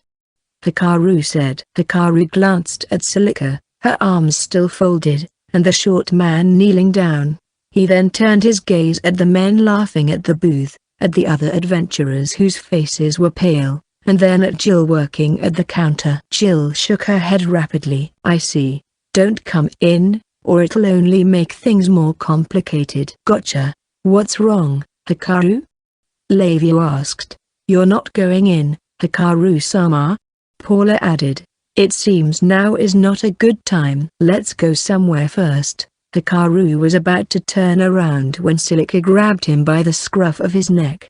"This is my boyfriend Hikaru, so I can't be in a relationship with you." "What? Have you gone mad?" "I can't believe this," Senkan said. "I'm much more reliable than this weak-ass kid. And I'm rich. I'm practically rolling in money." "I don't really care about that. So give up." "Wait, he just dissed me," Hikaru said. "I see. Okay, you do have the same hair color." "Damn, I wish I was you." "You two must be stuck with each other by the hands of fate." "Either that, or this guy has some sort of dirt on you." "Yeah, let's go with that," Silica said. "Oh, for crying out loud." Hikaru was starting to get pissed. "Well, we're both from Japan, so fate must be at work here. I know, but wait, what's going on here even? A rank A adventurer just said he loved me, so I'm using you to turn him down." "What? Rank A?" "Please don't drag me into these kinds of things. Explaining things is a pain. I'm not fluent with the language. Also, I don't want relationships in this world." Hikaru understood how she felt a little. They had lost everything once, so they didn't want to deal with anything unnecessary. Whether they wanted to return to Japan or not was a different question altogether. "All right, you punk-ass kid, you got guts flirting with the pretty lady in front of me. Who are you calling a punk-ass kid? You're shorter than me." Hikaru had reached his limit. Senkan's face turned red, while the two men at the booth shook their head. It seemed he said something he shouldn't have. "What? You don't like being called short?" "You're dead." "Okay, I'm stopping you right there," Sellies interjected. "We're in the Adventurers Guild." "Senkan, you should know that fighting between adventurers here is strictly forbidden." "Fight. Beat each other up," Sarah encouraged, swinging her fist. Sophie, on the other hand, clicked her tongue in disappointment. She probably thought if Hikaru was beaten good, she could take Paula for herself. "Then how about a match to see who's worthy of her?" Senkan asked. "Huh? No way." "Sounds like a drag," Hikaru said. Senkan stamped his feet in frustration, his face turning from bright red to flaming. The adventurers booed. "Wait, I got to accept the challenge?" "It's just like you to turn him down," Silica said. One match might be enough for things to settle down. But I don't even have a reason to fight. Why should I fight? There's nothing in it for me. In the unlikely even that you win, that means you're stronger than a rank A adventurer. You moron. We all know it's more than just unlikely, though. It's impossible. Moron. You should expand your vocabulary. Besides, you get promoted to rank A for your skills, not by beating other rank A adventurers. Surely you're not that stupid. Man, are you really a rank A adventurer? Senkan desperately endured the urge to lunge at Hikaru, who, incidentally, had already checked the guy's soul board and was trying to provoke him as much as possible. Soul board Senkan age, 55 rank :47 vitality, natural recovery 1, stamina 1, immunity, toxic immunity 2, perception, sight 1, hearing 1, touch 2, magical power, mana 9, spirit affinity, magic principle 2, physical strength, strength 2, agility, power burst 1, flexibility 3, balance 3, stealth, life obfuscation 2, mana obfuscation 2, imperceptibility 2, group obfuscation 1, dexterity 11, tool mastery, pottery 2, willpower, charisma 1, intuition, insight, invention 3. His high level meant he was a legitimate rank A adventurer. Unlike Rising Falls, he had points on mana, but no spirit or healing magic, only magic principle. And while he was also the covert type, he had nothing on weapon mastery. For some strange reason, he had high dexterity and even invention. He specializes in traps. Alright, Hikaru quickly realized. He had also heard about him from the meeting in Leather Elka, so his guess should be right. A trap user with no other means to attack would be a good match for Hikaru. He could just use his throwing skill from a distance. He believed he would never lose no matter how skilled Senkan was with traps. I'll give you 1 million gallons if you beat me, Senkan declared. There was a stir among the adventurers. Hey, you should give it a try. Are you stupid? There's no way I can win against a rank A. Can't hurt to try. Hikaru sighed. 100 million gallons, he said. What? Bullshit. That's too mu. You said you were rolling in money. You also said that I can't possibly beat you. Senkan gritted his teeth hard. Well, if 100 million is too much, a million is fine. You're on. Oh, 100 million gallons. I am gonna win anyway.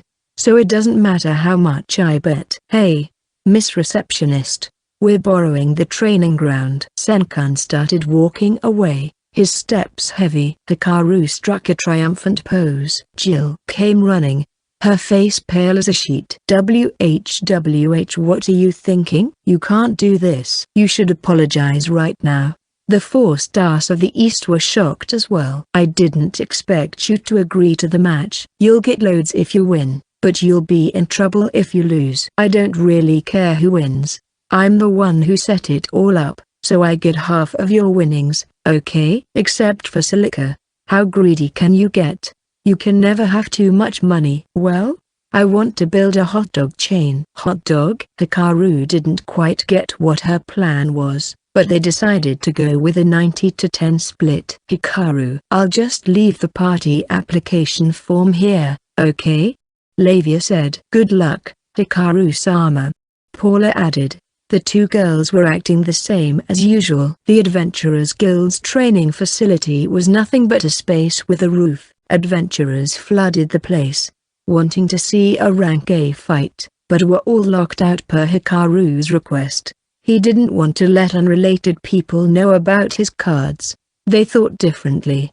However, saying the kid probably doesn't want others to see how he loses like a dog, and he probably doesn't want us to see him use dirty tricks.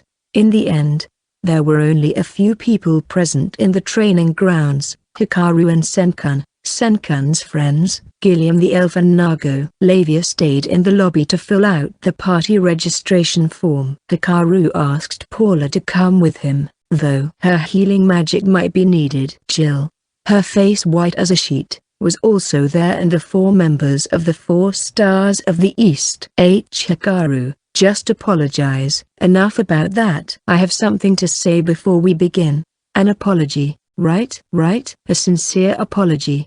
I leave and go with you. Oh, give me a break.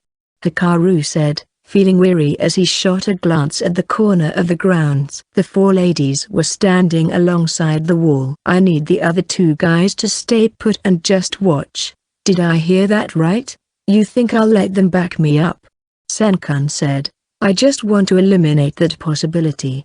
If they come at me all of a sudden, I might not be able to hold back. Hikaru checked the revolver on his waist. Once fired, it would spell disaster. It might not be that bad if Gilliam and Nago had higher vitality than the Earth Dragon, but Hikaru highly doubted that. Oh, I see. You really don't know anything about Rankas, huh? Senkan was livid, his cheeks twitching. I'm gonna find out soon, right? Hikaru replied. Jill, the signal. Hikaru. Jill was on the verge of tears. In her mind, Hikaru was still a novice adventurer. She thought that him clearing the dungeon was some sort of a mistake. Hikaru was partly to blame as well. Instead of clearing the misunderstanding, he made it so she would misunderstand and then used that. I'll get some potions ready.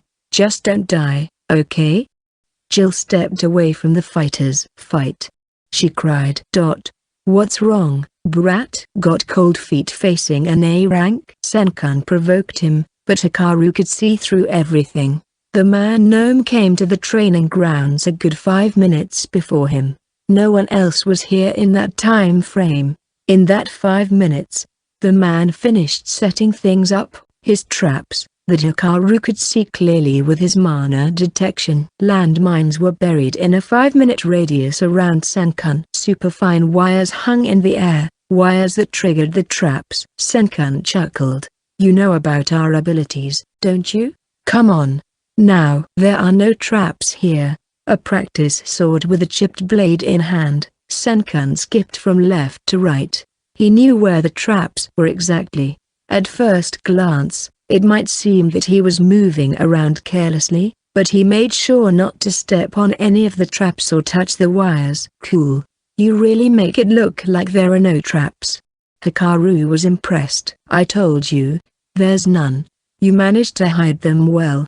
Most people or monsters wouldn't sense them. Hikaru had 3 points on mana detection. If he had 1 less point on it, he wouldn't see the traps. He had never seen anyone else with 3 points on it like him. No one from the people he knew would be able to see Senkan's traps. I see. Senkan said. You were sure you could see my traps, so you accepted my challenge. Yes, that must be it. Nope. Then what?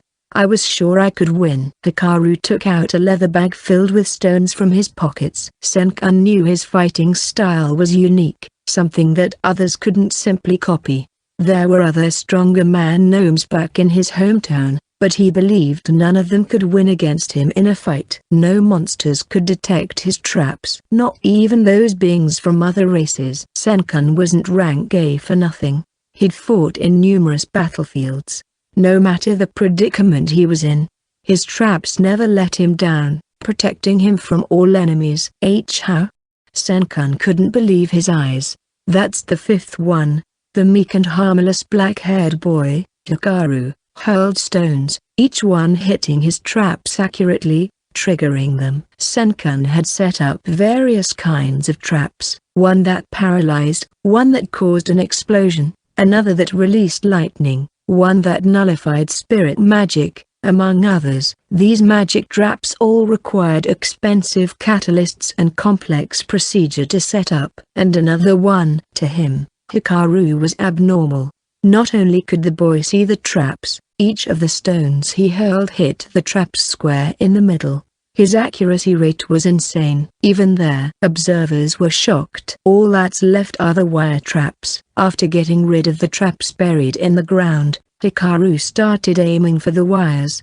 No one could believe what they were seeing. The boy hit every single one of them. When there were only 2 remaining, Hikaru clicked his tongue. Crap, I only have 1 stone left. Whatever, he said as he threw the stone casually. It hit the first wire and then went straight for the second one, setting off the paralyzing traps before disappearing. Now there's only you left. The black-haired boy took a step forward. Senkan let out a shriek. He's a demon. The man-gnome thought. Only someone working for an evil god could do something like this. I am Senkan, an A-rank adventurer. I know. Hikaru said. His knees grew weak.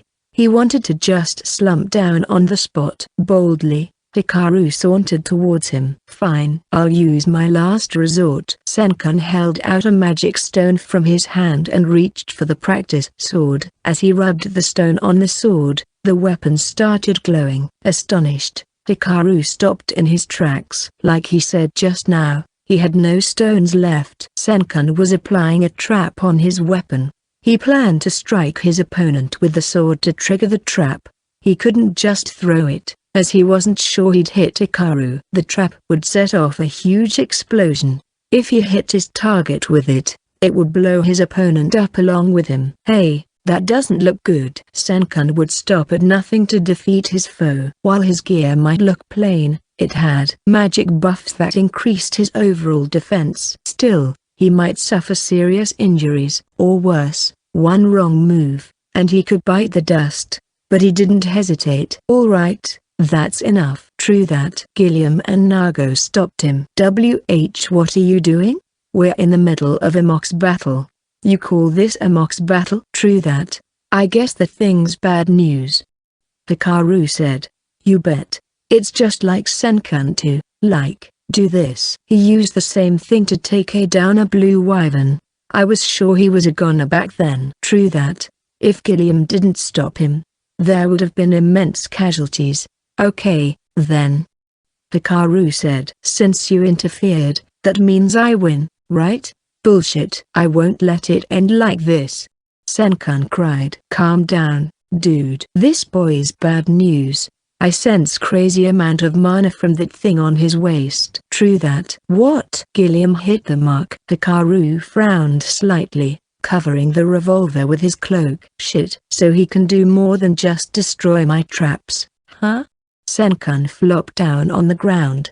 I lost. I've never lost like this before. You specialize in traps. You usually don't use hurriedly constructed ones like these, right? So you knew, huh? Man. Screw this shit. What's your name? Hikaru. What's your rank? You can't be rank B. I would have recognized you. C, then? Nope. E. Come again? I didn't quite catch that. I'm rank E. Senkan glared at Jill. The receptionist nodded, shaking. That's just ridiculous.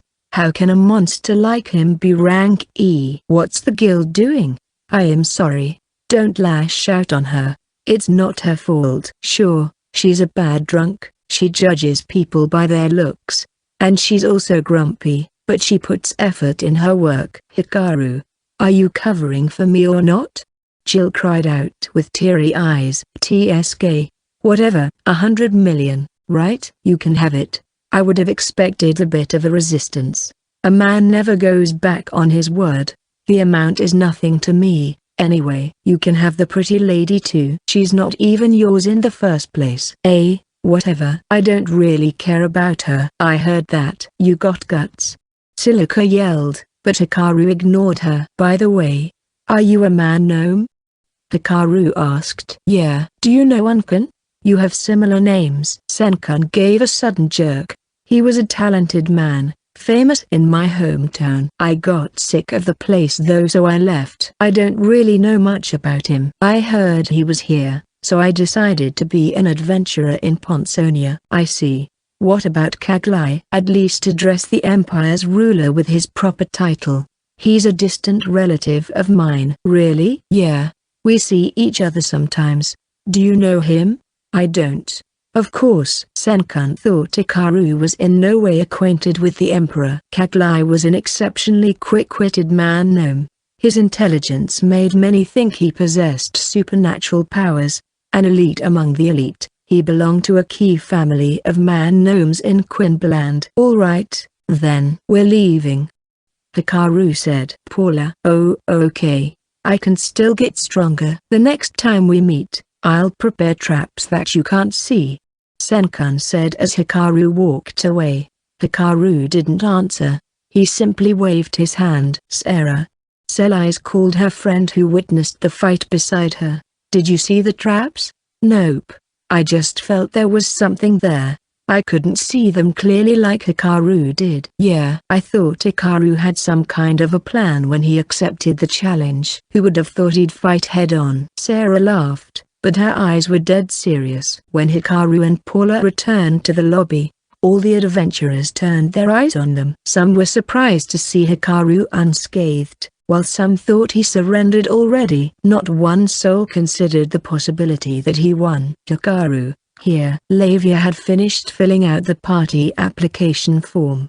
Ignoring the adventurer's eyes, Hikaru took the paper. "Hikaru, that's for the party application, correct?" "Over here, please." Gloria was there, desperate to know what just happened. She had not witnessed the fight in the training grounds. "In the booth. Isn't the guild busy in the morning?" "What about the counter?" "Jill should be back soon. And the submaster is here." "Look." The submaster came strolling from his office and into the counter to deal with the adventurers. "Why am I doing this?" "Then again, we have rank A adventurers today," he mumbled. "Gloria probably dragged him out here," Hikaru thought. After settling themselves down in the booth, Hikaru checked the application.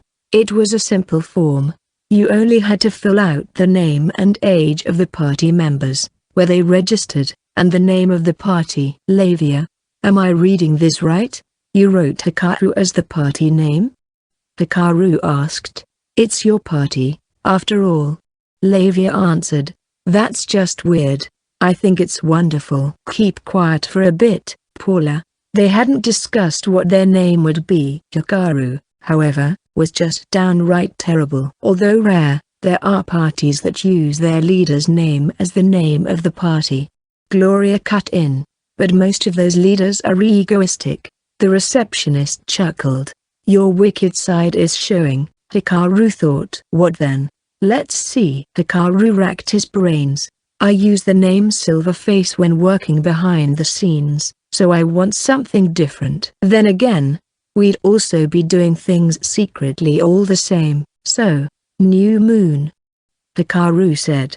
"New moon? Like the lunar phase?" "Yup. A night when there's no light from the moon. In that case, how about new moon star?" "Works for me. But why add the star, though?" "There's no hope when there's only darkness. A star shines even in the dark." "Like how you are to me." Lavia could spout embarrassing stuff in front of others without batting an eye. "That's wonderful." Paula, who said yes to everything, was in favor as well. Hikaru felt awkward, but since Lavia insisted, he agreed to the name New Moon Star. "I might be too soft on her." Hikaru didn't mind it. "All right, then. I'll register your party name," Gloria said. "Okay, cool. Bye, then," Hikaru said as he got up his seat. "Bye?" Gloria grabbed his arm. She wore a sweet smile, but she was forceful. "Lavia, Paula, can you go pick requests? It seems Gloria wants to talk to me." "Got it." "Okay." Having full trust on Hikaru, the girls let him deal with Gloria and made their way to the bulletin board. "So, Hikaru, what were you doing with Sweet Pleasure?" "You can ask Jill later. That'll save you some time." "Okay." "So about Lavia." "She's the daughter of the Count." Gloria's eyes opened wide. She didn't expect Hikaru to readily tell the truth. "I doubt anyone still cares, though." Hikaru added. "Did she, kill the Count?" she asked in a very low whisper. "No." "Are you sure?" 100% sure. "You have proof?" "Yup." "Lavia saw the killer herself." "I see." "So you believe her words?" "By the way, how did she vanish in the middle of the trip to the capital?" "She mentioned something about being summoned using a spell." "I don't know the exact details. I just met her while I went outside of town." "Does it have something to do with the hunters you said you met at the forest by the lake?" Yes. I did make up such a scenario." Hikaru wanted to get promoted faster, so he delivered loots to the guild, and to make things easier, he said he bought them from others, rather than killing monsters. I'm forbidden to speak about them. The guild searched for them, right? Yes, but we couldn't find them. Of course not. I made those people up. So, you mentioned you had news about Lavia? Hikaru asked. Like you said, no nobles are interested in her anymore. There was one relative of the count who was searching for the daughter, but only to turn her in and inherit the count's assets. I heard that after the incident, most of the members of the count's faction was absorbed by the Grand Chamberlain. I see. Not entirely useful information, but it wouldn't hurt to learn about these things. Is it true? Did you really clear the dungeon? I just happened to meet Gafrasti and Valves in the dungeon. I found what he was looking for, so I gave it to him. That's all. After that, the place collapsed. Satisfied by what he received, he said he'd bear witness to me clearing the dungeon. Gloria's eyes narrowed. It was a lie.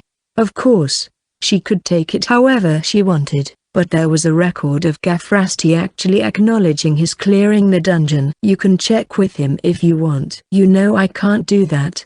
He's in the middle of this conflict. Would that be all? One more thing. It's said that Viscount Valves is behind the current dispute between Prince Storia and Prince Austrian. Does it have something to do with what you did? I could tell you, but it might put you in danger. I'm a guild receptionist. I'd rather learn the truth of the world and die than live a long life of ignorance. Gloria flashed a beautiful, broad smile that captivated Hikaru for a moment. Okay, your funeral. Hikaru couldn't say no to her smile.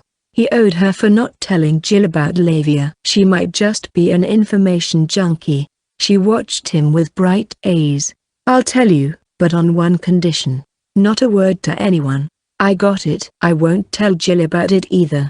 Glad you're quick on the uptake. Alright. Listen closely. Hikaru explained what happened from start to end. The dungeon was Poinxenia's royal capital. Gafrasti was a descendant of the real royal family and should be the one ruling Ponsonia. Hikaru found the family tree in the dungeon that responded when held by a member of the royal family. In other words, it could tell who was the legitimate descendant. And Storia was a distant relative of Gafrasti, so he was trying to elevate her to her rightful position. Gloria listened attentively to the end, not asking questions in between. When Hikaru finished, wait. I need time to digest this information. She stood up and went inside. She was covering her nose, but Hikaru caught a glimpse of blood. Calm down, sheesh. Can we trust that receptionist? Lavia asked. They were outside town, working on a quest to get Lavia and Paula promoted, searching for rare flowers that only bloomed during winter. On that note, Gloria disappeared, so no one could manage Hikaru's promotion. Thankfully, when they went to the counter to take the quest, the submaster worked on it. He was now rank D. He wanted the girls, who were rank G at the moment, to climb up to rank E quickly. There were many things a rank E adventurer could do. They could enter dungeons, and the procedure for crossing national borders became easier. We can't trust her, but I think we can get her on our side as long as there's something in it for her. I didn't really tell her anything that would get us in trouble, and I'm sure we can use her to gather information if we need it. As a matter of fact, she had follow-up reports about Lavia. Hikaru couldn't possibly have a grasp of every noble's movements. Adventurer guild receptionists usually received all kinds of information. Hikaru-sama, there's flowers over there. Oh, you're right. You have pretty good eyesight. For a while now, only Paula found the flowers they needed. The healer giggled. I grew up in the sticks, after all. I'm good at finding edible stuff in the mountains. Also moving around without caring about monsters. She stopped. It's nothing. Yeah, I know it's strange how monsters can't see you when we're holding hands. The effects of group obfuscation. There were monsters with keen senses around. So he'd been holding hands with the girls, Lavia on his right, and Paula on his left. Lavia had her stealth skills, but the stealth god plus obfuscation combo was much more effective. With his greater angel job class, Hikaru could now stack 5 classes together. He already had stealth, throwing, and wide area detection inputted beforehand. So he added Forest Walker and Civilian to the list. Night Stalker and Sinner had a disturbing ring to them. He'd had enough of Eye of the Storm. Dungeon Walker seemed pointless, and Town Thief just made him feel unpleasant. Paula knew Hikaru's abilities was top secret. She refrained from prying into it. I don't think she has to be that cautious, thought. They kept gathering materials. After steadily going at it for 4 straight days, the girls were now just one step short for a promotion to rank F. To actually get to rank F, they needed to work on a request that took them from one Adventurers Guild branch to another. The plan was to take delivery requests to the Royal Capital tomorrow. On a side note, Senkan deposited the 100 million galans he promised to Hikaru's account.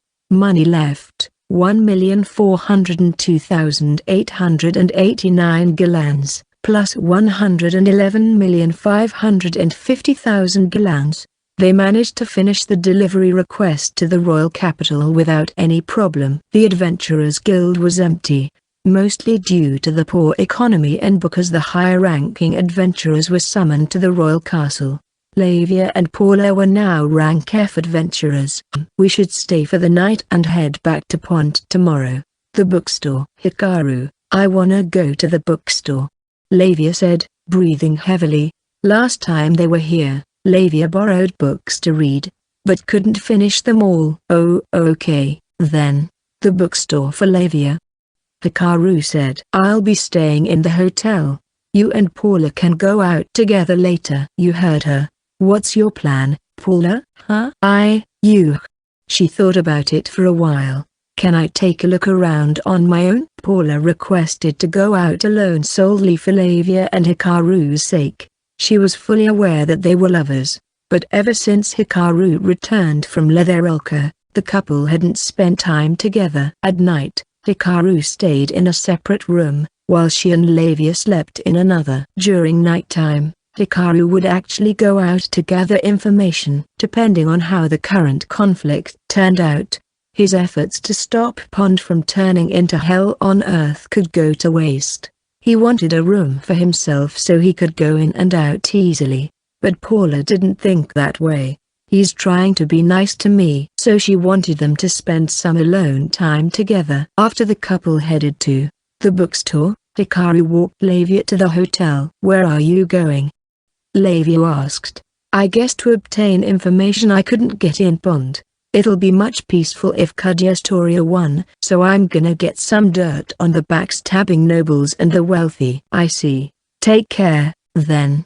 I will. In the end, Hikaru went out alone. Where do I even go? Paula came from a poor village, and this was her first time in the royal capital. In the middle stood the royal castle, which was then surrounded by the first residential district, and outside of that was the second residential district. Hikaru booked them a nice place to stay in the safe first residential district. Paula, however, wasn't familiar with the place, so she just kept walking, and before she knew it, she arrived at the second residential district. The neighborhood didn't turn rough all of a sudden. It was more of a shopping district bustling with people. Hikaru gave her some money which she used to buy food. She entered general stores and tailor shops to pass time as well. The royal capital is awesome. At first Paula walked all over the place, exhilarated, but by the time the sun was going down, exhaustion caught up to her. Or rather, she felt sick from the torrent of people, businessmen shouting, carriages running past, and the clouds of dust. She made her way to a quieter place and eventually arrived at a small church where she could finally take a breather. I could use my healing magic, but she stopped herself. She couldn't use healing magic unless Hikaru gave her permission. The church was a cozy little structure. There was a podium and stools of different shapes for the devotees. The wooden floor creaked. Overall, the place seemed far from welcoming. It's still bigger than the one we have back home. The church in her village was even more worn out than this one. Still, the head priest, Paula's father, took good care of the place. Paula recalled how the walls and floor were oddly shiny. I miss Dad, I wonder how he's doing." Paula practically ran away. When Pia and Priscilla decided to form a party with two idiots from the neighboring village, she became worried. Who would take care of them if they got injured? She had to join them, or at least that's what she led them to believe. The truth is, she longed for a romantic encounter, like the ones she read in stories. As a result, however, she met the kind of boy she never read about in novels. Hikaru's abilities, the way he boosted her healing magic in a flash, was almost like the work of the gods. At least, she hadn't read about such power in novels or myths before. "I can't heal your injuries anymore, but I'll keep on sending money to the village." Paula believed her friends, Pia and Priscilla, went back to the village. She wrote letters to her father, telling him she would send money through Priscilla's guild account. Since Paula moved around a lot and didn't have a permanent address, no reply came yet. Even if Priscilla hadn't returned to the village yet, Paula believed her friend wouldn't waste the money. She would notice that someone was depositing money to her account. Paula used half of the money Hikaru gave her for herself and sent half of it home. She'd feel bad if she didn't use any of it. Hikaru himself gave her a lot knowing she would send some of it home. "You're just too nice, Hikaru-sama." Paula wriggled in place, delighted by Hikaru's kindness. She didn't feel dizzy anymore. "Is anyone here?" The door to the church opened and from there appeared a man lightly dressed despite the cold season. Although he had a broad chest and sharp eyes, the streaks of gray on his head indicated he was a fairly aged man. Paula gave a start. Then she noticed the girl the man was carrying in his arms. She looked limp. Her face was a deep red, but her hands were pale. "I'm looking for the priest. Is he around?" Paula quickly realized it was an emergency. Despite the church looking a bit dilapidated, it should still have a head priest. But Paula didn't find anyone when she entered. Did he go to a temple? Still, it was strange to see no one around, not even nuns. One gained healing abilities by serving in the church. In short, the church also functioned as a hospital. Of course, real hospitals specialized in healing, but mostly for serious injuries. If there was a church nearby, people would usually go there instead. I don't know. Anyone will do." "Then, can you use healing magic? My daughter's not feeling well." The man barged into the building. As he got closer, Paula could see the girl's horrible state. Her breathing was wild, accompanied by wheezing. Healing magic could be used for a wide range of conditions: injuries, illnesses, poisoning, and even curses. At first, Paula could only cast basic healing that mended injuries. She didn't know any other incantations, either, but during the monster outbreak in Unelporten, she was able to heal people with grave injuries. She restored a lost arm and even cured petrifaction, a form of a curse. Ever since then, she studied other spells as well. She should be able to heal illnesses now. "I'm sorry, I can't use healing magic." She forced the words out of her mouth. The man looked devastated. "What do I do?" "Oh, Fran. What about the hospital?" "I don't work in this church." She lived her life as a nun, and she wore the appropriate attire too. "The hospital is full of soldiers because of the Civil War. They told me to go to the church instead. The bastards." "Then what about a different church?" "They won't take a look at her because we're not from their territory or something." Paula was flabbergasted. Territory? Since when do people serving God cared about that? She then realized, because of the Civil War and the church's way of thinking, this kind of problem must be happening all over the royal capital, not just here. "Is the priest always here?" she asked. The man shook his head weakly. "That bastard's out most of the time, God knows where." Bastard? The priest is pure scum." His words shocked Paula. "To be honest, I didn't want to bring Fran here. That guy always tells me to give my daughter to him and he'll give me money. I refused every time." Fran didn't want to either. "I thought she'd get better right away. I didn't expect her condition to get this worse." Damn it. Dumbfounded, Paula couldn't say a word. The priest wants his daughter as a lover? Upon closer look, the girl had beautiful features, but like her father, She was lightly dressed in clothes full of patches. They probably didn't have money to buy clothes that could keep them warm. What happens if the priest heals your daughter? He'll probably ask for an absurd amount. But I don't mind, as long as she gets better. I don't care if I'm buried in debt. Dad. Fran. You're awake. The girl moved a little. No, don't do it. You can finally provide for your own as a carpenter. There's no point in working if you're not around. The man cried his eyes out. Tears fell on the girl, but she didn't mind. I can solve their problem if I used my healing magic. It was an extremely easy answer. As long as I tell them to keep quiet, Hikaru-sama wouldn't know. It was hard to resist the temptation. Hikaru's face flashed through her mind. The boy who saved her when they were attacked by goblins. Paula recalled how he looked at Pia with eyes so cold when she broke her promise. He could have given up on them right then and there. With the kind of ability he had, it was a natural course of action. Paula now understood why Hikaru did that. He held great secrets, so he didn't make friends. He couldn't. Yet, he still saved them. Even using his abilities to boost her healing magic, Lavia was just as unselfish as well. She could have ditched her and escaped, but she got herself kidnapped to save Paula. For all that, Hikaru only asked for one thing, to live for him. You will devote the rest of your life to me. And only me. Are you okay with that? Yes. If you can save them, then I don't mind. From now on, you will be one of this world's most powerful healers. Your mana capacity will increase as well. People will want you so much. In fact, that many will die. So I suggest that you keep a low profile as much as possible. In other words, Paula couldn't use healing magic unless Hikaru gave her permission, or Lavia deemed it necessary. You're what? Can you use healing magic? The man asked, his eyes red from crying. Paula glanced at the girl whose lips had turned purple. She seemed to be afflicted by a serious illness.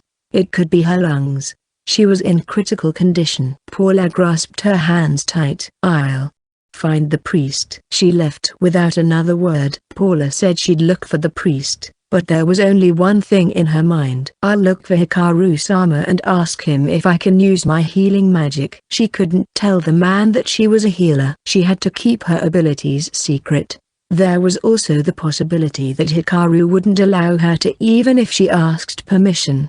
In the end, Paula didn't have confidence in herself. She ran towards the hotel. By the time she reached it, she was out of breath. She had strayed too far from the first residential district than she originally thought. Still, she dragged her legs to the third floor. Hikaru-sama, Paula? Only Lavia was in the room.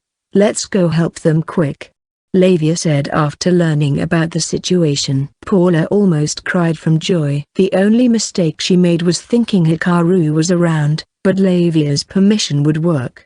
However, Paula's healing magic was to be kept secret, so they needed to do something. That's where Lavia's disguise came in. Lavia took a hooded robe big enough to cover her whole body from head to toe, while only exposing the tiniest amount of skin. The plan was to pretend that Lavia did the healing. All right, we're good to go, Lavia said. After leaving a note, they left the hotel. It took almost an hour for Paula to return to the church. In the meantime, she was worried about the girl's condition. What if things turned for the worse? There. It is, Paula said, panting from exhaustion. With her 1 point on stamina, Lavia didn't look tired at all. So she took the lead and opened the door to the church. Paula, looks like we were a little too late. What? Paula walked towards Lavia. Ha ha ha. Now Fran is mine. A balding, plump middle-aged man guffawed. Paula's oxygen-deprived brain imagined what happened. The priest returned before they did. After learning about the girl's condition, he agreed to heal her in exchange for a huge amount of money. It appeared that the priest already used his magic on the girl as she looked more relaxed now. That wasn't the deal. You said you wanted money, not Fran. Are you stupid? I know you don't have 500,000 gallons. You probably only saved up 200,000 to 300,000. But I'm giving you the option to use Fran as collateral, so you should be grateful. I'm willing to accept a plain, commoner girl with no redeeming traits for 500,000. I won't. Oh, you will. Or are you saying you have the money? You don't. Do you, Boltek? The girls didn't make it in time. Paula sank down on the floor, feeling helpless. Hold it right there, Lavia said in a clear voice. Who are you? The priest asked warily.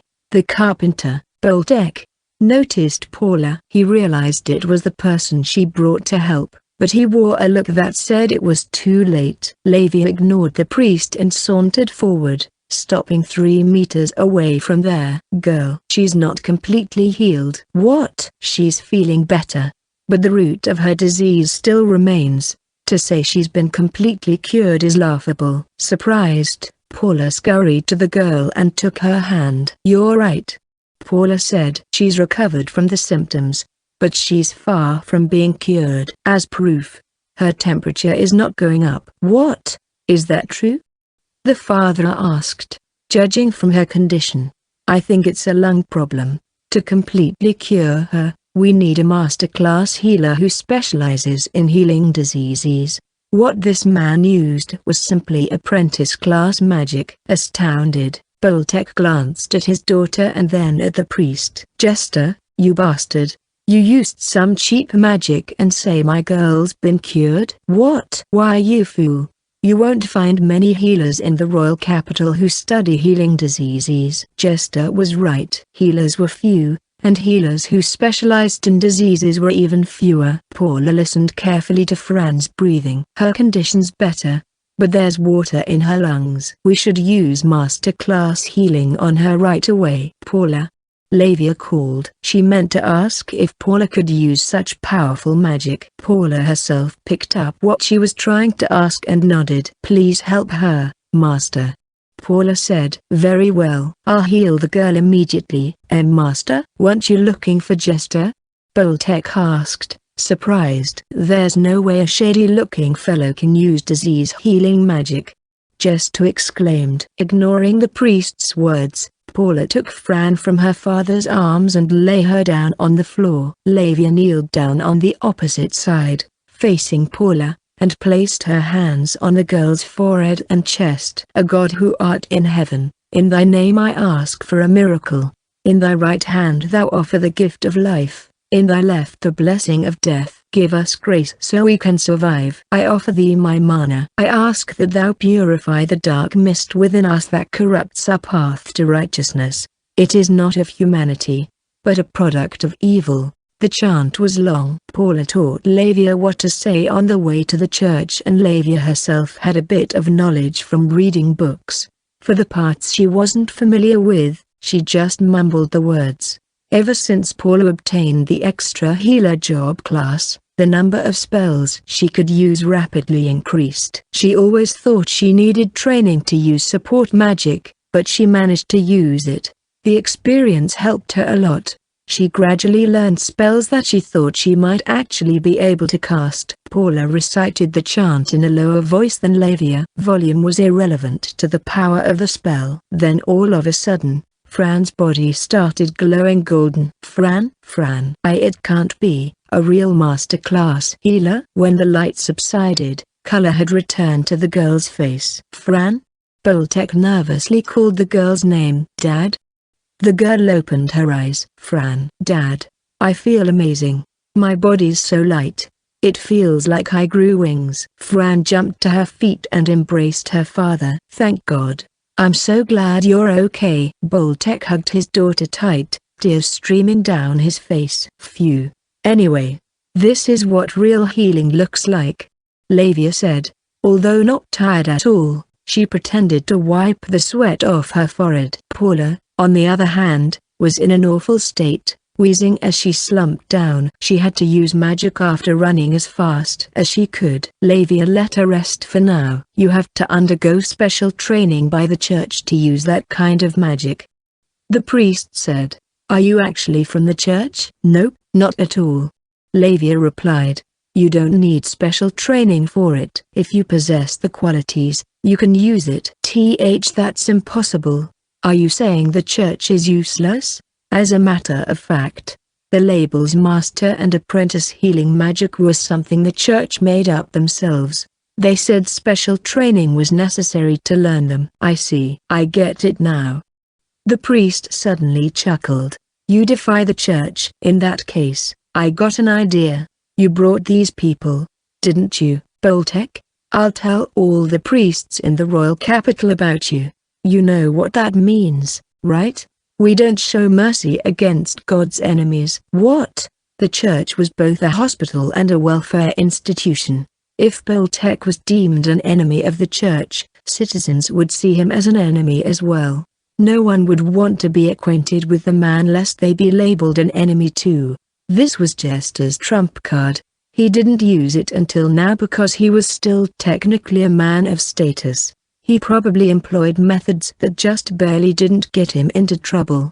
But now that someone more powerful than him appeared, he'd do anything to protect his position. I guess Paula's healing magic was just too much for him, Lavia thought. I don't mind. I'll just leave the royal capital. Boltek said. Then I'll go with you. Fran cried. What are you saying? I alone am enough. You don't have to sacrifice yourself too. I'm not easygoing enough to live a fun life without you. Boltek and Fran seemed to have made up their minds. Jester watched them, grinning. I'll still make you pay the fee for my services. 500,000. Come on, cough it up. What? You're out of your mind. These people healed my daughter, not you. I'm the one who cast the magic first. Theirs was just a trick that made Fran's body glow. You bastard. You're rotten to the core. Before you leave, make sure you pay me. Or else what?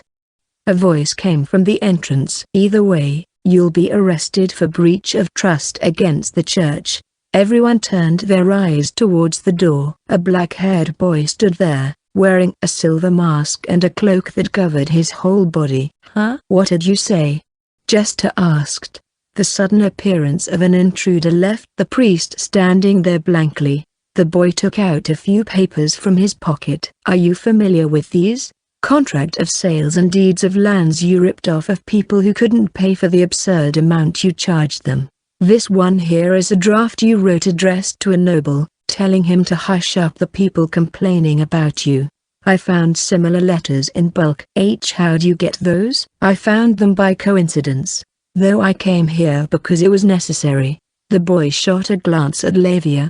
The note she left said to come to this church as soon as possible. He came here after seeing that. Although, it was pure luck that he came across evidence of the priest's crimes. It's not like I looked you up. I just found the documents after sneaking into some noble's house, so I took them. I came here cause apparently you were doing something intriguing. Why you think you'll get away? I could ask you the same. Hear that? The boy gestured to his ears. The sound of footsteps and armor clanging came closer and closer, as though guards were heading straight for the church. I told you I found other documents as well. Where do you think they are right now? Okay, I'll tell you. I tossed them into a certain place with your name on them. Of course. Jester quickly turned around to run, but a stone thrown by the boy crushed his knee, and he screamed. It would be troublesome if you escaped. So why don't you lie down there for a while? I'll be taking my leave. The boy turned around, his cloak flaring behind him, and left the church. Let's go, Paula. Oh, okay. Wait. Boltek stopped them as they started running for the door. We don't know what's even going on. It's okay. Jester seemed to have been doing some nasty things. Payment for healing should be given to the church. Forcing people into debt like what he did constitutes breach of trust. It sounds like he's been using nobles to cover his tracks. But if the evidence was sent to the higher-ups, he'll get arrested for breach of trust. Does that mean we don't have to fear him anymore? Yes. Bye now. I haven't thanked you yet. You can thank her, Lavia said, pointing at Paula, and left through the back door first. Thank you. Thank you so much. You saved Fran by calling that master of yours. Don't mention it. Please don't tell anyone about my master. She doesn't like drawing attention. Of course. About the payment. We don't need the money. But, bye. Paula cut the conversation short and started running. Completely exhausted, she tripped over the groaning priest. She got back on her feet in a hurry and left staggering. I can't even make heads or tails of what just happened. Boltek said. Me neither. Fran said. But it's strange. It felt like the warm power flowing into me came from the girl named Paula. Not her master. Is Father Jester here? The royal capital's high priest has summoned you. 5 men entered the building.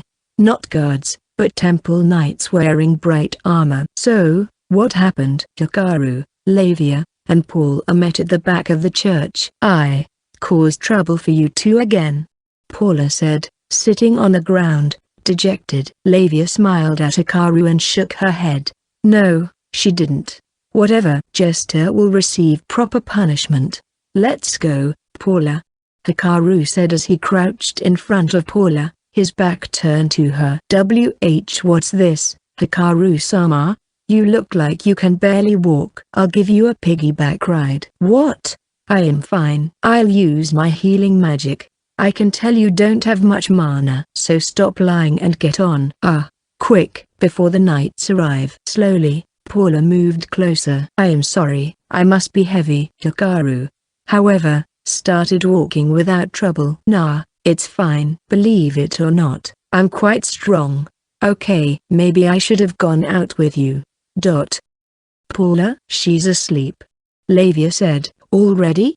I was talking to her just now. Feeling relieved, Paula fell asleep on Hikaru's back. So, Jester's not the only one doing awful things, right? Lavia asked. What about the others? I'll gather more stuff tonight and send them to the royal castle. I might as well. If Kaduastoria wins, they'll probably be dealt with later. I must say, I didn't expect the documents to be useful the very same day I found them. After that, Boltek and Fran told the authorities everything, except the part about Paula and her master. As for the church, they believed that after recovering her strength through the priest's magic, Fran overcame her sickness simply because she was still young. Boltek telling them it wasn't anything serious also helped. After donating 5,000 galans to the church's payment for the healing services, Boltek and her daughter were released. Who's this silver-face guy? The commander of the Temple Knights grasped the report detailing today's events. Documents indicating Father Jester's malpractice were thrown into the Temple Knights station. Before verifying them, the knights hurried to take the priest into custody. That's where they met a boy wearing a silver mask coming out of the church. The boy, who called himself Silverface, said he was the one who tossed the documents into the station. The knights tried to secure the boy, but failed, losing sight of him. A boy got the better of our knights, and the station is on the 3rd floor. How did he toss in the documents from an open window on the 3rd floor? In Bios, there stood the castle made of white, high-quality rock, but none called it a castle, as it was a religious facility, and not a symbol of military power. Therefore, people called it the White Tower, despite the fact that it clearly looked like a castle. The tower was located in the center of Bios, the holy city of Agiapol. Located on the top floor was the room of the tower's owner, the suzerain state of Bios's leader, the Pope, a country with a long history. It was known as a suzerain state because of its non-aggression pact with other nations. The temples and churches spread across everywhere were nothing but branches, and everyone shared this view that all other countries were under Bios. That's why it was called a suzerain state. Eventually, Bios stood above all other nations. Have you read Driver's report? A gray-haired man wearing a silky robe of fine quality asked. His blazing red eyes was a sharp contrast against his overall white-themed attire. Yes, Your Holiness. A woman kneeling down nodded. She wore a pantsuit, an attire uncommon to women in this world that emphasized work over sex appeal. And under her silver-rimmed glasses were deep blue eyes. She had long hair, the same blue color as her eyes, that flowed straight down. The woman was the Pope's senior secretary.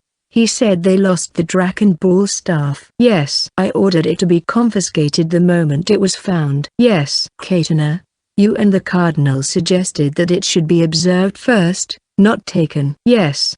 And now we're in this mess. The man slammed his palm down on the desk. It had quite the impact, yet the pen sitting on the pen holder did not move.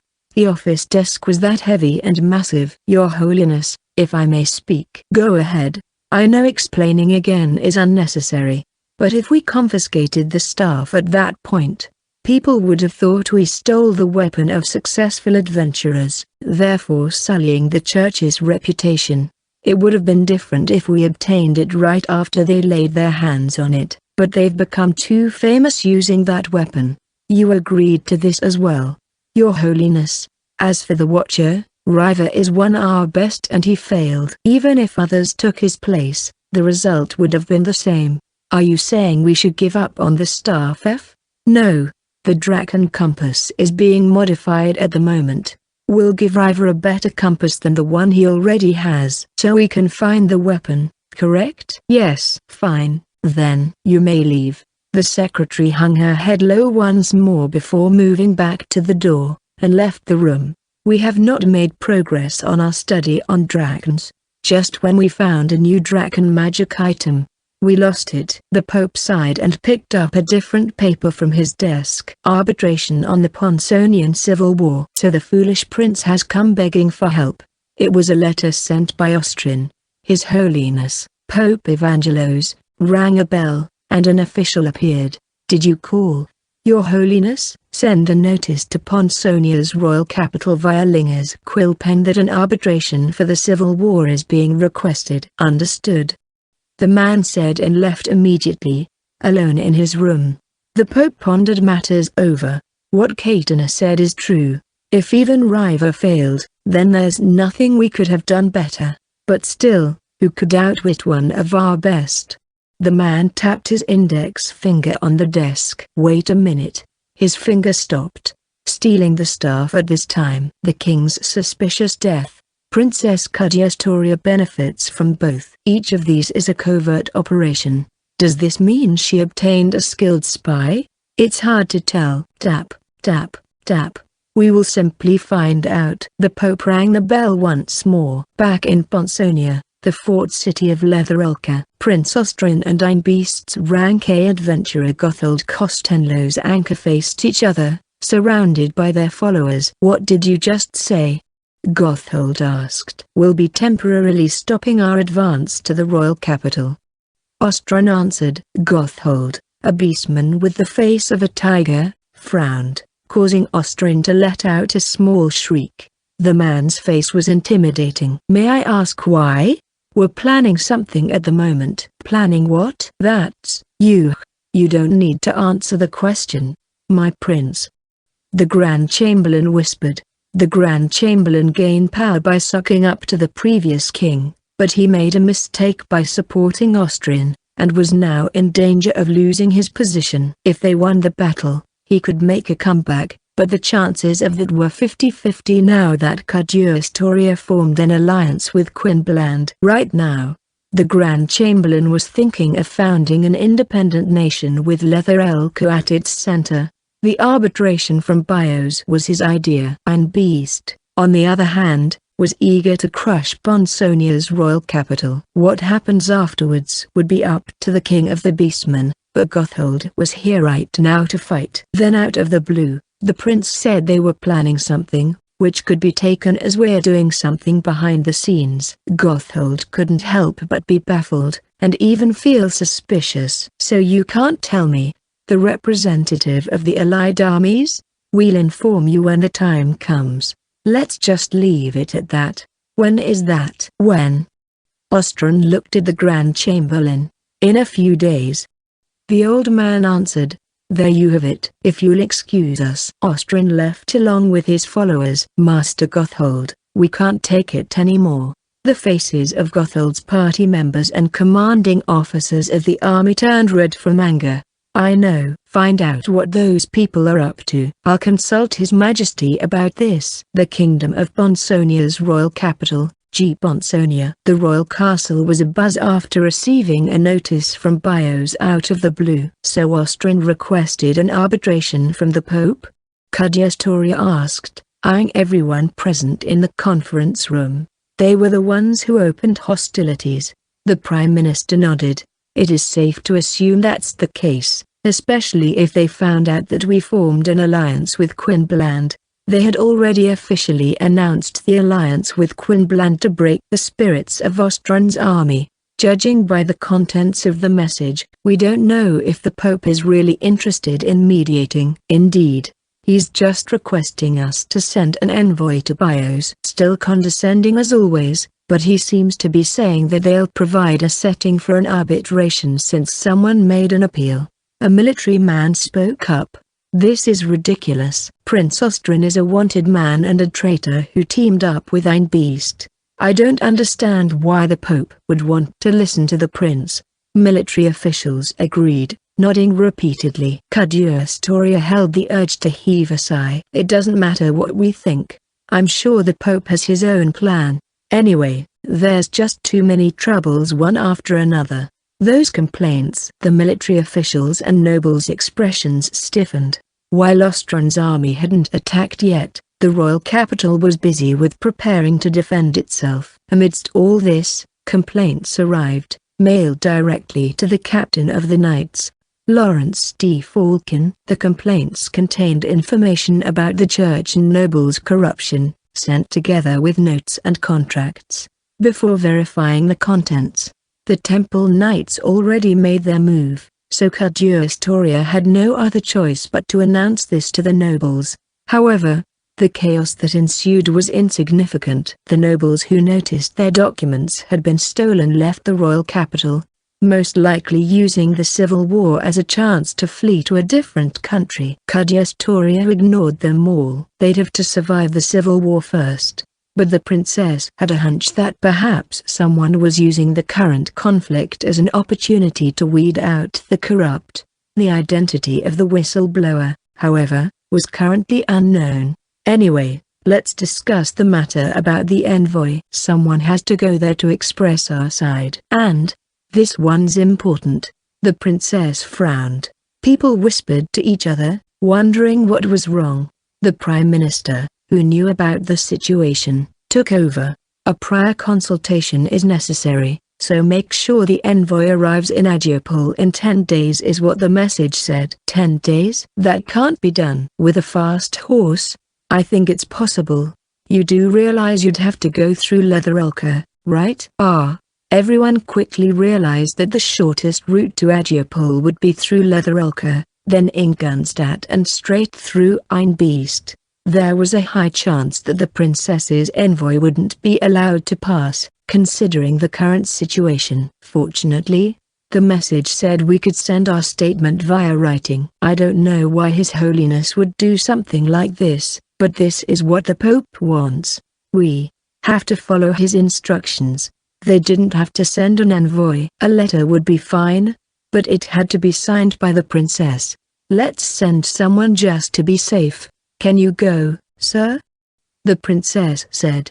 The man in charge of foreign affairs nodded. This old man will undertake my last great task, he said. No, you will have many work to do after this. Please make sure you come back. It looks like we might have a strict queen soon. I suggest you go through sea via Virashin. The maritime nation of Virashin was one of Bonsonia's neighbors. Going to Bios via sea would be the safest option. It was fast as well. So all that's left is the letter. Lawrence, who was silent up until now, raised his hand. Let's disguise the knights as adventurers. The captain of the order said. They will carry the letter across Ein Beast. This is our fastest option. If we give the same letter to a few people, our chances of success will be higher. I see. That is a great idea. Do you have people in mind? Yes, a few. I can head there myself if needed. PFFT. Sweet Pleasure's leader, Senkan, almost burst into laughter. Everyone turned their attention towards him. My bad. I didn't mean to laugh. What's funny, Sir Senkan? A famous person like you would definitely be stopped at the checkpoint. Besides, if you go, who'll protect this place? I don't think there will be any fighting during an arbitration. Stop pretending, man.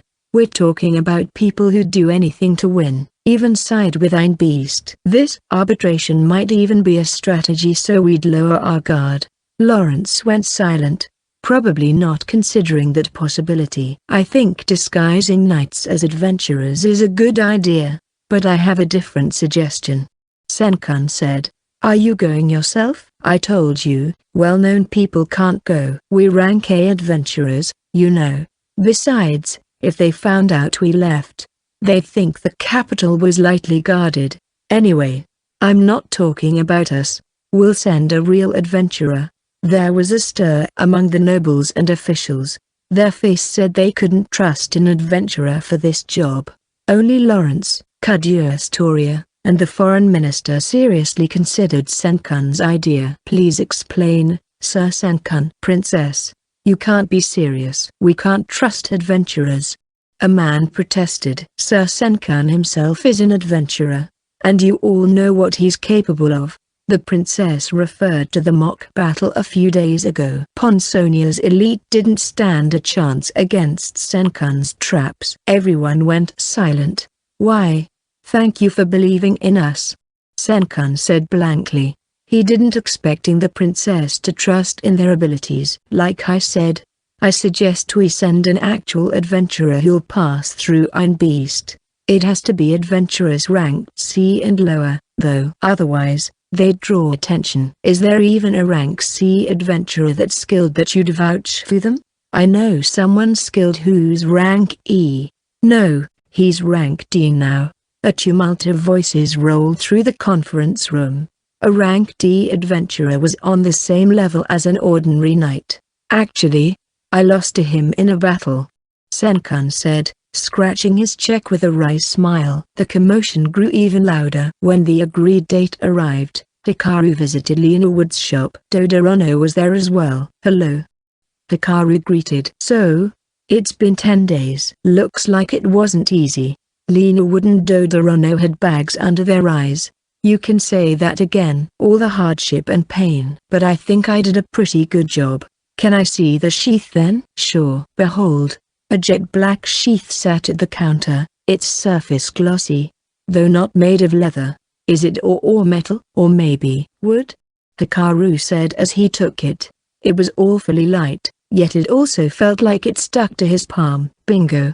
It's made out of extremely rare wood called Sacred Tree of Everlasting Darkness.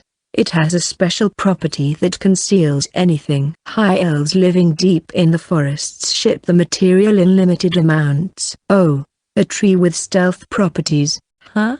Hikaru thought. He wanted to test it, so he asked Lena Wood and Dodorono to close their eyes. He then took out the wakizashi from the Dimension Dragon box. Wow! Still as impressive as always. Lena Wood took a long, hard look at the wakizashi's blade. He could sense some indescribable aura coming from the weapon. Hikaru tucked the wakizashi away into the sheath. What? Oh, this sure is something. You had to look closely to see the deep purple mark that appeared on the sheath's surface. It looked more like a drawing of a dragon. Wow. The guy who sold me the Sacred Tree of Everlasting Darkness said it not only conceals the presence of something, but it is some other unique effect as well. You mean you didn't draw this yourself? Of course not. To be honest, I had a lot of trouble working with the material. It was difficult just getting the shape right. In that case, maybe the mana inside the wakizashi, Drake's mana, or perhaps his life force was causing the mark to appear. Anyway, the sheath works perfectly. Thank you. Oh, stop it. I'm the one who's terribly grateful for allowing me to take this job. If the wakizashi was kept inside the Dimension Dragon box, Hikaru wouldn't be able to use it right away when he needed it. Hikaru was glad he could now carry the weapon around. How much do I need to pay? The material must have cost a lot. Damn right. I paid 200,000 galans for it. All right. Plus labor. I guess that's 300,000. Nah, 200 is fine. What? No way. I have to pay for the labor. Lena Wood's face turned serious and spoke.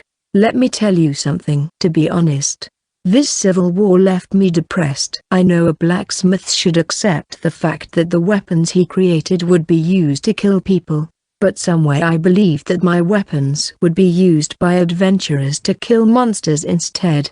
It was an unavoidable reality that craftsmen faced. This has been a great opportunity. I needed to overcome my problems on my own, no matter how hard it was. That's when you arrived with that wakizashi, Lena Wood said, pointing at Hikaru and his weapon. An extremely difficult job with unlimited budget. Yet you trusted me with it. It was my first time receiving such a request. There's not a lot of adventurers who sincerely trust elven blacksmiths. As I was absorbed in the task, it hit me like a ton of bricks. I still have a long way to go. Why is a newbie like me worrying about weapons and murder? Lena Wood laughed. Smithing is an art that supports life. I can make tools that help people in their everyday lives and weapons to defend themselves. I'll just worry about things later. Once I've become famous, that people have to wait in a long line that goes 5 times around the whole town. You don't have any clients right now, though. Cram it, Todorono. The dwarf shrugged and flashed a grin. So, anyway, thanks for this job. I gave it everything I got. If you want to pay for labor, then let me work on something else for you some other time. Okay. Hikaru had more than enough money to pay for the labor, but this is what Lena Wood wanted. Alright, then. I'll only pay 200,000. I'd also like to make a reservation for my next job order. You got it. Just leave it to me. Hikaru handed the money and shook hands with Lena Wood. Despite his lanky build, the elf had a tight grip. Hikaru knew he could count on the guy. Lena Wood had burn marks all over his arms. The hands of a craftsman, Hikaru thought. He also fixed Hikaru's dagger of strength for free. All right. It's my turn next, Todorono said. He'd been waiting for this moment. Garmin trapped in clothes sat on the counter. Huh? You also ordered for clothes, Hikaru-sama? Paula asked. Yup. Come here. Hikaru replied with a smile. Ah, what? Ah, I knew it was for this girl, Todorono said as he studied Paula. There was nothing obscene in the way he looked at her. He purely wanted to check if the clothes he made suited Paula. Hikaru-sama, can we see it? Why? Of course. Todorono unwrapped it, revealing a grey garment of solid quality, a robe for healers. I chose the color grey to evoke the image of someone from the church or hospitals. It gives people a sense of security when they look at it. They say if you can weave this cloth, you'll never have to worry about money for the rest of your life. I asked for the best from this place I frequent. Dirt doesn't stick to it that easily, and you can wash it whole. Magic gems have been weaved into it as well that makes the robe cool during summer and warm during winter. And the pieced resistance is this silver thread rubbed with the scales of an elder moth. You can see it here and there. It quickens mana regeneration. The thread alone cost 400,000 gallons. 400? Paula was dumbfounded. What about this button? Hikaru said. I'm glad you asked. It's black right now, but it gradually turns white when the robe is worn. Excess mana can be stored in it. If it's pure white, that means it's full. If you grasp it tight, you can absorb mana from it. That sounds amazing. Hikaru had never heard about the technology before. Actually, a woman named Katie gave it to me. Professor Katie. While I was going around, visiting the alchemists guild and different shops looking for ideas for the robe, I ran into her. She said you knew each other. I asked for her help and she agreed. I see. Fate sure works in mysterious ways. That reminds me. She said she's going back home soon, Todorono said. We'll go see her later and thank her as well. Hikaru said. Okay, that's all from me. Do you have any questions, young lady? What? Me? Paula just stared blankly. Unable to comprehend what was going on, Hikaru took the robe and handed it to her. "This is a gift for you." "What? You make us feel safe whenever something happens. Also, you're keeping your promise with me, so thank you." Hikaru-sama. Tears began to stream down her face. "What's wrong?" I was always worried that I was only a burden to you and Lavia-san. You're not a burden at all. I feel safe with you around too. I grew up isolated, so I don't know how to make friends." Lavia said, rubbing Paula's back. "If you don't mind, would you be my first friend?" "If it's okay with you, then of course." Lavia took out a handkerchief and wiped Paula's face. Her hands were full holding the robe. "Let's drop the formalities and just call each other by our names." "Oh, okay, then. I'll call you Lavia-chan." "I always wanted a friend I can call Chan." Lavia chuckled. "Sounds good to me. I hoped for this to happen sooner, but I'm sorry. It's okay. I know it's hard to trust people right away." "I'm really sorry." "Please don't apologize, Lavia-chan. You had to protect someone important to you, right?" Hikaru knew she was talking about him. "Paula." "Lavia-chan, I hope we can get along." "Me too." The girls joined hands and smiled. I have to apologize about something," Hikaru said. "I know I said it was a gift, but the money used was actually the reward from Kelbeck from when you healed him. It's not my money, so it's okay." "Wait, does this mean this robe costs 1,000,000 gallons?" "Yup." Paula's jaw dropped. Hikaru turned his attention to Dodorono. "Is 1,000,000 enough?" he asked. "Of course." "Oh, please." Lena would cut in. "The materials alone probably cost a little over 1,000,000, right?" "Why, you idiot. Why can't you keep your mouth shut?" It's all right, Hikaru. I just wanted to do my best to repay you for the trust you gave me. I can't have that. Please give me the right price." Dodorono reluctantly agreed to round up the labor for a total of 1.1 million gallons. "By the way, Hikaru," the dwarf said, "there's something I want to say to you." "What is it?" Dodorono took a deep breath. Paula, was it? Why is her hair like that?" "What?" "Emmy, you'd shine more if you do your hair properly. This girl is a gem waiting to be polished." "I thought so too." Lavia agreed. Paula's hairstyle was simple. She had 4 locks that covered her eyes and the rest just flowed straight down. "Really?" Paula asked. "Yeah. I thought Hikaru liked your innocent look, so I never really mentioned it." "That's not it at all," Hikaru commented. "So anyway, I want to make this girl shine." Hikaru-sama. "Go ahead, Hikaru-sama." "All right.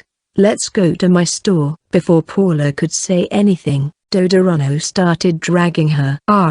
There he goes. Such a hasty bastard. He's got skills, though." They frequently hurled insults at each other, but Lena Wood acknowledged Dodorono's skills. Hikaru left Lena Wood's shop together with Lavia. As for Paula, they would have to come back for her later. "Should we go see Professor Katie?" "She did help with Lavia's robes," Hikaru said. "We should," Lavia replied. The two strolled through the streets of Bond. The year was ending, but none of the year-end bustle could be felt in town. Mostly because of the Civil War. Snow would be falling soon. Compared to the long winters in Forestia, however, it wasn't that cold here. Katie had booked an inn near where Kelbeck lived. Hikaru and Lavia ran into her as she was walking around town, carrying a bag. "Professor." "Oh, Hikaru. What a coincidence." "It's not a coincidence. We were looking for you." "Dodorono told us about what you did." "Thank you." Katie smiled. She looked lovely, but the flame tattoo on her face ruined her beauty. That's what Hikaru thought, at least. "No big deal. It's also a bit of an experiment." "I'd love to hear some feedback later." "Okay, will do." "I heard you're going back to Scholarsed soon." Katie nodded. "Yeah. This bag contains things I'll need on the trip. It was my first time crossing the border. I had people to talk to since you were around. But I'll be alone on my way back. I bought books to kill time." "We're going back to Scholarsed too." "Really? Isn't this you? What's the word?" Home? Not at all. But Hikaru felt attached to this town since it was the starting point to his life in this world. He liked the place, at least, that he'd prevent Pond from being destroyed. A lot happened for me here in Pond. Hikaru grasped Lavia's hand tight, and she did the same. Lavia had some memories of the town as well. What about Kelbeck? I talked a lot with my brother about our magic item research. We'll send each other letters. You really do get along well, huh? My brother is a gentle guy, so he's easy to talk to. Gentle? With that face? Hikaru. A voice calling for Hikaru came from afar. He glanced at the direction of the voice and saw Jill running towards him, still in her uniform. I finally found you. I was about to issue a request to the adventurers to look for you. Were you looking for me? Come to the guild immediately. There's a designated request for you. It was possible to personally ask someone for a request. In this case, no other adventurers could take it. The cost in turn was double the market rate. Still, it was up to the designated adventurer if he wanted to accept the job or not. Jill grabbed Hikaru's shoulders. What did you do? What do you mean? The client is Princess Astoria. Hikaru had no idea about any of this. They hurried to the Adventurers Guild. Katie came along as well because it sounded interesting. The guild was abuzz, but it turned quiet the moment Jill brought Hikaru along. There were more people than usual. Hikaru, what did you do this time? Celise raised her hand, smiling. The other 3 members of her party was present as well. You being here means you know about the request. Hikaru said. We're here by pure coincidence. I wanna know what it's about. So I'll sit in with you. Hey, Celica, can't you be more subtle? Both Celise and Celica were curious about the request from the princess. Hikaru thought about it for a bit. All right. You guys can join us. Really? I thought for sure you'd say no, considering you're secretive. But only you 4 other adventurers can't come. Adventurers eager to join the discussion turned sullen. Ignoring them completely, Hikaru followed Jill to a different room. Hikaru allowed the 4 stars of the East to be present mainly because he didn't know what the request was about, and since the women had plenty of experience regarding designated requests, he thought he could get some information out of them. In the room were 2 long sofas facing each other. Hikaru, Lavia, and Katie took their seats. Then Celica and Celise sat down beside him. Sarah and Sophie brought their own chairs. Hikaru assumed Jill would sit right across, but she went out to call the submaster instead. Hikaru didn't really like the overly ambitious man, but he did bring rank C adventurers to escort Lavia to the royal capital. Thanks to him, he was able to rescue Lavia quite easily. Jill, you may leave, the submaster said. But the paperwork, I'll ask Aurora to do it. The receptionist was silent. Jill. Yes, sir. I understand. Jill stepped out of the room with a disgruntled look. Hikaru waited for the door to close before asking a question. Is there a reason why you don't want Jill here? That woman's tone is scary. Aurora is much easier to talk to. Hikaru grinned. I know how you feel. Aurora entered the room. A pretty woman. She had the usual gloomy aura around her. She sat down silently beside the submaster and produced a piece of paper unlike the ones posted on the request bulletin board. It was an envelope sealed with the royal family's crest. Normally, the guild checks the request and explains the contents to the adventurer, but this one's strictly confidential. We were instructed to hand it directly to you. I see. We're too busy at the moment. I don't even know what they're thinking. Oh, you may read it. The submaster was a greedy man, but all the chaos had left him exhausted. His face looked haggard, and his skin was pale. Working with the energetic Jill drained too much energy. Hikaru accepted the envelope, ripped it open, and took out the letter. What's it about? Lavia asked. You can read it too. And Professor Katie as well. After reading it, Hikaru handed Lavia the letter. Hikaru, was it? You just have to tell us if you accept this request or not. The submaster said. You can keep the details to yourself. Although to prove you've completed the task, You'd have to contact the royal family directly. Apparently, they want me to send a letter to Ajapal in Bios and I have to do it in 10 days. I can choose whatever route I want, but the fastest one would be cutting straight through Ein Beast. They can escort me up to Leather Elk and they will lend me a horse. What? The submaster blinked in surprise. He didn't expect Hikaru to tell him everything. I get paid 500,000 in advance. If I manage to deliver the letter successfully within 10 days, they'll pay me 2 million as reward. If I fail, the foreign minister will know since he's headed there as well. WHWH, what kind of letter are you delivering? Who knows? It's not mentioned in the letter, but Hikaru guessed it had something to do with the current conflict. Tension was high, and both sides could clash any day now. There's no way the foreign minister would travel to a foreign country for no reason. It's gotta have something to do with a ceasefire. Since Rising Falls is useless, Ostron is begging Bios for help. I believe Bios has been called to mediate a number of times in their past. Hikaru got it all right, almost. Are you going to accept the job? Lavia asked. Hikaru wasn't sure. Then, Sarah spoke up. Why'd they ask for Hikaru? A valid question. Sweet Pleasure must have told them about him. Silica said. Yes. You're probably right. You should go. Sophie remarked. Why is that? Hikaru sensed a questionable reason behind her words. Bios is a very beautiful country. It's worth visiting. I see. Hikaru nodded. The church's HQ is located in Bios. She's probably thinking that if Paula went there, everyone from the church would want her. Sophie's plan was to bring Paula to the church. 10 days, huh? Katie muttered. Why the time limit? And why not let the foreign minister bring the letter with him if he's headed there anyway? That got me thinking as well.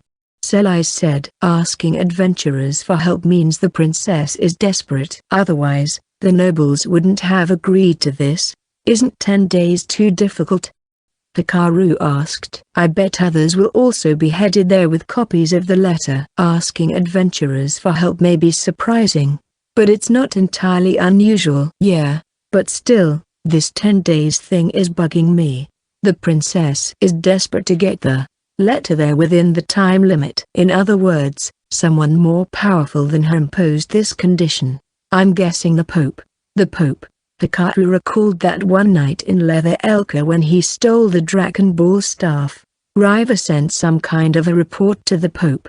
The Pope, or rather the church and temples, believe in God. In that case, they believed in dragons as well since they're God's servants. But Riva was trying to obtain the staff. Do they think of it as just some artifact related to dragons? Hikaru glanced at the white dragon wrapped around Lavia's neck. There's still Drake's case. It might be a good idea to visit the church's headquarters. Lavia had been staring at him for a while. What do you want to do? Hikaru asked her. I want to see beautiful temples. Okay, then I'll take the job. The submaster was shocked from Hikaru's quick decision. Are you sure? Ponsonia and Ein Beast aren't exactly on good terms at the moment. It could be dangerous. No. It's definitely dangerous. Well, danger always follows adventurers. Besides, I'm sure the princess asked me because she thinks I can succeed. A rank E. Oh, wait, I'm rank D now. A rank D adventurer can cross borders easily. That's true, I suppose. If Lavia wants to go, then I'll go as well. I see.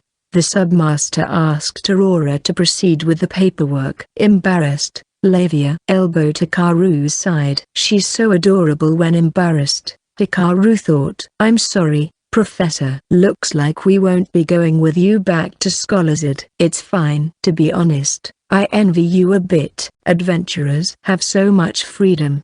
I'd like to attend Claude's wedding if we make it back by spring. I'm sure he'd want that too.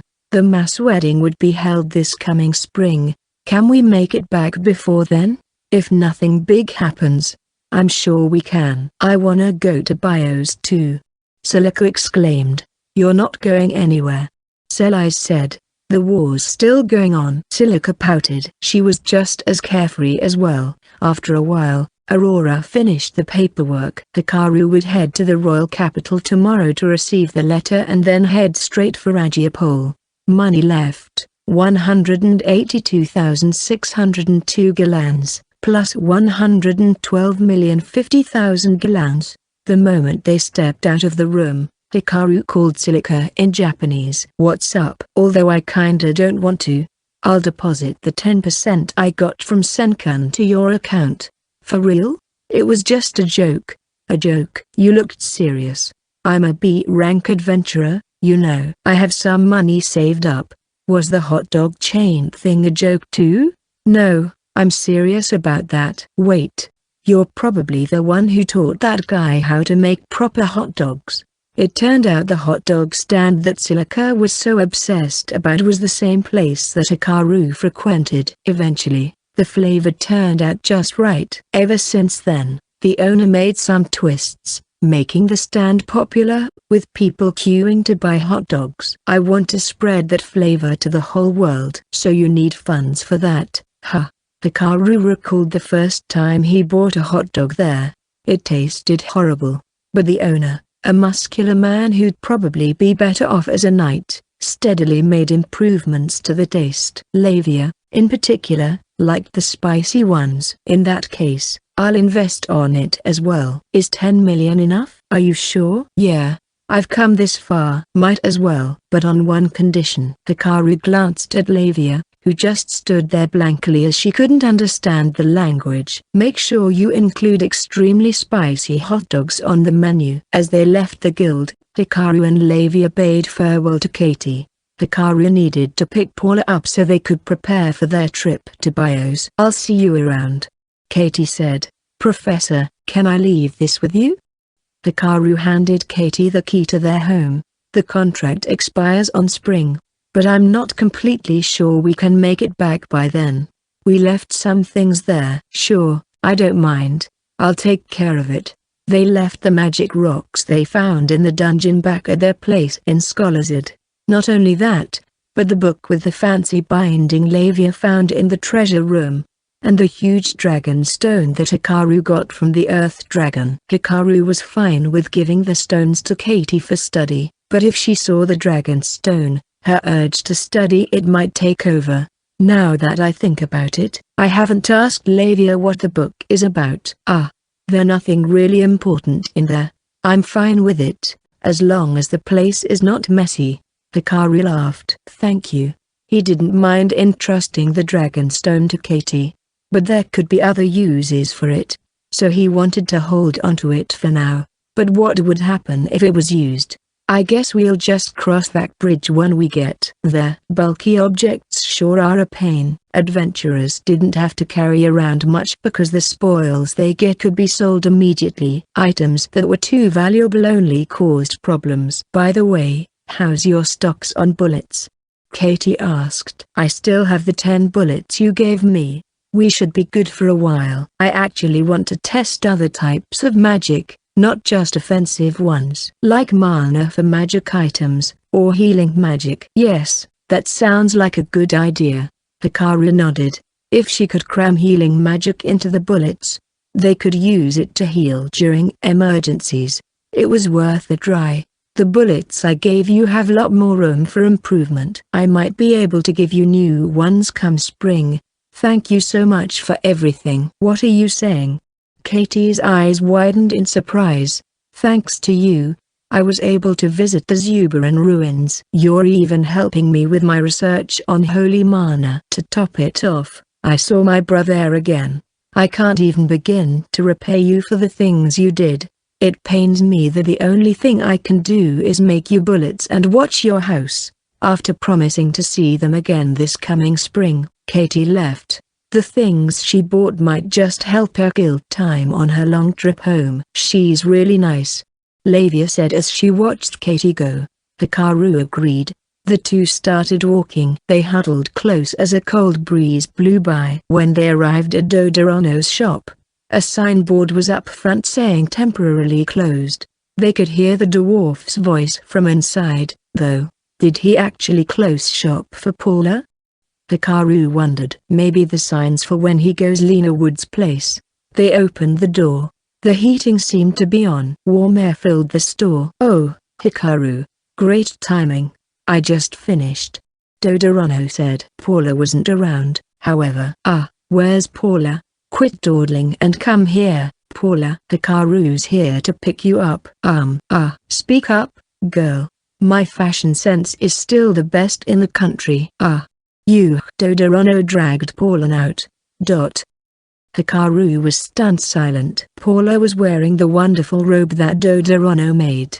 It had a subdued, classical design to it, but anyone could tell that expensive materials were used to make it. The buttons were black, but once it started absorbing mana, it would turn white. Overall, it was clearly different from Paula's attire until now, but that was to be expected. Hikaru had seen the robe already. What really grabbed his attention was Paula herself. Her hairstyle had changed. Her forelocks were cut short, revealing her eyes. A silver-made clip held her hair, braided and tied from the side to the back, in place. Whoever made the clip clearly put a lot of effort into it. It looked expensive, but it matched the overall classical attire. More than anything, Paula's face was now more visible. A few freckles dotted her face, but her lovely green eyes shone brightly. Her brows, however, knitted in a frown. Do I look weird? Of course not. Lavia exclaimed. Amazing. I knew a little makeover would do wonders on you, but I didn't expect you to look this pretty. A change in hairstyle and the right outfit can really transform someone. You know what's up, girl? Dodorano said. Said Dodorano. I thought you were only skilled in making armor, but it looks like you're a great stylist too. Thank you. Dodorano rubbed his eyes, his voice nasal. Don't you agree, Hikaru? Hikaru felt pressured. Paula's air of a girl from the sticks had completely disappeared. Changing one's hairstyle and clothes really does transform people, Hikaru thought. Lavia-chan. I look weird, don't I? You just don't want to hurt my feelings. No, Lavia's right. Hikaru-sama. Hikaru was shaken from Paula's complete transformation, but he managed to regain his composure. I hardly recognized you. You look very pretty. Paula turned beet red. She covered her face and crouched down on the floor. Oh, crap. Did I say something wrong? Hikaru glanced at Lavia, who gave him a thumbs up as though to say good job. We should have gotten her clothes a lot sooner. I don't deserve this. I was the first one to notice Paula's charm. Lavia said, wearing a triumphant look. They left Dodorano's shop. The dwarf gave the hair clip for free. Hikaru was mad from all the freebies he'd been getting from Lena Wood and Dodorano. I want you to come to me next time, just like Lena Wood. Dodorano said. By the way, Paula, we won't be returning to Scholarshead anytime soon. There's some place I have to go. Hikaru explained the situation to Paula on the way back to the hotel. Sorry if I didn't ask for your opinion. It's okay. Wherever you are is where I belong, Paula said with a smile. Whoa, where'd this beauty come from? Lavia was incredibly pretty, but Paula had also transformed into a beauty who was also nice and friendly. Men stared at her as they passed by. I thought Bios would be the last place you'd visit, Hikaru-sama. Why is that? In Bios, the church is absolute. I thought you, hate the church. I don't hate the church. I just don't like things that are irrational. I'm so excited. I heard the church in Ajapul is magnificent. I wanted to visit it once I became an adventurer. Really? Wait a minute. Hikaru accepted the request mostly because Lavia said she wanted to see beautiful temples. Did she say that because Paula wanted to go there? Hikaru, girls like pretty things. Lavia smiled impishly. But knowing you, even if me or Paula didn't say anything, or if the opportunity didn't arrive, you would have still found a reason to go to Bios. Really? Paula wondered. Yeah, there's Drake. After all, God and dragons had a close relationship. Temples and churches would definitely play a part in Drake regaining his powers. You got me. Hikaru muttered. Lavia knew how his mind worked. What's this about me?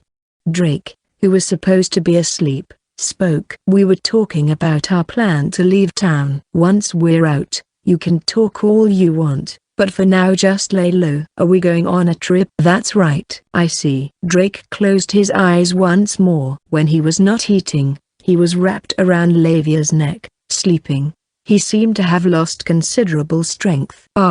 He opened his eyes again. I'm not sure if I can open the Draken Passage in my current state. Is that okay? Wait, what did you just say? I haven't heard that term before. You mean my current state? No, the Draken Passage. Do you grow big and fly or something? They stopped in front of the hotel. Huh? The Draken Passage is the Draken Passage. What's there to explain? What do you mean by Draken Passage? Hikaru thought as he eyed Lavia and Paula. It could be common knowledge, and he was just unaware of it. But the girls shook their head. What? You don't know about it? You use holy mana to activate it and travel long distances. I think he just said something ridiculous. Hikaru closed his eyes and pressed his palm on his forehead. Tell me everything you know about this Draken Passage. Sure. But I'm sleepy, so maybe later. No, right now. Come on. If you tell me now, I'll buy you any food you want. Really? Even fried noodles? Yeah. What about fried banana? I'll get you a dozen or even 2. Hot dogs? I just made an investment a while ago. I'll buy you everything if you want. Yay. Where should I start? Let's see. We can't really discuss this outside, but I don't want to waste time buying food. Me and Paula will go buy the food. Lavia said. You can head back to the room first to ask your questions. Thanks. After parting ways, Hikaru and Drake hurried back to their room. If this Draken Passage really exists and it works, it could be a monumental discovery. They could get to Bios in 10 days and complete the request. They could even be in Scholarswood by spring. Not only that, it was a tool that no one else in this world knew about. People from all over would want to get their hands on it. As soon as they entered the room, Hikaru took out a simple map from his luggage and spread it out on the table where Drake was sitting. Tell me, where are all the passages located and where do they lead to? Grasslands stretched out, rolling far and wide like the great ocean. That's what the history books would say about Iron Beast 1,000 years ago. At present, however, there was only bare earth that spread for miles. Iron Beast's capital, Hopestadt, stood at the center of this rugged wasteland. A bustling metropolis, one only had to follow the road that ran through the lands to get there. Iron Beast's population was 1.5 times more than Ponsonia, but compared to Ponsonia, Hopestadt seemed smaller in size, which wasn't surprising, because as the name multiracial nation suggested, various races lived in Iron Beast. Elves mostly settled in the large forest on the west. Dwarves built a town near volcanoes, and by the lake were villages of rock people. The population was spread out over the country. As a result, the capital was smaller compared to other nations. Under the king was a council of elders from each race and tribe that managed how the country was ran. The king was required to show respect to the council, but he could still make decisions with an iron fist. This might seem like an outrageous system, but it was allowed because of the peculiar way Iron Beast chose its ruler. The strongest will be king. The crown wasn't handed down through heredity. Every 6 years, Iron Beast held a tournament to determine the next king. Each race had their own representative. Whoever won became the country's ruler for the next 6 years. Gothold is asking for advice. The king, Gerhard Vatex Anker, a lion beastman who won the previous tournament, glared at the man who gave his report. Just like a lion, he had long, red hair. His face was almost identical to that of a human's, except for the sharp fangs. He had massive muscles and stood over 2 meters tall. Winters in Hopestadt weren't really cold. Gerhardt's had the front of his clothes open, exposing his chest. A necklace of large, red gems hung around his neck. Beautiful women, each one of them from a different race, wearing revealing attire served him from left to right. "Your Majesty, our troops are currently stationed in Ponsonia's leather Elka." The adventurers' party, Rising Falls, had their weapons stolen and refused to take part in the war. Prince Ostron is asking for an arbitration as well. Lord Gothold is asking for advice about our next move. A man read the report out loud in the audience chamber. Military personnel and civil officials stood alongside the walls. Is he stupid? It's too late for an arbitration. His Holiness, the Pope is actually going ahead with it. That old fool. The king growled. The vassals present turned pale as a sheet. They were concerned about the king's mood. The king's angry. This is bad. When he was this mad last month, 3 people ended up dead. Thank heavens I didn't have to give my report today. The position of king could only be gained through power. As such, if he went on a rampage, no one would be able to stop him. Last month, 3 men suspected of corruption were brought in for interrogation and Gerhardt ended up killing them all. Evidence popped up afterwards that would have resulted in them being sentenced to death. But if they somehow ended up innocent, it would have been a disaster. Some believed the current method of choosing the king was not right, but Iron Beast has survived all this time with this system. Many supported it as well. Gerhardt was a moody, yet compassionate man. For a warrior-type beastman, he was surprisingly smart, a wise king. He had won the tournament for 3 straight times, and it was his 18th year in office. Iron Beast kept on growing during this period. Is the intel department here? Why yes, Your Majesty. A portly man from a fiend-type race straightened his back. I asked you to look into the Solaris Mage and the Dragon Slayer, correct? How'd that go? We're almost certain that the Solaris Mage is a mage named Silica, a member of the Ponsonian Adventurers Party 4 Stars of the East. However, we still don't have any leads on the Dragon Slayer. The only one who saw this person is the 4 Stars Sarah. At the moment, we're investigating if she's actually the Dragon Slayer herself. Gerhardt was quiet. Why, Your Majesty? The man felt worried.